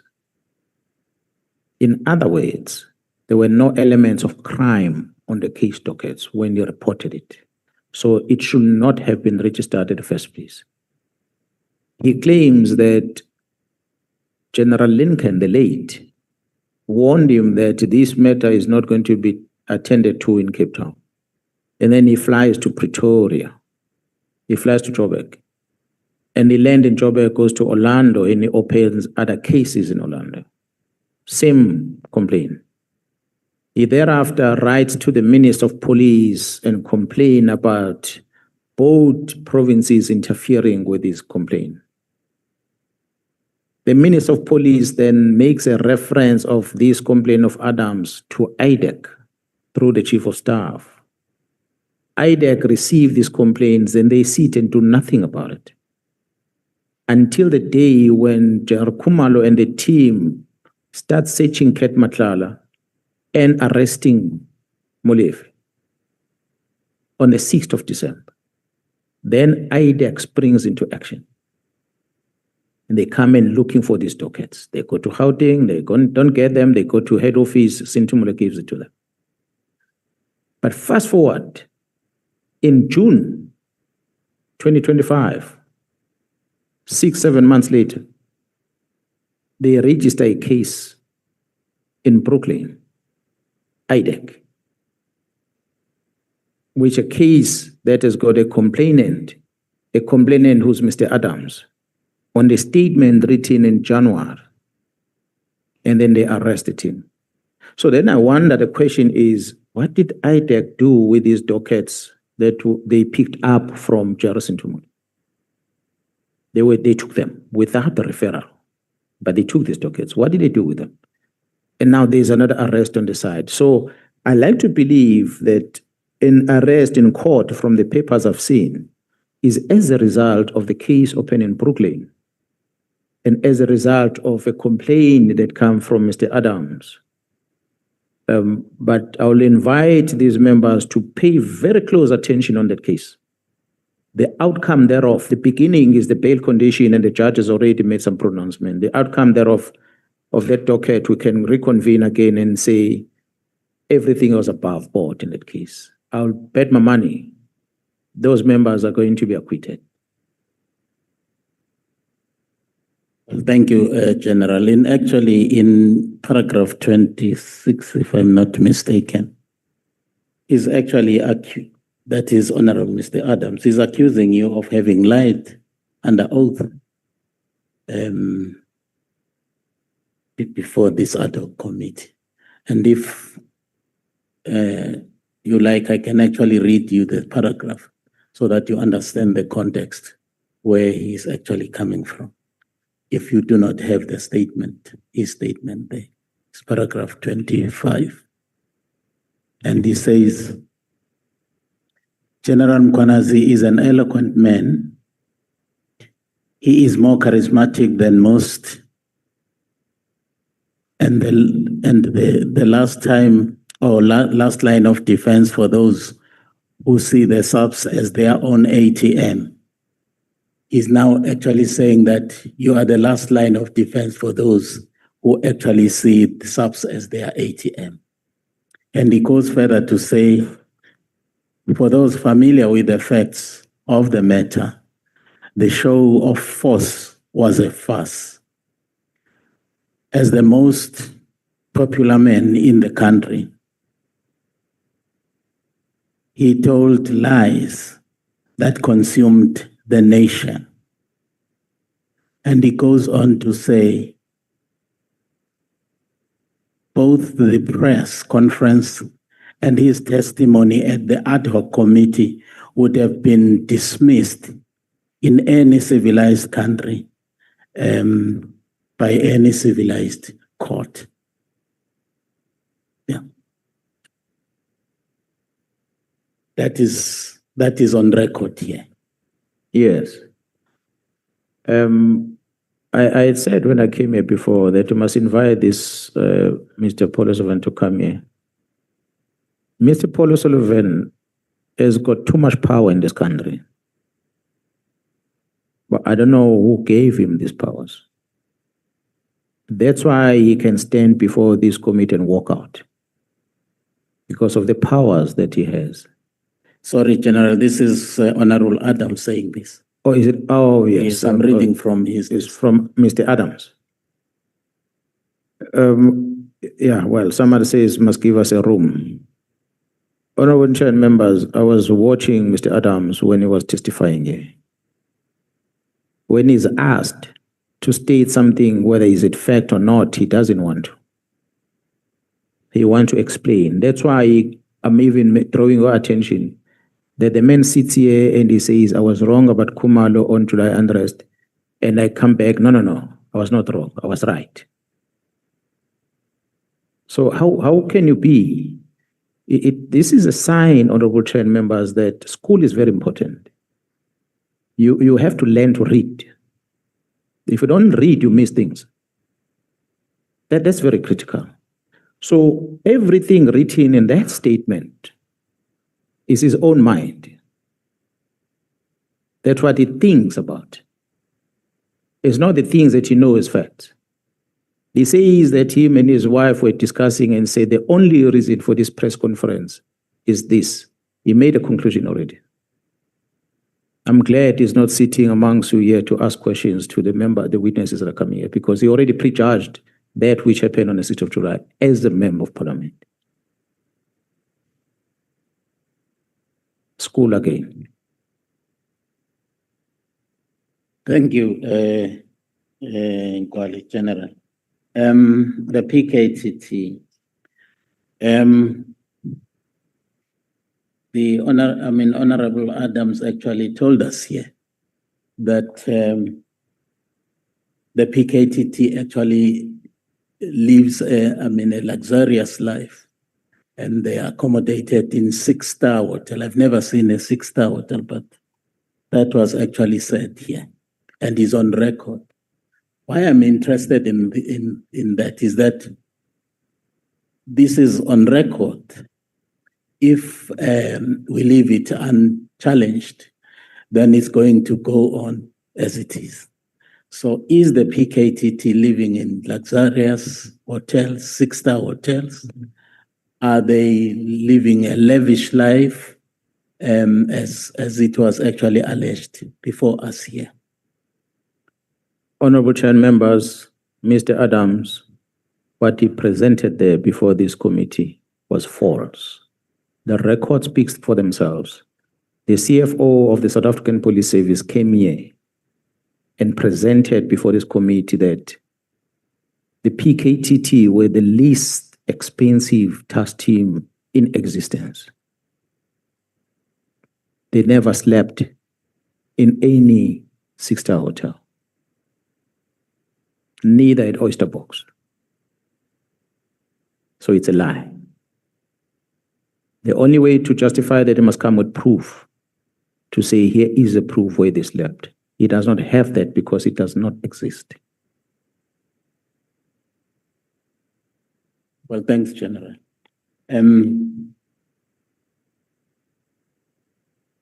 We had also some comments being made under oath that Lieutenant General Mkhwanazi, quote unquote, is a constitutional delinquent. Do you regard yourself as such?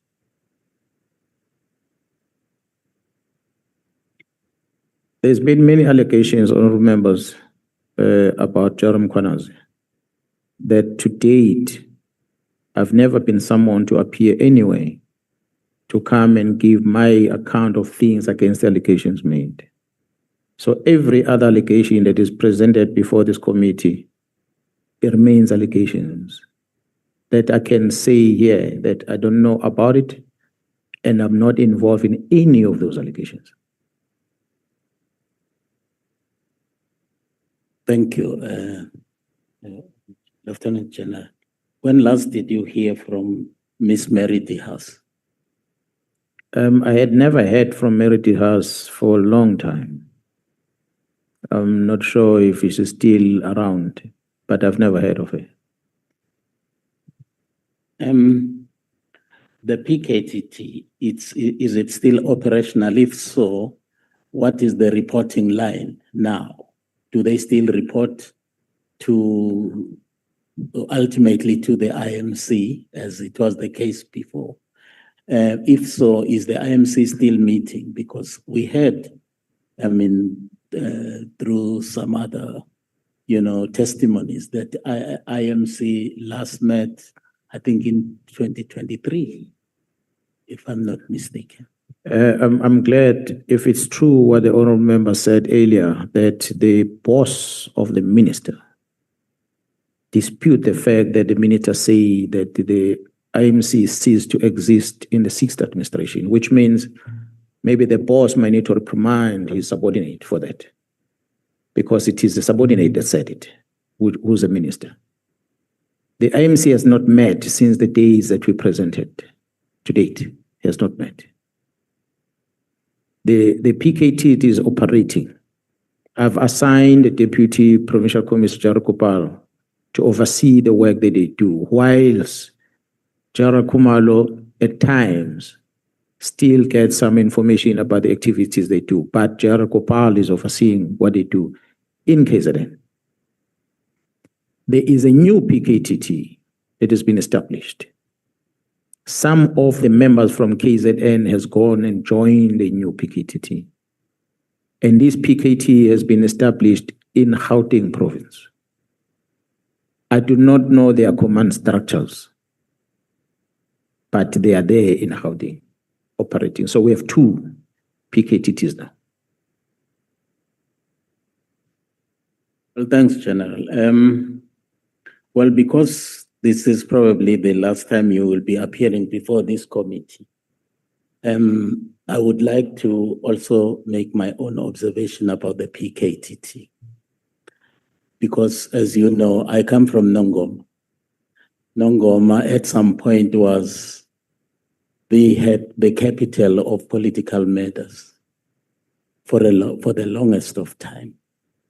And in fact, the first councillor to be killed in South Africa was at Nongoma. And for that matter, he was the mayor, Mr. P.J. Scott. And there had been dozens of killings in Nongoma. But the advent of the PKTT, I would say, actually drastically minimized that. Over the last 2.5 years, we have not had any politically motivated killing in Nongoma. So I would like to ascribe that to the presence and the working of the PKTT.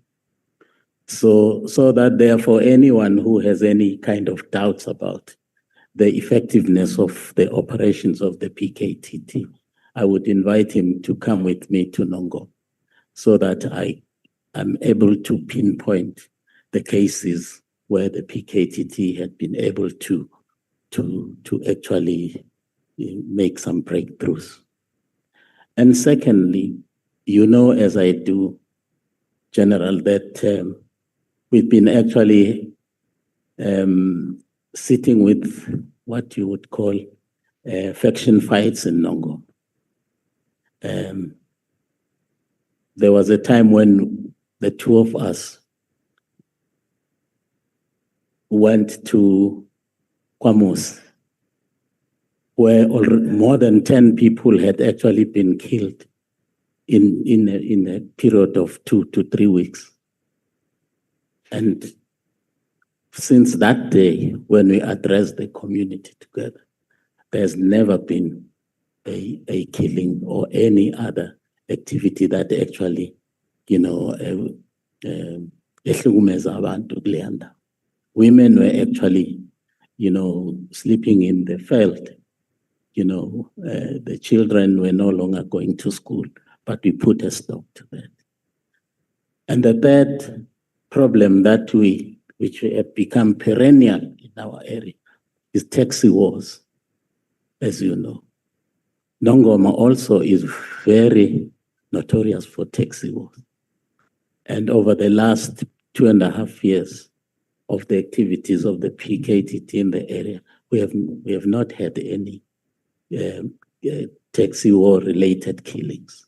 So again, I just want to say on behalf of the people of Nongoma, thank you so much to the PKTT.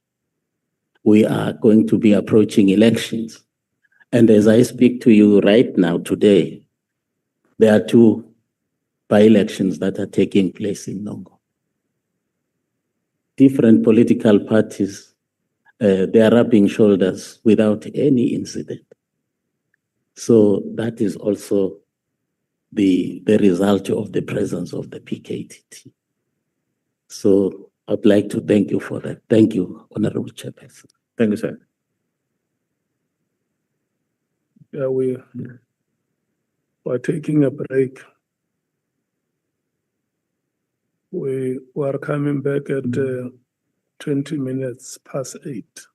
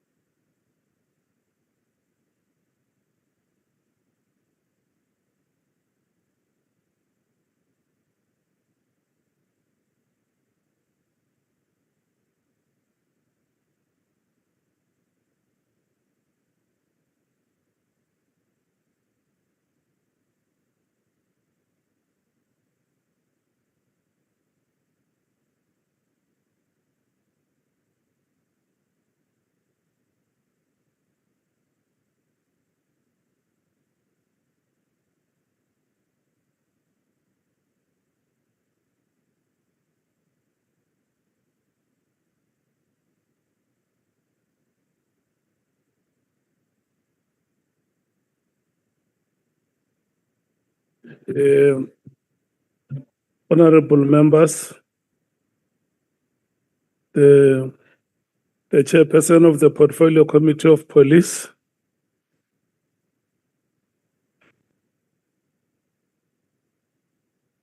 it's now 8:30. We should run for the next 2 or 3 hours and see how far we would be. But surely we must finish tonight. Thank you so much, General, for coming back. Honorable Reddy, we recognize your presence here and welcome. And we give the microphone to Honorable Sols. Your 30 minutes will expire at 9 o'clock. And you will be on the discretion of the chairperson for no more than 15 minutes. Your time starts now. Thank you, Chair. Just want to confirm is Mr. Romano ready for me? Because I don't see him in the chambers, and I will need him in like 2 minutes, Chair. I have arranged with him, but I don't see him in the chambers. Yeah, Mr. Romano is the man. All right, I see him now, and he's indicated he's ready.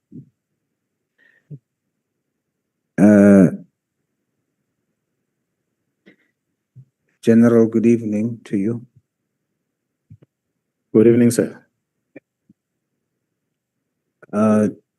Earlier with Honorable Matisse, you shared that your understanding of my use of the word holes means shortcomings. I want to confirm that. That is indeed what I mean when I say holes. I mean shortcomings. And you admitted to having shortcomings. So it's undisputed. You are indeed a national hero with holes. And then you said something which obviously spoke volumes. You said, you're not much of a Christian, but many Christians are afraid to die. I want to confirm with you, I'm one of those believers who is not afraid to die. There's a scripture that says, for me to live is Christ, and for me to die is gain. I fear no man, only the one who can send my soul to hell. Then you also mentioned something about a person sharing something about, it looks like I am against you. And the perception that is out there. Now, General, I want to confirm with you, I've always had the position that it's important for me to uphold the integrity of this committee. So I have to be always independent and always focus on the evidence.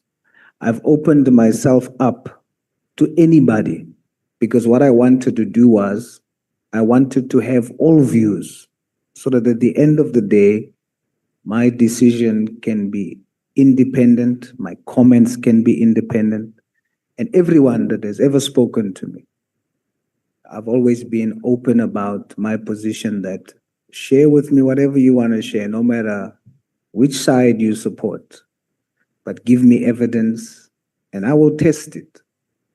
So one thing that you can be sure of then is that whatever I'm saying to you today is not influenced.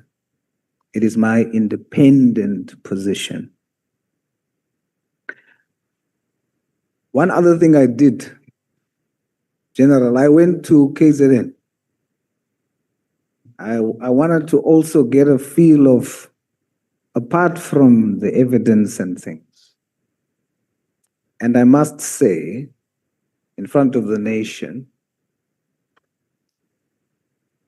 KZN is big. I used the Ubers, and I had at least 3 Uber drivers. Kwanda, Zakile, and Mswawenkosi. And all three of them spoke well of you. Now, if Uber drivers, and it was young people, can speak well of you as a provincial commissioner, that speaks volumes. Now, as you have admitted, you do have holes too, and I've seen some of it, but those holes does not take away from the fact that you are doing a great job. And I've seen it.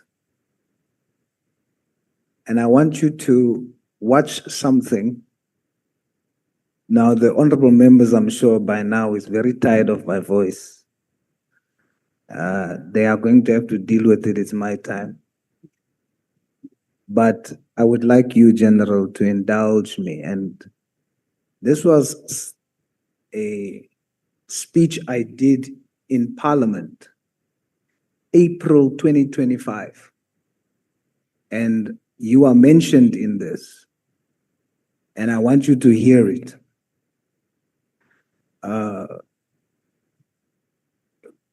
Would you indulge me, General? That's correct. I was just making note of that speech so I can be able to recheck it again. But I'm listening. I was about to say, as you were. Mr. Romano, please. Frustrate my colleagues.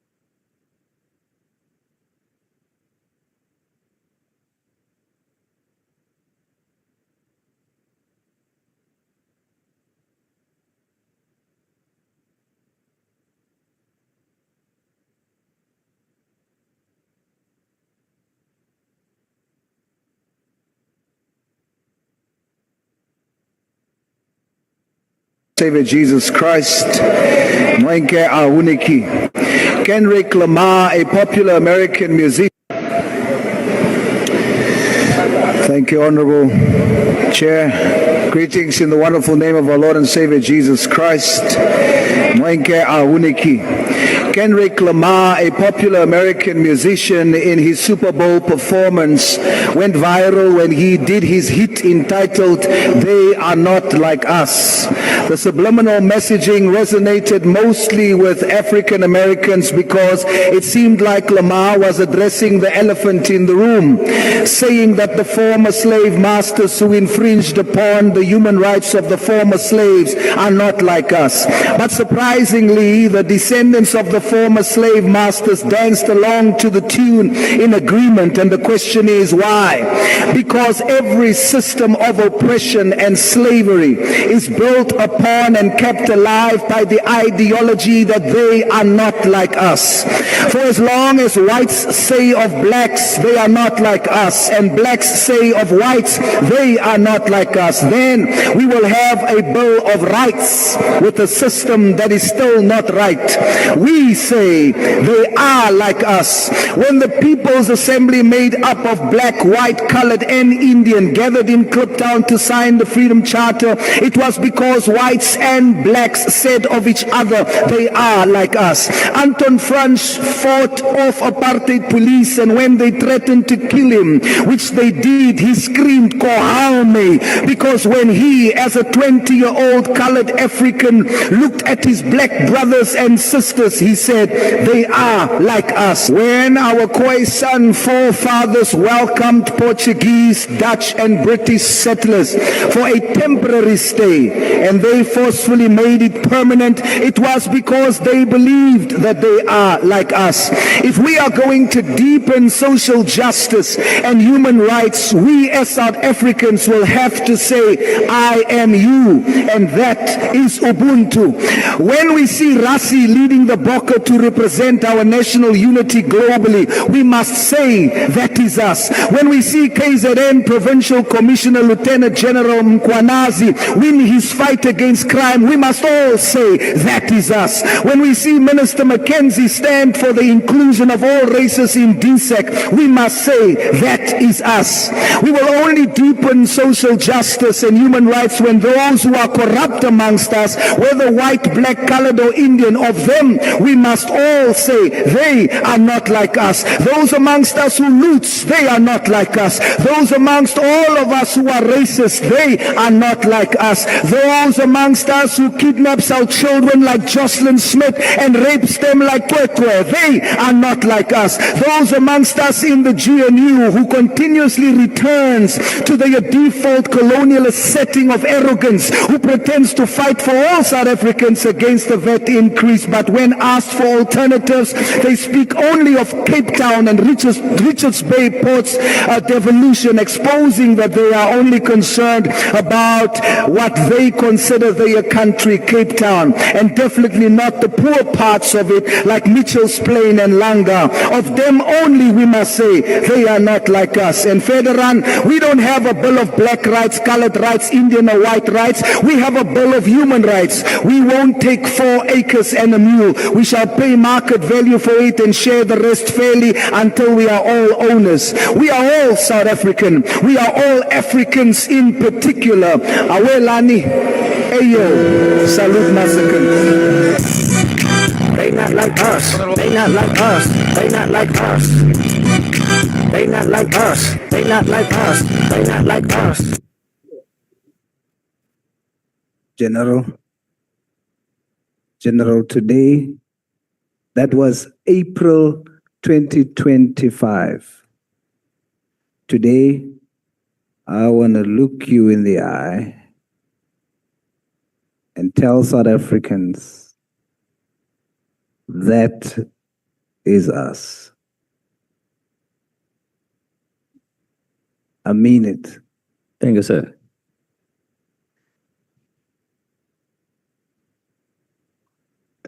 General, Lady Justice has a blindfold.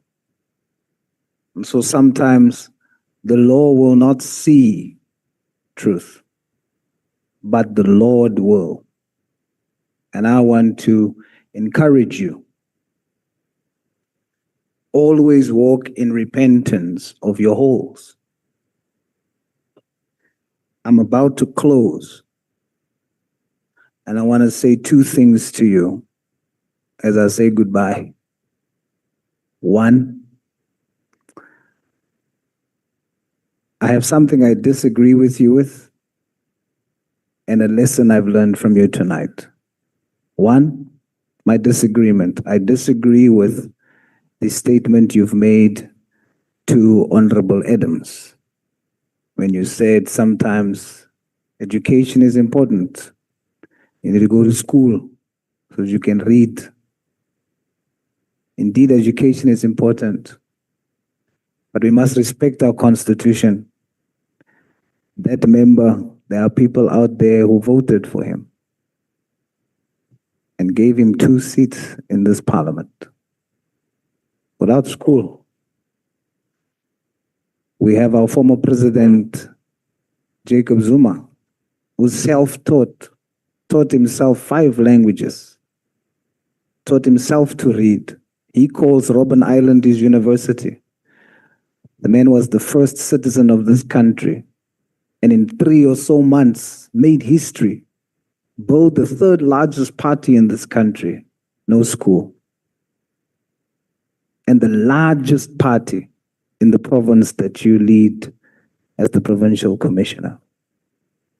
We don't know each other's history. I disagree with many things Honorable Adams has said.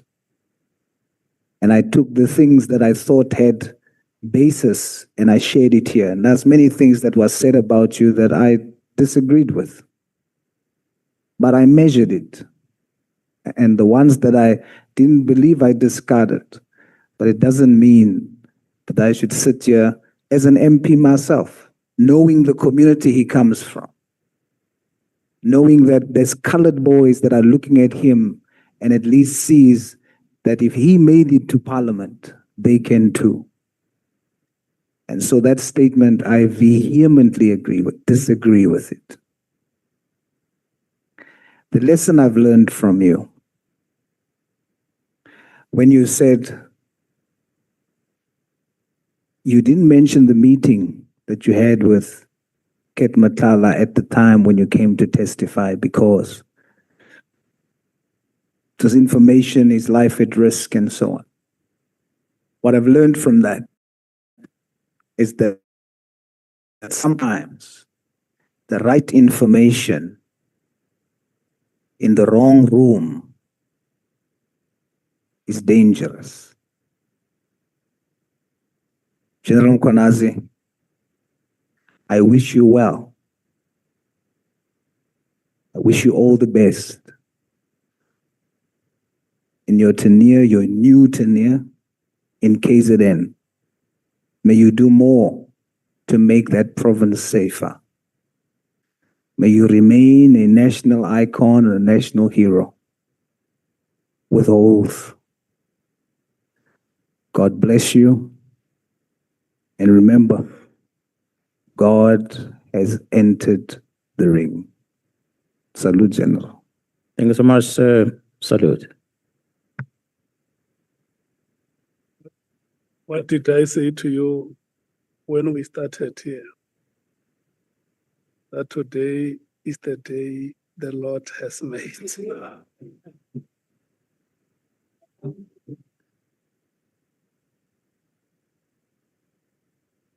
Honorable Vessels, your time starts now. Thanks very much, Honorable Sons. Thank you very much, Chairperson. This is now the second time that Honourable Souls gets me caught off guard, because he's usually very stringent on using all of his time. But thank you very much, and good evening, General. Good evening, sir. General, I think we've, in this whole process, heard a lot of allegations. Allegations made by you, starting on the 6th of July, and also in your first appearance here and in front of the Nhlanhla Commission, and also from other witnesses, some making allegations against you, some making other wild allegations, some trying to advance their innocence as well. In terms of the allegations made by you or by others. And it's very difficult for Parliament to actually get to the bottom of what is true and what is not, because we're not investigators, and it makes it quite difficult. And to a certain extent, one wants to say that there's not an abundance of truth that was here in front of us. And that makes it very, very difficult. I want to just go back to the explanatory witness statement that you submitted, General, with the evidence regarding the allegation of the money paid to former Minister Becky Cele. And I know you did speak to this morning at great length, but I do just want to revisit it because I think it's quite important. Would you agree that from this evidence, from the WhatsApp messages, the two affidavits, that it's quite probable, almost want to say clear, that Nhlanhla's intention was to pay the 7,000 rand into former Minister Clearley's account? Do you agree? Yeah, well, that's a feeling we have, considering the communication he had with the gentleman, and subsequent to that, he then start asking, "Who are you?" And after noticing who the person is, he then deletes the communication. So that's what makes us believe when you look at the similarities of the numbers. Exactly. And the title that he uses to address the person. Exactly. But what do you think would have been the reason for him to have wanted to pay the former minister? Because if I look at the dates, those messages of a payment took place in December 2024. Those messages were sent to the person, the wrongfully identified person, the wrong number, on the 27th of December 2024. So that's after Clearly was not minister anymore. What could he have wanted to pay him for, in your opinion? We really don't understand, because when you look at the figures, the amount, and it's not that much. So, and when we also been told by this gentleman, there were a lot of documents that went to him.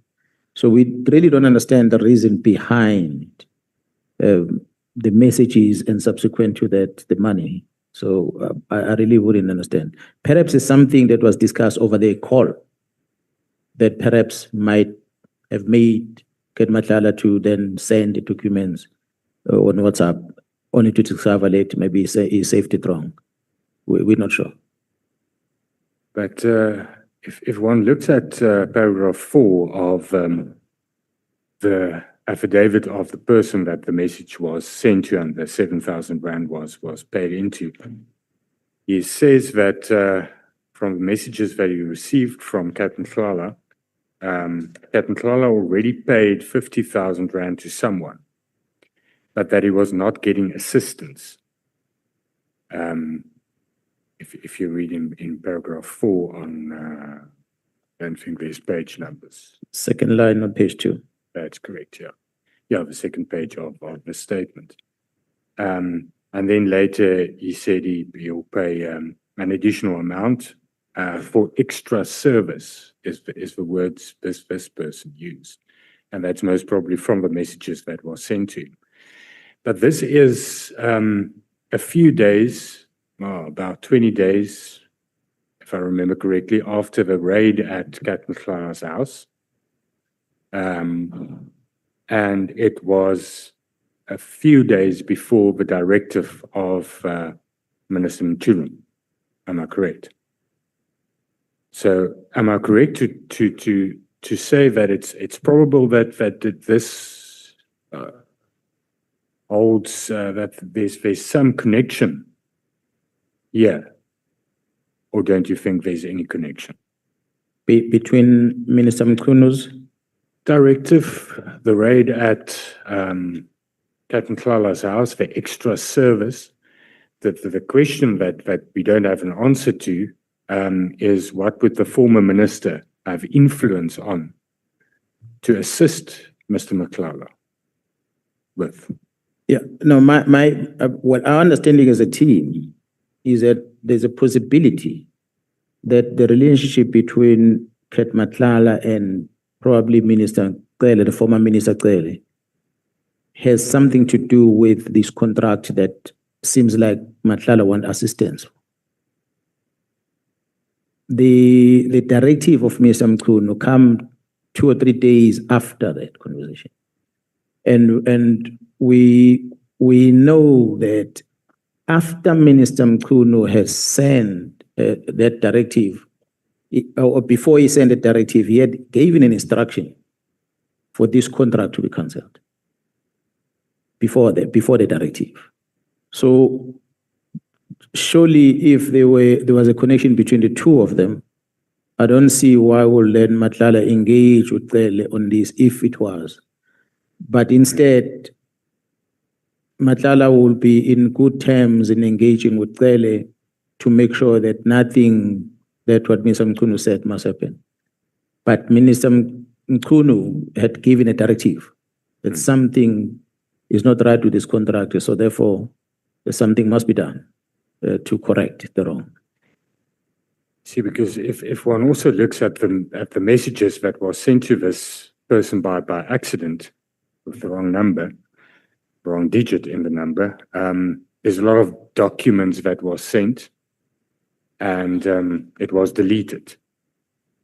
Now, the problem is, or my thinking is that we heard from other witnesses the allegation that former Minister Cele is ruling the South African Police Service from the grave, was the words that were used. The National Commissioner denies that. He says he can't see truth in that. But do you agree that if one looks at this, it makes one think, because there's a raid, there's a search at the premises of Kat Nhlanhla. We saw the messages between Kat Nhlanhla and Brown Mkhwanazi, that there's an unease about what's happening now. He pays someone 50,000 rand, and he says to what he thinks is Minister Cele that is not getting the assistance that he actually wanted. And then he pays an extra 7,000 rand. It is a very small amount, strange amount. But it seems as though he thinks that Minister Cele would be able to assist him in this criminal issue. Or am I sitting with pot in this? Well, I wouldn't know. What I know is that perhaps in regard to what happened on the 6th of December, is that Mr. Nhlanhla's property was searched. Yes. And firearms were taken. But he was not arrested. The only thing that happened, there was a search and firearms taken.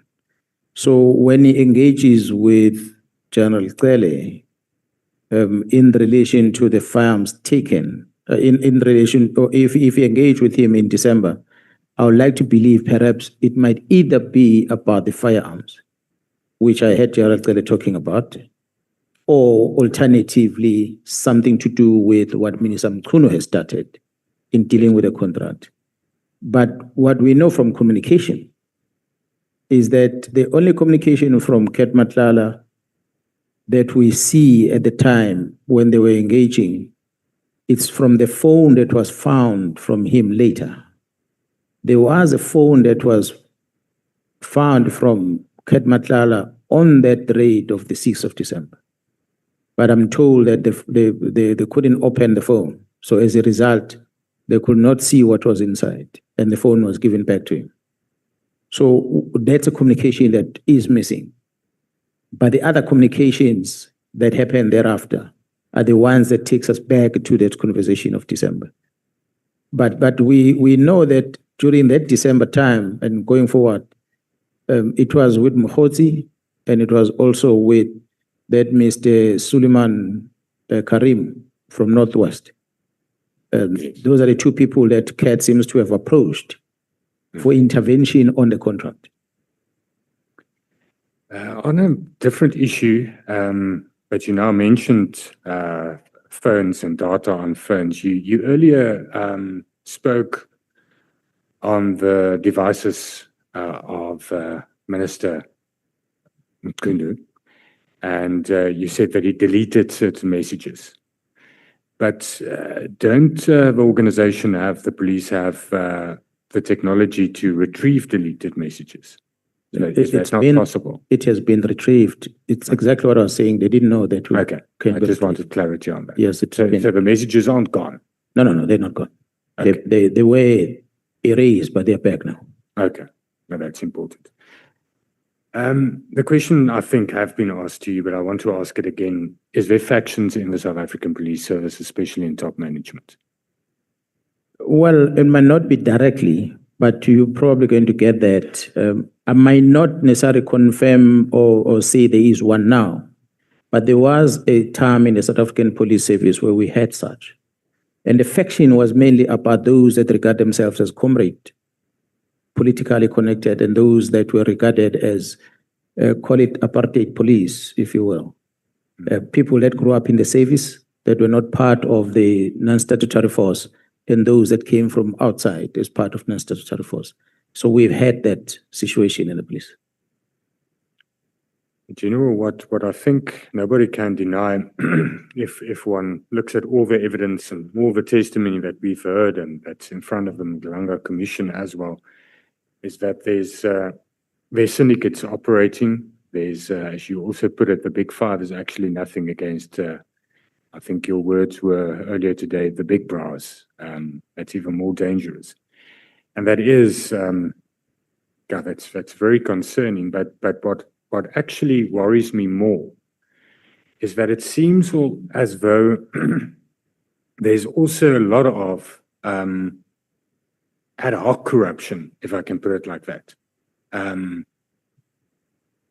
There's a lot of, let me first qualify, there's a lot of dedicated, good police officers out there that serves South Africa and that serves and protects. But there's also a lot of corrupt and corruptible police officials. That's not necessarily part of this whole network. But, and I want to commend you for also admitting this earlier today, or for highlighting this, that there's too many generals. Because we've heard of a lot of police officers during this 5+ months, but it's very few times that it's not a general. It's either a major general, lieutenant general, and a lot of them are on suspension. I have been suspended. All these allegations against them, and I want to thank you for highlighting that, because it seems as though we have a very top-heavy police service, but also that a lot of, or some of, those top management are living extremely high lives. It's as if they are pop stars with Durban Julys and parties everywhere, and they're not actually there to serve and to manage the police service. Would you mind to comment on that statement? Yeah, well, there will be amongst us that will live large. But again, until an investigation is conducted, lifestyle audit is done, people might be justified why they're living a large life, because they might be coming from rich families and got inheritance, they've got businesses, because we are allowed to do business as well. There are businesses that they are running that gives them income. So there are many reasons that some of the colleagues might live large. But it's something that we see, but we don't investigate. So what that becomes a problem, because we end up not knowing what is the source of the wealth that we see before us, but it's there. But now there's a very big problem, and that is, and there's, I think, it will always be at odds end with each other as a police service and an internal investigating unit such as IPID. You will always have fraction or problems between the two. But it seems as though IPID is abused. But you can't really do anything about this very deep-rooted corruption if IPID is not actually functioning. How do we get IPID to function?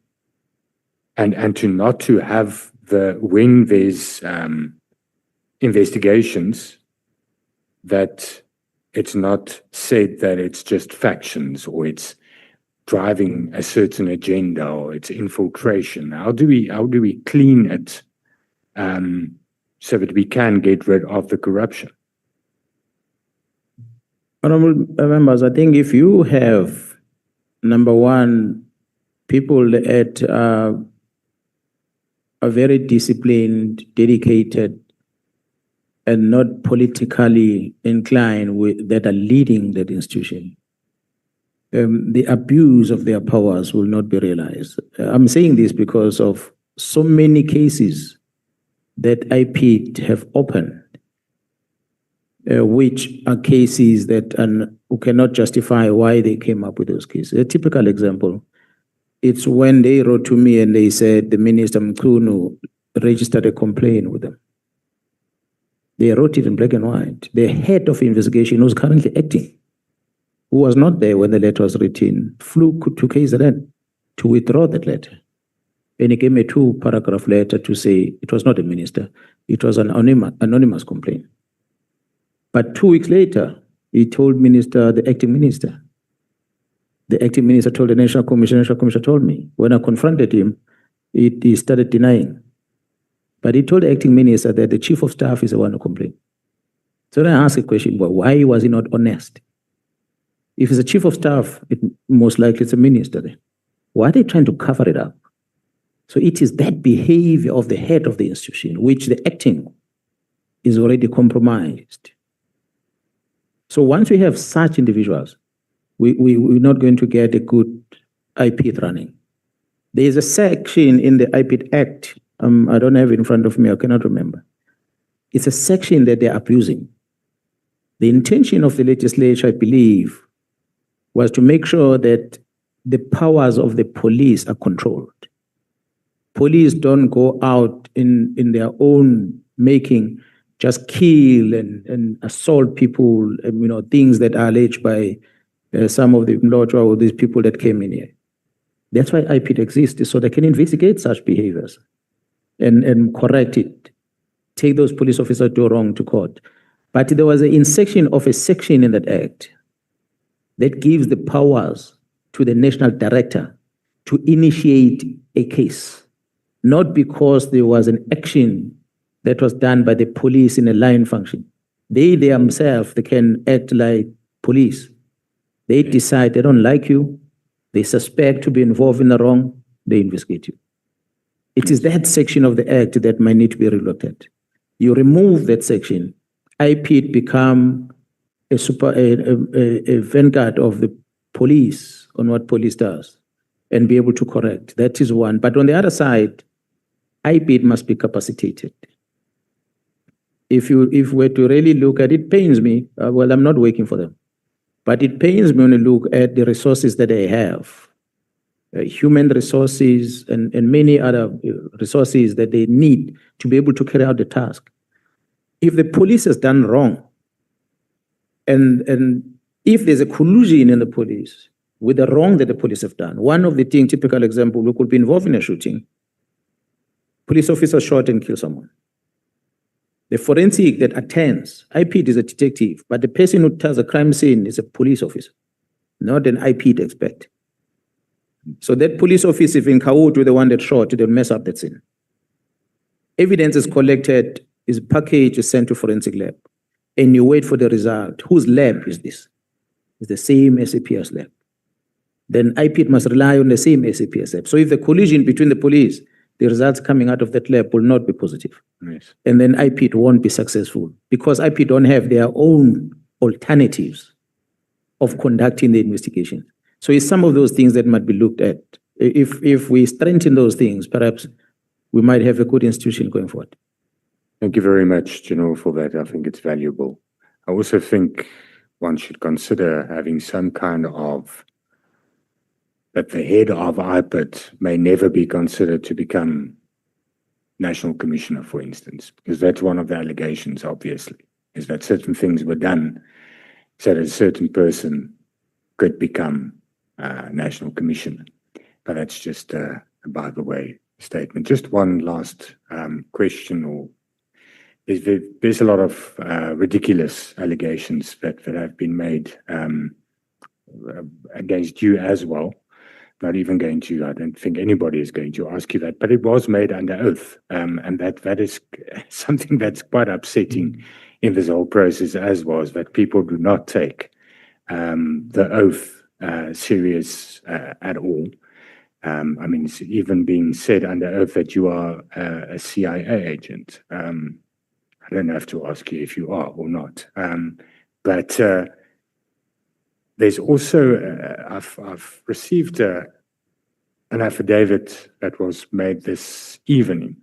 And you mentioned earlier today when you were talking of the blue lights that escorted Honorable Adams to the prison. You spoke of a conference call that will take place. Am I correct? Between someone that will testify. There's a case that was opened by Detective Sergeant Thomas this evening, alleging that he was kidnapped and his cell phone was taken and was intimidated on your instruction to get a statement on the blue light situation. Do you know anything about that? Yeah, well, that moves very fast. I like that. Honorable Chair and members, the team is investigating the movements of Mr. Adam. And he goes and he lands in Durban. He is taken with blue lights. He goes to prison. He does what he does in prison.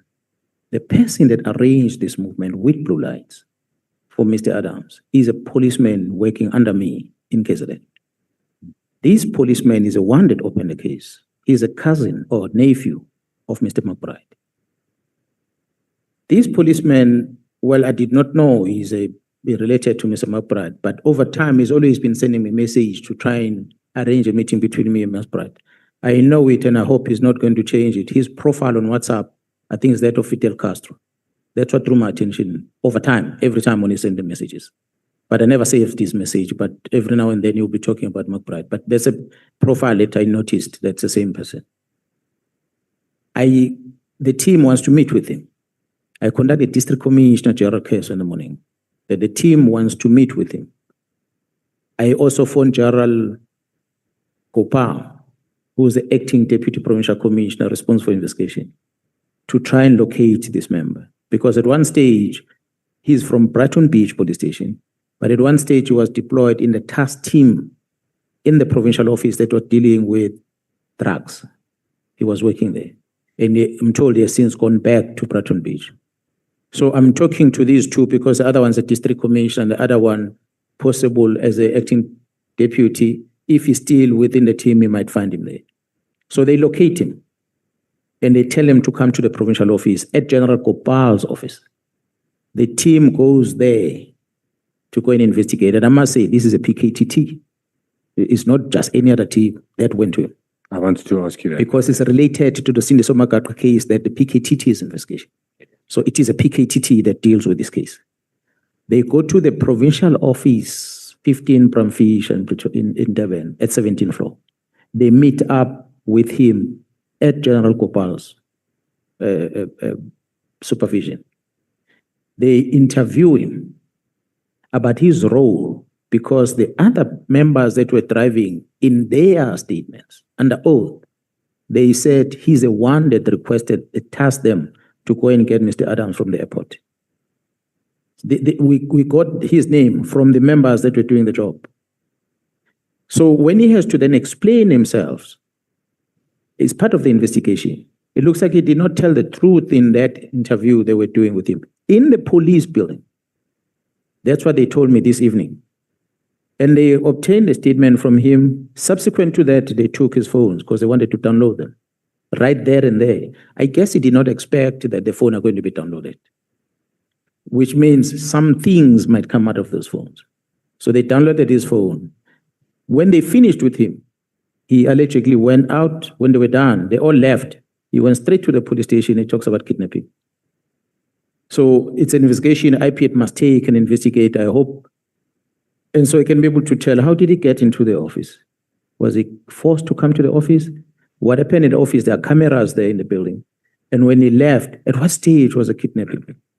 So it's one of those which I think is putting up a case because he does not know how to justify his action. So for me, sitting here after being briefed, and I really said, he's part of the problem. He's caught now, a year later. He does not know what to do, but the truth will come out. Thank you very Thanks much. to Mr. Adams for making the team aware about these things. Thank you very much, General, once again. Thank you.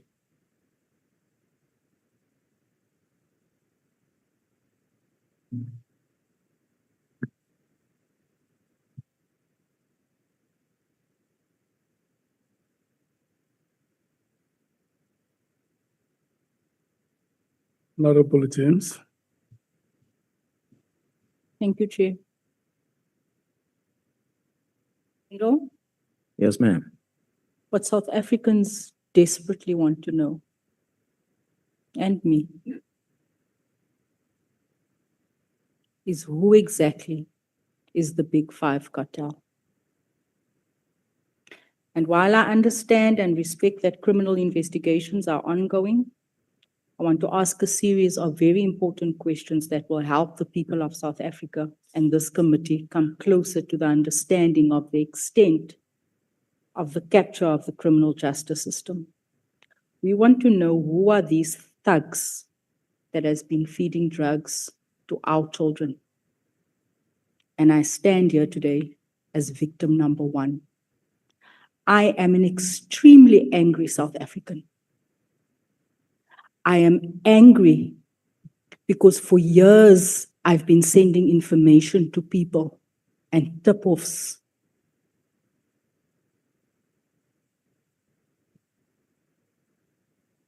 about drug dens in my community.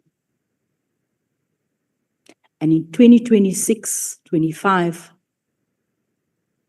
after 15 years of activism, calling the president to Eldorado Park and ministers, an entire cabinet, having a presidential intervention in my community, and it's business as usual. I could never understand. Today I understand. I have on my phone here dozens of messages I've been made a fool of for years to General Sipia, giving him tip-offs on drugs. So yes, I am angry. You need to help me here today. I've done my own analysis. There are certain things that doesn't matter to me, and then there's this.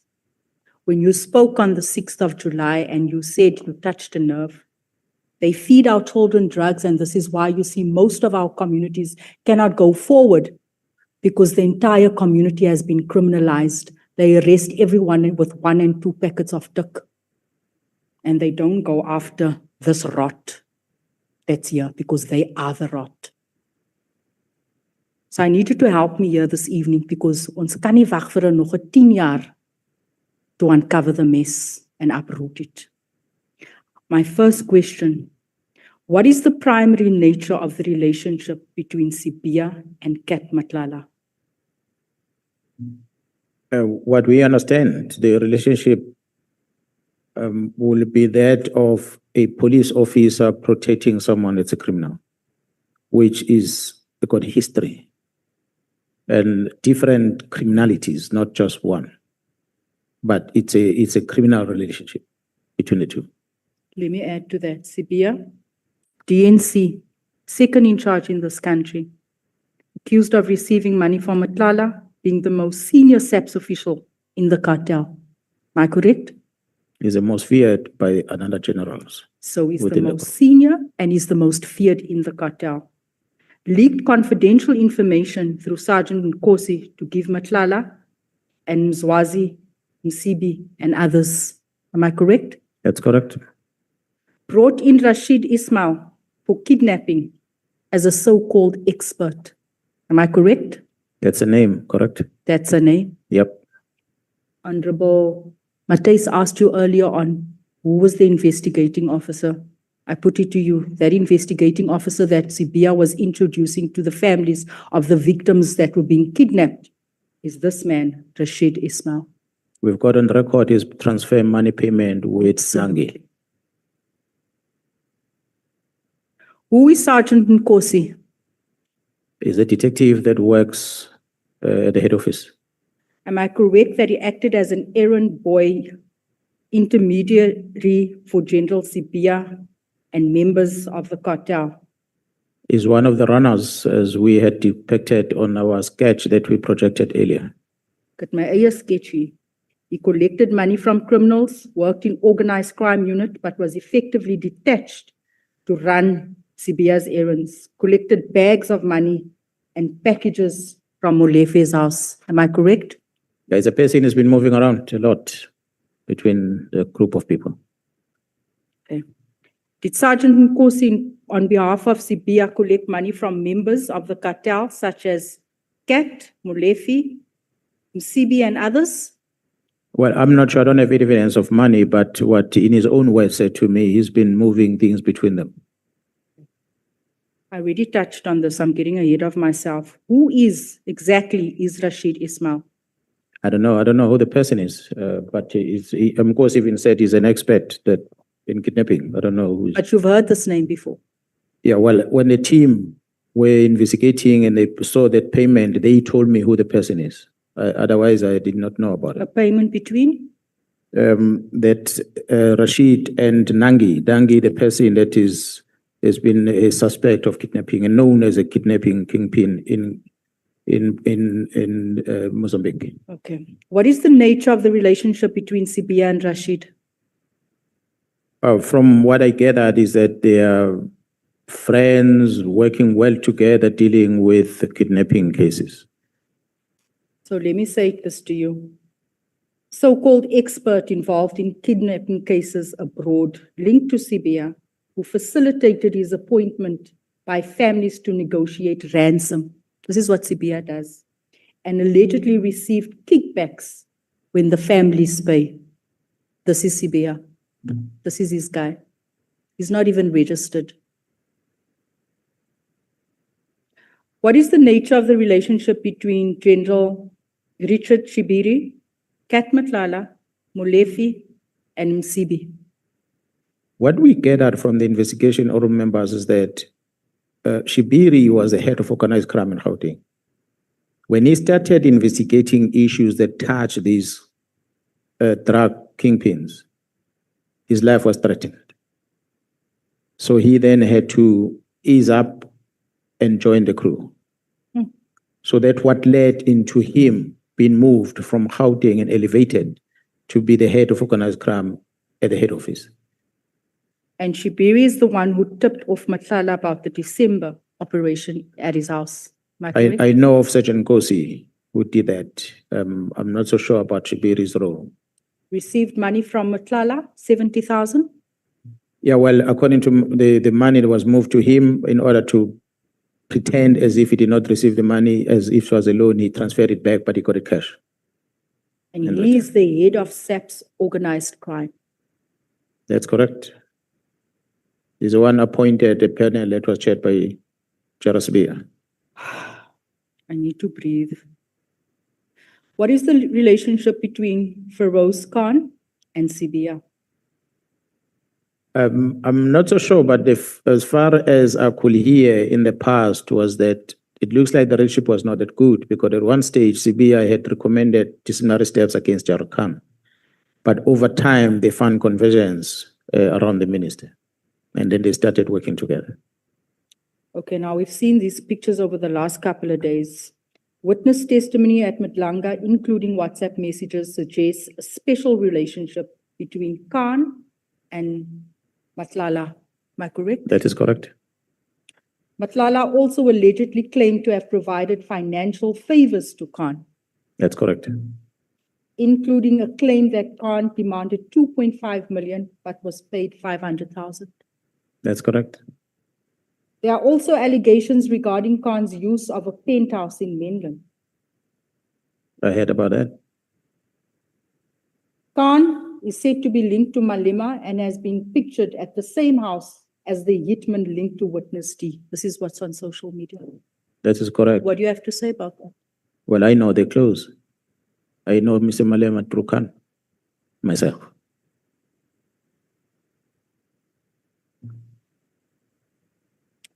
What do you know about General Feroz Khan's alleged relationship with individuals linked now to illicit cigarette smuggling, drug dealing, and kidnapping? Well, it's no secret that Khan had accompanied those individuals during one of the EFF gatherings, political gathering celebrations in Johannesburg. So from there, we could deduct that they've got a close relationship beyond what then the investigation has revealed afterwards. Do you know about the relationship between Sibia and Stuart Shanik, who appeared alongside him in this very house? Well, I'm not sure exactly what links the two of them, but I did see the video. Stuart Shanik, criminal with 34 criminal cases, 18 of which resulted in guilty findings, claims he rented his bulletproof car to Sibia for 60,000 Rand a month. Yeah, well, we are investigating that Mr. Charlotte's about many other things. So when the relationship started and the nature of the relationship, that I cannot confirm. Okay. Let me move beyond SAPS. We're connecting the dots. Who exactly is Steve Mutsumi and what is he involved in? I still don't know who Mr. Mutsumi. That's why this morning I still asked Sergeant Kosi, who is this Steve Mutsumi? Could he be the possible principal of the cartel, not the head? What I know is a person who was very close, was one of the inner circles of the late Mr. Mswazi. He's a very powerful figure within and outside the police and possibly linked to influencing the appointment of provincial heads of the Hawks. That's information we've gathered. Who is Z Kumalo? And are you aware of what he is involved in and why he's involved with directing SAPS investigations and has access to confidential SAPS information? What we became aware about who is Z was that he is a person that was working very close with the late Mswazi, and as a person who was the brain behind the taxi finance. He was managing the taxi finance under Santaco. So that's a relationship that we know of him. We've seen on the WhatsApp chats now about the case that he had opened and the communication then between him and Sergeant Kosi and them. But to what extent is involvement that we cannot say what else that he does. But we know him as a person who's been running the taxi finance as a business within Santaco. Very influential. Tender fraud, corruption, linked to Sergeant Nkosi, allegedly demanding and directing investigations through Sibia's office. Yeah, well, we don't have evidence of that yet. Was in contact with Suleiman Karim and others linked to the cartel, including Msibi, linked to those characters. What I'm aware of is that he connects with many people. There are many politicians that he communicates with. So whether he's part of the squad that has been investigated, we don't have that on record as yet. Who is Suleiman Karim? Suleiman Karim comes to the picture because of the communication between him and Ket Matlala regarding that contract in the police, the health contract. We learned that I don't know if he's still a secretary or is a former secretary of a political party in Northwest, but he's a businessman in Northwest. Did he pay Cat, he's the financier, did he pay Cat 10 million and was almost a silent partner in the 360 million tender? They're saying they can't hear? Yo, imagine. Suleiman paid Cat 10 million and was a silent partner in the 360 million tender. Involved in Morgan Masemola and paid him money involved with, received information about Matala's contract and is linked to Brown Mkhwanazi and the Minister of Police. Am I correct? Yeah, honorable members, maybe you might want to also somehow, I don't know how you're going to do this, but engage with the Ad Hoc, with the Nhlanhla Commission, because they've got analysts, they've got more of this information that have been extracted from communication between people that are forensic evidence that might help you to make a better decision going forward, which you're asking me about it now is not in front of me. I might confirm some of the things, some of them I might make a mistake because we take it from what sometimes we hear on the media. But there is money communication between them, That's or many transfers between them. Do you know Jerry Boshoga, and what is the connection between Jerry, Kat, Sibia, Molefe, Mswazi, Steve, and Suleiman? I'm not so sure about all those that you have mentioned. There are some of them partly that I know that there's been issues of drugs, and there are some of them that is issues of taxes involvement.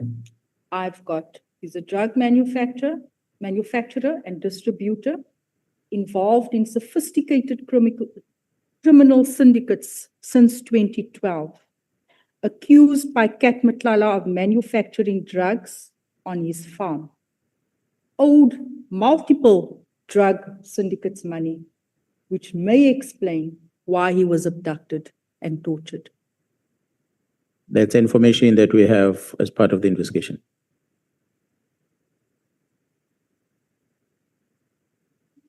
Morgan Masemola, what is his relationship with Kat, General Sibia, Molefe, Suleiman?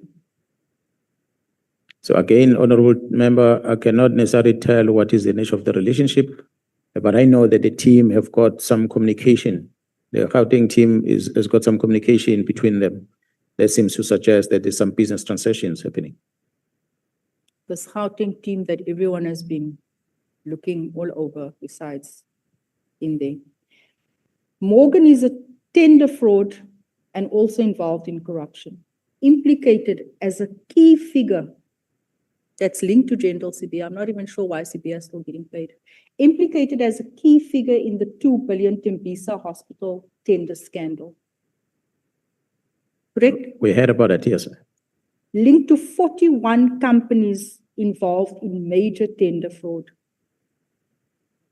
Named in SIU reports and has appeared in the Nhlanhla Commission, accused of running a tender network that influenced the awarding of government healthcare contracts to companies linked to him. Almal in Sibia se basket. And then we have Ignatius Pello. What is the relationship with the same list of characters that I've been mentioning? Kat, Molefe, Swazi, Karim, and this guy. Do you know who he is? No, I'm not sure. Have you established why the deputy president of the Patriotic Alliance, Kenny Kunene, was at Katiso Molefe's house at the time of his arrest? No, I didn't get the details as to the reasons for him being there. I'm asking this because pictures have surfaced showing Kunene with individuals such as General Sibia, Msibi. He was at the house of an alleged murderer and crime kingpin, Molefe. And this is why I'm asking. Yeah, people do have relationships that are informed or influenced by something. At times we'll know, sometimes we won't know. So I guess as the team is investigating, we're able to uncover the truth of the relationship. I'm just making sure the team has all the names with these question marks. No stone left unturned. So far, all what you are reading out are on the pie chart of the team.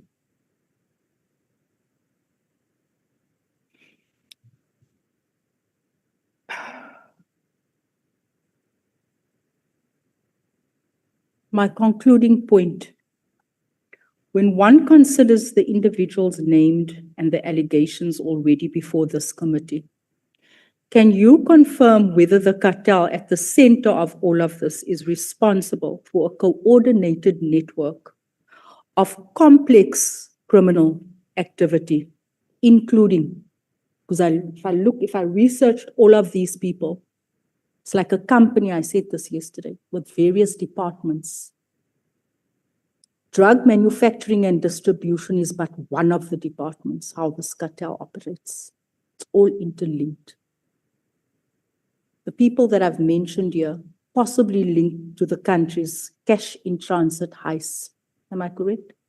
Not possible, they are. They are. Yes. Kidnapping and ransom, Yes, they are. because this very guy by the name of Mr. Ishmael, he was also introduced by General Sibia to Jerry's family to That's assist. That was involved in this Nike, what do you call him? Nangi. Yes. Yes, I'm told he gets introduced by the police to different families that their families have been kidnapped. Yes. They always introduce him. So he gets introduced as an expert, saying he can help you find and trace your family member. The family pays millions. And guess who benefits? That's correct. Drug manufacturing and distribution on the list. Yes, ma'am. Contract killings, hitmen for hire. That's correct. Something. When we speak about hitmen for hire, the AK-47 used in the murder of Armand Swart, we mustn't forget this, was also used in the murders of DJ Somebody, DJ Vintos, and Don Tindleli. Am I correct? That is correct. That's why Mlifi was arrested with all those murders and given bail more than once already. Why DJs? Because that's where the drugs are sold. For those that are partying, they're always in the clubs. Tender and procurement corruption, part of the offerings, if I can call it that. Yes, they do. Honorable members, as I said earlier, this group that we're investigating might not necessarily be the most powerful in the country. There are many others that we're not talking about. But this one come to the radar because they wanted to control government. That's it. Others might be running it without interfering much with government, dealing with the junior police officers on the ground. But these ones wanted to capture the scene of the police and the very high level security cluster officials so that they can get away around, and politicians, unfortunately. Taxi-related crime, part of the investigations. That's correct. Bribery, extortion and racketeering, fraud and money laundering.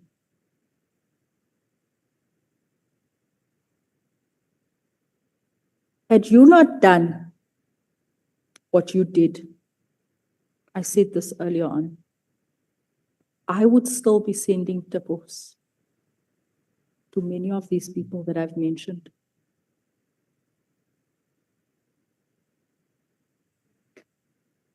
I cannot believe that to date, we have suspended them and we are still paying them salaries. It's a shame. I thank you for your bravery. Thank you so much, ma'am. I thank you for vindicating the many communities that have said we have officials that's corrupt. We couldn't connect the dots. We were fighting, we were camping ourselves outside the homes of drug dealers, collecting our stuff that our children steal from us. We were hitting down the doors of lolly lounges, fetching our girls out of those lounges that was exchanging their bodies for drugs. We were picking up abandoned babies because of drugs in our communities. The new scourge destroying the youth of South Africa. I speak today without fear or favor. I'd rather speak than to live a life with someone that is on drugs. It is much worse. Bless you for your bravery. I haven't had motivational words for anyone who's appeared before this committee. Thank you. Thank you so much, ma'am.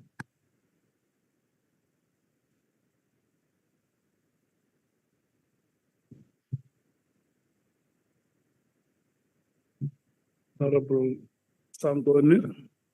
Thank you very much, Chairperson. Good evening. Until 10:10. Plus 15 minutes if you like. Thank you. I was about to ask, would you mind, Jay? Everybody got 45, I'm getting 30. I won't even need 30. No, Chair. I'm saying Sorry. until 10:10 plus That 15 minutes if I like. if you like. Thank you, Chairperson. Good evening, General. Yes, sir. To be honest, General, really, all questions have been asked. You know, I've been sitting here next to Honorable Ngol, and I keep saying, "Hi, Bo, there goes another question of mine." So, General, I just want to clean up a few things, right? And I need you to understand that. Sorry, I've said this before, but now we at deliberations and report writing stage. There'll be testimonies that are put here that we need to put back to you, that if they haven't been responded, then they go uncontested. So that's the thinking around my questioning. But maybe let me just start here. How have things been since July 6th? We see that you're working. How is the system settling? How is it working? And did your officers eventually receive their awards? I'm thinking there would have been police service awards recently. So how have things been? From the operational side point of view, things are looking good. The stats are talking, the case laws that are in courts are there is evidence to that.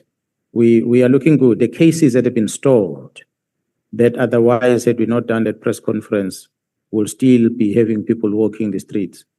Those cases are in court. We can talk today about majority of the things that is the wrong in the police, but the key figures of some of these things are already behind us. So we are seeing positive coming out of that. Members that have been deliberately pushed out of operations have been brought back by the very same courts to come and do their police work.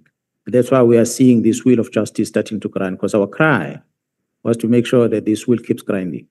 And to the extent that the leadership is bringing it to the hold in that fashion, that's what was concerning us. But we are seeing movements that are happening. Part of the work that has been done, especially in Gauteng, there's more that could be done if the capacity is there. I've said before, honorable members, I'm glad you're asking this question about the rewards to the members, because it still pains me today.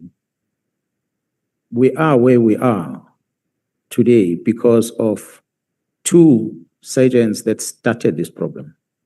They were joined by another sergeant, and eventually they were joined by another team. But those two that resisted those envelopes from Shibiri, those two that resisted being convinced in parties were Mulifes and them were. Those two that went ahead and made sure that the Vereeniging case is investigated are the ones that are our heroes. Sadly, they remain sergeants. I'm told one was promoted now because Kumalo had to make a plan to try and promote him. But the other one is not. They remain sergeants to date.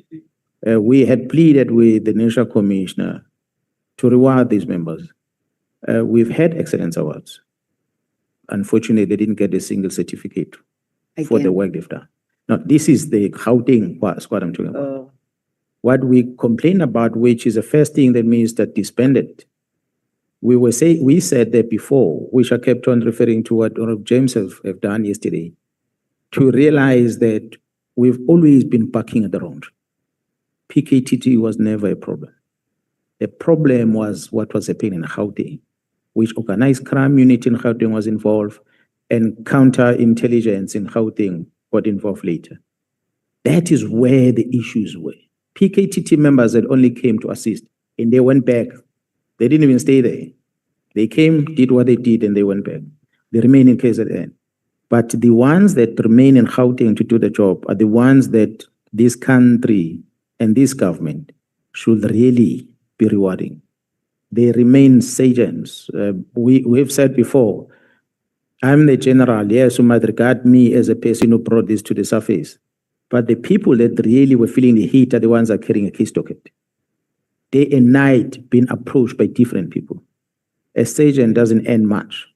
So it's easy for these people loaded with money to approach them and bribe them with money. But they refuse that.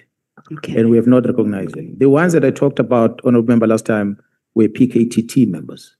Those PKTT members that have done the wonderful job that Honorable Mkhwanazi spoke about were promised to be rewarded last year. That was put on hold, postponed, simply because of the letter of the minister.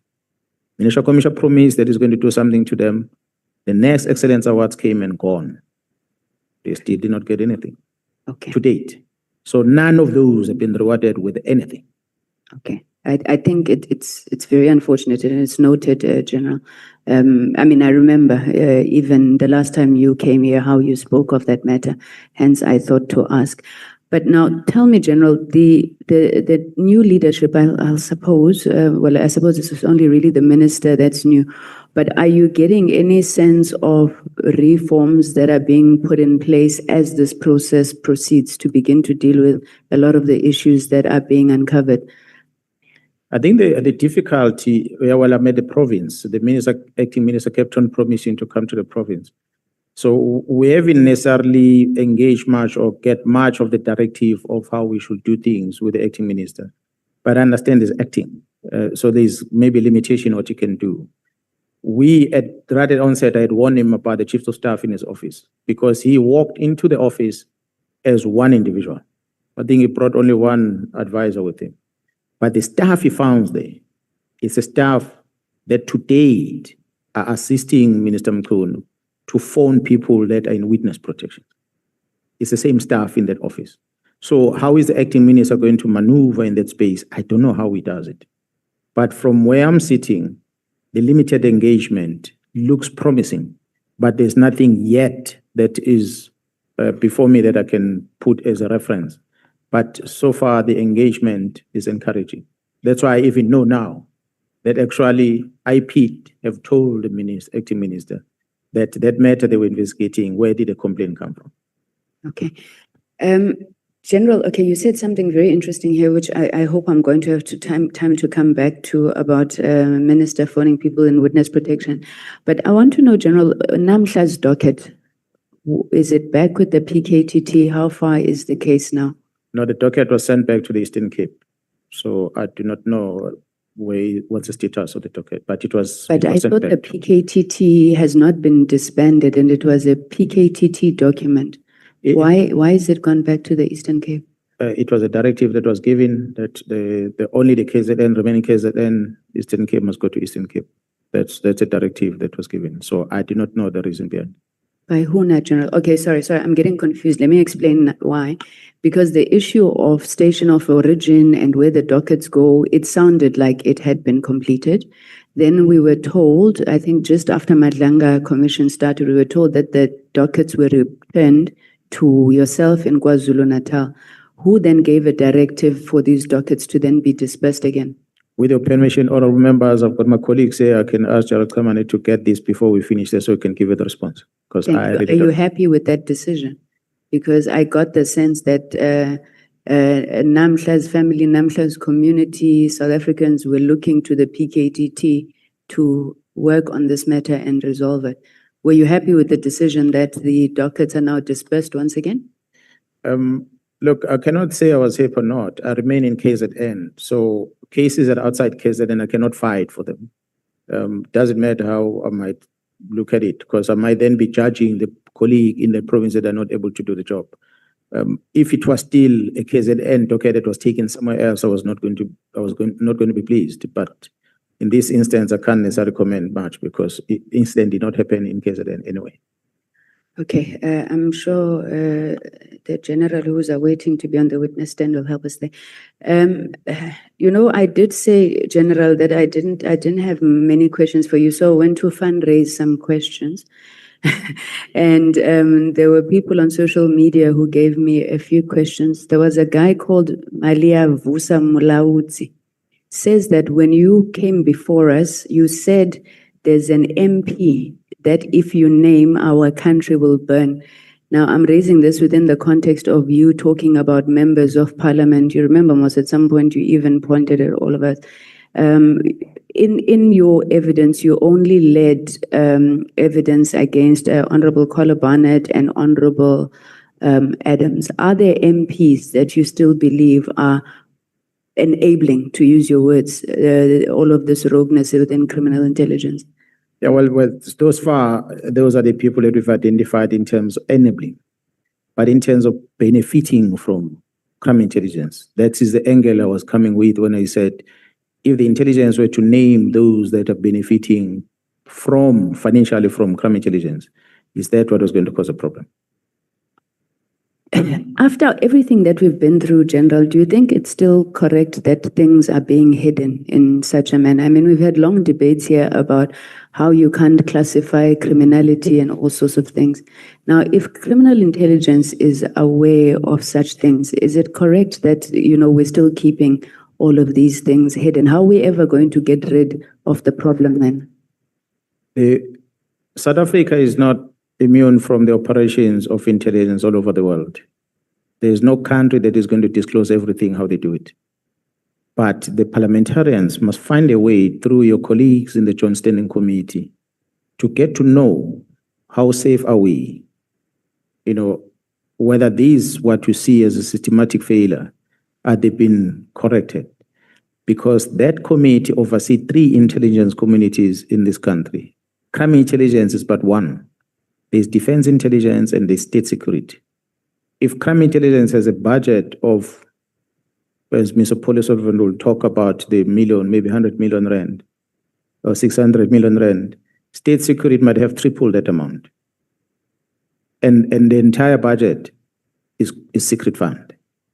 So if there is misuse of funds in the police, there is a likelihood that perhaps in other agencies, similar things happen, or even worse. So it is important that the parliamentarians take note of this.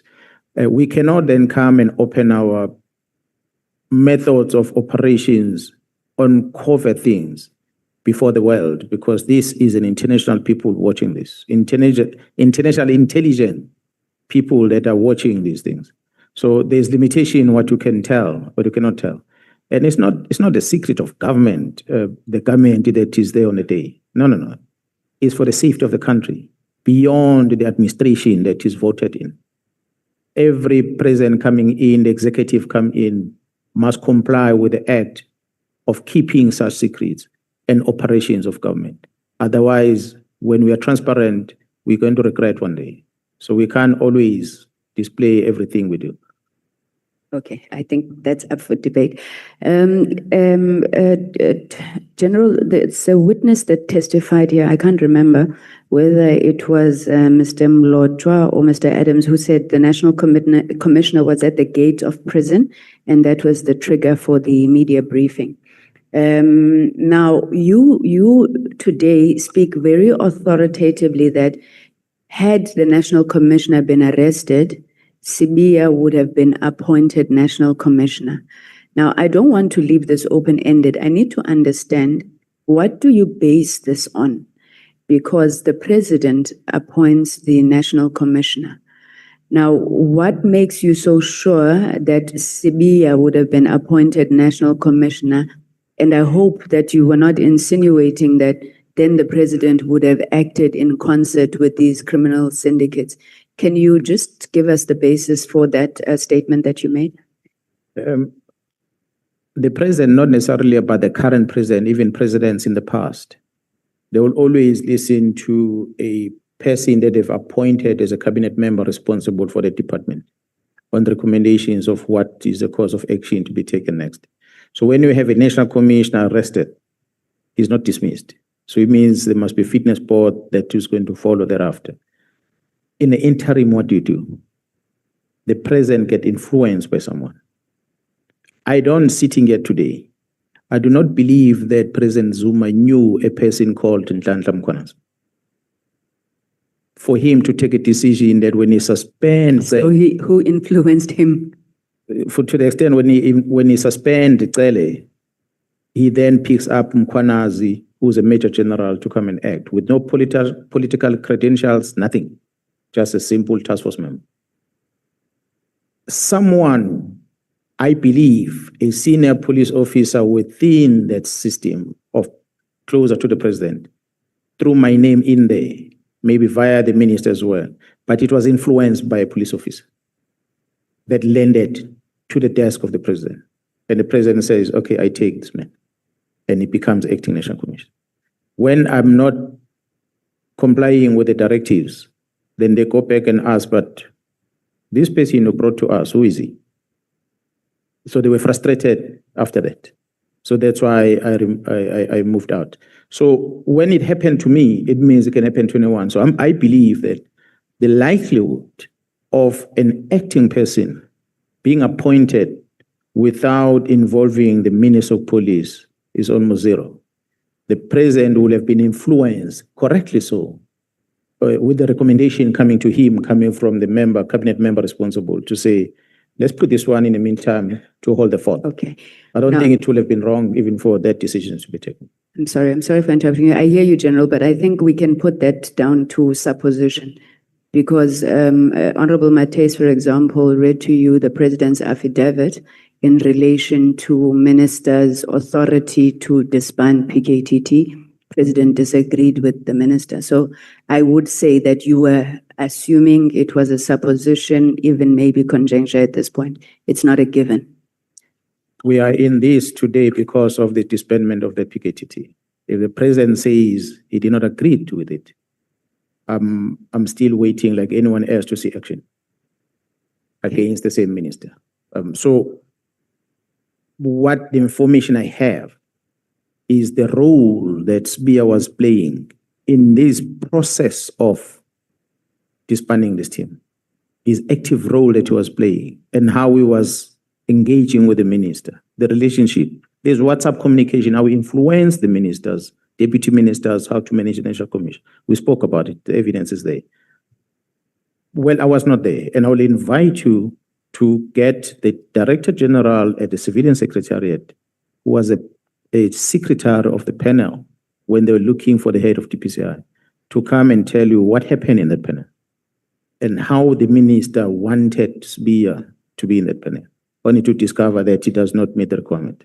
So with all that put in place and what we see happening, the SBIA's attitude, I cannot help but to conclude that with that information we receive was correct, that he will have been the next person walking into that office. Had that been done, we would have closed shop today. And I must, with the support of Mr. Adams and anyone else, it's true. I did mention when I was here that the National Commission was a door prison. So Mr. Adams didn't thumbs up that. He took it from me. Okay. You know where you and I differ, General, on a number of issues is that I'm really trying, as difficult as it is, to stick to the letter of our terms of reference, which is investigate the veracity of the allegations. So, I remember earlier on today you addressed me on the issue of the minister. It's because we need to get to the veracity of the allegations. So that's why I also did not want to leave this one open-ended. Honorable Vessels asked you for a comment, and I think you probably forgot to comment on Brown Mokgotzi's allegation that you are or you were a CIA agent. Could you just comment on this? Why would this gentleman say you and the king were working together, Silo Samabandla? I don't know what you were doing about coal and Israel and China. Do you have any comment on those allegations, General? Yeah, well, the honorable member made a comment. He didn't ask me to respond on it. He just passed a comment. These are some of the things that I wanted to speak about when I come here. But I then thought, Brown Mokgotzi is just an information peddler. He hears things. and he claimed to be having knowledge about it. He gets involved in some of the things, but then exaggerate his involvement on some of things. I do hope that the USA as a country, independent country, and Israel take action against Brown Makhosi for that what she said. He withdrew it here, but I wish they take action against him because he was just thumb sucking to create a story. That's him. And when he said at one stage he went to Kenya and did all those things, and he was part of Brown of Thabo Bester's arrest, amongst others. It's a person that is closer to the people that are involved in doing things, but he makes it his own. That's why I made an example about Ket Matlala have told him that he had came to see me in Devon. But because he did not remember where the meeting was, he came here, he said it was a house. He even put a house number. There's a house number on his statement. And that house number of his statement, it's a house which is a police house at Nhlanhla. Someone gave him the house number and said, this man stays in this house number. Put that on the statement. So you can see that he had the story, he acted as if he's the one who was part of it. So the CIA thing is a narrative that people will use, mainly politicians will say you are an agent of this because they want to suppress your opinions on things. I've been in many continents thanks to the South African Police Service. Different countries all over the world have traveled. I've trained with many units out there. But I cannot be classified as an agent of any. So I must be an agent of Jamaica. I've been into Jamaica. I must be an agent of Trinidad and Tobago. I must be an agent of Zimbabwe, an agent of Mozambique. So why is he not picking up everything that sits on my passports? And he goes and he throws those ones because they're going to be a bit sensitive. Why he chose the king? I don't know. I think he just played on something that he wants to create so that it sounds as realistic as possible. I do hope and pray that the Americans and the Israelis, they are watching this. They hunt him down and they take action against him. Okay. General Sentimule, when she was speaking to us, I just need you to help us with this one. She said that she made the call for those dockets to be released on the 6th of December, whenever. In your knowledge, since there was a lot of moving of dockets, what should she have done? What due diligence should she have exercised on moving off dockets from where they were? A person that cannot be trusted, as Sentumule, as you have heard on the communication between MSB, I think she did what she should be doing as a person that cannot be trusted. If she was a person that could be trusted, she would have told Sibia that I'm a divisional commissioner, I've got no business with dockets in KZN. If you want to say anything about the dockets, go to Mkhwanazi and talk to him. And then the dockets that were at the inspectorate with Captain Phillips, do you know how? Same thing. Same thing. She's a divisional commissioner of detectives. She's phoned by Ad Hoc, and they tell her that they want dockets that are sitting in inspectorate. The question you should be asking first, how did they get to the inspectorate to start with? Now, the state, the province where the dockets come from, if you go and check their system, I believe even today, those dockets are still open. That system is open. Those dockets were transferred from that station to the provincial office. That's what the system will tell you. How they move from there to inspectorate, from inspectorate to IDEC. When the portfolio committee of police calls us to account and they want to know the status of those dockets, the system will tell you they are still at the provincial office in Gauteng, and yet Gauteng has never seen them.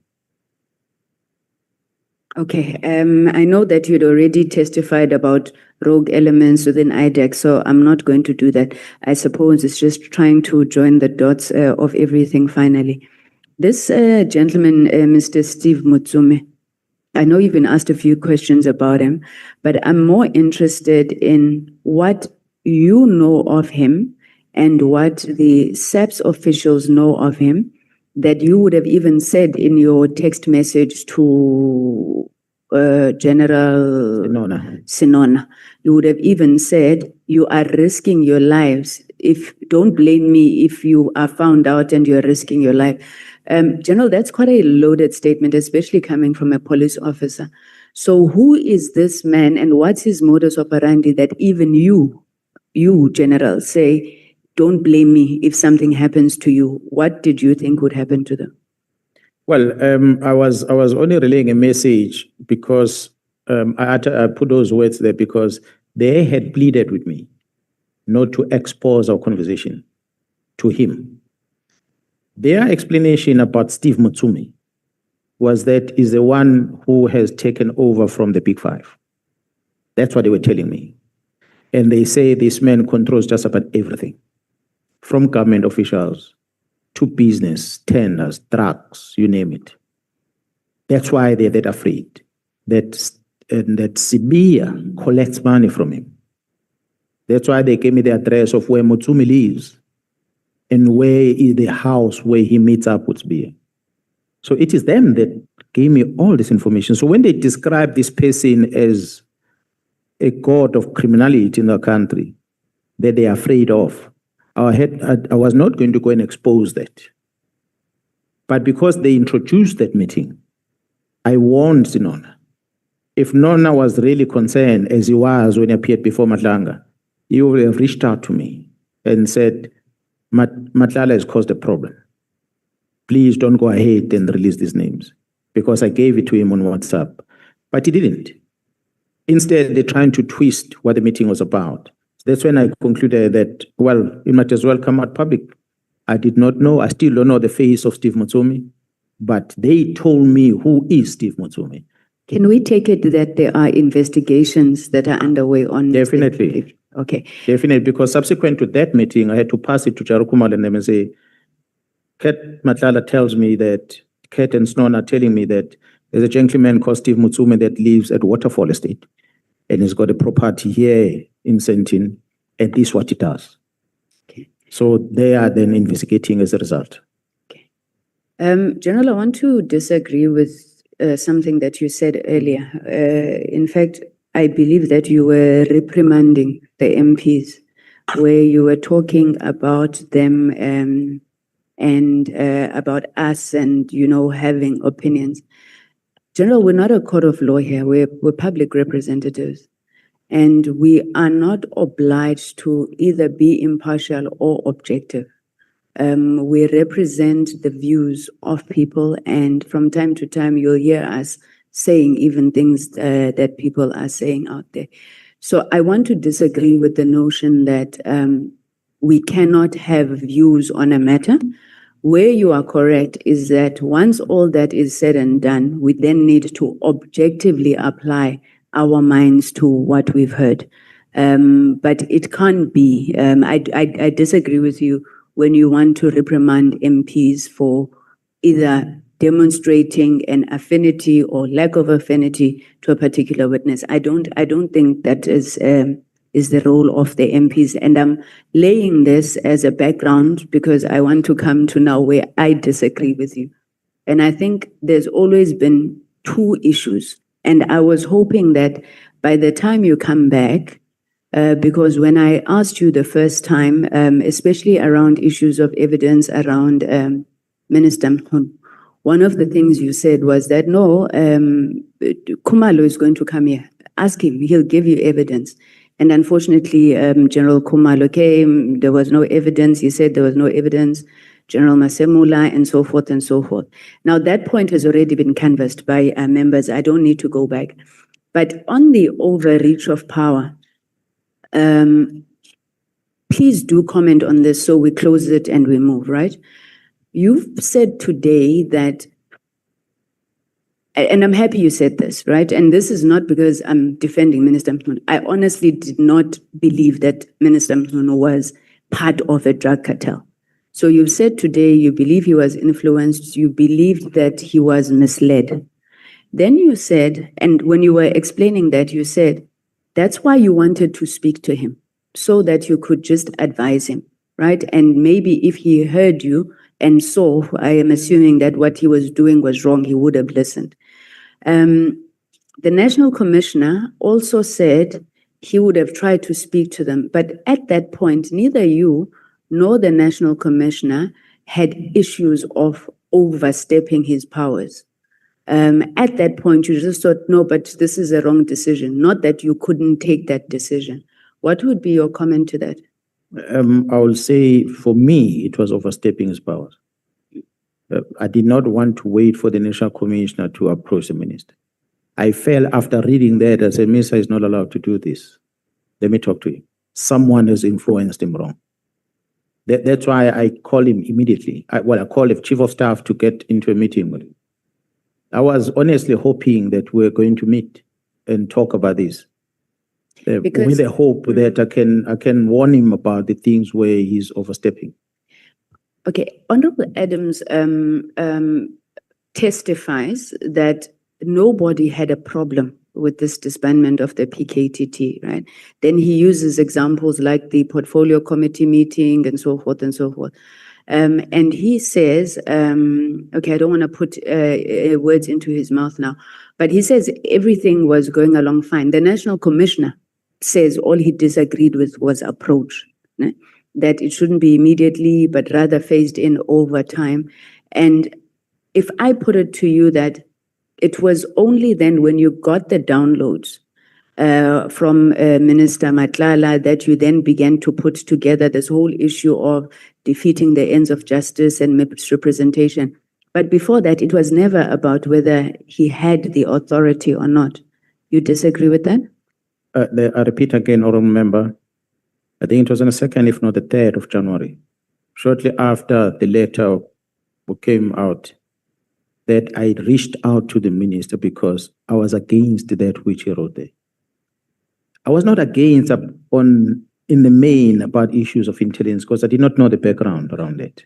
Knowing that the regulation that's been amended gives him the powers now, and the SCPS management has not challenged that.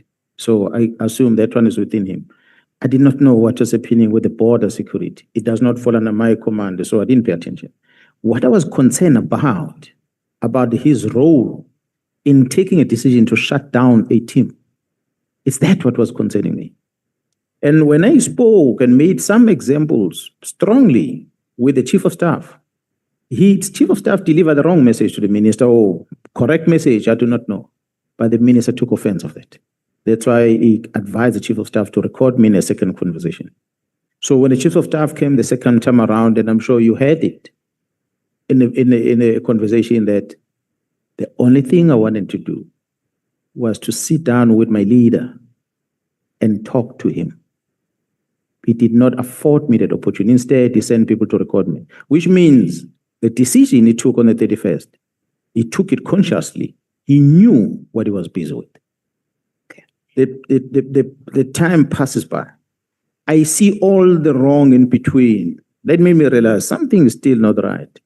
In April, I sent him a message requesting for an audience. General, I'm so sorry. I hear you. I hear you. I'm in injury time now.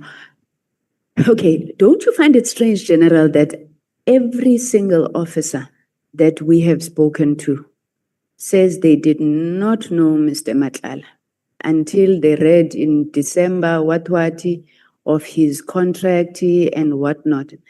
I'm finding that very, very hard to believe, and I'll tell you why.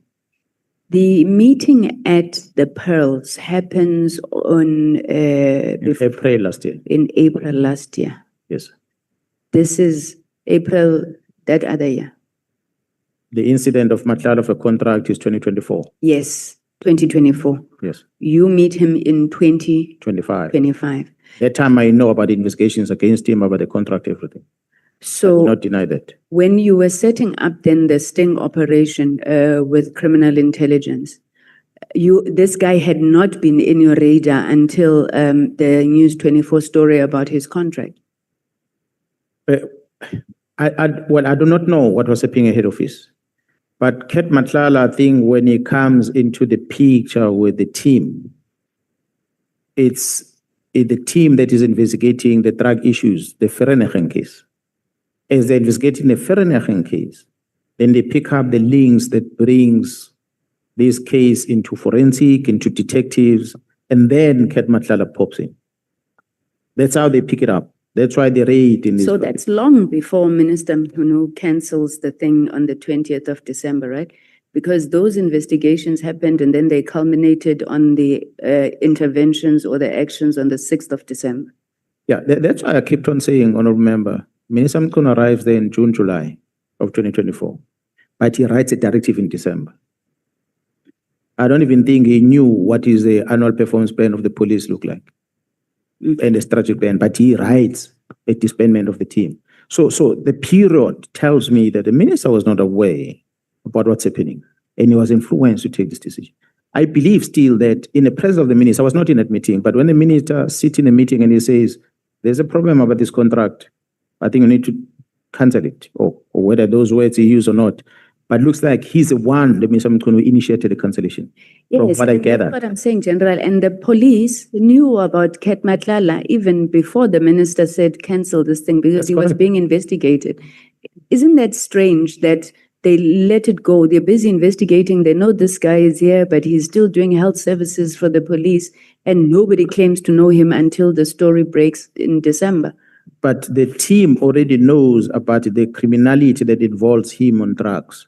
It's not the same people that are part of these contracts. So I don't even think, sitting here now, if you ask me the contracts that you have in the police, I won't tell you. Because I don't pay attention on those. I'll focus on what I do in my province. But there are many contracts we have in the organization. I don't believe the team was aware about the awarding of the contract and all those things as to who is involved. Even me, I didn't even know there's a contract given, who is the contractor.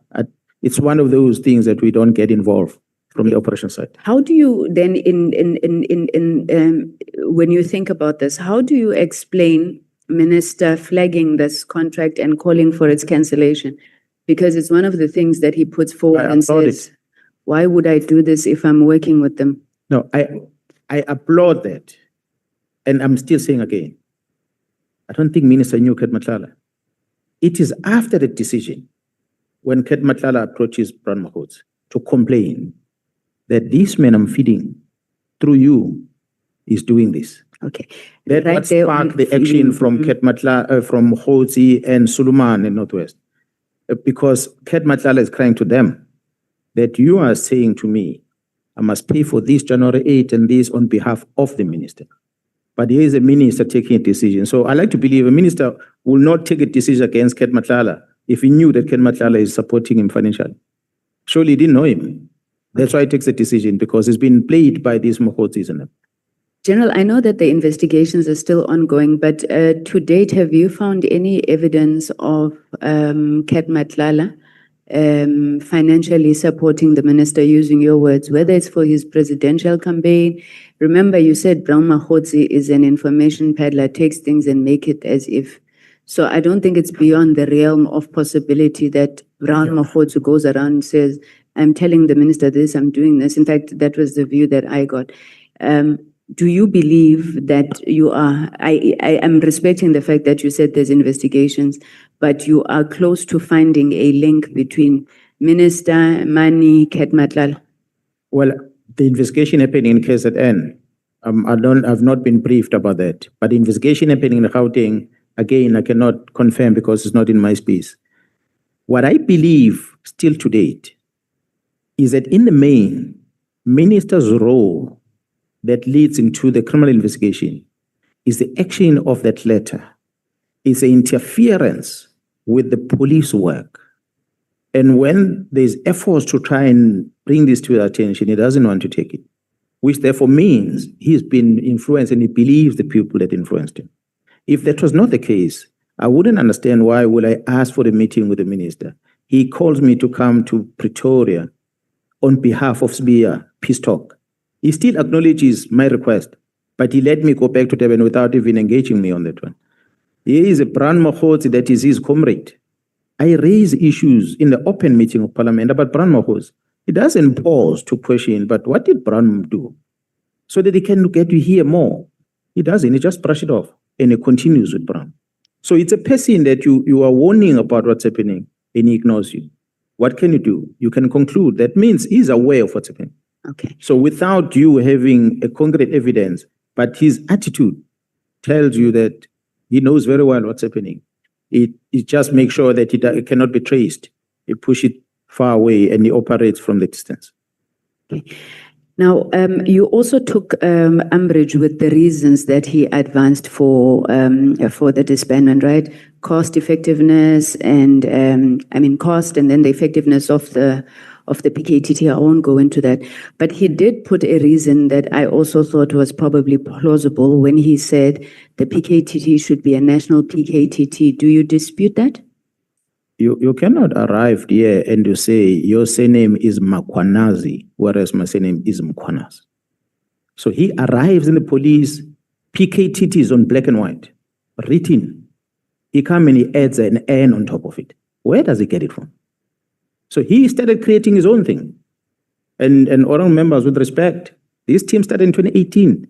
Everything written on this paper does not have an N. But when he comes in, that's not my question. Okay, No. I want to stop you because my question is, he says part of the reason why he wanted to disband it was so that he could spread the capacity throughout the country. I mean, I was talking to you now about Eastern Cape and the need for a similar thing and other provinces. I'm sure you just said they opened in Gauteng. So one of the reasons he raises is that you needed a national PKTT. First, he says that was a national police task team operating in KwaZulu-Natal, but then he wanted to disband it so that they could spread the capacity of the PKTT across the country. You disagree with that I reason? disagree. That's why I'm starting with the N. Because in his mind, it's a national thing. I can do what I like. Wrong, Minister. This is in province, KZN. So it does not have an N. That's a start. Second to that, you sign a letter on the 31st of December after you figure out that you need to reorganize the service. You disband this, you close the post, freeing of the vacancies and stuff like that. There is no work study. There is no this and that here. When you are asked, you start running around and finding reasons. The reasons of money, the CFO comes here and say, no, Minister, money was not a problem. Find something else. He says it before you. She said it before you. And then the minister goes and phones someone somewhere in a witness protection, say, please give me a statement, and that person records it. And they present it.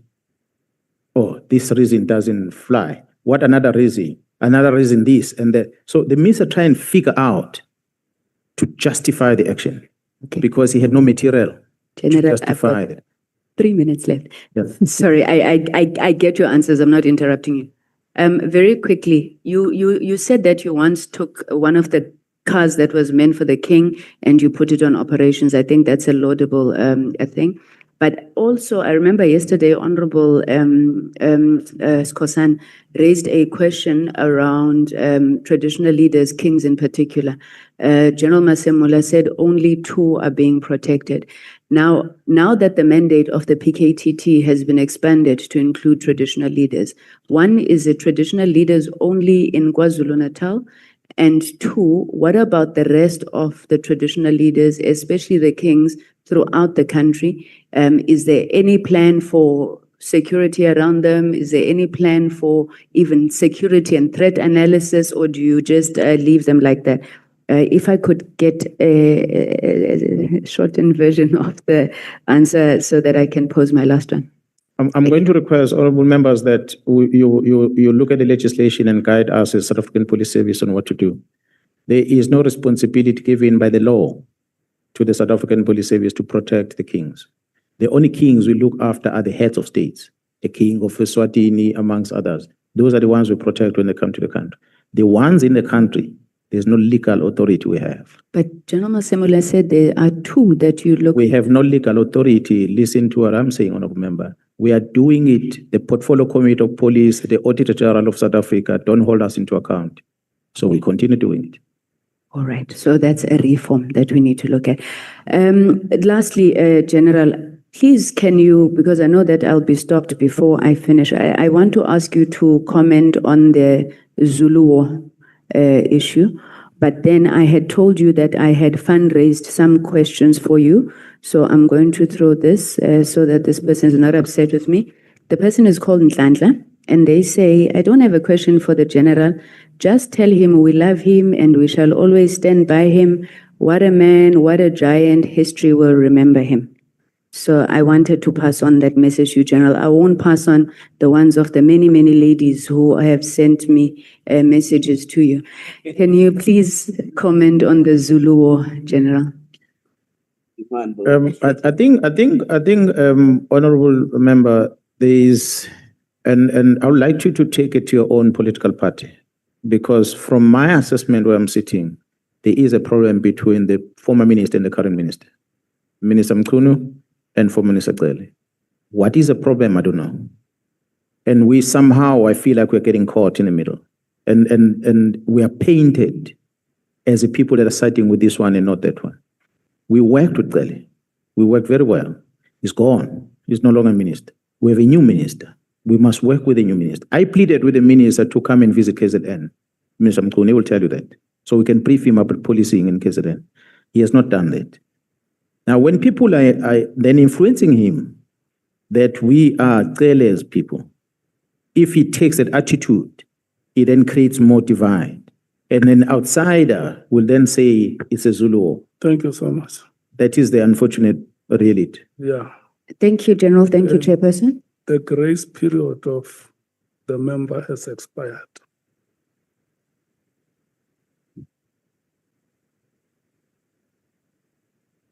I want us to take a break, Chief Whip. Otherwise, we are going to sit for 4 hours. We are left with 3 speakers now. We must take a break and come after 15 minutes, which will be 20 to 11.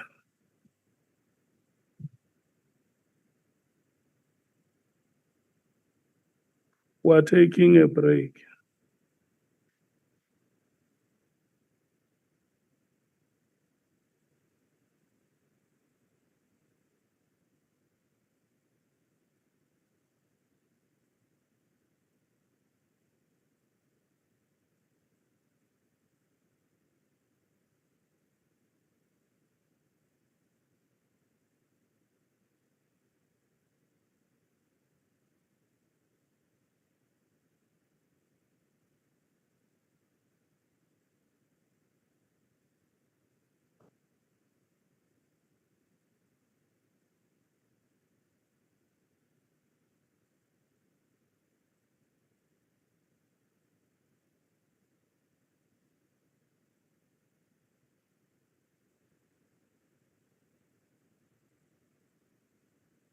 Ngiyakuzwela bakuphethe yona.